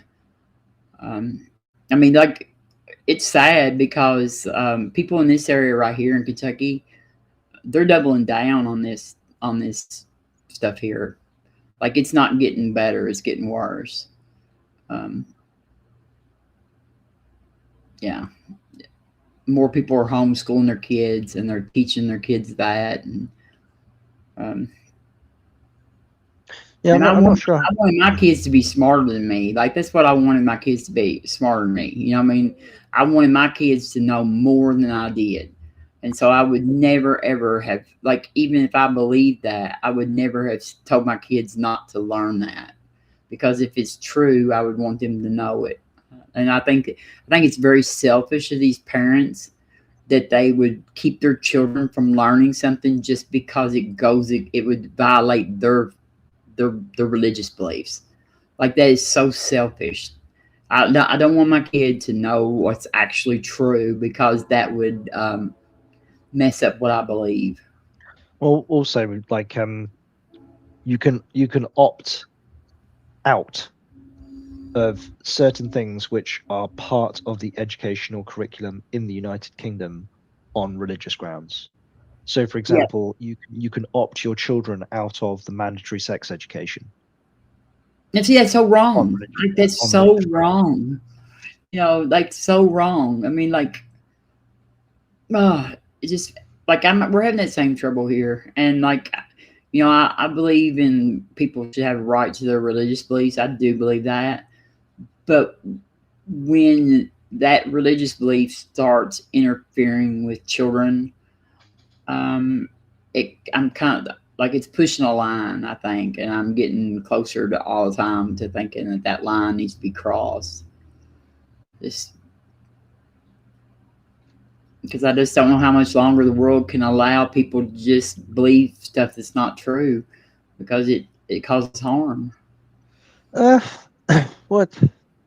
I mean, like, climate change, you know what I mean? Just like climate change and like, I mean, like, because actually my best friend's daughter-in-law told me and her, my best friend, one day about climate change. She said, well, Jesus is coming back soon anyway, so it doesn't matter. You know what I mean? Like, and like, that is an answer that you will get here in Kentucky a lot. Yeah, well, you're definitely not going to get that here. Like, it's a totally different bird over there than it is here. There's almost nobody in the UK or almost nobody of note in the UK that thinks that, like, anthropomorphic climate change isn't a thing. Like, it's a molecular impossibility for us to not have an impact on the environment by virtue of what we do to it. We must have an effect. Now, obviously, the nuanced discussion that takes place is how much of an effect we're having. And with regards to the UK, because we're a relatively small nation, like, we're responsible for less than 1% of global emissions. So the query is, if we're responsible for less than 1% of the global emissions, what degree of economic suicide should we engage in order to reduce global emissions by 1%, whilst countries like China, India are just doing whatever the fuck they like? You know, like, well, what difference? Even China is taking more steps than we are. Yeah, I think when it comes to the environment, the bit that I'm more concerned about, rather than things like CO2, are things like particulate emissions in urban areas. You know, how much that affects, like, health. Like, what the ever living fuck are we doing with regards to fishing? You know, in our oceans. The plastic, you know, shit in our oceans. That's the bit that I'm more concerned about. I'm less concerned about, you know, the Greta Thunbergs of the world, thumping around on their private jets, waxing lyrical about how, you know, cow farts are gonna blow the planet up in 12 years. That's irrelevant. I don't give a fuck about that. But the practical stuff, like microplastics, the fact that we're fishing the oceans almost to extinction, you know, how we're farming the land, this monocrop agriculture where we're inserting, you know, phosphates into the soil in order to make them productive, as opposed to trying to work with the environment, as opposed to just bludgeoning it with technology. It's very irresponsible. Like I feel like my country is like just totally irresponsible. I mean, like, you know, countries like China and stuff, though. China is in a different state of like, you know, like most of China is underdeveloped. Yeah. Or undeveloped. And so they are a developing country. And so, like, I would expect them to probably focus less on that than what the United States, because we are pretty much a developed, you know what I mean? Like, yeah. So we've done the, and we are the ones that, you know, our industrial revolution is what led to part of this. And we've already been through the development stage. Well, obviously the United States, the United Kingdom, and the bulk of the Western world went through its industrial revolution before we really understood the interaction between us and the global environment, you know, quote unquote climate change. And other countries that are now following behind us with their industrial revolutions, like maybe we should, I don't know, give them the advanced technology as opposed to acting like all proprietary over it. Like, wouldn't it make sense for the Western world to give the developing world like the cutting edge nuclear reactors so that they don't have to build a coal-fired power station every fucking 20 minutes? Yes, it would. It would. Yeah, but actually what we're going to do is we're going to withhold the advanced technology for them and from them, and criticize them for using the only technology that they've got available to them by virtue of us withholding the technology in the first place. Yes, that's the American way. I don't know about anywhere else, but I figure we might have learned a little bit of it from y'all. You know what I mean? But yeah, China is still underdeveloped. Like China's huge. I mean, like, there's parts of China that is like really modern, but like China's huge, and there's parts of China where there's still no electricity and water. Even there are areas of China that they've never even built power to. They don't even have power to. Well, it's the same. It's the same with any large country. You know, you can go and look at this portion of it, and it looks, you know, it looks like you've jumped in your time machine and you've got off at the turn of the 18th century, or you can be stood in this part of the country and, you know, you've got Costa Coffees and Teslas and Starbucks and jets flying overhead. Obviously, yeah. Well, like Beijing is like, you know, I mean, like as modern a city as there probably is. Well, China are producing some of the most advanced electric vehicles on the face of the planet. Yes, and like, you know, like, yeah, there's parts of China, but like, China's huge. Like, it's so big, and like I said, there's parts of it that don't even have electricity out there. It's like I said the other day. I mean, it's not China, but it's India, for example. So India has a space program, yet they've also got this like really regressive caste culture, and a not insignificant portion of their population are in like food poverty. They're malnourished. They're starving to death. You know, while they worship cows. So yeah, whereas the UK, on the other hand, doesn't have anything like the same problem with regards to the socio-economic disparities between the haves and the have-nots. Whilst it still exists, it doesn't exist to the same scale. But we don't have a space program. You know, these extremes exist all over the place. The freak. We don't care what you think about stuff.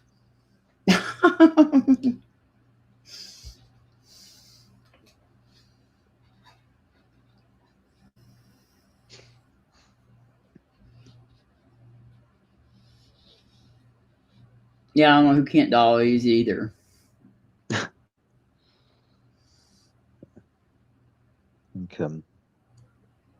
Freak comes in and argues against somebody that we wasn't even talking about.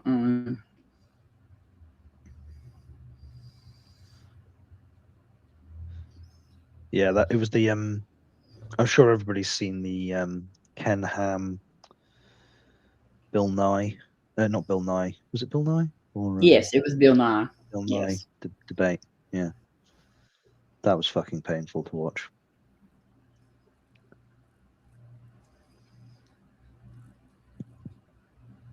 Yes, I think we should like sue Australia for that, for him and Murdoch, Rupert Murdoch. We should sue Australia for letting those two people come here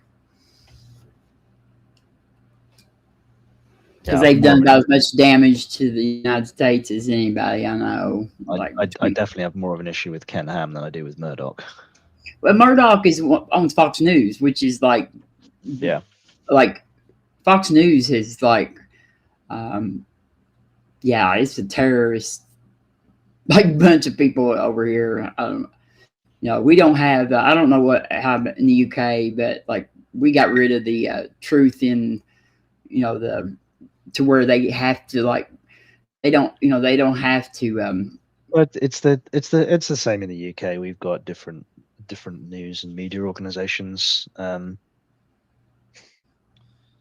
Like the BBC has an extreme left wing tilt. I watch what's his name now? I can't think of his name. James O'Brien. Oh my good fucking hell, no. I love James O'Brien. I think he's awesome. Like he schools Trump supporters. Because y'all have Trump supporters over there, which makes no sense to me at all. And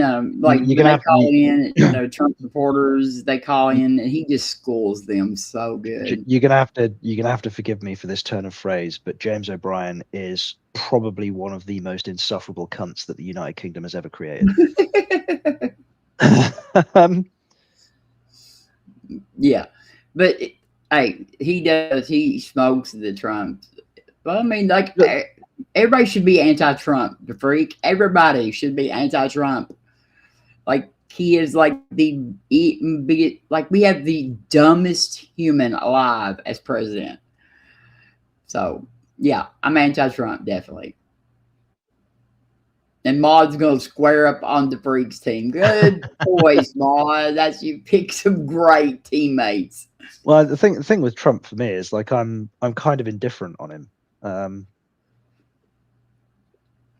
don't know how you can't be indifferent to him here in the United States if you're not indoctrinated into loving him or whatever. Then you have to because he's done so much damage and is still doing damage. He's getting $400 billion or something like that to 400 million, so he can give the January 6th traitors who attacked our Capitol. They're going to get money for that. What, you mean they're being compensated for? Yes, their incarceration? They're going to be compensated. Yes. Well, I mean, the thing with that is some people clearly went there with the intent to cause. Yeah, they busted into the Capitol. They wiped shit on the walls inside of the house floor, like the walls. They wiped shit. Yeah. Like didn't somebody take a dump on Nancy Pelosi's desk? Yeah. I mean, they wiped shit on the wall. I can even get over them doing stuff on Nancy Pelosi's desk because, but they wiped shit on the walls. And then Capitol Police, there was 144 Capitol Police that were severely injured in that. And, one died the next day. There were some that lost an eye. There was another one that had his liver got damaged and he had to have surgery. And then 3 more committed suicide because of it, because of what happened that day later on, And they all had to fight for their lives out there. They were hit with they were sprayed in the face with bear spray. They were hit with fire extinguishers. They were spit on. They were tased. Everything. This is the people that are the law and order crowd that did this because they lost. That was it too, because they lost. But isn't it? And they did lose. I mean, this yeah, January. You've got the people on like the Trump side who say that January 6th was a peaceful protest. Yeah, they're lying. Which clearly large chunks, some of it was, but clearly large chunks of it weren't. Yeah, well, nobody was there protesting actually went to jail.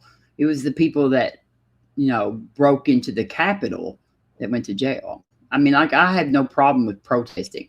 But the thing about it is they really shouldn't have been I mean, like, we had 63 court cases over election fraud. And, Trump, like months before the election, we've got recordings of people saying that he was going to say that it was stolen. And here's the thing I figured out. If you want to have a fair election, you have to let the Democrats hold it. And this is what the Republicans have to admit is because in 2020, but in 2016, in reverse. I know, but listen, though, in 2016, Obama was president and Trump won. Okay. And Trump doesn't question that election. So in 2016, we had a fair election under the Democrat because Trump won. In 2020, Trump was president and he claims it was stolen. In 2024, we had another Democrat in the office of president and Trump won. And he says that was a fair election. So if you think of it, out of the 3 elections that happened that Trump says were fair, Democrats were the president in charge, and the only one that he thinks was stolen was the one that he won. I mean, that he lost he was the president. When he was the president, so I mean, it just goes to show that like two out of the 3 elections that he claims 2 out of them 3 were fair elections, and both times they were held under Democrats. So there you go. Yeah, but the infrastructure, I don't know if it's the same in the US, but in the UK, for example, every time we have elections, where you go to vote would be like a public. So like the school next door to my house becomes a polling station.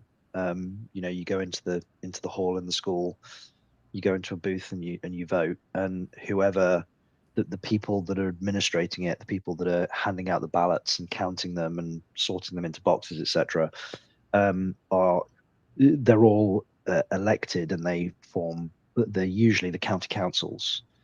So the county councils will be the bureaucratic and administrative offices that do the day-to-day management of things like repairing potholes in the roads, bin collections, maintaining the infrastructure that the country runs on. Yeah. And whoever is elected locally to the county council varies. Like in some counties, some county councils are going to be conservative. Some county councils are going to be controlled by reforms. Like where I live is Liberal Democrat.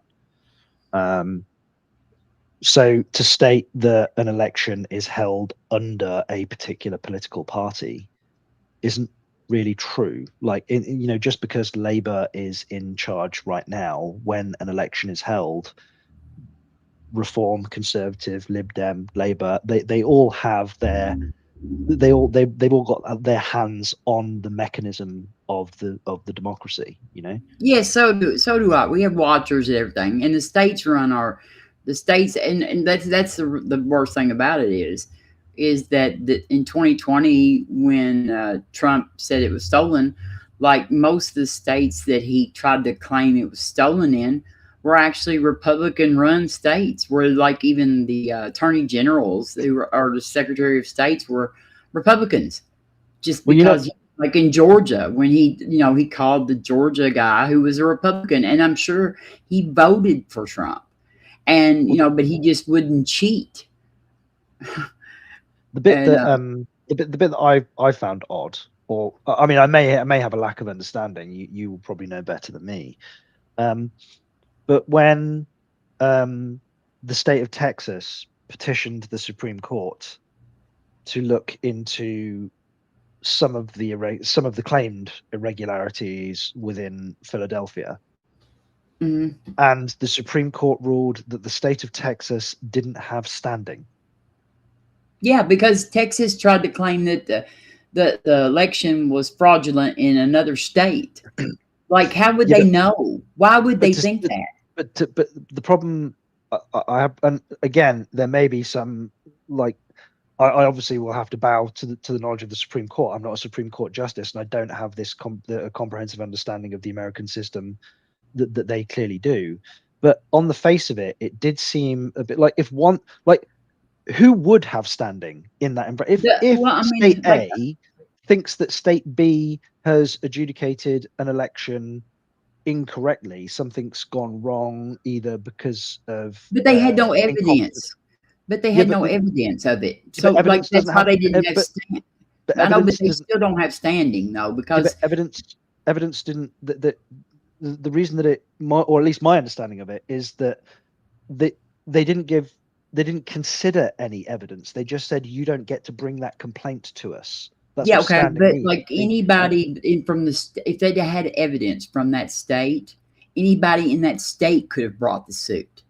But there wasn't any evidence. So Texas just decided to do that just because but they didn't dismiss it because of insufficient evidence. I know, but that they didn't have standing. That's well, no, and they didn't have standing. And they also didn't, but like I'm saying, if there was evidence though, the people from that state could have brought it. And the fact that they didn't bring it because they didn't have evidence, that doesn't give Texas the right to go. Like Texas, Texas has no idea what's going on there. Why would they? And so they know they don't have standing to do that. And Texas didn't. They knew they didn't have it. They knew they didn't have any evidence or standing. But it doesn't set aside the evidence. And it sounds odd to say, but set aside the evidence for a second. Like who? Other than another state, because it's a federalized system. Somebody that lived in that state could have brought. Yeah, but what I mean is, but it's a federalized system. This is a federal election. No, we don't. Well, we don't have federal like our elections are ran by the states. Yeah, I know. Like all of our elections are run by states. But each individual state runs its own elections. Yes. But then the representatives of those states, which were a product of the elections that have been run in the state, all rock up in Washington and elect a federal government. Yes. So, they're not the representatives, example, but the electors. The electors.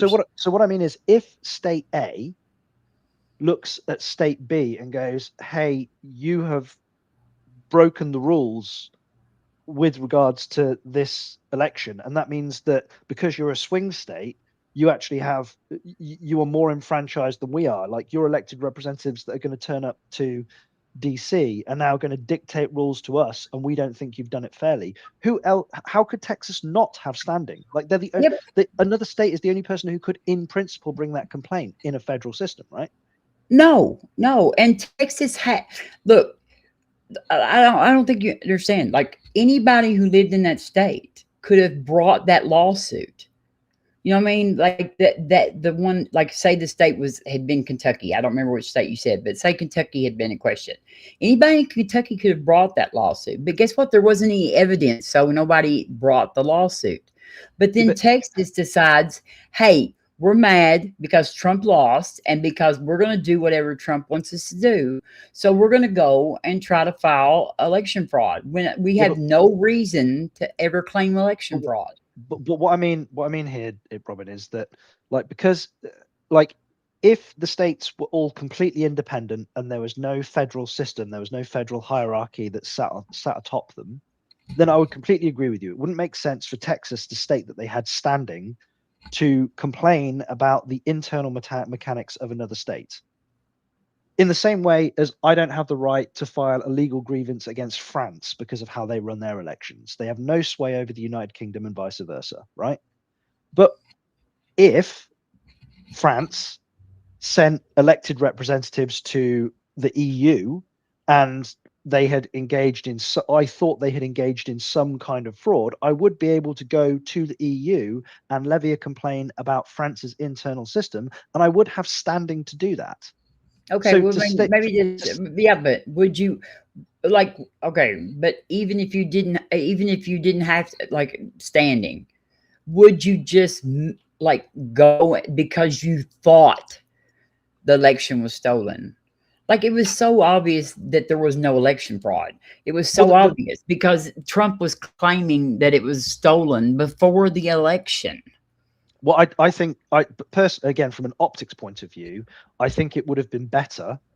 And again, I am coming at this from a limited understanding of the American system. Like, I mean, I think optically it would have been better for the Supreme Court to not dismiss the case based on standing. I think it would have been better for the Supreme Court to hear the case and point out how shitty Texas's evidence was that there was some kind of an issue with the election. I think that would have been better. The Supreme Court had they have their own cases, but like, this is not like we changed the law right before this election. Like, standing is something that you've always had to have in American law. Always.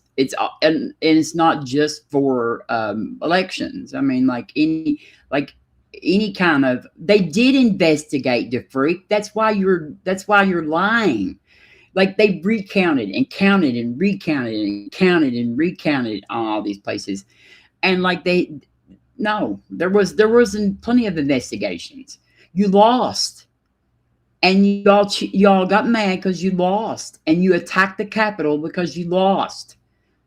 And it's the most, it's like the World Series, you know what I mean? Like, it's like if we have the World Series and the losing team starts screaming at the end of it and says, we were cheated. You know what I mean? Like, no, you weren't cheated.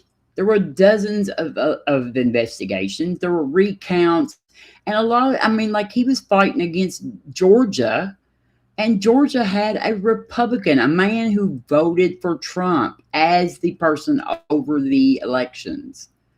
Like, there was nothing there. It was a nothing burger. It was a nothing burger, John. And the fact that they just, like, got this mad when they lost just shows how unethical and how unprincipled they actually are, because they're willing. People get shitty when they lose all the time. I mean, no, we don't get shitty. Like, both, like, when like, neither one, like Hillary Clinton, as much as I didn't like Hillary didn't scream and holler and say that it was stolen. And Biden didn't holler and scream and say it was stolen, and Kamala didn't holler and scream and say it was stolen. Like, no, it's just, I mean, like, there's no principles, and they were willing to tear our country to pieces, and just because they didn't get their way, and that's all they've done is just throw fits. Like I feel like the whole Republican Party has been like when you take a kid to the grocery store. Have you ever been in the grocery store when there's a kid in there who's like not very well behaved, and they lay down on the floor and they kick and they scream and stuff and carry on? That's how when I witness kids like that, I drop kick them into the fridge with the peas. Yeah, well, that's how the Republican Party has been acting for the last like 10 years. Like that right there, like a kid in the grocery store, laying on the floor, screaming and hollering and kicking and carrying on. Like, and they don't care if it tears our country apart doing it. They don't care. I do think there's definitely like an us versus them vibe. I don't look at the Republican Party in this. I don't think it's this evil institution that the people on the left think it is. And in the same way as I don't think the people. It ain't got nothing to do with it. I was a Republican until like March. I was a registered Republican since I was 18 years old. So for almost 40 years, I was a registered Republican. So yeah, yes, they are evil. They are evil. They're passing bills that will give that money to the January 6ers. They're passing those bills because Trump wants them. They're doing it. They're doing whatever he said. They threw it. Like, Thomas Massie was one of the only representatives that fought to get the Epstein files released because he's from Kentucky. And guess what? The Kentucky voters punished him by not reelecting him because he made those Epstein files come out. How dare you? How dare you call out pedophiles? We will punish you for that in the state of Kentucky. We will punish you for trying to bring justice for pedophile victims. Yes. That's how bad. Sorry, I missed that, Robin. What was that? Thomas Massey. Thomas Massey was the like him, and then the three Lauren Boebert and Marjorie Taylor Greene and him were the ones that signed with the Democrats on getting the Epstein files released. Okay. Yeah, okay. And Thomas Massey was the big one. Kentucky, like they primaried him and he lost the other day. He lost. Well, I've always been confused about this. Ray Epps. That's so stupid, Ray Epps. Like the political salience of like the Epstein files. Like I don't really care what political bent somebody has. You either had an inappropriate relationship with a minor or you didn't, and we should probably fucking know about it, and you should probably be incarcerated regardless of what your political orientation is. Like, I agree. Politics is zero probative value on whether you're a sex pest or not with regards to kids. Yeah, but you know why? But the thing about it is, and I agree. I'm a survivor of that, so I'm all for like getting. And there were people, plenty of people in there that were probably Democrats. I'm sure they were, and I put them in jail too. I don't care. It's not about the Democrats and the Republicans. But the thing about it is because Trump was mentioned in them files more than anybody else, like 100 times more than anybody else.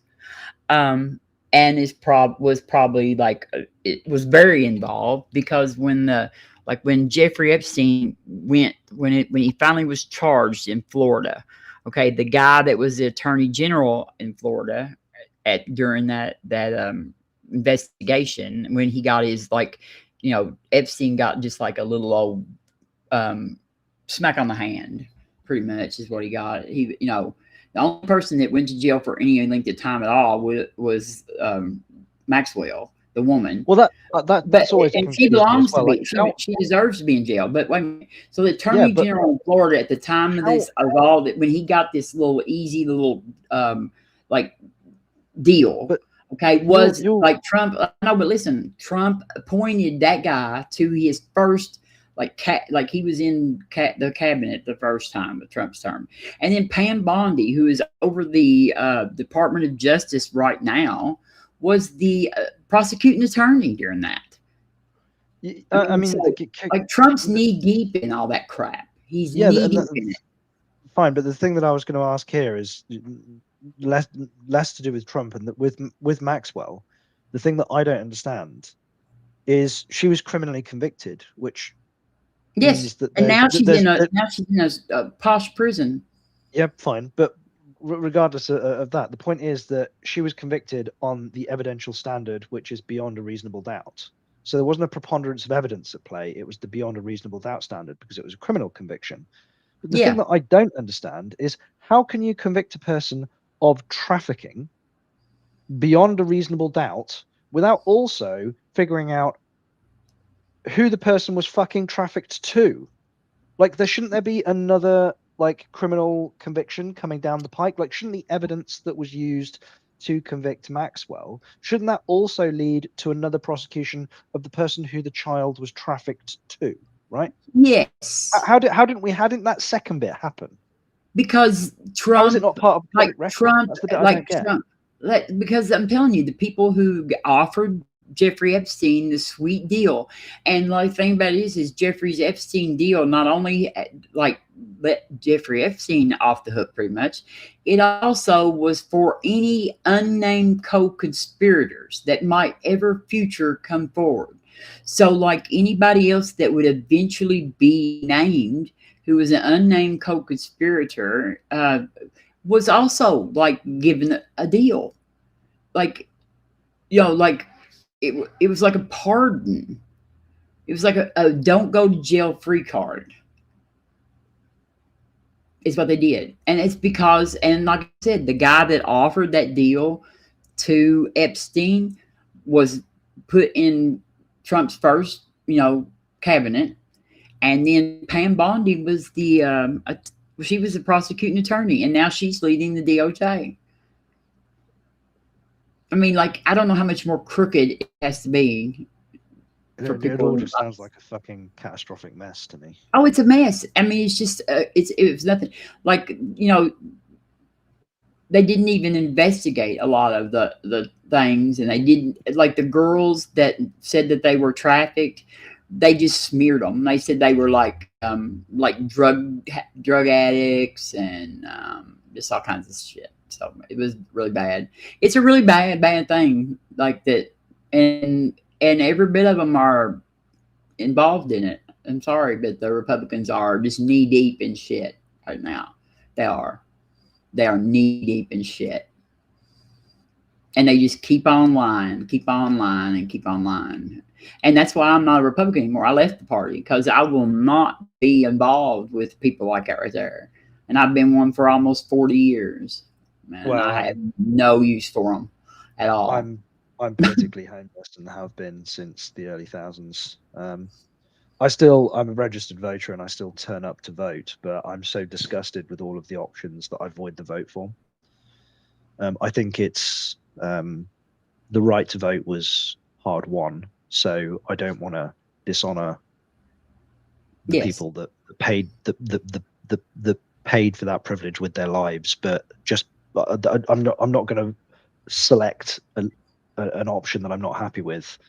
But I do turn up, you know, I at least expend the time and show up and engage in the system. I mean, I think we need a conservative party, and you know, I mean, like we don't actually have a liberal party anyway. The Democrats are capitalists. They're maybe center right, center, and then of course now the Republicans are all the way over on, you know, like fascist positions. So like, you know. But like we need both of them parties. But the thing about it is the Republicans right now, they are so far gone that the only way to ever clean that party out and make it into something that makes any sense is to just get them the hell out of there and make them all be gone. Well, I have to be honest. When people use a word like fascist, or they accuse their political opponents of being like, okay, well, I can defend that. I can defend that position. I didn't call them Nazis. I didn't call them Nazis. I wasn't saying that you did, but there is a cohort that will either use the word fascist or Nazi interchangeably. Yeah, but I can defend that position. Like, you know, like we are weaponizing our justice system against our political opponents. Like he is, like Trump is, you know, he's like got people, he's like getting people kicked off of the airwaves. Like he had his own the guy, FCC guy, you know, like pressure. Don't people make these same claims in reverse? Like, yeah, but they make the claims, but they don't have the okay, but they don't have the evidence, John, is what I'm trying to tell you. They don't have the evidence. They make the claims, but they can't say like what news like or anybody on TV was used. When did Biden use the FCC to and threaten to like get rid of a network's broadcasting license? Well, maybe didn't use the FCC, but I know. But all of these administrations have reached into, for example, the internal mechanics of like social media and leveraged them. But we don't call that fascist, do we? Social media, like what did Biden do to social media because of the pandemic? Like all Biden's like their administration called Mark Zuckerberg, I reckon, and didn't even tell Mark Zuckerberg and him that they had to do anything. They just said that, you know, maybe there's misinformation. This has been misinformation, and Mark Zuckerberg you don't think somebody like Joe Biden or somebody who was Joe Biden adjacent didn't pick up the phone to Zuckerberg and go, "Nice social media platform you've got there. It'd be a shame if anything were to happen." Nope, I don't think that, and I don't think Mark Zuckerberg even claims that. Nobody even claims that except for the Republicans. Like Mark Zuckerberg never said that when he testified in front of Congress. he said what they told him, that they called, and even our Supreme Court Justice Kavanaugh said that happens all the time when there's shit that's going on social media, and he's one of the right wingers, and he said that happens all the time because that's what he used to do for like one of the the Bush administration. He was like somebody who called like the media and was like, you're putting out misinformation or whatever. But they never did threaten, like Biden. Nobody threatened to shut down Facebook because of that. And Mark Zuckerberg never claimed they did. But we know that's what, Trump got on air and said, I'm going to get them kicked off the air. Like he made this claim. We have his admission that he's doing this. It's just not the same. And people die. It's just no. Yeah, I'm sorry. I think we see examples of this behavior going in both directions. I don't think you do. I don't think you do. Not like that. The people on the right side of the coin tend to look at their counterparts on the left and call them communists, and then the people on the people on the right side of the coin look at the people on the left and call them communists, and then the people on the left look at people on the right and call them fascists or Nazis. I think I'm just saying well, I know, but they're acting fascist. They're doing if you get out a definition, if you get out the definition of fascism, I don't. You tell me which one of them they don't fall into. I don't see it as a different thing. It's like when the Labour Party was being led by Corbyn, and they all marched up to the podium wearing their Che Guevara t-shirts and their hammer and sickle flags, all calling one another comrade. That to me is just as reprehensible as if somebody on the right wing goosed up to the same podium and Zeke Heiled. We're talking they're all reprehensible fuckers. We're talking about our lawmakers. Okay? I don't care what the people who are electing people and stuff like that, the voters. That's not what I'm talking about. I'm talking about the people who are armed in power. But I've got this right here. I was going to show you because this is I'm going to bring up the things that, extreme nationalism, the belief that a nation is unified organic entity often tied to a specific race or cultural. Is this the 14? So what was that? The Christian? We are a Christian nation. We've been a Christian nation since we were, and blah, blah, blah, and all this stuff. Okay, there we go. So they got that one. Dictatorial power. Are you a 14 tenets type? Huh? I'm just trying to find one of these things that is what is the definition of fascism. You're citing the 14 tenets of fascism. Is that a list of 14? Yeah. So which one of them are they not? Is that the 14? Oh, no, they fit the bill for most of them. Yeah. Yes. Yes. Dictatorial power. The only people on the fucking right that are saying that, fascism doesn't fit, the Republicans. They're the only ones that they don't even know what fascism is. Yeah. I'm not jumping to conclusions using rhetoric language. They fit the description of fascists right now. They do. They do. Yeah. No. And plus we've got ICE shooting people and citizens and protesting and they end up like the freak. They end up just like the freak, calling everybody fucking commies.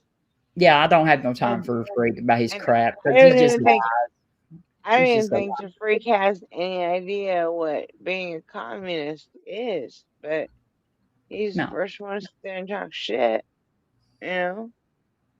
Yeah, he's dishonest. He's been showed evidence and told evidence and argued, and he will still just say the same dumb things over and over.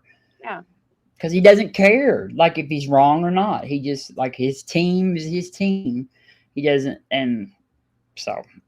Yeah. I'm not, I said, that wasn't my team. I wasn't a Democrat until, I 100% think that calling right-wingers fascists It's a totally different thing. It's like a whole new level of gaslighting. Why you don't think there's Especially, any? You don't think there's an equivalence between calling somebody on the right wing a fascist without justification, in the I same do have way as when somebody justification, on the right calls somebody on the extreme left a communist without justification. You but I don't do think have justification to call them a fascist, though, John, is what I'm trying to tell you. There Yeah, but is I don't agree with you. justification. And none of our Democratic lawmakers are communists. We don't even have we have very few even progressive Democrats, let alone anybody that's communist. We don't have any communists in Congress or like in the Senate or the House. There are no communists up there. Bernie Sanders would be the closest, the left, him and AOC are probably as left as we go. And they're capitalists. these days, Bernie isn't even close enough to being considered leftist. Yeah. Like we don't have any lawmakers that are leftist. We might have some voters, a very small group of voters that are like that, but like we don't have any lawmakers like that, and that's who's making our laws.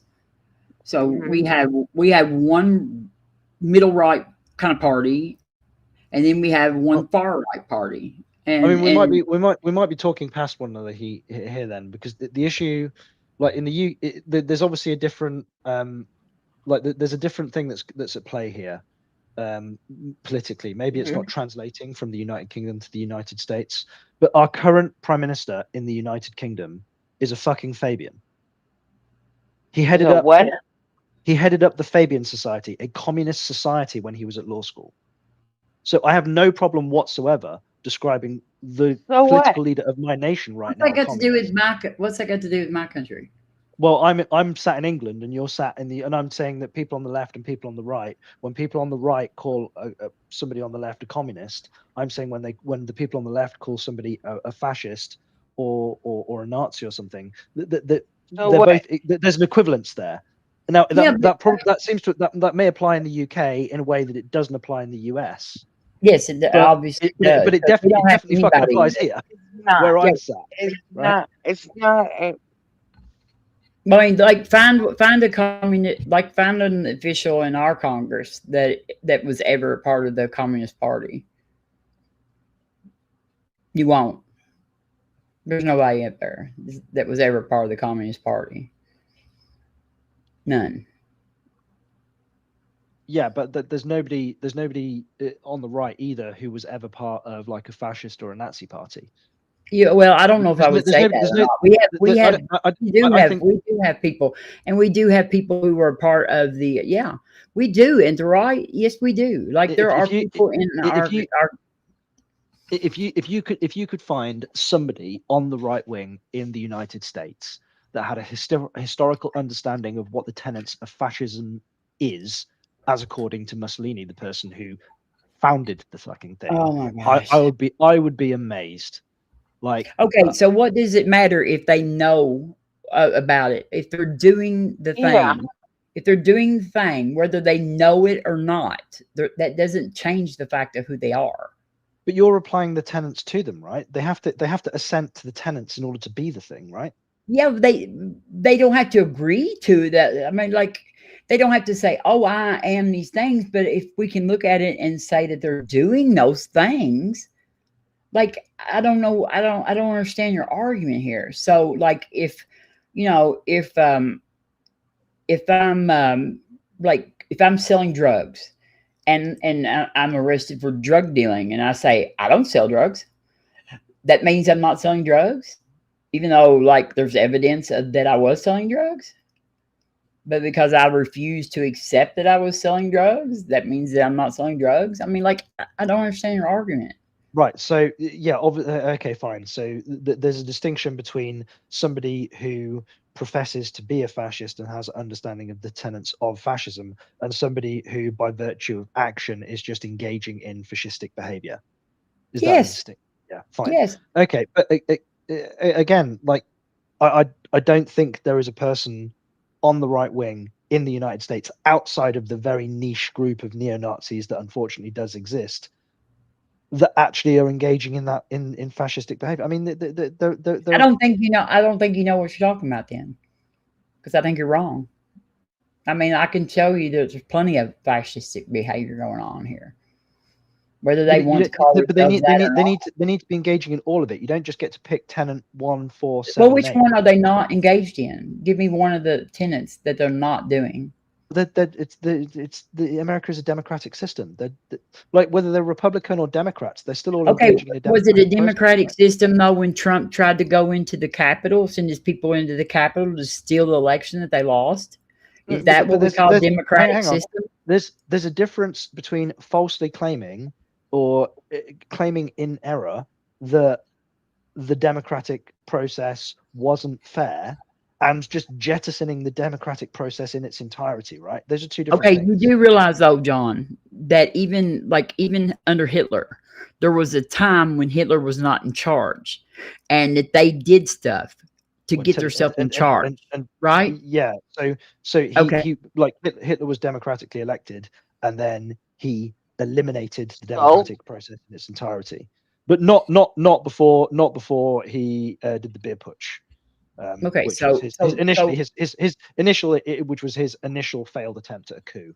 Yes, and see, Trump is trying every way in the world right now to make sure that we don't have democratic elections again. In fact, he said that the federal government, even though it's in the Constitution that state governments should run the elections, he said the federal government should take over the elections. That's his ideal. He's mentioned that 2 or 3 times. But I mean, if he wanted to level that as an amendment to the Constitution, no, he don't want to do the Constitution. He just wants to do that. But he wants to. He said multiple times that we should amend the Constitution. He has been doing that. He's been preventing people from having due process. I mean, he's violated a whole bunch of our constitutional rights. I mean, like the 4th Amendment, the 2nd Amendment, the 1st Amendment, the 6th Amendment. Like he's been mashing all over it. And like his Supreme Court that he has on there right now, they've just seemed like most of them seem to be going along with it too. And then all of the Republican lawmakers are just doing it too. Because any of them that cared anything about the Constitution retired and left. And now there's nothing left but sycophants who are so far deep into this shit that they don't know how to get out. They've sold their soul. They don't want to get out. Come on. Yeah, they sold their soul. And they're willing to do whatever they can to stay in charge. Because first of all, I've already heard like there's some of them that because they all know that they've committed so many violations against like illegal shit that they're just waiting that if they ever get out of control that they're all going to go to jail because they've been involved in so much fucking illegal shit. Like John, I don't think you realize how bad it is here right now. But again, like just because like somebody isn't respecting the tenets of this collection of amendments to your satisfaction doesn't make them my satisfaction. It's not about my satisfaction. It's not about my satisfaction. See, John, like I don't think you understand. Like you really don't understand what it's like here right now. You don't understand how far. Yeah, I mean, I've only been to the United States twice. Yeah, it wasn't like this. I mean, it's never been like this, really. It doesn't matter. It makes no difference. You don't have to have been here to understand anything.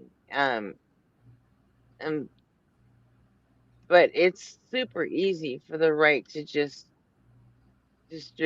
notice all their talking points are always kind of like leveled from a place of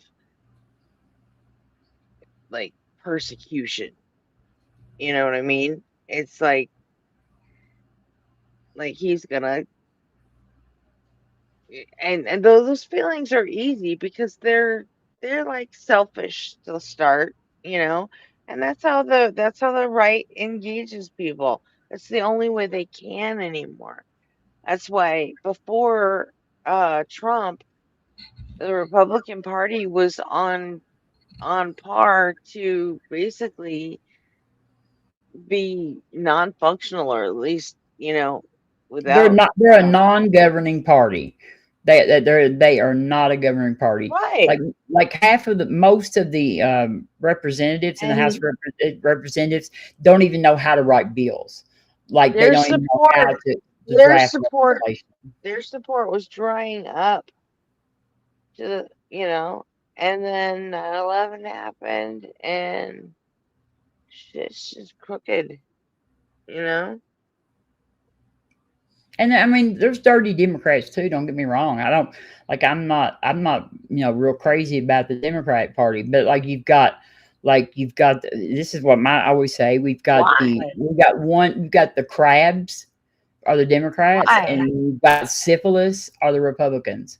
So You're both crazy about the Democratic Party. Why? Yeah, but they're both venereal diseases, but one of them is a lot worse than the other one. Yeah. Well, I mean, like Nancy Pelosi, she's been up there. She is one of the people that has passed all these laws to where she can do all of this insider trading, stock trading, and they passed a law. Like if me or you, Gretchen, got caught insider trading on the stock market, we would go to jail for it. Nancy Pelosi is one of the people who led up, and they passed a law to where people in Congress can do it legally. Well, I think there's like an investment company or a hedge fund of some kind who that's sold not these true. shares. They didn't. It's just to mirror Nancy Pelosi's investment decisions, It's and it always does been quite legal well. for them. No, they passed a law, Gretchen, that protects them legally to do that. And she was one of the people that All right, what law was that? I'm gonna look it up, but yes, I'm telling you, they're legally protected to do something that we cannot do.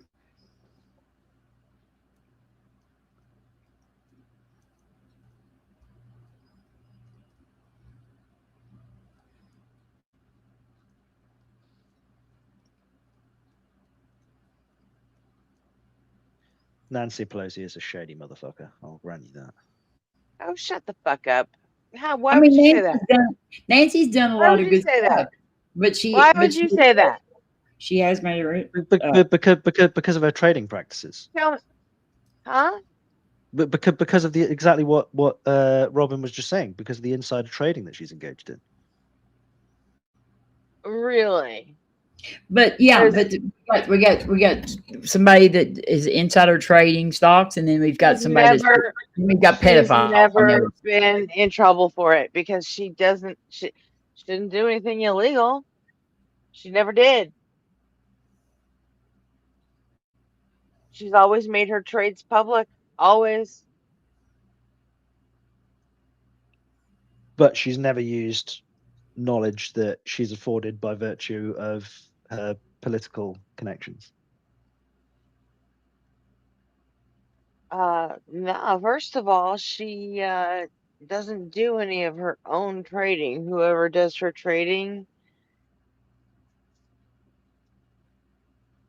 they're responsible. Just because she does it through some corporate veil doesn't mean that she's not acting on knowledge that she shouldn't be acting. You don't think that they would have nailed her on that if they had even the finest shred of evidence against her?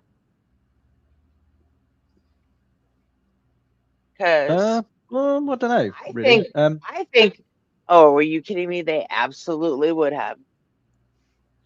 No, because I do think I do think like when if let's say you've got somebody who is pulling the strings on the right wing who is also engaging in a little bit of insider trading. I mean, I'm not a huge Nancy Pelosi fan either. But what I mean is, let's say for argument's sake that somebody did have evidence that Nancy Pelosi was insider trading, but the person who had the evidence that Nancy Pelosi was insider trading also knows that a lot of their other friends, people that they quite like, are insider trading too. They might not want to pull the chain on Nancy Pelosi because of the mutually assured destruction that would ensue. They'd all just start fucking over one another, So my gut tells me they probably don't really want to touch the topic too much because they're all fucking at it.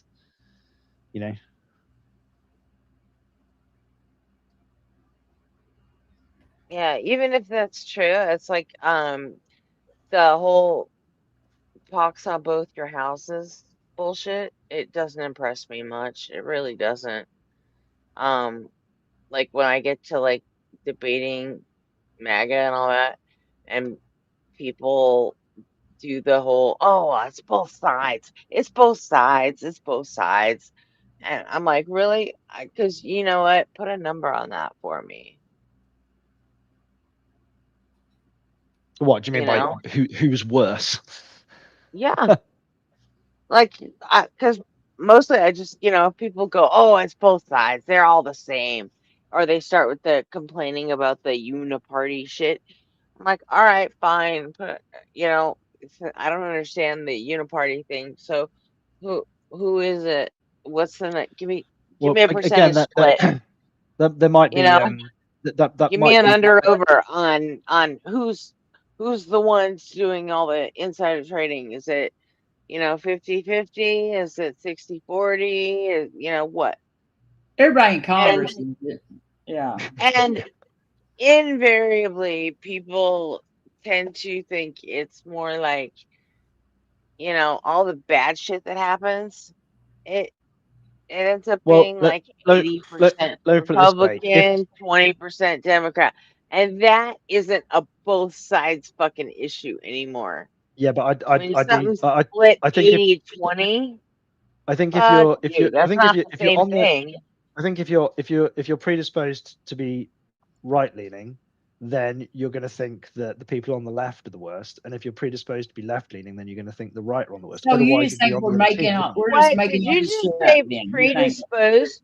What? I'm sorry. What kind of thing would predispose you to being right leaning or left leaning? No, what I'm saying is that if you are on the right, then it seems self-evident that you would think that the people on the left are worse at whatever shit thing they do, and vice versa. Again, explain that. Well, Same because thing. if you thought all you did was rename the yeah, but if you're rename your terms without actually making a distinction. But if I thought, let's say for argument, let's say I'm on the left wing, but I think the left, but I think that the left wing are more corrupt than the right, then why wouldn't I just be on the right wing? But John, you're acting like that we're just making shit up. Okay, like, yeah, and here's the thing right here. It says because it says about the stock. It says the law is ineffective due to major enforcement loopholes. While insider trading remains prohibited, members of Congress are still legally permitted to buy and sell individual stocks as long as they publicly disclose transactions over what's the bill? What bill is that? Huh? But it says the penalty for violating the Stock Act is notoriously low.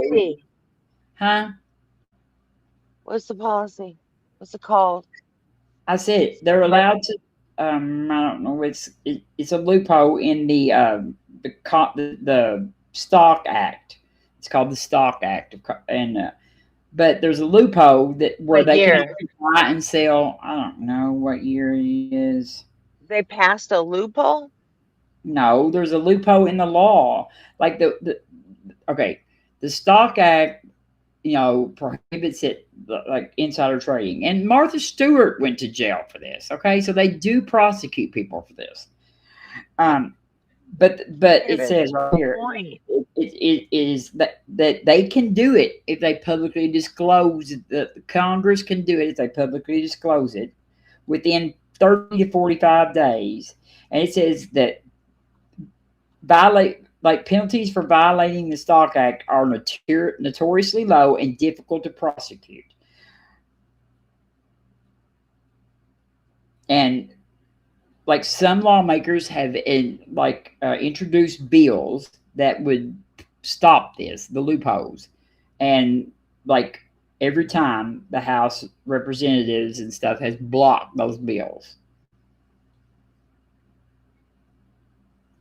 And both parties take money from super PACs like crazy, like like, you know, that we've got people from just like the gun law. Well, the gun lobby no longer supports Democrats. There are no Democrats that are on the gun lobby anymore. So just to clarify, I thought a super PAC was like there's not supposed to be communication between the political organization and the super PAC. They're supposed to be independent, aren't they? Whilst Yeah, they they're supposed to be. Right. What are you talking about? Well, like No. because there isn't there regulation around money. There's that can be nobody used? regulating anything right now. But I thought There's there was nobody regulating supposed to anything. be there's supposed to be restrictions on how much money can be given to a political party. So what happens is these super PACs pop up, and they're not supposed to be directly controlled. It's sort of like a bypass to allow people to give unregulated amounts of money to a lobby group, and in order to. And you think Trump is going to be? You think Trump is going to be enforcing those rules? Well, no, but what I mean is like there are super PACs for the Democrats, there are super PACs for the Republicans, there are super, you know, yeah, it goes. But I mean, like, you think right now that Trump's going to be enforcing those rules? No, I think Trump will reach out for any lever, any mechanism that he can, in the same way, and the Democrats will do exactly the same. I don't know. I mean, like, I'm pretty sure that, like, I'm sure they have, maybe, I don't know, but like they, like, at least we had some semblance of people who were trying to make it look like they were following the rules. And now we have one that just gets up there on TV and says, I don't have to follow the rules. Like, it's not like he's being secretive about this shit either. Like, he gets up on TV and says these things out loud, how he's going to do this and do that. Like, he doesn't care. He's not trying to sneak around and do it. He's just blatantly violating. And that's his job as president of the United States, to make sure that the law is carried out as it's written by Congress. That's his job. One of his jobs as president of the United States. That is in his job description. No, it's not. Okay, but, there is no actual job description for the president. Yes, there is. There is too. The executive branch is in the Constitution, and it's called the Constitution. Well, I know, but there's no actual job description, though. Yes, there is. Like, in the Constitution, it lays out what the executive branch is responsible for doing. Yes. Where? What part? Oh my goodness! Have y'all read the Constitution? I don't have my copy right here with me, so I'm gonna have to look it up again. And I don't recall there ever being a part saying, as president, you're responsible for the following. It's the executive branch.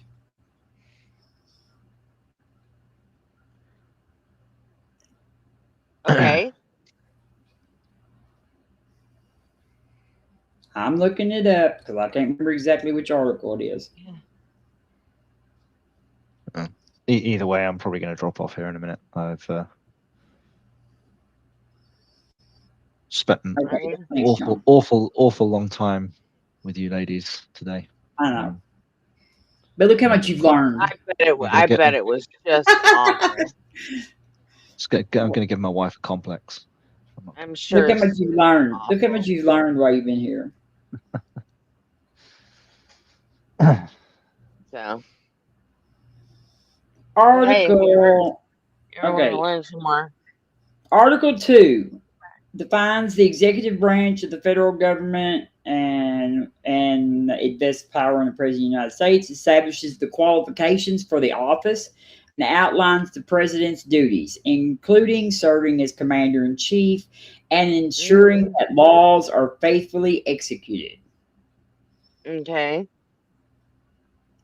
So, yes, it does define. How much of that is and how much of that is the DOJ? The DOJ. The DOJ was probably something that was added later. I didn't say anything about the DOJ. Like when our founders wrote the Constitution, Isn't they did not have all these Actually, if you go through the whole Constitution, you'll find the Department of Justice that is supposed to be independent. Isn't the DOJ that's the judicial branch of government? It's not the No, the DOJ, the Department of Justice, is under the executive branch, but it's supposed to remain independent. Like it, Yeah, like, it's supposed to be. but the president does name the leader of the DOJ, though. They do, like, they are the do a one lot more. They do a lot more than that, but they put the leader, but they're not supposed to be involved in but like it. They're not supposed to, but they are. And yeah, but our president, nobody in the right cares anymore. So yeah, our president though is supposed to make sure that laws are faithfully executed. That's one of the main duties of the other, because you have the judicial branch that interprets the laws, you have the president, the executive branch who executes the laws, and then you have the legislative branch that actually writes the laws. Those are branches, though. Well, there's 3 branches of government. There's 3 branches. There's the executive, the legislative, and the judicial. No fucking kidding. Really? Yeah. So that's what I'm saying. Well, I know, but that's what the president's supposed to do. He's supposed to execute the laws. The legislative branch writes the laws, and the judicial branch interprets the laws. Right. Well, on that note, I am going to. That's not the way it works anymore. I'm going to. I will agree with you. All right, bye, John. Thank you. Enjoy the rest of your days, everybody. Have fun. Bye, John. Don't be a fascist, John. John's try not not to. a fascist. Stop being a fascist, John. John, you would be a communist in America, according to the Freaks. Right. Okay. Well, I'm just going to goose step back into my house and make myself another coffee. I'll catch you on. All right. Have a good one.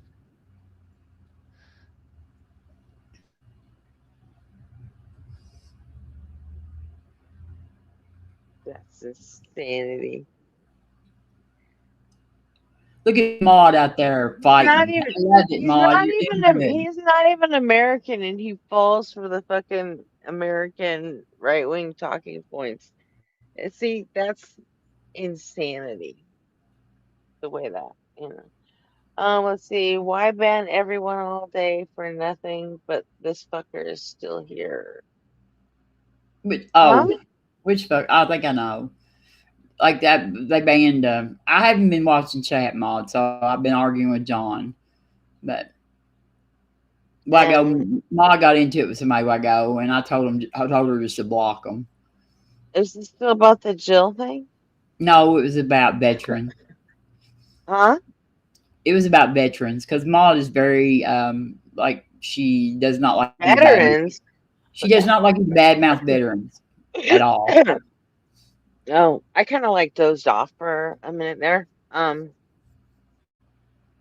So I'm not sure what went on regarding veterans, but I mean, if you're willing to share.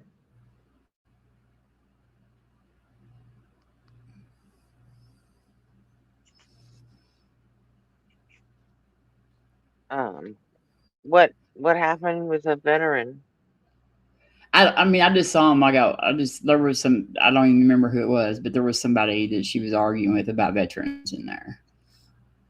I told her just to ban them. I mean, block them,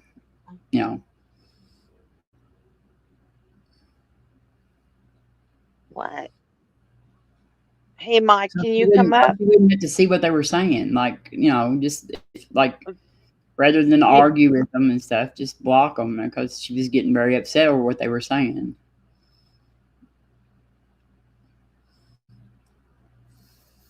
Well, that's not, and you just basically said deal with it yourself?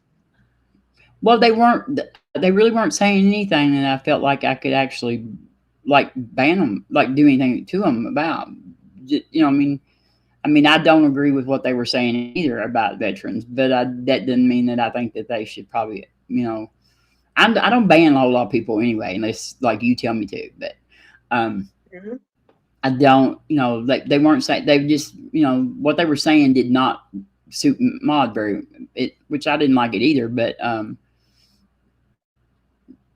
it was upsetting Maud, so I just told her to block them, and then she wouldn't have to read what they were saying.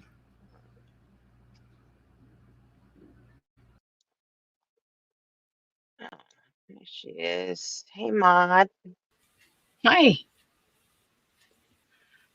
Somebody's alarm's going on. What's going on, Maud? Hey, Maud. Hi. What's the deal? Nothing. That was earlier. Whose alarm is going off? Is that? That was my phone beeping. I must have like a different thing open somewhere. What the heck? Robin's. Oh yeah, it's totally distracting. I don't know. Let me see. I must not have it muted or something. What the heck? Yeah, it's not me. I don't have anything going on. I don't hear it. Hold on a second. I'll be right back. Maybe she thinks it's her. I don't know. She's hearing bells. She's hearing bells. I don't hear bells. I don't hear bells from you or me, or I don't hear Jay. No bells. I'll be back in like 30 seconds. I'm gonna go grab some more ice and do some. Oh yes. Okay, I'm taking over the stream. Yeah.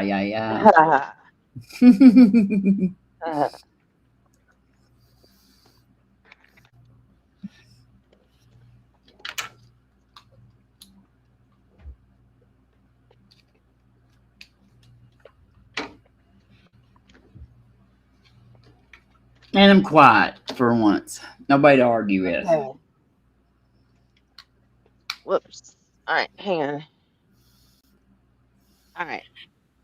You guys seriously don't hear the alarm? That is freaking weird. I hear a phone alarm going off, and when I leave, I don't hear it. A phone alarm? Yeah, that's so weird. I don't hear it on the stream when I unmute. It's just me. You think maybe the alarm in your head? It just Did you stopped. hear it It just before you? Did you hear it just before you requested up? No, I just now checked the stream too. Like I can hear my voice, I hear everybody talking, it's totally quiet, but the alarm when I come into when I joined, I can hear it in here. It's so weird. It's gone now though, thankfully. That was weird. No, I didn't hear anything. That is so weird. Whoa. I don't know. I thought maybe I had another tab open or something. But yeah, that stuff earlier doesn't matter. I was just talking about God's son out there. Like, what the heck? He's out there trying to excuse January 6th, saying it wasn't terrorism, and I know. I just think that's really lame. I know. Yeah. But I haven't seen that. Well, there's a whole bunch of people doing that, Maud. Because that's the team, that's the side that they, like I said, if you roll back the stream, I was asleep until I don't know. I'm not going to predict, like they're trying to erase the fact that it happened anyway, and they'll not ever do it as long as I'm alive. I will continue to say that they were traitors and treason. They belong in prison until the day I die, because they do. Right. That's how I feel about it. Yeah, and it's all over Trump. Protesting. Not people that are protesting. I don't think that anybody that was there protesting should went to jail for protesting. Right. Anybody that went into the building. Yes. Anybody that went into the building and fought with beat up Capitol Police and wiped shit on the walls and did all that stuff. They're traitors. They're traitors. Yeah. And yeah. And 100%. like it's sort of like treason when you're defending them. But yeah, it lives rent. It should live rent free in everyone's mind. It definitely should, because it's bullshit. Doesn't. This guy is insane. Like, and everybody else has been getting banned for just nothing. And I'm like, well, we didn't ban Abe. Yeah, he got timed out. He told me. Oh, that's the whole fight. That was the whole argument earlier, because that shit, whoever the hell that girl is or whatever. I don't know. I'm sorry. I don't mean to say girl. I thought it was a girl, but not just Democrats. I don't know. That person's trash. Saying to thank them for their service. That pissed me off so bad. I was so pissed. But anyways, it doesn't matter. I'm over that. It was just about Godson right now. And then I was out there making jokes. Trying to be funny. Godson, you know, like he's defending traitors. That's what he's doing. Like, all you know, for Trump. All for Trump. All for Trump. For a pedophile. Way to go. Well, I'm not going to say that, but I'm definitely not a fan of his either. You know how I feel about him, but you know, I just I don't know. But yeah, I definitely I wanted to come up anyway, so I wasn't sure if you were going to end or what. Because I haven't been up yet. This is my first time. No, you were up one other time.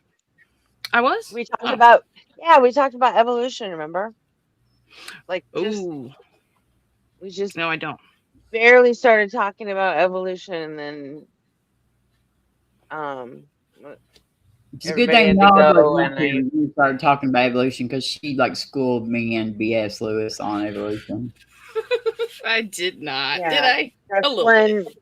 That was right before I started doing the lives on TikTok, and I said, hey, well, you know what, come by on, we'll finish our discussion on evolution.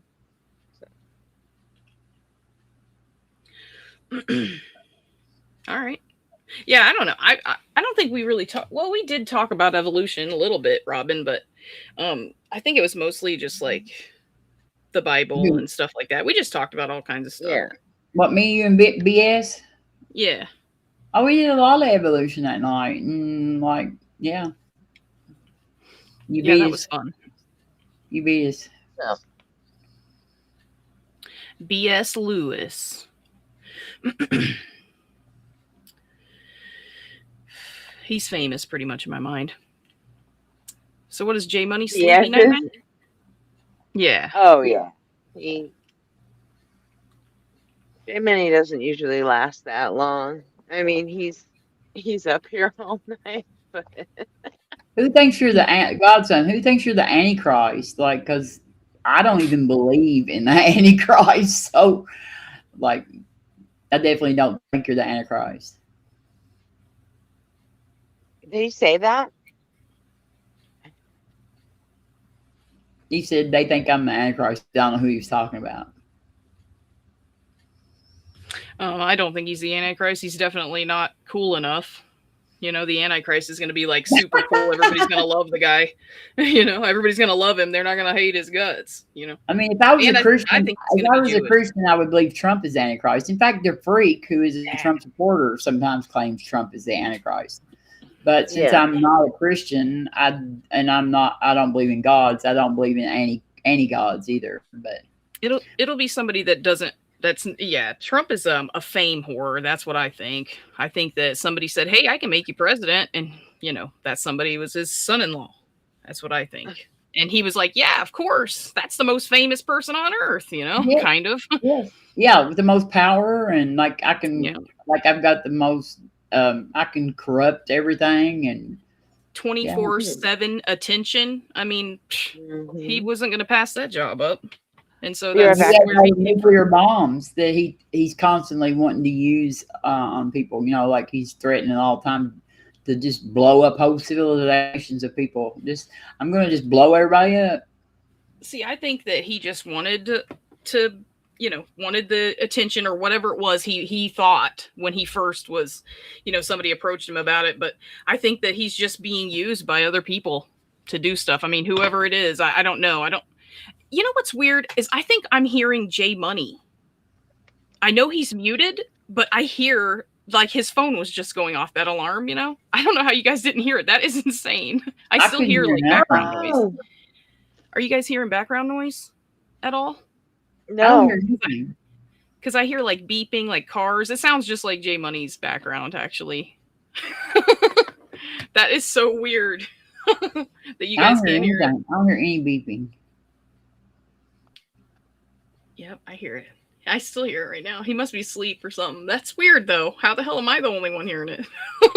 I don't know. Is this Eve Mux? Or what is this? It's Stream Service. It's Streamlabs or whatever. Huh. Man, they got all kinds of new ones coming out now, I guess. Nothing This good as StreamYard. This one's been out for a long time because this is the one, like Tiny URL or whatever. Oh, okay. So this isn't the one that Steven used to use? I don't think so. I don't think so. This is like a Tiny URL is what the like you got the link. Oh, okay. Okay. They still going out there with him. This is this app is called Talk Studio by Streamlabs. Before Streamlabs bought it, it was called Melon. Oh. And okay. yeah. And absolutely it's been doing weird stuff like that. The fact that you can hear that background noise. Yeah, it took us all night to figure out where this background noise we were coming from. And look, J Money's muted. Look at him. Yeah. You can yeah, see that's it. why I was He's muted. confused. But he isn't, because look, watch what happens when I kick him. All of a sudden your sound will get super like crisp. Hold on. And kick. I still hear background noise though. You still hear it? Yeah. Do you really? Yeah, that's weird though. That is weird, but it did sound like his background noise, and then the alarm as well. And it was just It going totally off. was. I couldn't Yeah. hear it, but but then for whatever reason, only about half the panel could hear it the last time too. And there were some like loud ass sirens happening, and only like Mallard and me heard it. No one else did. Did you guys mute J Money, or did he mute himself? He muted himself. Whoa, that's scary. He muted himself, and then he fell asleep. But yeah, he does that all the time. Actually, usually. Yeah, but I was wondering if he fell asleep unmuted and then someone on the stream muted him, because then that might make sense a little bit. But that's weird. That's so weird. He was already muted. So that's kind of. I mean, I don't know. It must only do it with him. I don't hear it now though. Now the sound's gone. Nobody on fire said it's your neighbor's fire alarm. My neighbor? I hope not. Yeah, I think maybe he's joking. But oh, was he talking to me? Yeah, he said, "Maud, it's your neighbor's fire alarm." I hope not. Ooh, ain't nobody there. Well, there's some. I don't know. There's people moving in. I don't know. It was the. I'm zealots for like following the Constitution. Yes, I am. Like I'm zealots for like not committing treason. Freedom, right? In America, I think that's culture and all. So I guess you think the South were like you were for the South, so like they were traitors too. You do realize that, right? The people that yeah. It's just wars. That's why I'm like, I don't know why we're traitors too. So why even entertain his crap? Because that's all it is. It's for Trump. He's defending Trump. Trying to excuse January 6th. I think it's disgusting. And it has nothing to do with Trump in my mind. It does obviously have a lot to do with Trump, but in my mind, I'm talking about them guys in particular. That's terrorism, and for him to excuse that is insane. Insane. Yeah. And the people that actually attacked the Capitol Police, and when they are going to get compensation now for this. They're not. Right, Come on. There's probably people. You don't really see that happening, do you? Yeah, I do. Are you kidding? Like Gretchen, are you keeping up with it? No, I'm not even close to kidding. I don't see him separate. He's not gonna let a single money grubbing dollar out of his fat bruised fucking hands. He's not gonna he won't even give anybody shit. You really think any of that money's going to go toward him or toward those people? Fuck no, it's not. Absolutely no way. Yeah. They're going to find a way to funnel that money to someone with the last name Trump. Every fucking penny of it.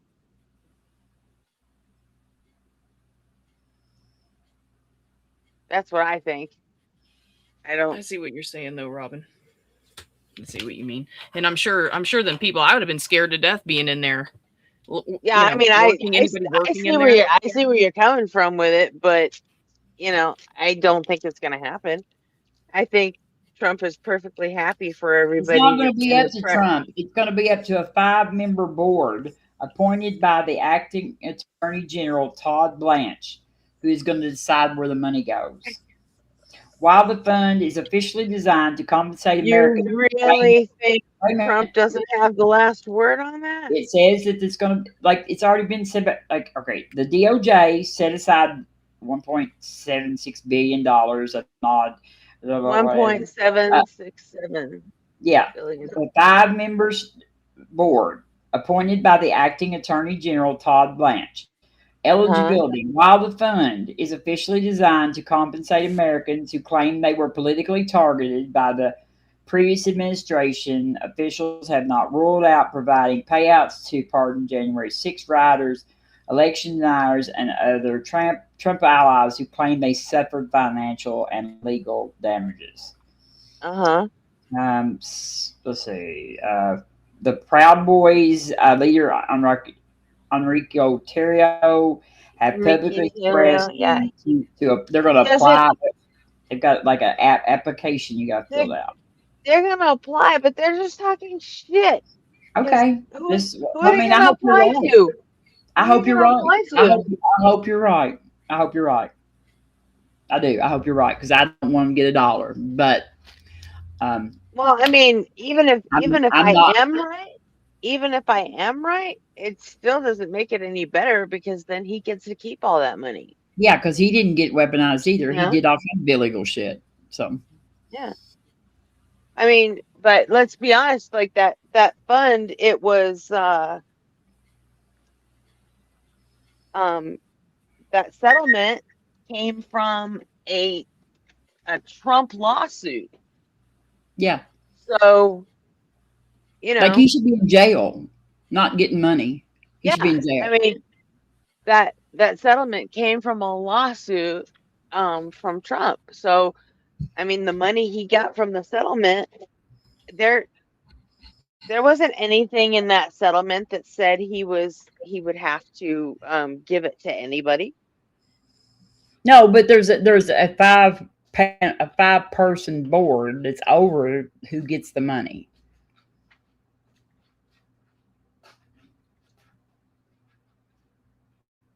Well, they don't get the money.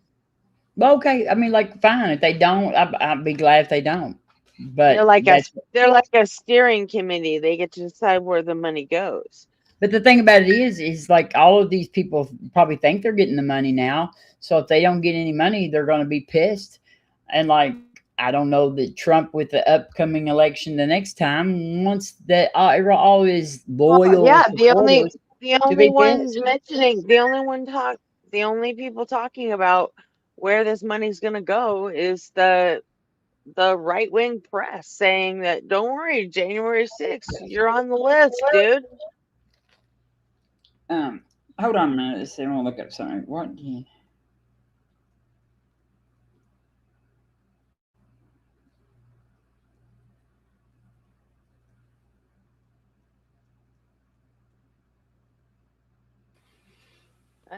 Anyway, so how is everybody besides all that? I actually slept like a normal person last night. So I just got up at 5. That's when seditious conspiracy, Godson. Seditious conspiracy. On right. Yeah, that's what Enrique he said that nobody was charged with anything. Let's see, and that if you committed treason, you would be duly. They were convicted, not charged, but convicted for seditious conspiracy. Him and what was the guy that was over the other one? Not Terrio, but the other guy, the one that wore the patch over his eye.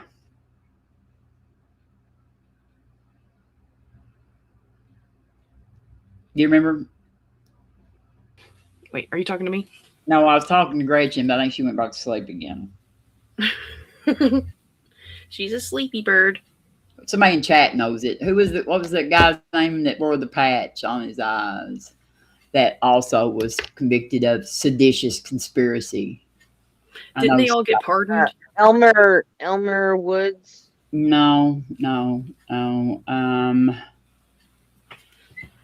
Yes, he got pardoned. Godson, you're lying. They got pardoned. Yes, they did. They were convicted. They got 22 years is what they were sentenced to. 22 years. And he pardoned them. You can be pardoned because they were federal charges. They were charged conspiracy, seditious conspiracy by a federal court. They were convicted. He can pardon them because they were federal charges. So yes. Once again, you're wrong. Once again. Crazy. You can highlight comments in here. Stuart Rhodes. That was his name. Stuart Rhodes. Yeah, his first name is Elmer, actually. Oh, Stuart Rhodes with the patch over his eye. He shot out his own eye. He shot out his own eye. The O'Keefe dude. He never seen that movie, Christmas or whatever that was. He goes by the name E. Stuart Rhodes because he doesn't like the name Elmer, but I mean, it's kind of lame. Yeah, he shot out his own eye. He's. I know a guy that shot himself in the finger to know what it felt like. He didn't actually get fully pardoned, did he? Yes. Yeah, yes, he got not to the point where it reversed his conviction, though, right? Yes, he got pardoned. That's what a pardon is.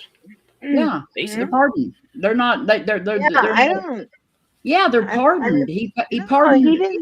He didn't get that though.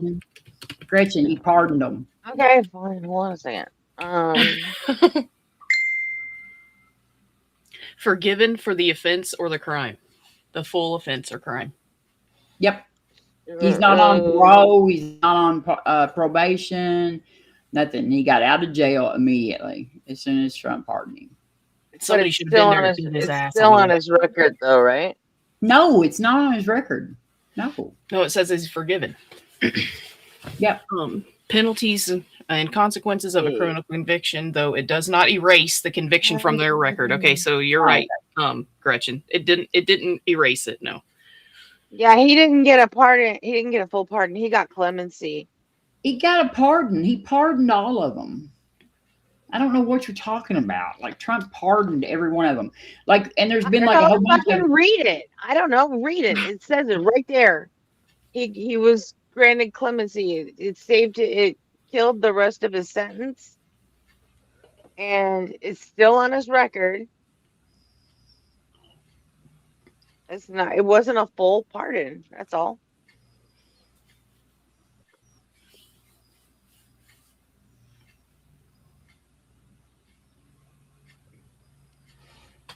He'd been serving an 18-year sentence for seditious conspiracy related to January 6th.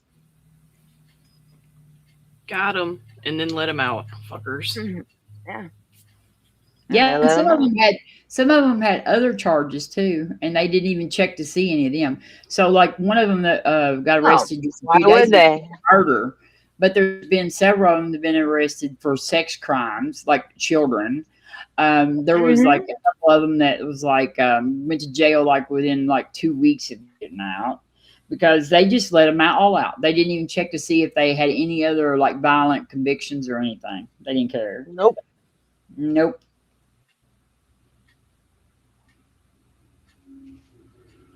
Oh, they must. Let's be honest. That was the best move for them is to say, I don't know. We didn't check. We have no idea who we let out. Whatever. Because it just blows my mind. It blows my mind. Let's be real. If they had done security and background checks before they did all that, they would have done it anyway. They would have pardoned these people. Yeah, because I think it was a message. Even if they had bothered to check into their criminal history, they still would have done it.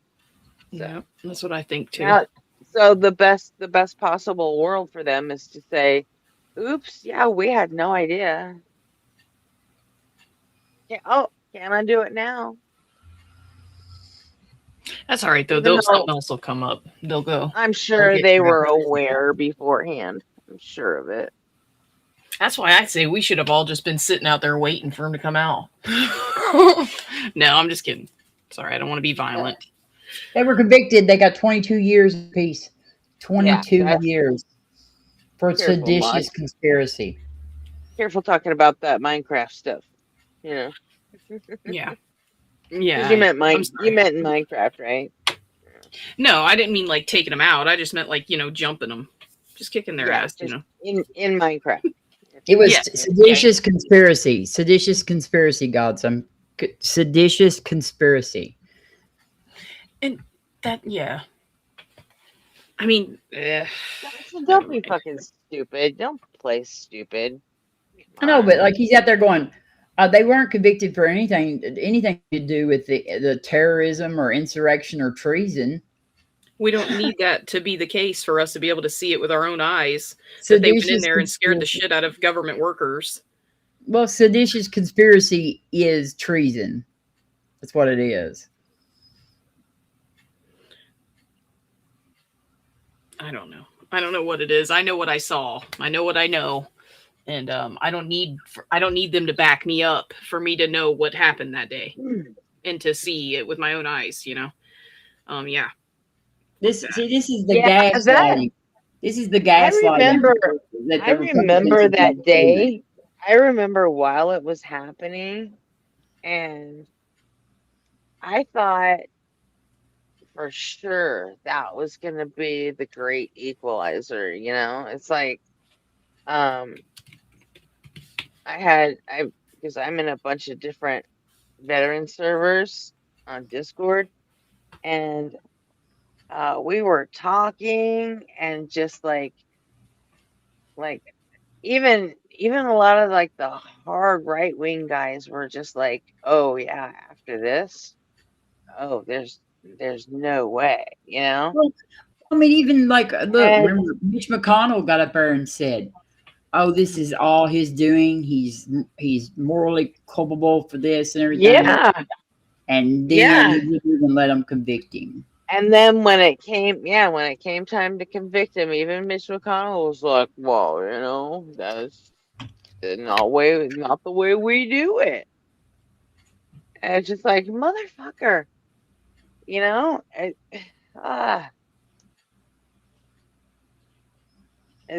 there's nothing more hypocritical. Hi, Ricky. There's around sound said politicians are just more hypocritical than the fucking Republican Party ever since Trump got elected. I mean, yes, that they sold their souls, like that. I don't believe in souls, but what if they get exposed coming and going from the Democrats, and the only thing they have left to wait. The only thing they got left still waiting for them on the right is Trump and his fucking dementia, and he ends up targeting them, I think, as much as anybody else. It's just sad. Hey, Ricky. And they say super devoted to that man, and yep, I don't get it. He's like everything he does is like this huge game of sundowning, It's ridiculous. Hey, Ricky said hello, Maud. Hello, Ricky.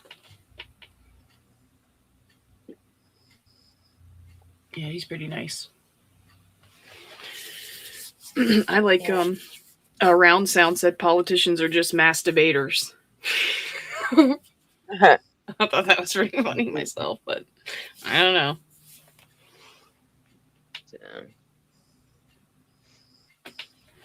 So I just finished I'm about to finish a couple of intros for Abe.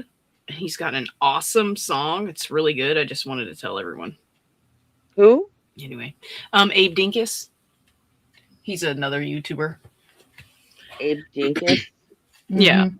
he looks like Abe Lincoln. He wears like an Abe Lincoln hat. It's pretty cool. But he's seen my intro and said he liked it, so I was like, I'll make you one. So he made his own song, and it's like really badass. I really like it. Yeah, I'm making a new song. Hey, I like that song. How do you got when you open up? The Panic at the Disco one? Yeah. I don't know, whichever song you played at the beginning of the stream tonight. Did something. Yeah, that one was inspired by Panic at the Disco. Mine, which I've got like 2 little short intros or whatever that Mod made me, but Deconverted Man made me a long one where it says that the universe almost something like disappeared or something on the day I was born or some kind of crazy stuff. And then something about don't tell Batman, and it's funny shit. Yeah, I'm trying to figure out what genre I want to make the next song. Because I got the lyrics down. I think they're going to be really good. Just need to figure out what I want them to sound like. I like my intro song right now. It's really looks good. like we got rid of all the Trump Every defenders. every time I do a new song, I always try and get it, like, put in the best descriptors I can think of for like to make it sound like 311. But no matter what, I don't know, something about Suno, they can't make anything sound like 311. It's like they suck at it. Man, that website is like And crazy. then- I have a hard time with it. The And they always put in the same voice anytime you make it, even just like, even from a distance, like at all, like ska or reggae at all, and they give you the same voice, and it sounds like it sounds like a Jamaican Brad Noel, and drives me batty. I don't like it. Yes, Gretchen, we don't want you to get batty. Ain't that the truth? I get batty though. I thought I had a pretty good show yesterday. It was pretty funny. Yes, you did. You're like I think like you should do a show. Like I think you could. Like I think if we got like to like pushing your stuff and I don't know. As usual, advertise, I think Maud could like take Joe Rogan down. Whoa, I don't know about that. He is a little guy though, a little tiny guy. No. I think Maud could take Joe Rogan down. I think she could. Take him down how? Huh? Like take his Take him down how? What are you talking about? Like take over the talk show thing.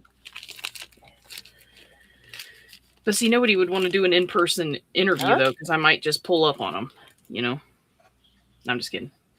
Let me stop doing that. I gotta stop doing that, but that would definitely help. You know, my career, I guess. Yeah, maybe flicking that knife at them might not be a good idea. Right. But you've always got like all your little extras, like you might have to come up with some new naked chicks and your proofs of evolution and your tube men and shit like that. Are you still hearing that background noise, Maud? Is it me? Huh? I don't know. Hang on.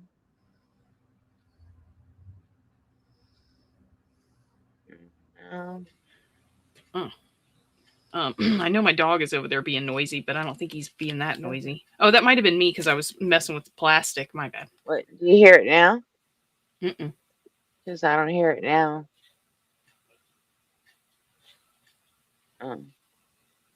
Was it this? Huh? Was it that noise? Can you hear that? No, it wasn't that noise, but okay. It's Jay Money. He just took over the stream somehow. no, it's not. He's kicked. But right this very second, I've got Robin muted. So, but then again, like I said the other night, where we like muted everybody one at a time to see where all that noise was coming from, and everybody decided it was me. It's not me. It's not you, Robin. I don't hear it anymore now, but because I mean the phone alarm, I would think that Gretchen would have been able to hear that. No, I didn't. I wasn't hearing it at all. Yeah, see, I think it was Jay Money, because he has like an alarm that goes off like every 15 minutes or something. He says, I don't know. I don't know. Hi, Hazel. Yeah, we're still here arguing. Oh, lost his dog. Lost his dog. Who's that? That sucks. Oof, I would hate that. What? OSO? Who is that? Talking about lost his dog pressure. Wait, maybe I'm reading that you're wrong. watching The chat. I were right. You were still. Oh yeah, that's right. Chrissy's like, I gotta go to bed. I'm like, yeah, don't worry, we'll probably still be on when you wake up. Morning, Hazel. It's the Hizzlehoff. Well, I'm gonna jump down because I'm gonna get ready for my show. Yeah, I know I'm you gonna guys get will be off there sleepy too. nighty. Gretchen needs to shut this thing down so she can go to bed. Or What? just Listen, keep you rocking. need to shut this thing down so you can go to bed.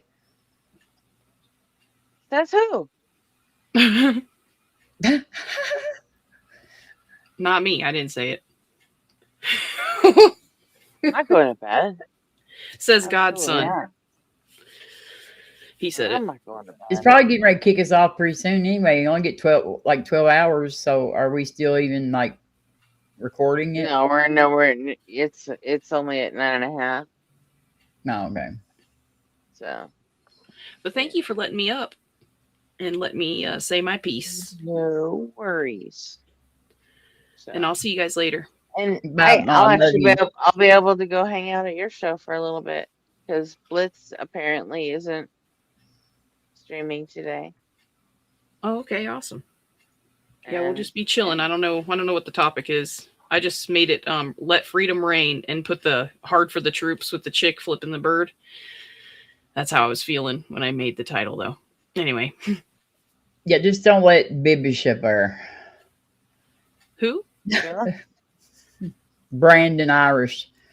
Oh, Ugh. he only comes by every once in a while. Yeah, thank goodness. I do like getting you guys fired up though sometimes. He's the most arrogant person ever. I don't know. Brandon is? Brandon Irish, yeah.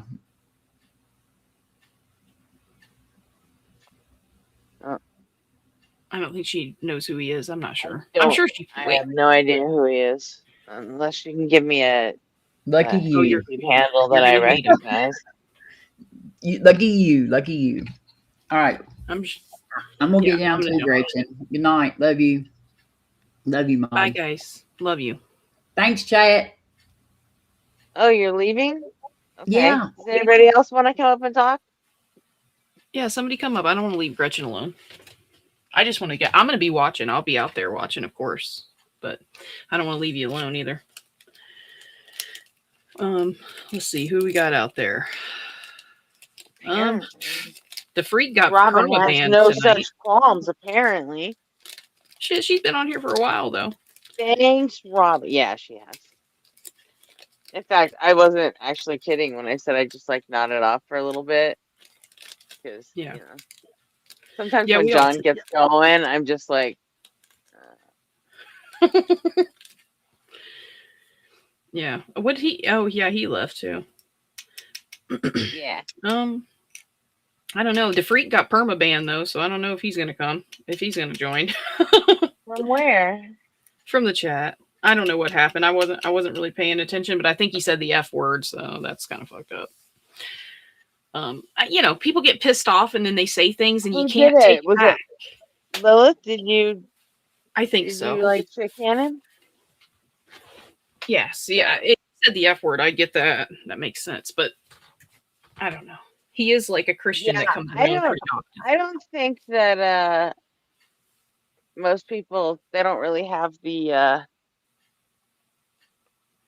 balls to like really permaban somebody, or at least they don't, want to have to answer for it. But yeah, well, I get it. That's I think you got that's a why I warning. made Lilith. That's why I made Lilith my managing moderator, because I love her rules and the way she fucking Lilith is the fucking boss, man. She's a chat mechanic. She's the main chat mechanic. She is the bad bitch in charge, absolutely. I don't know. And I did remember to Lilith, by the way, I did remember to tag in Blitz when I went live. I started wrenching everyone, and now everyone gets jealous if I give them a bigger wrench or if I give them a small wrench. Because I only have a couple big wrenches to time out other wrenches, But it was because of Aiden. Aiden used to just ban everyone, and of course I wanted to give him a wrench. About right. Now you got to give everyone one. Yeah, exactly. And I'm so not doing that. I'm not getting sucked into that. Yeah. I don't believe you. Freak and Golden Arm were trying that shit on me the other night. Well, that's why I need to be a mod. And I'm like, no, you don't. I'm like, I'm not giving anybody a moderator just so they can defend themselves. That's because you guys take it as a license to be a fucking asshole. And no. Okay, see, they said I told him to drop the homophobia and he'll be perma-banned, and then they dropped the F slur. See, I didn't see it, but yeah. I know I'm not complaining at all. I'm just saying, like, for him to join, I doubt he would join now. Well, he might. Surprised. I'm surprised he even came back here, because he told me after his temper tantrum the other night, he told me he was leaving and never coming back. I'm like, all right. Have it your way. And he's like, well, no, really, I'm like, I believe you. It's not that I don't believe you. What was that whole thing with Golden Arm over? What happened? I didn't see it. He was drunk and just generally being a fucking drunk dick, and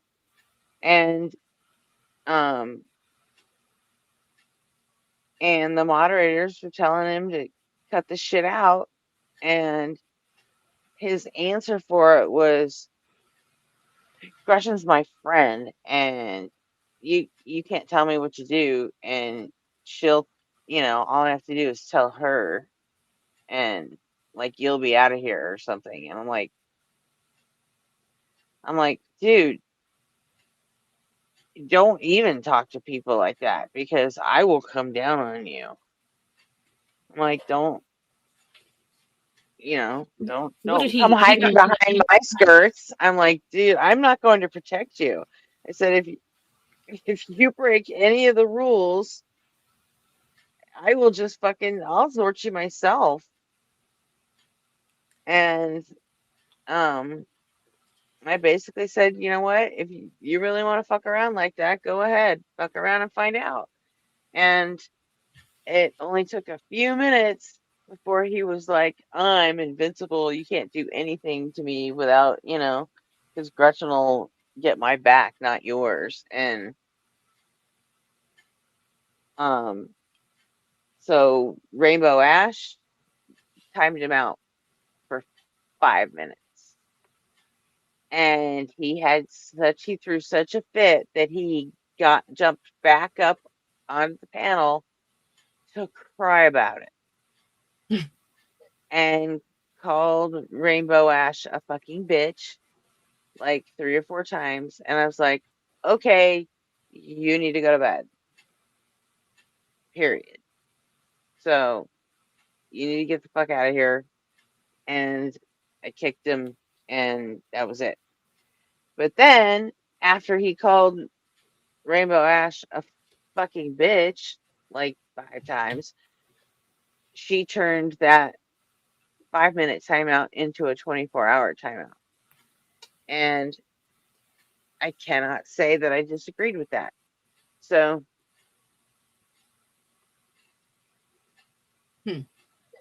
of course, that pissed him off because he waited for his 5 minutes to go by. And when he still wasn't allowed back after 5 minutes, he got pissed off and came up again. And then he figured, well, fuck it. I'm already in trouble, so might as well call her a fucking bitch another 25 times, see how long I can get away with it. And so I kicked him again, and I'm like, you're still banned in chat for 24 hours. So, and anyway, the next, I don't even think it took like 10 minutes, but, and he was supposed to be catching a flight to the Philippines in less than 12 hours from when we were talking, because he and his family are going on vacation. So, all right. I'm like, you need to get some sleep and go. But he wouldn't listen. So anyway, the freak comes up and says, and he decided to read me the riot act, I guess. About, you shouldn't be treating Golden Arm that way. He's a veteran of this country's military. And I'm like, so nobody, I don't hear anybody defending me for that. Nor would I accept it if they did. Oh, J Money's awake. J Money, awake and back. See, I was up hear the whole him. time. You just didn't know. I can hear him before he unmutes. That is so weird. That's crazy. I can hear your background noise. It's really weird. Yeah, I can hear you. Strange. I was up the whole time. You just didn't know. He was moving around and stuff. I did hear him. I'm just playing.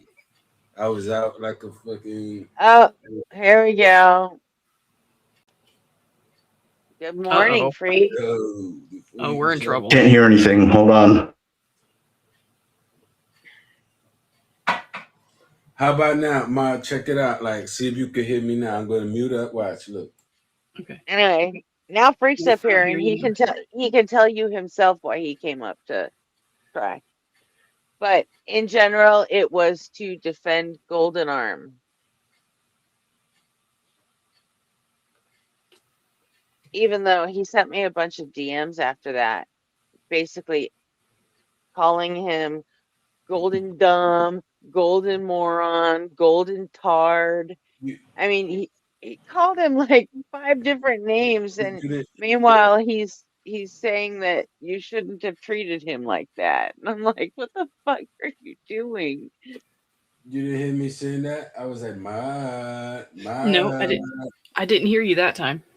Okay, that's weird. Because I heard when I first joined earlier, I heard your alarm going off and no one else could hear it. And I'm like, what the hell is that? Yeah, and then I heard like a siren. I heard like a siren in the background. I'm like, that's fucking J Money and he's muted. That happens a lot. I think it's because my Blue Yeti mic has a mute button of its own. So if I mute through the app and I don't mute on the mic itself, it still picks up the sound, I think. I think that's what's happening. Yeah. Because my mic has a mute button.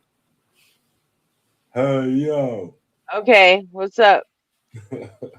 I was gonna read off those DMs because you keep lying and lying about, oh, I'm never coming back or this or that or whatever. So, Well, that's what so you let's just told clear that me. up or whatever.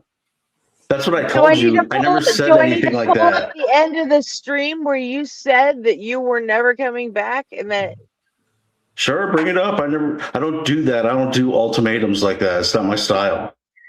it wasn't an ultimatum. I never said it was an ultimatum. What I said was something like, why would anyone come back if you're not going to have their back?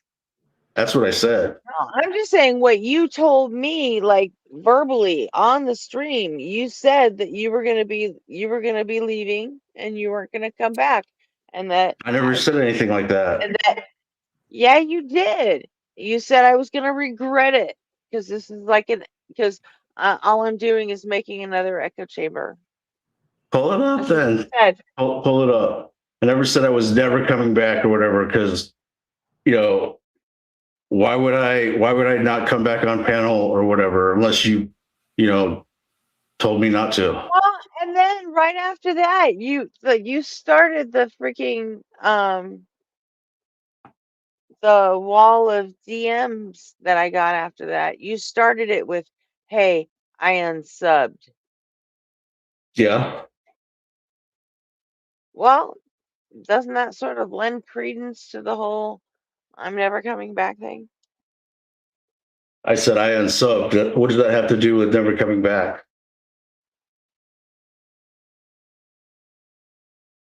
By the way, as soon as I unsubbed from your channel, I started getting taco notifications again. So I don't know what that means or whatever, but I found it interesting. So I don't know what you want to talk about, but I've got plenty of trolling to do. And it's not going to be pretty. I don't know what you're talking about. I'm not sure how unsubbing from one channel does anything for a different channel. I don't know either, but if we're going to stay within the whole misogynistic narrative, You want to run back to Daddy Tacos? Go for it. I mean,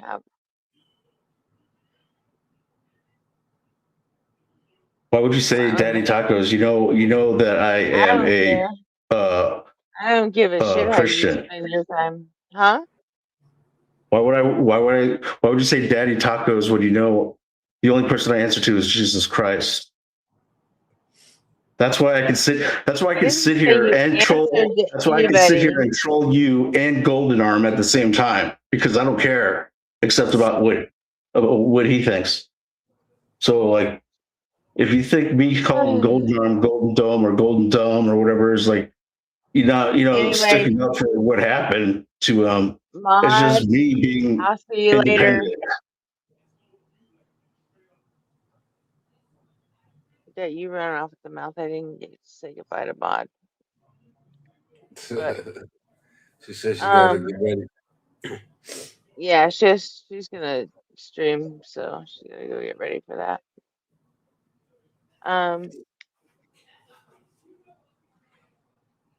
Yeah, whatever. I don't actually care. I know you don't care, but I mean, you were talking about incentivizing people to come up and panel by offering them super chats. So you don't care about your panelers, but you'll incentivize the cowards in the chat, the cosplayers, the cross dressers, You got the fucking wrong end of the stick. I'm sorry, but you do. Again. What are you talking about, Gretchen? I'm not incentivizing anybody through super chats. We're not even monetized, dude. Okay, but weren't you saying the other day that you're going to figure out a way to, if someone is bringing in super chats, that person is going to get a percentage of that? Were you not talking about that? Yeah, I was. Okay, so that means that you value panelers, just not the Christians. No, I'm not. I'm not talking about people coming up on panel. I'm not talking about them getting paid for coming and being on the panel. It's going to be for people who actually want to run their whole own show. Under the network. Oh, so you're talking about outsourcing or hosting your show? It's a network, the freak. That's what she said the whole Yeah. time. Look at me like You the have your like own show. NBC. Like Okay, so okay. if you had an idea for a like a weekly show, you come pitch that to me. And while you're doing your show on my network, whatever money comes in, You get it. I will be giving that to you. Exactly. Right. The best Not deal as can you're franchising. not as an incentive to be on panel, but just like No, if it ends up to being produce actual. successful. I got it now. So you weren't talking about individual panel walkers coming on. No. You're talking about No. content creators. Right. That's like you, the freak. You could make your own show, like something like that, and then anybody who super chats in that time, you get 100% of that money. Like, I don't know how that's a bad deal. You That's get 50% of it. Or 50 or whatever, like, you know, whatever it is, but you don't gotta make a channel. Like, yeah, YouTube keeps 30%, and I figure 20% should be enough to keep, you know, Asyncs lights on, and so the other 50 will go to the actual person that earned it. I mean, you can I think always use that's a other pretty stuff. fair deal. Yeah, it's a fair deal, but like you can always use other stuff though. Like, I mean, obviously, right? You can always use things like Cash App and Well, I things mean, like yeah, that. I could put You're up talking about my Cash App right now the and traditional do channels, it you know that what I'm way. saying? But No, but that's what I'm saying. The traditional channels, you can still do that. It's like, I guess, in reference to the YouTube revenue, you know what I'm saying? Like, some people just gonna super chat no matter what. Like, it doesn't matter if they right, could Cash App you, they're gonna do that. They're not gonna go to PayPal, Cash App, nothing. exactly. So for those people, that's why that would be in play. But you still got other options and way to give money to people. You know what I'm saying? She's just basically saying that the money that you get given during your segment, you're gonna get that. It's not like it just she takes all of it. Right. So yeah, I don't see the problem with that. Yeah, But what happened with I think Golden Arm? But why Golden Arm? Freak just Golden Arm is mad at misunderstood him? what I was saying. So I haven't seen Golden Arm in a bit. He mad or something? what? I haven't seen Golden Arm in a bit. He's mad or something? Like, No, they're he's talking just about him. he went to the Philippines with his family. Oh, look, He'll that's be gone. good. He'll be gone for 2 weeks. That's good, man. Shit. That's awesome. I hope he's fucking enjoying it. Oh, I'm Hope he sure he bumps into Manny Pacquiao. You know what I'm saying? That would He be still fucking live there? Fix my lights. You said what? Huh? I'm trying to fix my light. That would be sick. You out in the Philippines, somewhere in Manila or something like that, you bump into Manny Pacquiao. I'll lose my shit. Manny Pacquiao. I go crazy. Oh, we hit over 250 subs.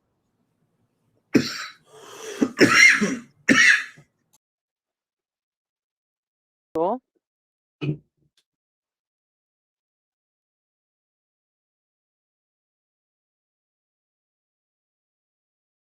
Well, it's not going to work. So I don't know. Anyway, okay, let me read this. Do you want me to read this and show you that I never said that I'm not coming back? We're 3/4 of the way to watch time and getting monetized. That's pretty good. And we are 1/4 of the way in subscribers. So You need 1,000 subs and how many hours? 4,000 watch hours. So, yeah. I thought that watch hours was going to be the hard part. Turns out, not really. Turns out it's the subs that I'm lagging on. So, Watch time is the easiest thing. but Like, then looping your own I video. can always I can go cry to Daddy Justin and get him to beg people on my behalf to go sub to me. So. All subs, no panel Hmm? for the atheist channel. What is your hang up with what's your hang up with being on the panel? What do you mean in my hang up?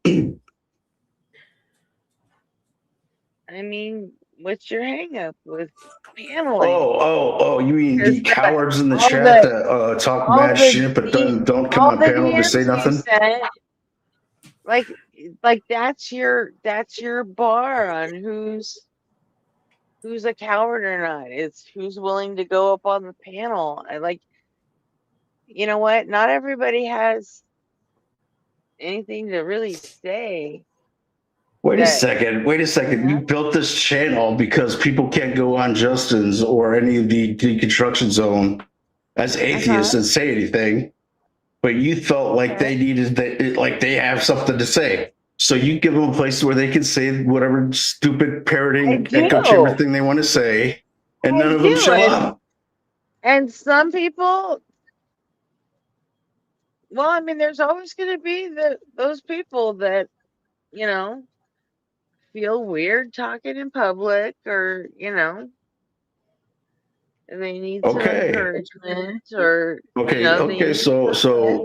So they feel weird talking in public, but call people names or whatever in chat, like there's something. A lot of people do. I'm sorry, but you know what? You are aware, are you not, that one of the most popular fears is fear of public speaking, right? You get that, right? Yeah, sure, I understand that. Well, then why are you so shocked then? I'm so shocked because they're so liberally able to label, frame, gaslight, and make false accusations about people they don't know, and won't back it up with with even the respect of a face-to-face Zoom call or whatever, and think that their opinion is worth a damn. Well, all they're doing is creating a LARPing communist, a blatant racist against a certain group of people, echo chambers, equivalent to a Jay Dyer wannabe, literally, ortho bro, church authority type of narrative making, douchebaggery, insane fucking network, because they've literally taken over the whole network.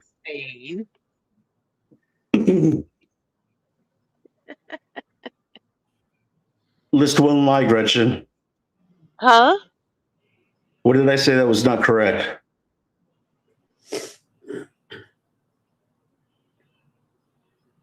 What, that last thing you said?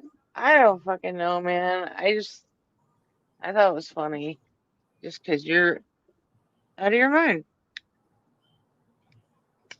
You know what? I was empathetic or Did you say apathetic or empathetic? empathetic. Okay, you're empathetic. Toward these people. Like, I was never the type of Christian that would come up and say, fire, brimstone, going to hell, you know, your sexuality. As a matter of fact, I was on board, not on board, but I don't even worry about that in terms of someone's salvation, okay?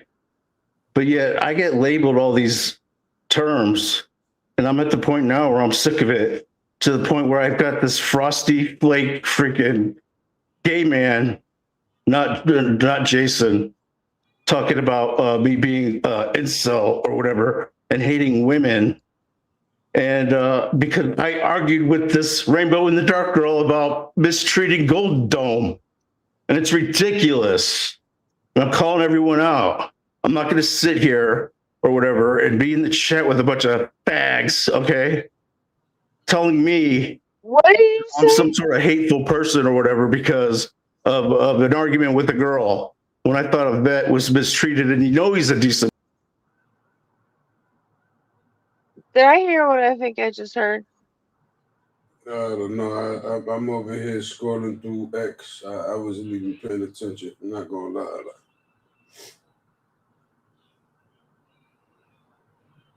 What do you think? Little name calling now. Now you can't handle a little name.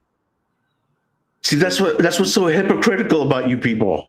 Did you? You literally hypocrites. Do I need to go back and are you just going to tell me? Did I hear what I think I heard? Are you going to cry about it? No, I'm not. All right, so I'm not going to cry one about little it. name is going to give you the morality authority to whatever this or that. Meanwhile, I'm dealing with that crap with all these networks every day because you people are being hypocrites. I'm going to say that better be the last time you fucking use that. Otherwise, you're kicked. Period. Okay, so when the cosplayer,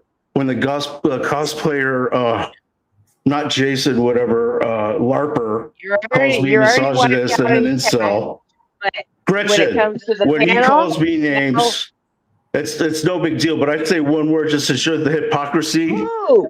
Then I get threatened with a ban. Who called you names?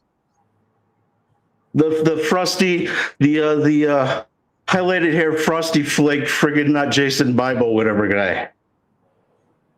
The guy that said that, if you have an argument with a woman, you're a misogynist. A specific woman, by the way. If she is even a woman. Probably another cosplayer, wannabe, whatever. Right? A fake life, fake identity, co-opting, gendered, bigot mouth, idiot. How about that? What does it have to do with anything?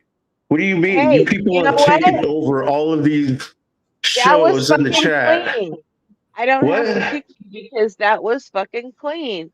You managed to say what was on your mind without dipping into the fucking slur box. So, way to go. Okay, good. And you know what? I don't care about anyone's feelings anymore in the chat or whatever. Like I said, I was not on board, but like I empathize with your position. I never condemned your sexuality ever. I'm the only one I know of that's actually said that I've witnessed God. I was telling you it wasn't about your sexuality, and you still put me on the cross for it. And so now you're going to be getting the heat for it. You're a frosty flake, Jason. If you want to debate me, whatever, like you said you wanted to, like we could do that now. Because all you're going to do is just conflate everything I say into some sort of like phobic or this or that is. And it's weak, dude. It's totally weak. Go ahead, Gretchen. Nobody puts you on the fucking cross. What are you talking about? Everywhere I go, I can't even say hi in the chat without getting blocked.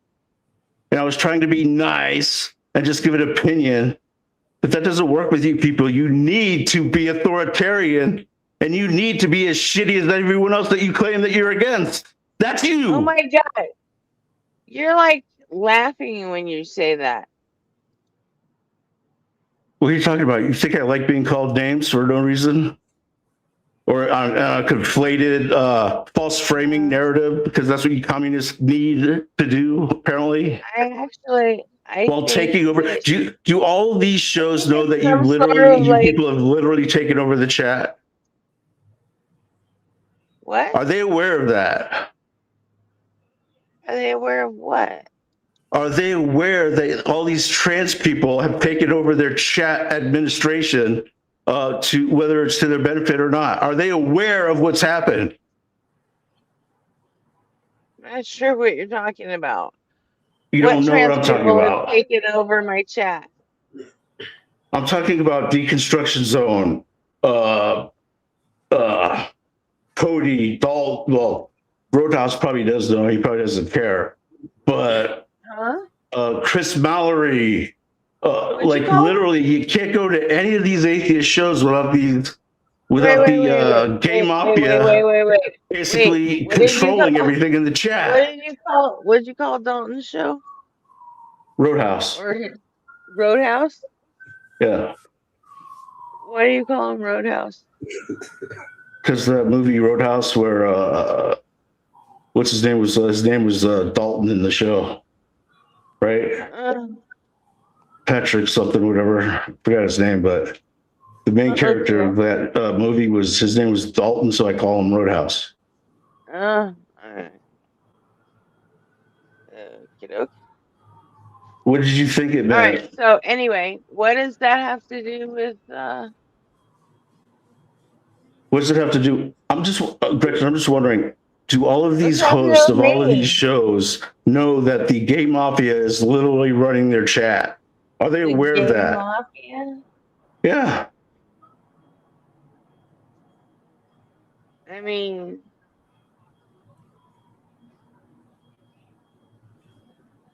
if that's true, that's big if true. I mean, maybe they're on board with it. Maybe that's what they want. But that's literally what's happened here. I mean, and then they call us bullies and shit, or name call us like the isms or the whatevers. So you're really just literally as shitty as everyone else. You're no better than anybody. You're doing the same things that you cry about. Yeah. So I think you're dog piles of shit at this point. Go ahead, Gretchen. Wait, what do you want me to cry about? I have nothing to cry about. I'm talking to the chat and the idiots that could name call like a mother but can't panel and help their friend out, like create content or nothing or whatever. You got you playing freaking alien space trivia games as content because none of them have the ball to show up on panel. Way to represent, Mafia. Way to go. Why? Oh, they're scared of public speaking.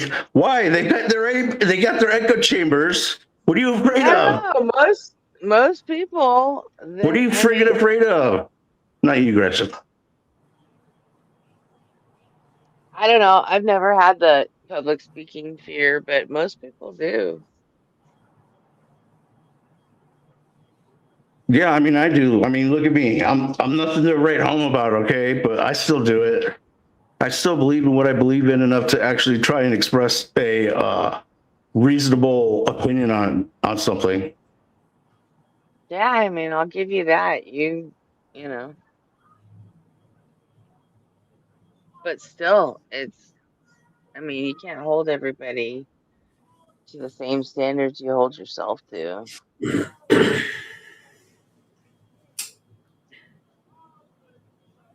Especially all right, I'm going to read some of these DMs to prove that I never said I was going to.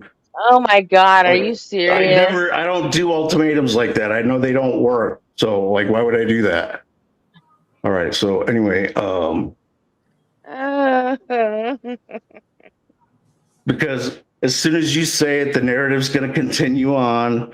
And like YouTube Punk, when he says that I threatened a whole chat when I was talking to him, you people are parrots, literally parrots.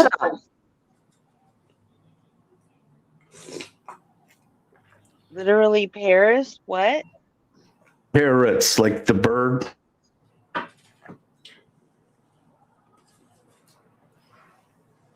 Okay, so here we go. Yeah, hey, unsub.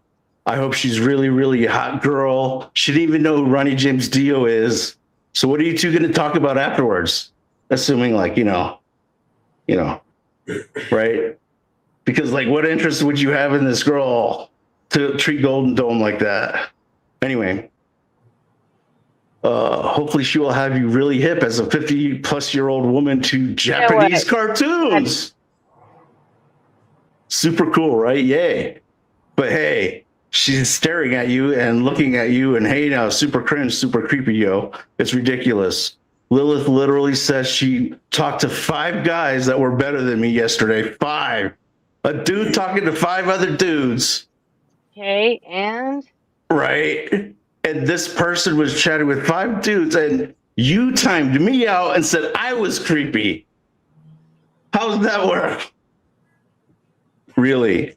5 dudes is a tad cringe and probably a little bit creepy. Dude, nobody knows but hey, what the fuck you're crying about.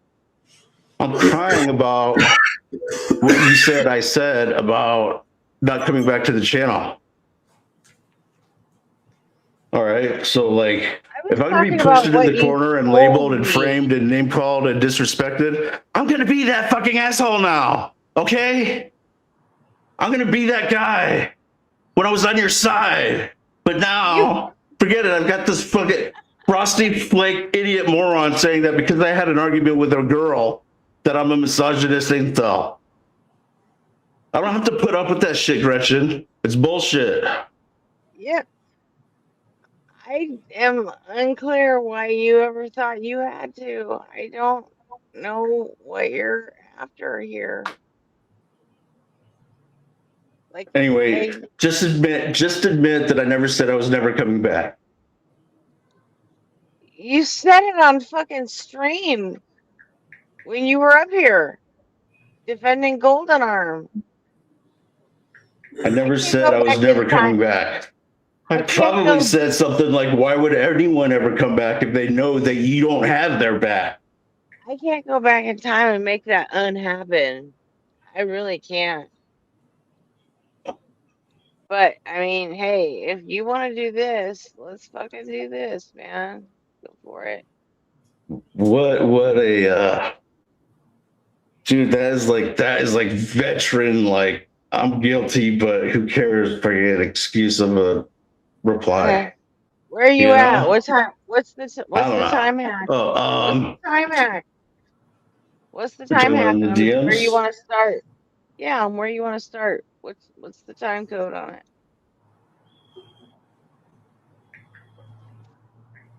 5:53 a.m., which is probably. Wait, you're in Cal? Okay, wait. So, probably like 4:53 your time.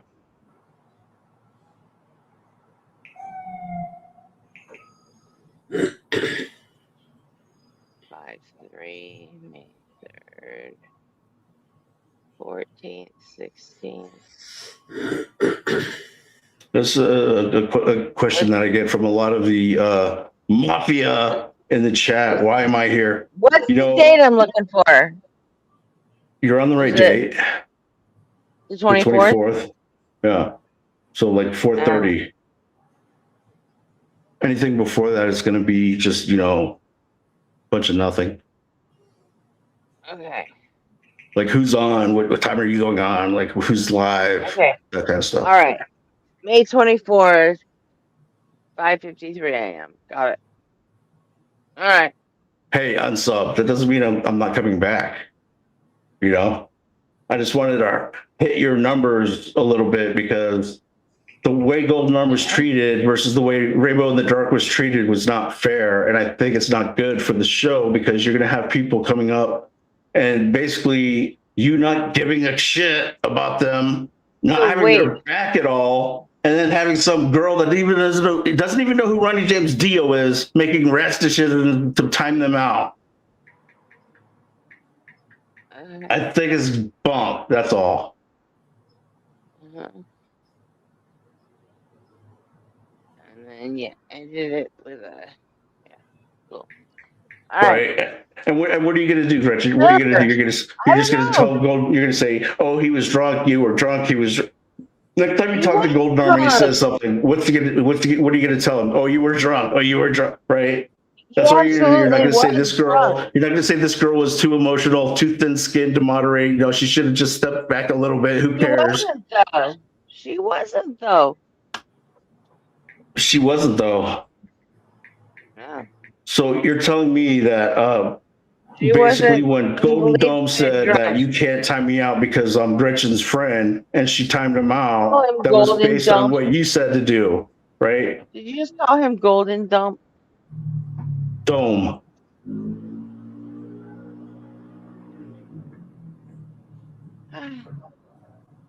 right. So. What? My little play on words, name calling, whatever, or naming, like, what does that have to do with the issue or whatever? Like, it just shows that I'm independent. I don't know the guy. I don't know the guy from anyone in the chat knows the guy. So what are you doing? So what am I doing?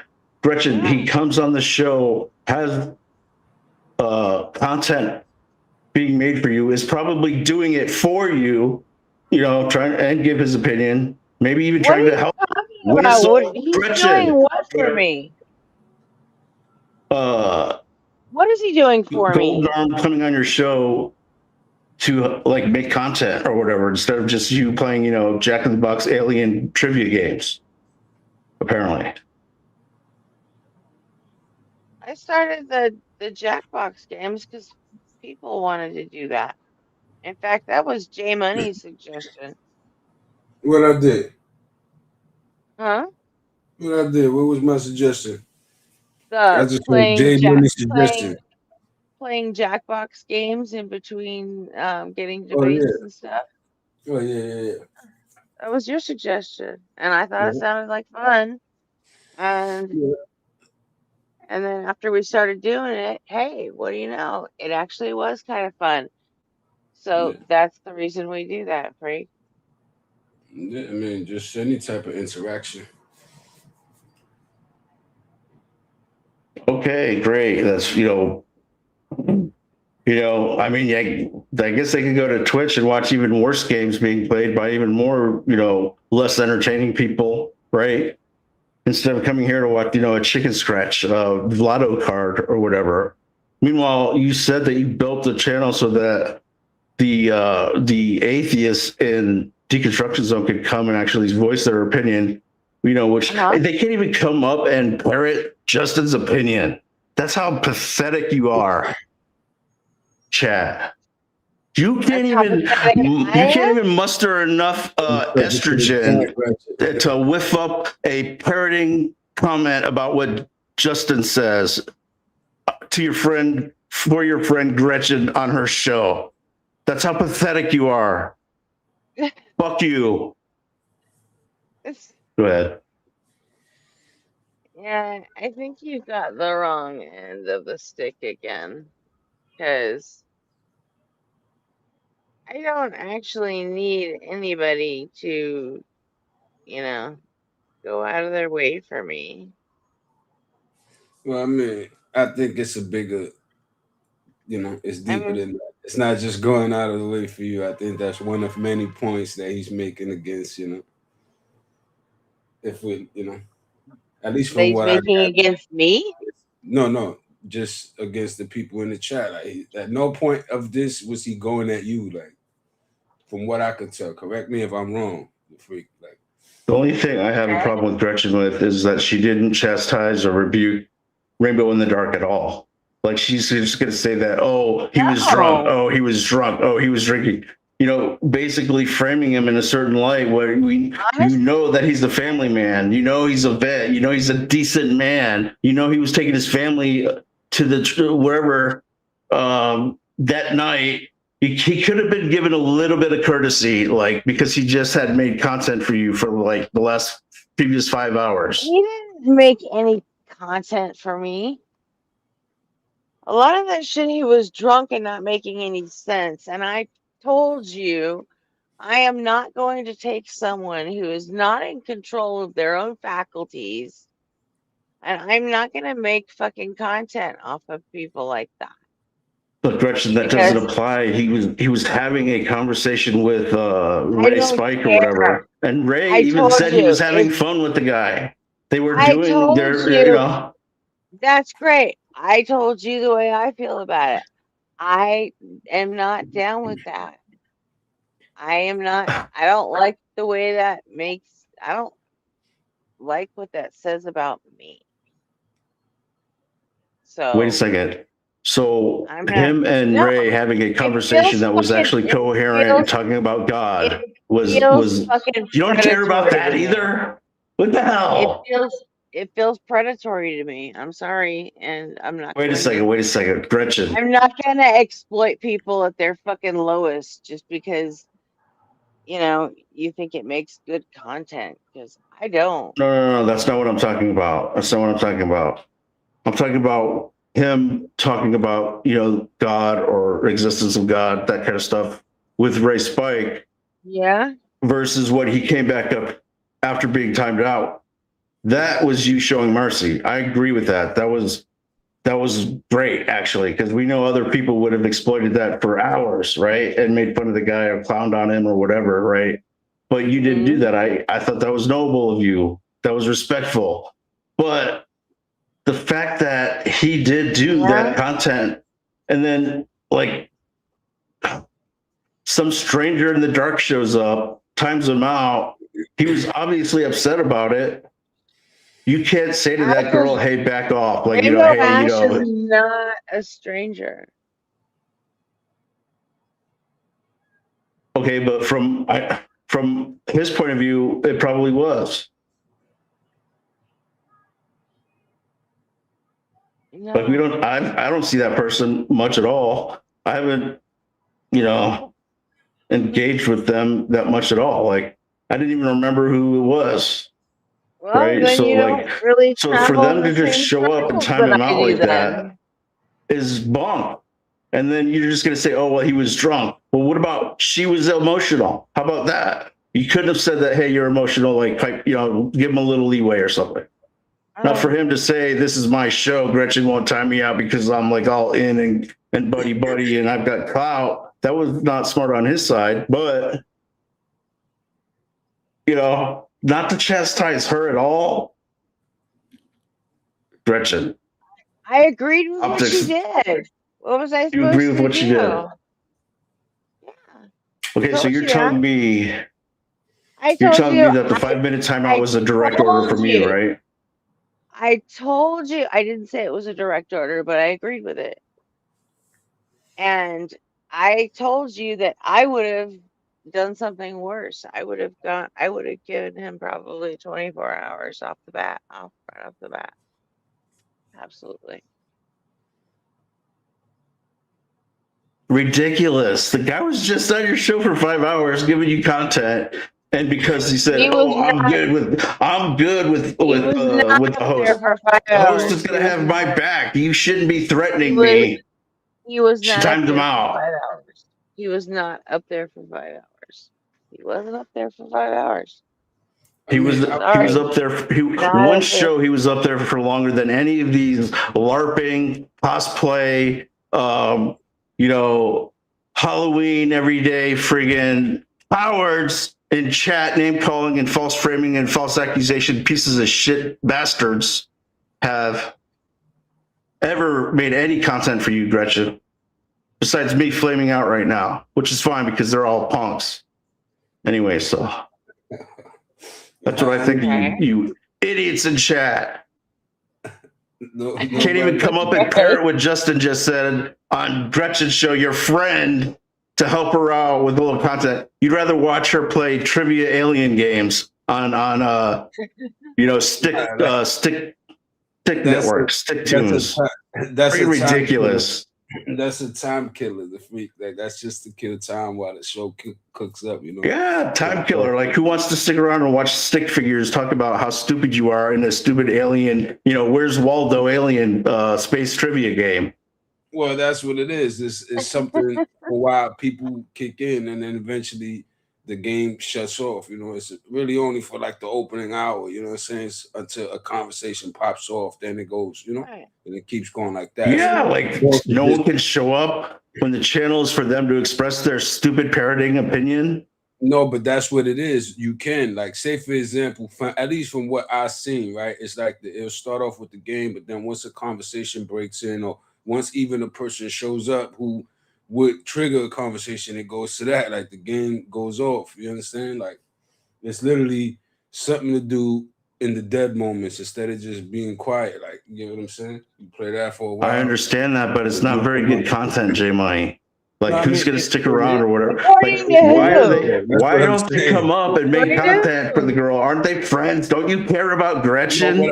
Your friend, like, you'd rather just sit there, do nothing, and chat, be the person that you weren't born to be, right? Or whatever. Stupid idiot, you know, name calling, echo chamber, safe space, right? Copium, moronic, name labeling, bringing no ideas forth, bringing no ideology forth. Name labeling? Whatever. Name labeling? Really? Honestly. Name labeling, sure, or whatever. I don't know. Name calling, name labeling, whatever you want to say. Like, you know, I said that Golden Arm shouldn't have been. I say that Golden Arm shouldn't have been punked out by Rainbow in the Dark, and all of a sudden I'm a misogynist now. That's how you people operate. Who called you a misogynist? Not Jason. You know the with highlights in his hair, the frosted flake. Because I defended Golden Arm, right? Because I was defending Golden Arm and his assumption that you would have his back a little bit as a vet, as a content, you know, making content, right? I'm a misogynist now, and it's all. I'll take faulty assumptions for 800, Alex. Why would you think that you could just assume that you know what I'm going to do? Why would you do that? Because I assume, because if someone is coming on the panel, contributing to this show, which is more than just playing stick figure space alien trivia, Where's Waldo, that you would have their back a little bit. But I was wrong, apparently. You don't give a shit. You don't give a shit, right? That's not true though. Like, that's not true. She don't just shit on Golden Arm now. Come on. Golden Arm has been up here many times. We've had conversations. I don't know what she doesn't care. So I'm not going to say care though, J Money. That's what I'm saying. You said what? That's what I'm saying. Is she doesn't care. She let this girl walk all over him like nothing. Like in an instance like that, you gotta understand though. Like people be giving credit to their mods, like, and like they try to like back up what they mods do. You know what I'm saying? That's why they pick them as mods. It's not like you get what I'm saying. It's kind of like if I make you my mod and you make a call, right? Imagine I override your call, and you know what I'm saying? How you gonna feel with me? You know what I'm saying? I don't know, Jay, but she had plenty of mods in the chat already. This girl shows up, gets a mod wrench, and automatically has to bully this guy around. I don't agree with that neither. I don't like mod abuse. I've barked on many people like that before, and then they'll sit there and cry about it. About it. You know, cry about it. Like I got examples. Like trust me, I got examples. I know what you're talking about. Ash abused no one. I'm not saying that happened or didn't happen. I'm saying that I get what he's talking about. People do be doing that shit. You know what I'm saying? They take advantage of their position and, you know, abuse that. I'm not saying that whoever he's talking about did that, but long story short, people do that often, very often. You know what I'm saying? Like, okay, so basically, she got the wrench and she automatically, immediately put Gretchen in a position to basically choose between Golden Dome and Rainbow in the Dark. I don't know about that. Like, that's the thing. Like, for example, you know how many times I was on Tacos, for example, and I'll get into it with one of the mods or something like that. I don't take it out on Taco. I don't be like, oh, Taco, you're allowing this motherfucker to come at me, you know? Like, I don't do that. Like, I just, you know, I deal with it. You know, I deal with it. I tell the model. I mean, we all deal with it, but I just think that she needs to think a little bit more long term in terms of like how the show is going to go productively if she's basically not backing up her guests at all when the fucking panel is too coward to do anything on the panel. I get it, but that's the thing. Wait, Like what? when you say backing him up, like what type of defense do you think he needed at that moment? Like what type of defense was he in need of that he didn't get? Like I don't get it. Like he's here, he could talk, he could fire. Yeah, great question. I think Gretchen could have told Rainbow in the Dark to back off. He's leaving. He's drunk. Leave. You know, give him some leeway. Like he's going to be gone in 2 minutes. Whatever. Like that would have been perfectly fine. But she won't even do that now.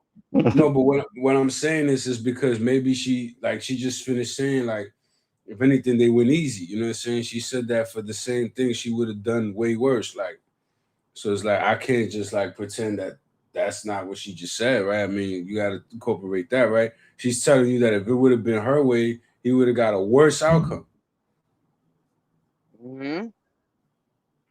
Okay, it'd be like if you went to the chat and said, you know, Succubusy is a very weird creep for talking to 7 dudes in Discord all at the same time while calling you creepy, and then she times you out for it. And Gretchen's like, oh yeah, she can do whatever she wants, you know, whatever. Like J Money doesn't matter. I don't give a shit. No, that's exactly what it would be like. I've been in a situation like that before where I'm going at it with mods and the host doesn't do nothing about it. And I'm just going at it with mods, but I'll still tell the mods off. Like I remember one time, the last time I was like going off, like, man, y'all motherfuckers is mad. Like I remember you called them out. You had called them out with the mods. You did like some thing and then they came up to talk to you. You know what I'm saying? And I'm like, nah, the freak is right. Y'all be on some bullshit. Like I was saying that. You get what I mean? I don't hold it against Taco. It holds no bearing on Taco. I know they his mods, but they're not joined at the hip. You know what I'm saying? It is what it is. It's, you know, it is what it is, man. Sometimes people just get that back in. I don't care, right? I don't give a fuck about it. Like, you know what I'm saying? I'm gonna just tell you off, like, and keep it going from there. I'm gonna keep my thing with you. That's who it's with. It's with you. I'm not gonna look at Gretchen or nobody else, you know, or Taco or nobody. So this girl just walks in, gets a wrench like literally 2 minutes before this all went down or whatever, and has to time out a steady, what do you call it? A consistent paneler that contributes to the show. And Golden Arm was obviously upset about it. The dude was literally he was literally like he couldn't even express himself with words. That's how upset he was. I don't think and Gretchen did nothing to back him up. She literally said, "I don't give a fuck." I don't think Gretchen. it's right to do that. Like, for the record, I don't think it's right to just ban people. If he wasn't being disrespectful, calling nobody outside their name, saying some belligerent foul shit, then you shouldn't get banned for that. Like you know, it is what it is. There's ways to abuse your wrench. I'm not saying that the person didn't do that. I'm saying that I don't know, you know, like I'm not in tune with that situation. I can only go. It's like now, and it's still me. I gotta like try to focus myself to try to pay attention because it's that like, it's like, I don't know. I guess it's just that unimportant. Like, you know, it's that unimportant. It's like whatever. All right, fuck you. That's what you did. Fuck you. You know where we stand. That's it. Like, and we go from there. Like, okay, Gretchen, I want to ask you something else. So what do you think about the fact that all of these cosplayer LARPers, you know, whatever, people have literally taken over all these different shows, chat admin, and basically running their little cope friggin' therapy sessions from within these people's chat? The chats get crazy sometimes, but you'd have to give me certain names. All of them. Like, just go to any of them. Justin, Dalton, Cody, John Cohen, Chris Mallory, yours. That's 6 right there. I mean, they have literally Gay Mafia the chat in 6 different shows. Organically or deliberately.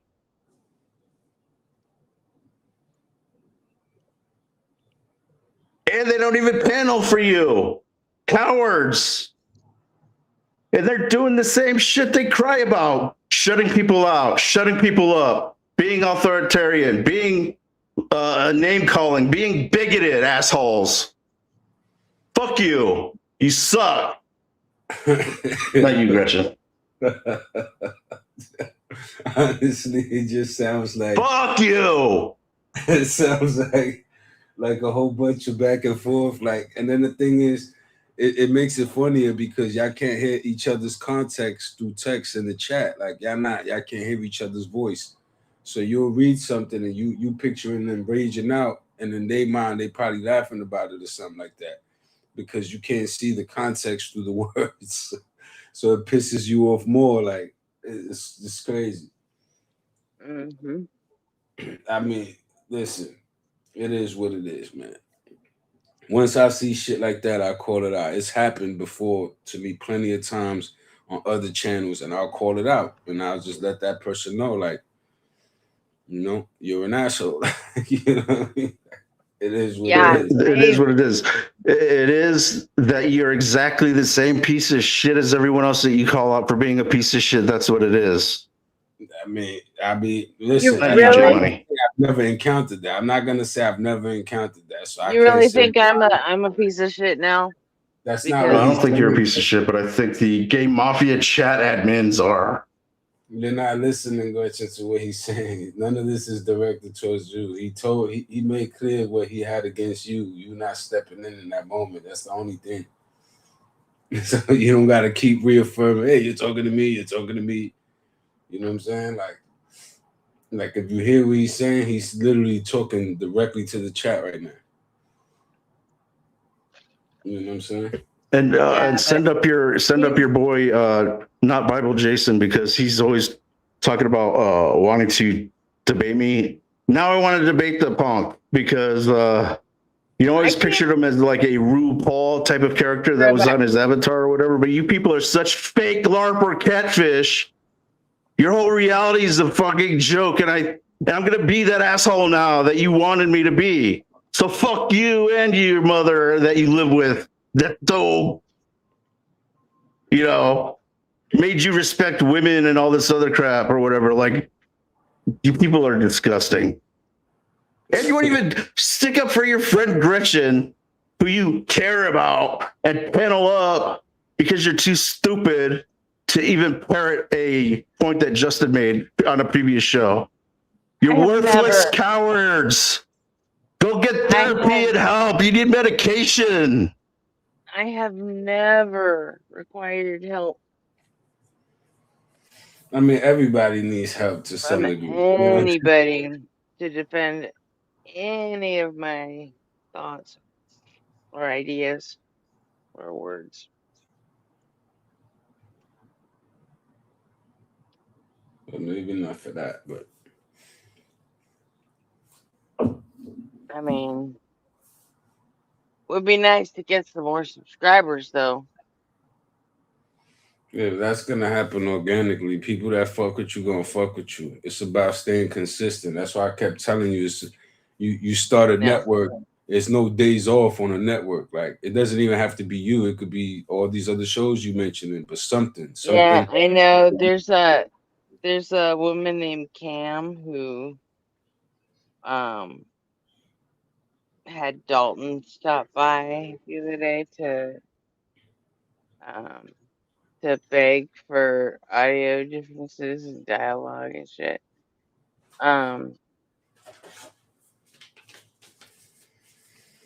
Maybe if one of these pretty girls could shave their beard right and put their makeup on straight, they could come on the panel and actually get you some more, you know, of these subs that you want, Gretchen. What do you think?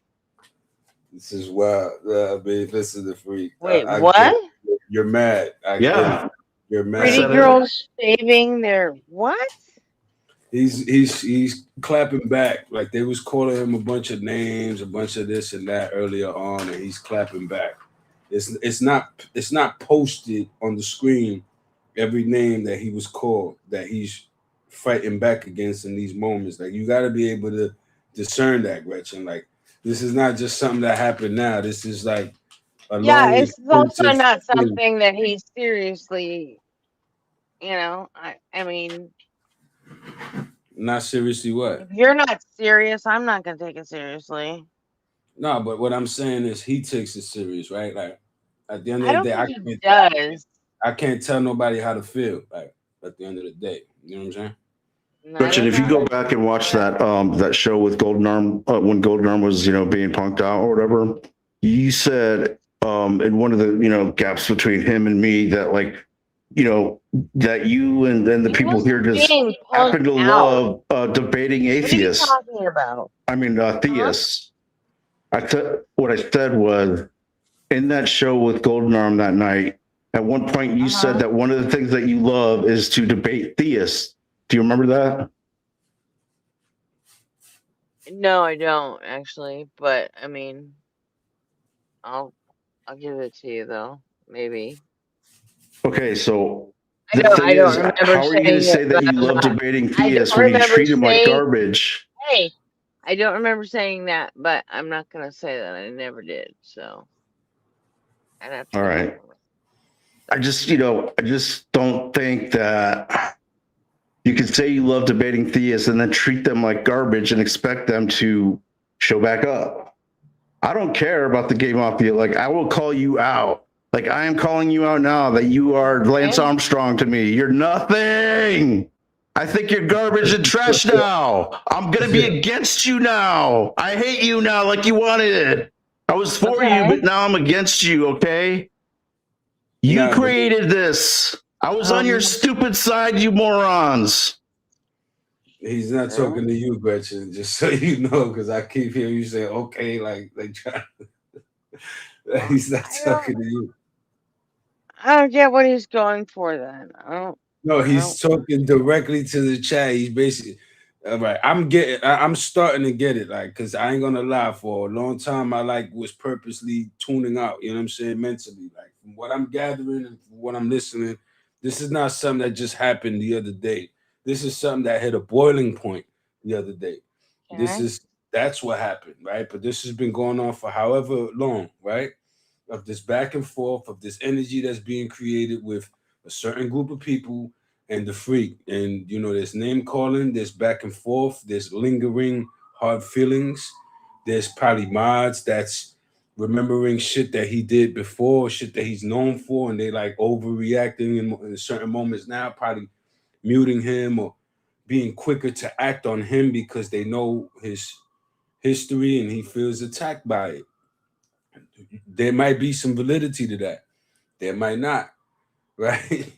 They're completely selfish, completely narcissistic, completely cringeworthy, needing safe spaces, echo chambered, communist parroting, no idealism whatsoever, nothing to bring forth, nothing but arguments that are so cowardly and lame that even when a show is built for them to come up and give their stupid opinion about some stupid thing that they know nothing about, they won't even show up. I mean, is that the nerve of this touch? It's you thought it was a good idea and would just not too long. I mean, I get why a person would be mad at that. You get what I'm saying? I'm coming up here. I'm trying to help you out, like Gretchen. I don't see any of that. I thought that you were literally trying to incentivize people to come on the show by saying you were going to give them super chats. I was wrong about that. I misunderstood what you were saying. But still, why don't they have your back and show up on panel and bash theists? They won't even come up on panel and bash theists for content. Like, honestly, this is the only safe space that you're gonna get. I would be specific though. Like if it's me though, like I feel where you coming from, Freak, but I don't think everybody from that particular group of people did you like that, right? Like there's plenty of people that are from that group that don't do you like that. And then think about it like that. Like, think about it like this. Like, imagine all the shit they got to go through. Imagine how on edge they are all the time anyway, because of the shit they got to go through just in general life. Like, just going here and there. They're already going to be on edge. You get what I'm saying? Like, because they're already subjected to, like, different shit. You get what I'm saying? That we just don't understand. You get what I mean? It's like, I get it. All that proves, Jay, is that they're just as shitty as everybody else. Nah, they're no better. It proves that they can't even like comfortably use a bathroom without being. Imagine that, like, you get what I'm saying? Like, there's ignorant people out there that sit there and like, you know, like do them dirty or like treat them wrong just because, you know, like they can't let people be people. You know what I'm saying? And that exists out there outside of you, right? Because you ain't gonna be the type of person to just mistreat a person just because that's their. You know, like you don't have those preconceived notions to fight against. You get what I'm saying? So it's like, for me, I could understand that a little more. Like, if a person is coming from a traumatic situation, that's kind of like if a gay person in the early 90s, you know what I'm saying? Like there was literally shows on TV programming talking about like putting that down, like speaking down against that. Like, and we talking about programming media. You get what I'm saying? So my thing is, they deal with a lot, you know, they got a lot, they live a life that I can't understand. I'm not gonna knock nobody. Listen, do you? The world is big enough for all of us. If you made me feel like you're a prick, I'm gonna tell you you're a prick and I'm gonna move on. It is what it is. You're gonna know how I feel, and that's that. Plenty of mods know how I feel. Like, again, when I was in tacos, like that last time, like it was like a month or two ago at this point. Long story short, I had to let a few mods know how I felt. Like, yo, you know what I'm saying? Y'all be on some fucking bitter ass shit. You know what I'm saying? Y'all always negative. Y'all always negatrons. Y'all always got some shit to say about somebody, but you don't want to come up yourself and talk. Like, I said it directly to them. You get what I'm saying? And we had our conversation, and that was that. and nothing more. I don't hold no bearings on tacos, because just because I put a wrench on you and I'm like giving credit to your spot and like not challenging your call doesn't mean that we're the same person. We're not the same person. You're still you, I'm still me. I'm not gonna, like the freak, like if you have a mod on your channel and they make a call, I'm not gonna hold it against you, the call they made. I'm not gonna be like, yo, look, override them.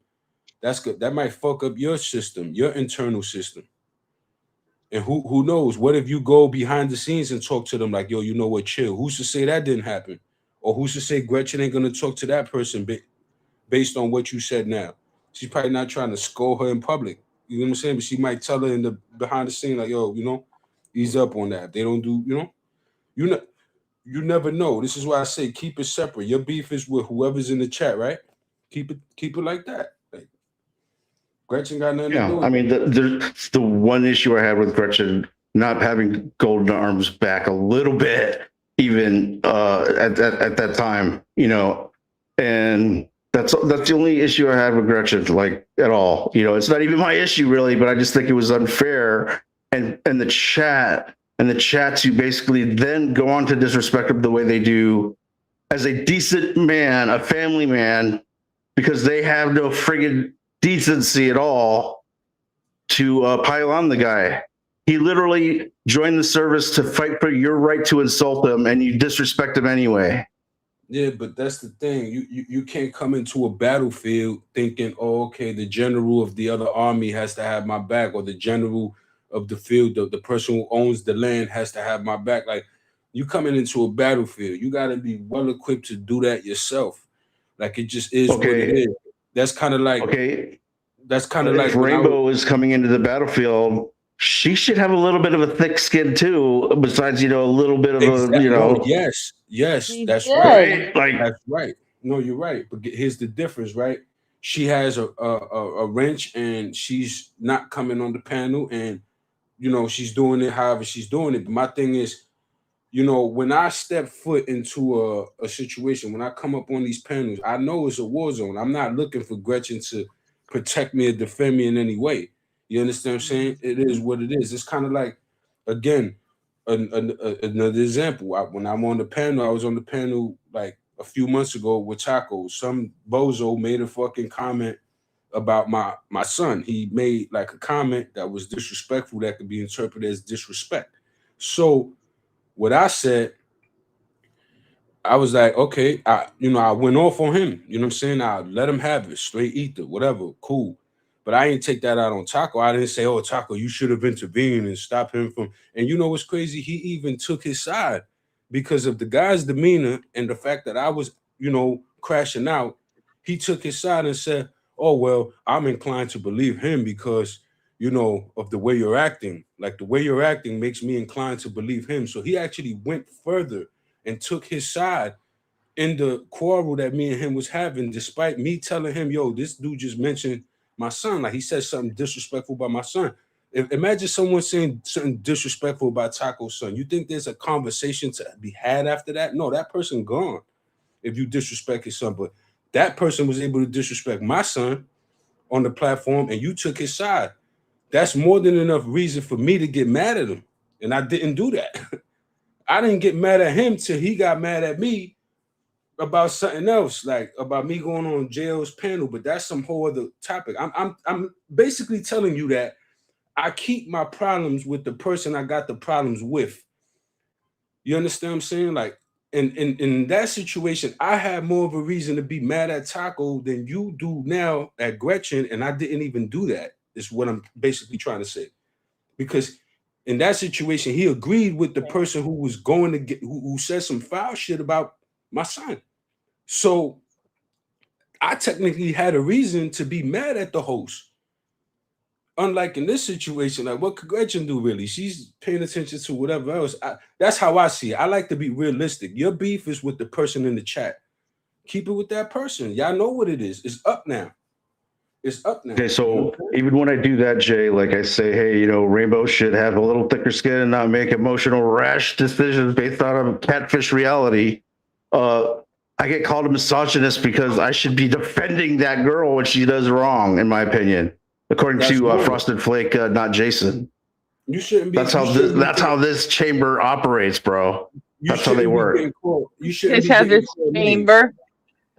Yeah, I mean, that's not right. They just call it names. They straight up call it names, name calling, because two could play that game if that's the case. Like, nobody likes that, right? So it's like, what are we doing? Like, you get what I'm saying? This is supposed to be neutral. So at the end of the day, I don't know. Like, to me, it is what it is. Like, you can't just, I don't know. Like, there has to be a baseline of respect and dialogue. And once that's there, then anything else could happen. Like, to me, that it just doesn't seem like that has been established. Like, it seems to me like people with wrenches already have a preset beef with you. You understand what I'm saying? From other times, like before this channel even existed, I'm pretty sure you've had interactions with these same individuals before this channel ever even existed, like 5 months ago or something like that. You know what I'm saying?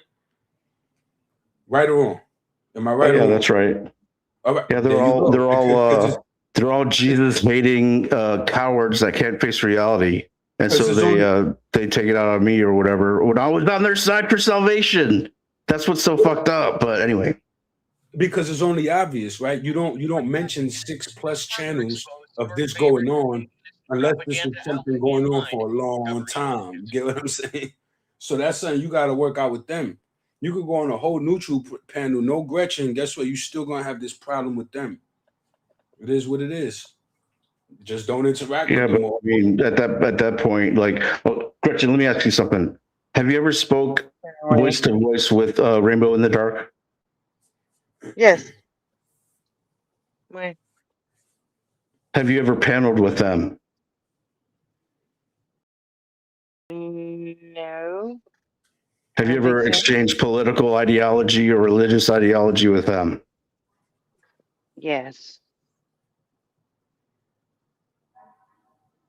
Have you talked to Golden Arm more or less than Rainbow in the Dark?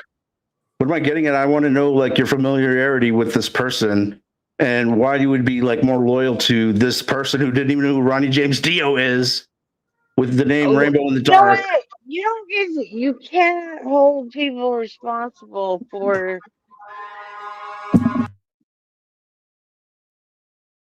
What was that movie with Jack Black? And it was Ronnie James Dio was like all throughout it. Like she should know that even. Right? I don't know. Anyway, it is irrelevant. But I don't even know if I believe you when you say that she knows who 311 is. They're not that young. I don't know who 311 was. That's for sure. I have to be reminded, and I forget every time you remind me. That's crazy, right? Because I forgot again. Like I couldn't for the life of me tell you a 311 song right now. Like if there was literally a revolver to my face right now saying you'll die if you don't mention the name of a 311 song, I would be dead. You know what I'm saying?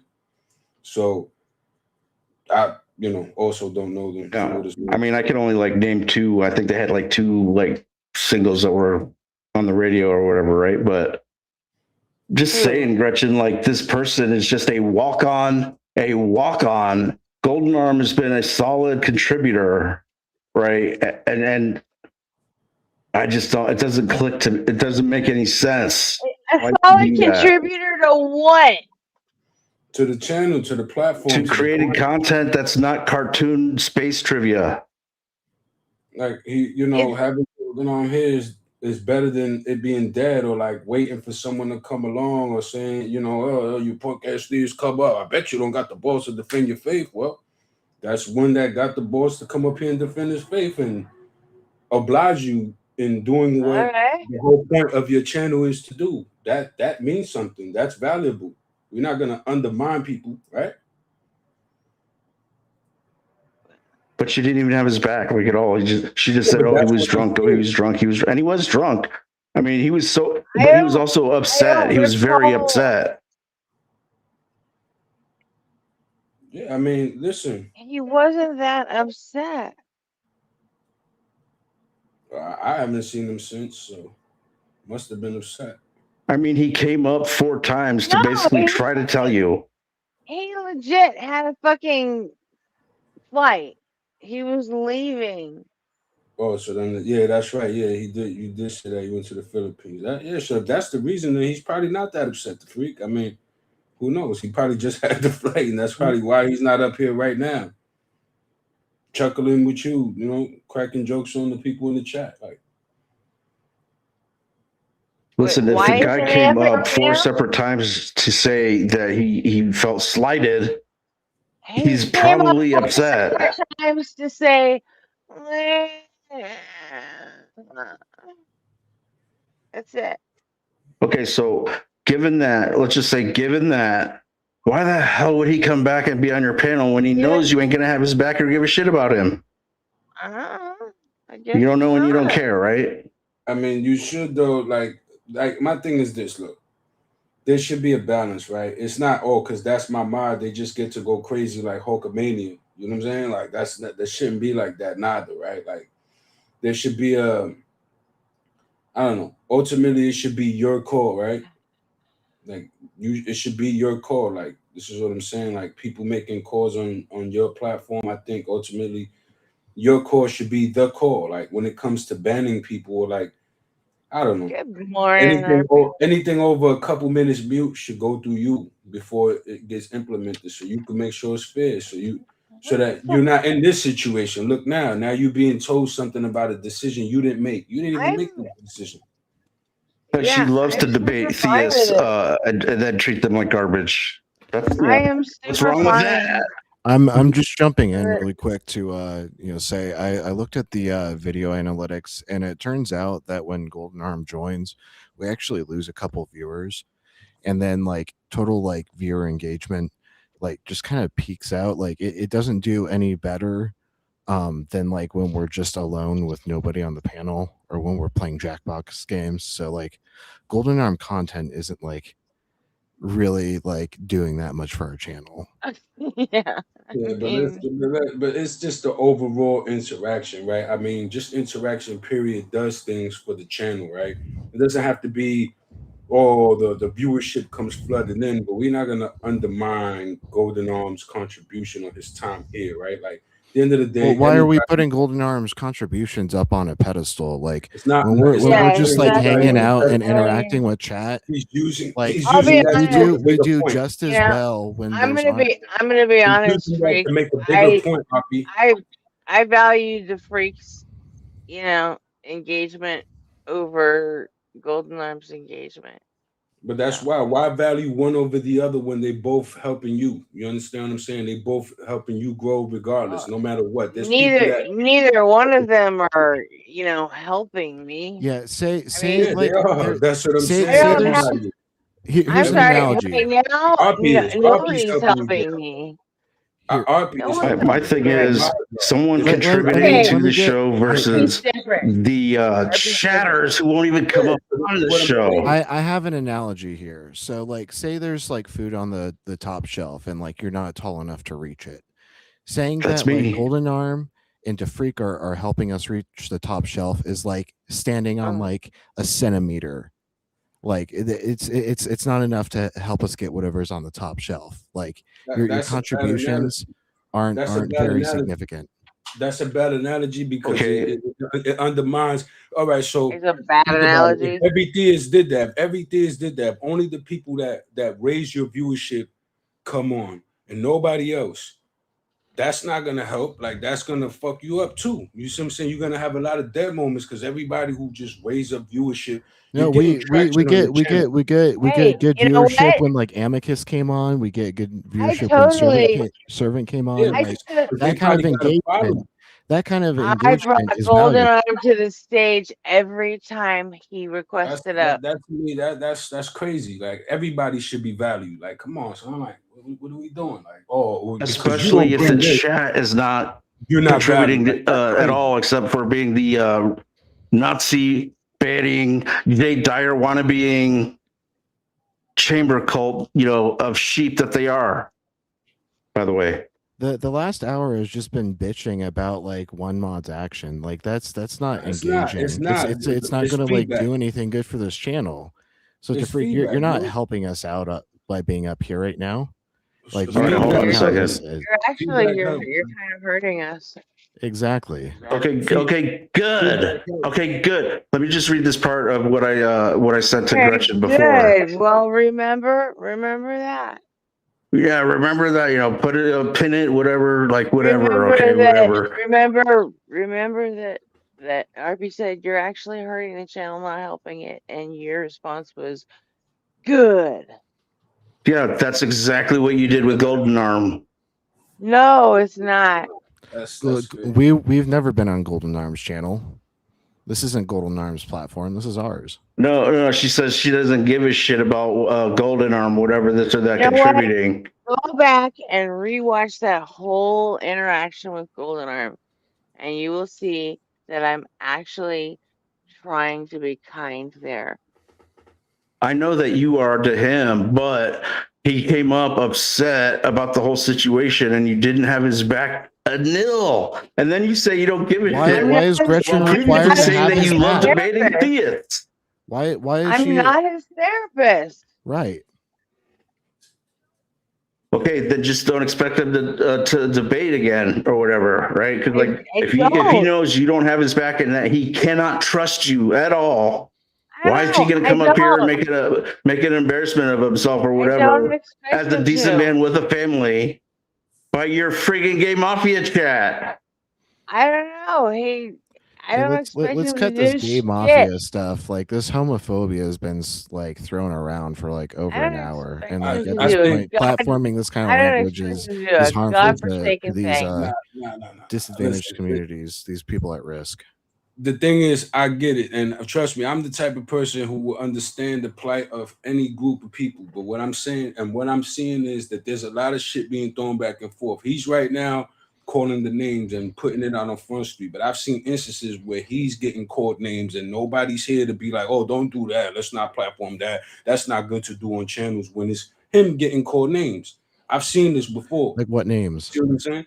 No, I'm talking about there's plenty of the names like the freak. You can share them. I don't pay attention and I don't write these things down, but like they call him names. Like you could reveal some of the names if you want the freak, but at the end of the day, That's on you to do. You know what I'm saying? You know that what I'm saying is he's what I'm just saying. gonna Correct me if I'm throw wrong, you Freak. two punk out of the bus again. Correct me if I'm wrong, the Freak. Do you not get called names? Some shit like there's names that like you be getting called. I forget the names because it's not important to me, man. This shit bounces off my skin. You know what I'm saying? Like, to be honest with you, I'll get into it with somebody the next day. I don't even fucking remember. You know? So yeah, I don't really care either, but apparently they do. They can't even handle one word or whatever, and it's no. What names do you get called? Nazism. What names do you get called that fucking gives you rule. permission to use slurs and like use homophobic and bigoted language? How about homophobic? How about bigoted? How about misogynist? How about incel? How about when you're being how about homophobic, anything? it's fine to call you a homophobe. When you're being bigoted, it's fine to Okay, call so you when out they're on your being bigotry. authoritarian, echo chambered, communist, Nazi, emotionally rash mods, I can say that too. Yeah. Those That's what I'm aren't slurs, but like you've been up here like using like a lot of bigoted and you've said slurs. Yeah, at so me, if I'm like, gonna be since I called started bigoted, listening. I'm gonna start being a bigot. Did you not use You're the gonna F slur start earlier? being a bigot. Like literally when I first Was this woke like the up and very I first joined. time I ever intentionally said anything like that? Because I'm fed up and I'm So not gonna let some frosty flake dictate some how people I were view mean to women me, so or about I'm my gonna say sex life at slurs. all. Some people No, hurt I'm not my gonna allow feelings, so I'm that. gonna to use Look at slurs all now. this. Do you realize how dumb that is? Walls of text. You're Okay, RP. disparaging entire people groups just because like a couple people of that identity were mean to you. That's Yeah, dude, childish. that's what they do. Literally, that's what they do. How Because have they called you a slur? label Christians a certain way or whatever, and they're doing the same thing. It's exactly the same thing, but they can't handle it because they're like What slur have they special. called you? What slur have they called you? Everything and anything you can think of. You don't know what a slur is. You think just calling you a name is equitable to being called a slur? It's not. Slurs have like a very distinct history of subjugation and harm behind them. Okay, so if it's not a slur, it's not hurtful. I never said that. Okay, then I'm shut saying the that it's fuck up, not man. equal. Calm down. You're so emotional. No, I'm right now. upset. Okay. Yes, you are. I And grant that. And if you think that you and RP, you putting all of your effort into all this, and they're not even helping you by creating content coming up and supporting you or whatever. They are. The chat. You don't The think chat you're gonna hanging get tired out of all makes your plenty effort of that you're putting content. in. You're already mistaken. Like you're gonna The get Freak, bored. have You're you gonna ever like ran a not channel? continue. Hey, the Freak, right? have you ever run a channel before? Have you No. ever run a show? You see, I ran a radio show for 2 years. I had a 100-episode contract. Okay, I know how to drive engagement. Okay, this isn't my first rodeo, so I'm not going to take advice from somebody who's never even attempted anything like that in their life.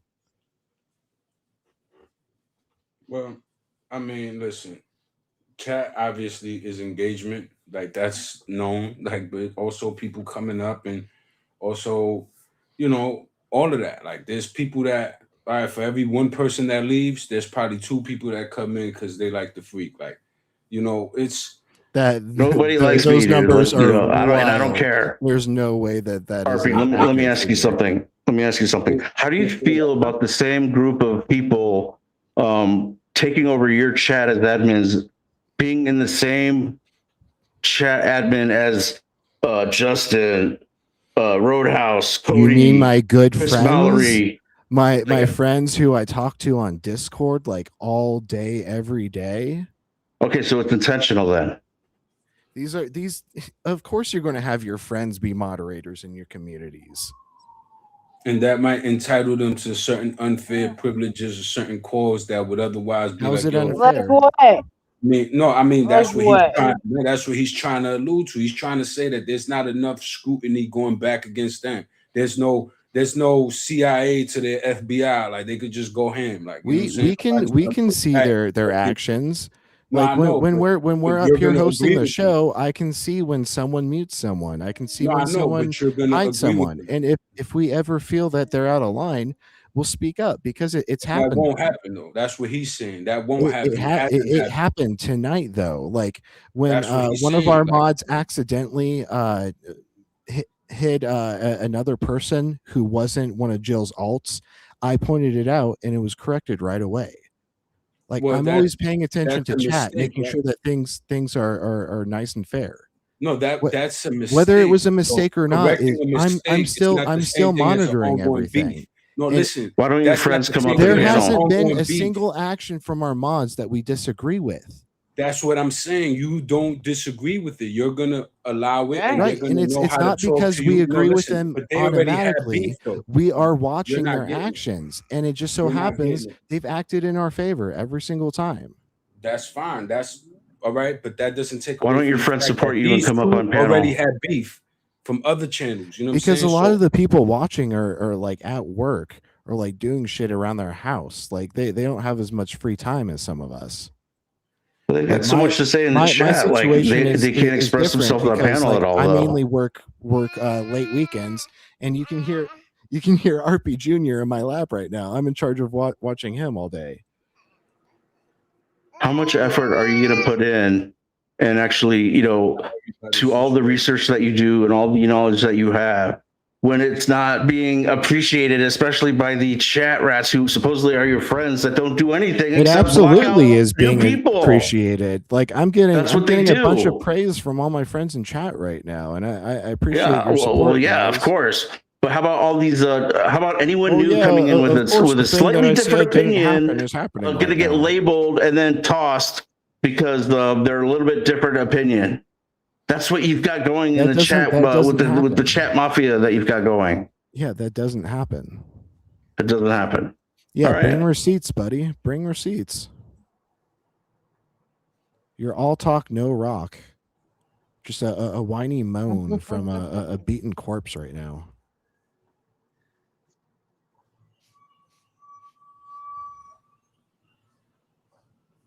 I mean, shit, that's he's basically Oh, stating fuck, his no claim, bro. rock. Like, I like it. that's I the like records it. and death, the freak. Listen, the guy is being a very good housewife. He's taking care of his kid. He's Hey, putting in all this I'm not effort, and you've got the gay mafia friggin' ixnaying his friggin' new potential. I'm gonna take a moment audience. to respectfully correct you. I'm not a guy. I will accept being called a dude, but I am a non-binary individual, and my pronouns are they them. Yeah, sweet, cool. Hey, if you, I mean, you've had all the warnings you need. If you are going to take somebody else's identity and use that as an insult to anyone else, that is what I consider a slur. And you've had all the warnings you're going to get. Don't do it again. Yeah, so I'm pretty much banned everywhere from No. all these I channels. So wonder why. I really don't care, Gretchen. You don't care. I don't care. Okay. So whatever. Have you heard the analogy that That's if you smell dog shit in one place, it might be that someone forgot to pick up their dog shit.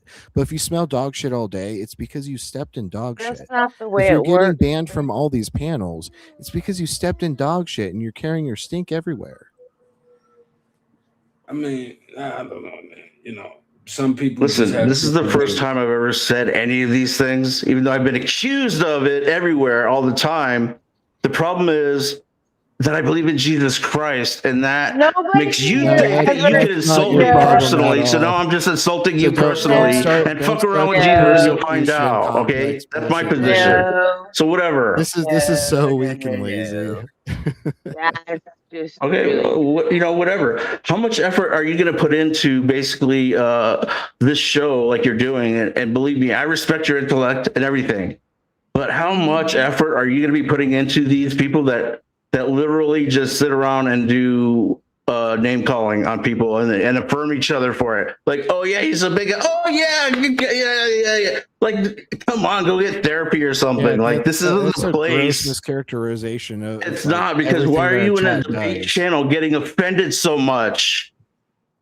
I'm here defending my friends in chat. Kind of true though. Like, I'm not up here because of like the channel per se. I'm up here because like I have so many friends in chat that support us, that hang out with us, who I chat with every day in other channels. Like I care about these people, and you're just making like. Well, I'm sorry. I'm doing it like this, but how much support are they giving you when they don't panel up and express their opinions? They just like rock out anyone with a different opinion in the chat, and then like affirm themselves, like pat each other on the back for it. Giving us view hours period is supporting the channel. Chatting in the chat is supporting the channel. Interacting in any other way, like being on the panel, is only one way to support the channel. It's a big way, though. You get what I'm saying? And that's what he's trying to say he does. It's a big way when the conversations are interesting and engaging. It's a big way, period. Unlike this. All right, so if nobody ever just joins the panel, like, you know what I'm saying, then that's a bad thing. Like, you're going to want Not necessarily. There are plenty of channels that don't ever have people on the panel. And they find ways to entertain chat. Ain't one of them, but this ain't one of them. This is clearly an open panel thing, isn't it? It's part of the thing that we offer for this platform. It's what it is. It's what it is. Every single show, there's been an open panel link for people to come up and debate. This is a debate platform. Well, earlier tonight we were doing reactions. That's not. Yeah, I know. Sometimes we do that, and we'll do that to pass the time until a theist comes along with an argument. There's some times where you'll literally pause the video during the middle of the video and say, "Hey, you come up. Like, why don't you defend your God?" You know what I'm saying? Because you're literally doing it as a segue from that to that. So we could do something while we killing time to wait for. We're not going to sit here and pretend like that's not important. It is. Mm-hmm.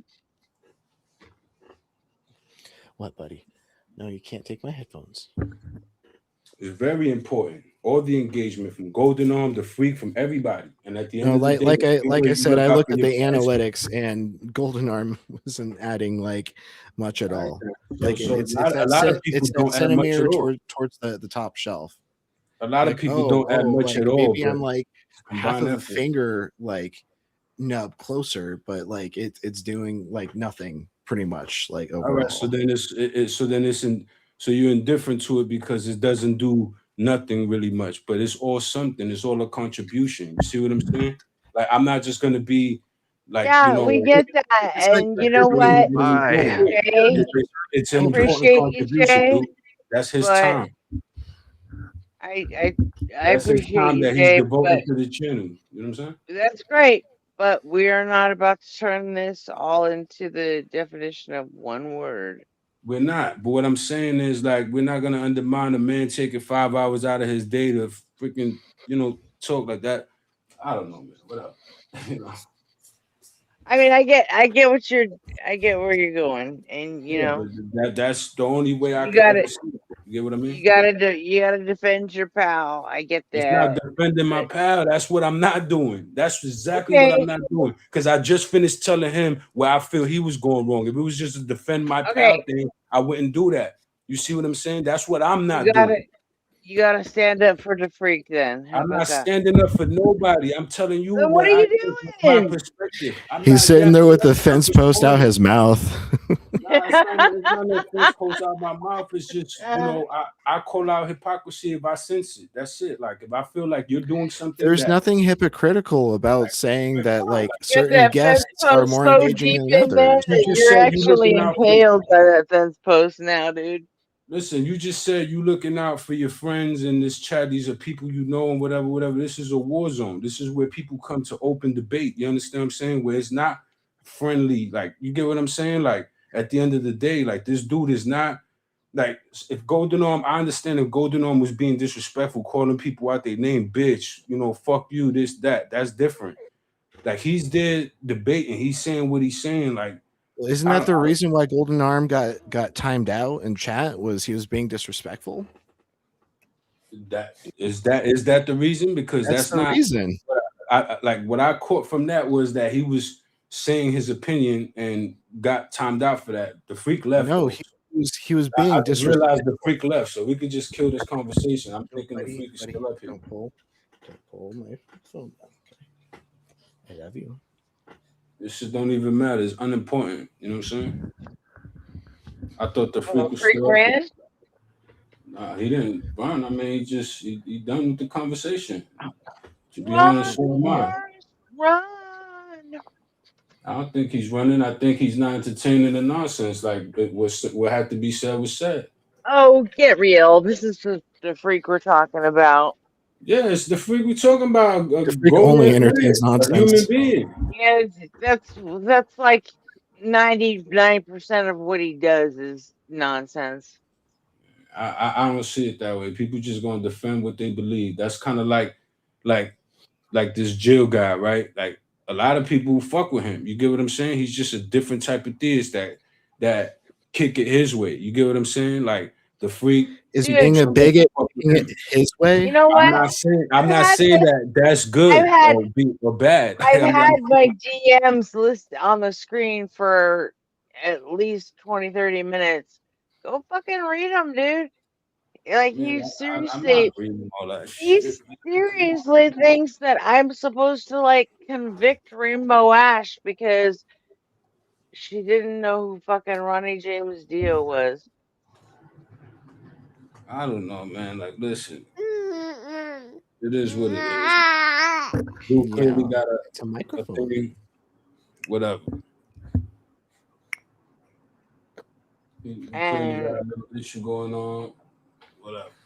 I don't even give a fuck. He left already, so no need to talk about this. I'm shaking my damn head. Seriously, ask Rainbow Ash. Yeah, but he left already, though. You know what I'm saying? About just tell them to name one. Now we dragging it. You know what I'm saying? Now we dragging it. 311 song. You're so weird. Got a fellow vet going to Southeast Asia, all upset. We didn't get the freak off the panel. He can come back up here. You want to impress. No, that's what I'm saying. But like he left, right? So now we dragging it. Like fuck this. Well, he ran. I don't know about running. Like I had the conversation, right? If he never had the conversation, then I'll say he ran for sure. Because you didn't have a conversation, like you didn't even address people who aren't running, like will say goodbye. They'll like make their exit known instead of just turning tail and running. Nah, I mean, not really. There's people that jump off this all the time, bro. Like, listen, I get it. You're friends with a lot of you would have that expectation. If it was me, I would be like, yo, I'm leaving, yeah, I'm out, yeah. But he probably felt like fuck y'all, like I'm out, like y'all playing me basically. Like, nah, Jay, you just fall asleep. Let's be honest. Seriously, that's what you I fall asleep and then you gained kick me. one thin, terrible. If I had to leave, I'm gonna tell you I'm leaving. I'm not just going to leave. Yeah, I know. I was just making a your little joke. strategy, creeper. She handled bitch from a drunken Marine drowning out of fear and a 25-year flight across the world. Plus me. It better smell, your apology better smell like a goddamn Georgia fucking peach, or else you fucked up. Fucked up bad for real. You looking at this and not laughing, like that's like the first thing. Like I how did you even sit through that? Like I wouldn't know. I'd have been like, okay, peace.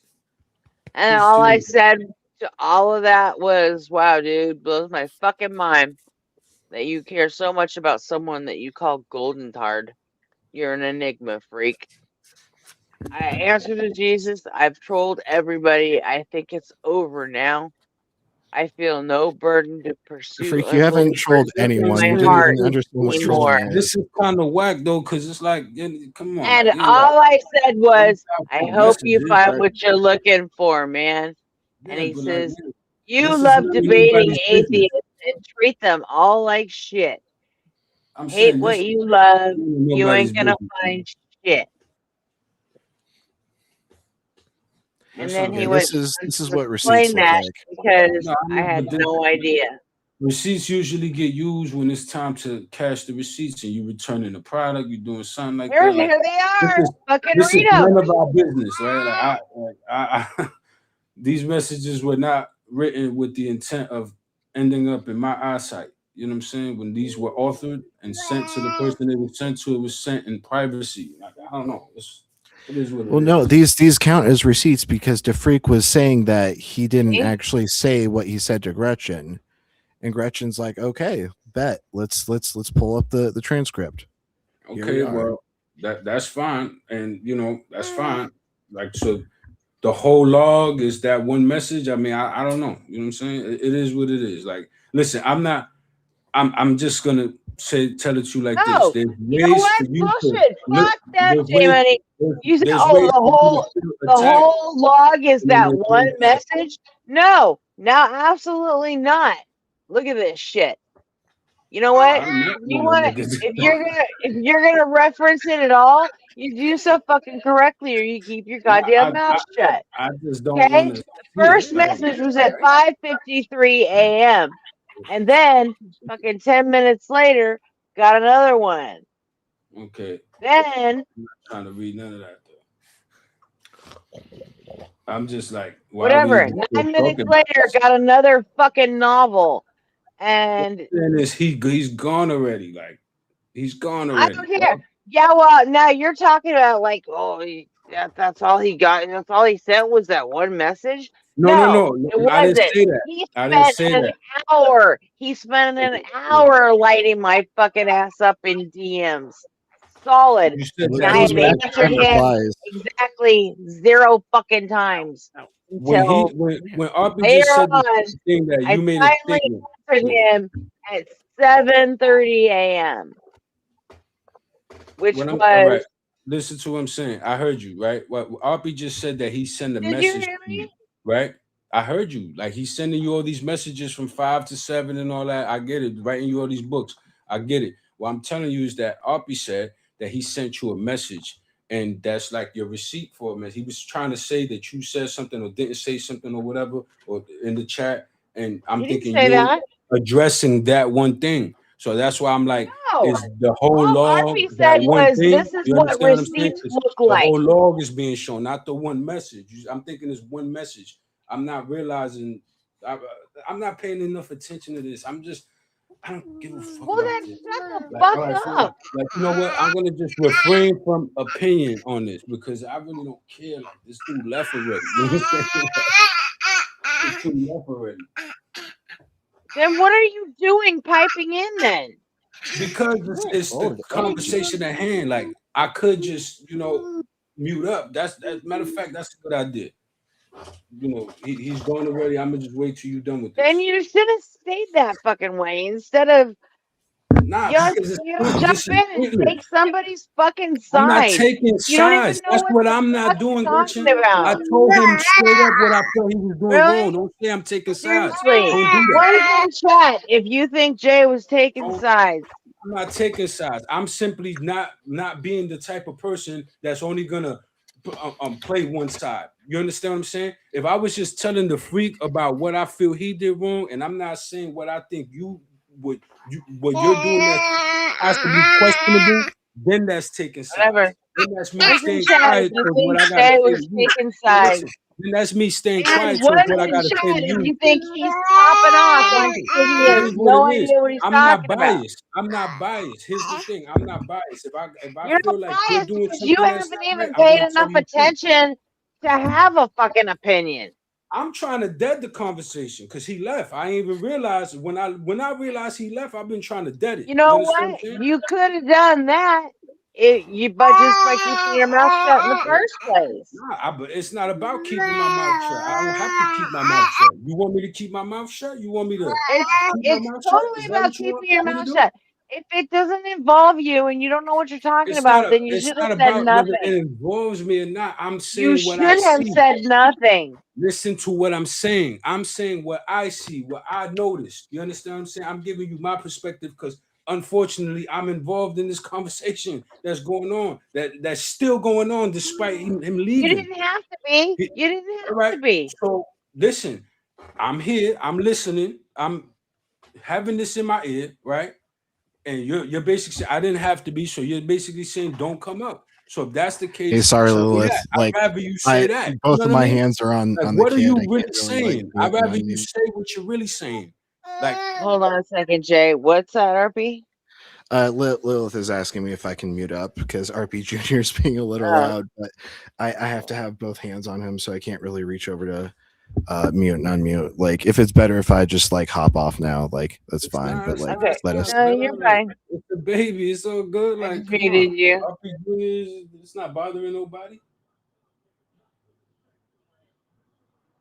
You don't RP know Jr. is that. not bothering nobody. Like, You don't know that. It could be bothering Lilith. oh my god. Yeah, it Lilith might could have be headphones on. could be And- misphonia, and like having misphonia is valid. Like my dog makes this like smacking sound like when after he drinks water, and like it literally just like triggers like something in my brain that makes me like mad. They're just certain sounds to certain people, and that sound could be a baby cooing that like makes somebody mad. Nerdy RP Jr. is going to be 10 months here in like another week or two. Oh, a great age. And Brittany says, "Put RP Jr. on the panel." Yeah, that's I don't know, man. It is what it is, man. I just No, I get it. And I know your motives are come from a good place. It ain't no I'm aware motives. of that. That's what I don't Huh? like. It's like you think I got motives or like hidden some like I'm being as clear as I can. Say hidden. I didn't That's say what hidden. what motives? What motives? You is added what- that shit, not me. What motives? What motives? Yeah, Lilith, I see you, and I understand your experience is valid. Everybody has motivations for the shit that they do. I'm just telling you what I noticed. How's that a motive behind that? I'm telling you what I see to the best of my ability. Now you can Oh correct my me God. if I'm wrong. You can You know correct me. what? But what's the motive there? You get up. Besides If just you being in the middle. if you were to go into the bathroom and take a leak right now, you would still have the motivation of needing to pee. Not all motives are fucking bad things. And I I'm not didn't saying it's a even bad thing. imply I that don't it have a was. motive. I'm just trying to say I don't have a motive in this. I'm literally listening to this as it goes. I don't know about this. This is just coming along right now, and I'm listening to it, taking it in little by Then little. You understand what I'm saying? maybe And from what I'm back getting from off. it, and I Maybe seen back the off freak. on forming an opinion then. No, If listen, you don't because know I'm what you're talking listening about. to it. I'm listening to it, and I'm seeing certain things get co-signed. Like he's basically saying, you know, we I been put beefing my for a fucking while. Discord DMs It's up 6 on the channels. screen. Only What? unlike Taco, I meant to. But I put my fucking Discord DMs up on the screen. You could read those, but Yeah, I don't no, know. now you don't care. Not because he Now left. it's none of your Because he business. left. Because the man left. He's Did not you here read no them more. before he Trying left? to talk about it. He was trying Did to you discuss read this. them before he left? Are we gonna overlook the fact that the freak was up here trying to discuss this? This was like he was up here just talking about this adamantly. Was he not? Was he Yeah. not? He wouldn't Okay, address the and he DMs. left, The right? DMs have been on the And screen he- since I rejoined the panel. And he left, correct? Yeah, he ran. Yeah, Okay, so that but tells you me still that's it. came to a conclusion without Because reading the DMs. it's still there. It's still there. We still talking about it. That's why. You knew that was gonna happen. You could see the future. It's you didn't take it off the screen after he left. After I realized he left, I'm like, oh, he left. He's gone. So end the discussion. Like Yeah, I because thought it we was gonna never die got like to that. address it. Like we're not gonna No, like put not something on the end the screen and then not discussion. address it because like the person that wanted us to address it ran away. All right, man. Just listen, man. This is mentally defeating, man. Like, so irrelevant. It's like he left already, but go ahead. Like, I mean, what's this gonna do? You know what I'm saying? We can move on if you like, are willing to drop it. Like you keep Yes, like I'm going willing to drop it. I'm the one asking to drop it, RP. I was the one who Okay. said let's drop it. but you've reignited this conversation like probably 3 or 4 times. Stop offering me hints and advice I'm on not how to deal offering with you this shit. nothing. Because not you offering did you though. anything. What am I You were offering just you? doing so. You were trying to tell what us am I about how offering? having anybody up on the panel is helping our channel. I'm saying that that's a contribution. How does it correlate to monetization or whatever? Okay, It Jay, is what it imagine is. someone gets We're up not on gonna the panel and undermine like that pulls out contribution. their wiener and starts jerking it off, and then we get That's not, but that's not what's taken off happening though, is YouTube it? because But that's of not what's happening though, is it? TOS violations. But that's Just not because what's they were happening on though, the is it, right? panel, quote unquote, contributing does not mean that they're being helpful. But that's not what's there's happening though, is it? helpful and harmful contribution. That's a terrible comparison because that's not what's happening, is it? It's called a hyperbole to And that's a paint bad for hyperbole. That's a terrible. no, it's showing you the difference between positive and negative contribution. And it's doing it using a crazy disparage example of someone pulling their dick out on the stream and someone just having a hot take or like, Right, you know, because I have to go that's to these smart. extreme Like, scenarios you to don't put paint the them, you picture don't for put you. that in the You're same not correlation. listening to my nuanced. I am listening. My nuanced That's not, that arguments. doesn't fit. I've That doesn't fit. using nuance for the past 10 minutes, but like you're not understanding. Like I am just because these people understanding. are on the panel does not mean that they're necessarily helping the channel out. That's fine. Listen, that's how you feel.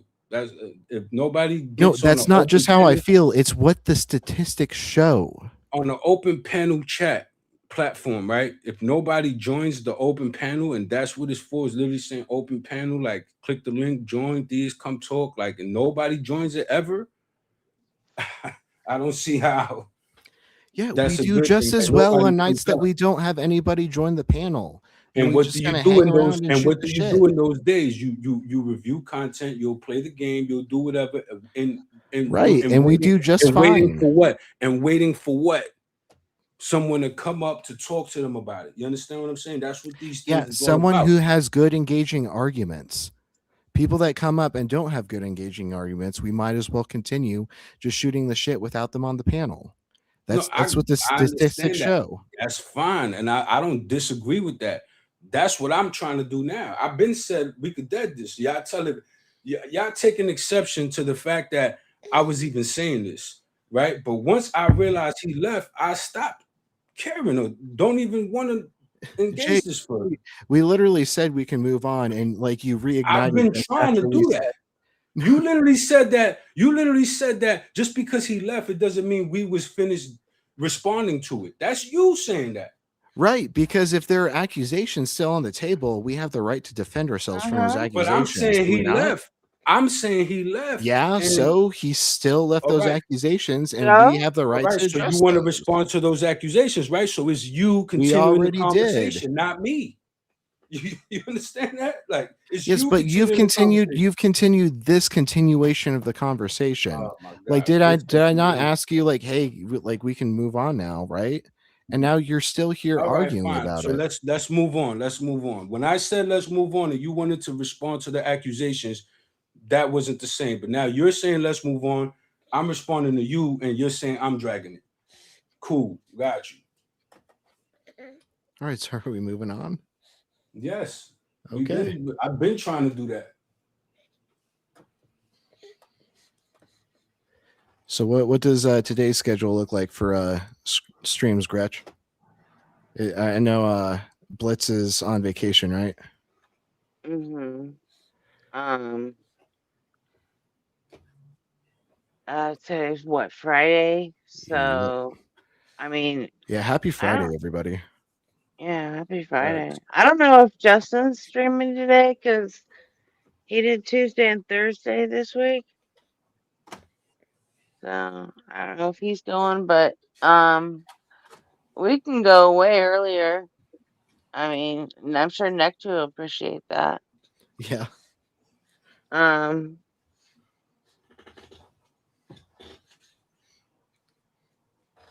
Yeah, we do that and do it earlier. I guess that doesn't really help you any. Yeah, but- no, I'll still be doing family time till about around the Okay. same time. Okay. But yeah, I'll definitely hop on. Because by that point, you guys will probably already have the ball rolling. Yeah, hopefully. I'll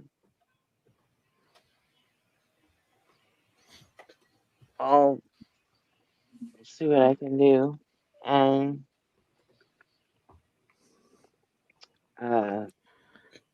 I guess we'll wait and find out what time Nectu wants to get going. Cool. So Well, there's probably about the only thing I got on tap is taking a nap at some point. Yep. I'm going to be taking 2 of those with a little guy. Yeah. It's actually getting close to his first nap of the morning. I'm gonna stay up. I gotta get to work, so I'm gonna stay up. Do you have the same schedule every week, Jay?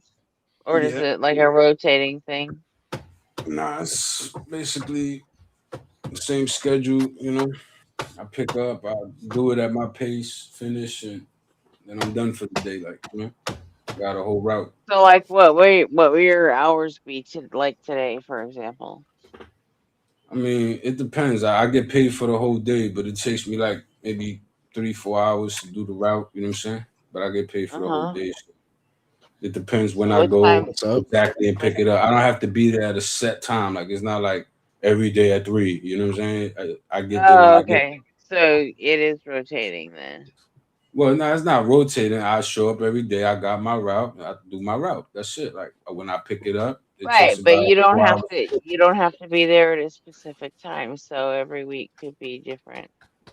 No. It's the same. It's the same time frame. Like, I can't just be like, well, I'm gonna come all the way in the morning or all the way at night. Like I got my shift that I gotta come pick it up and get it done within that time.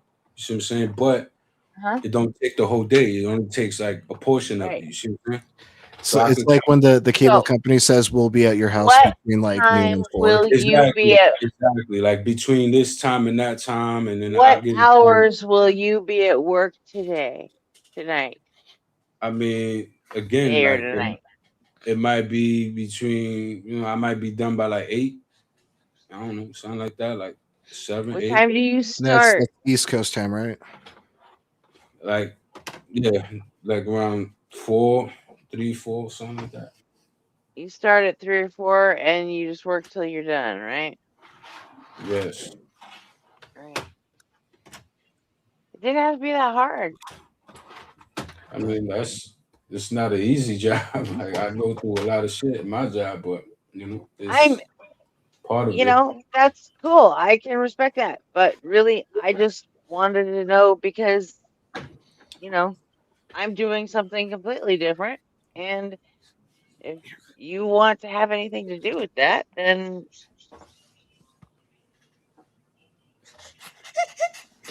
you're okay. Then what? You get what I'm saying? Huh? No, Right? no.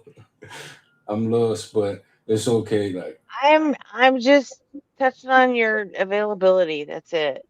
oh yeah, yeah, I'm available. So otherwise, you know, and I'm available anytime. Gretchen, you let me know. Like, you see, I be coming around. So I know you let come. me You're know. here Let me know every what you got in fucking mind. day. I get it, but I mean, I'm here every day because I fuck with you. You understand? If I ain't fuck you're with gonna you, I be. wouldn't You're come gonna around. be. Huh? Like I'm here every day because I fuck with you. If I didn't fuck with you, I wouldn't be. You know, I wouldn't. You know what I'm saying? I only come with. I only No, go and you'd pay be for back people I on Bloodbath, fucking with tacos. I get it. You said what? If I was doing, I'll be back where? Fucking with who? I said, yeah. No. You Like, heard me. listen. No, I did hear you. I'm like wondering why you would say that because at the end of the day, you know, he said he don't want me back over there. I never said I wouldn't go back over there. I don't even got hard feelings for the guy. You know what I'm saying? It's never been that. You know what I'm saying? Like I had my disagreements and I said it and I let it be known. As a result, the man don't want me back over there. So what am I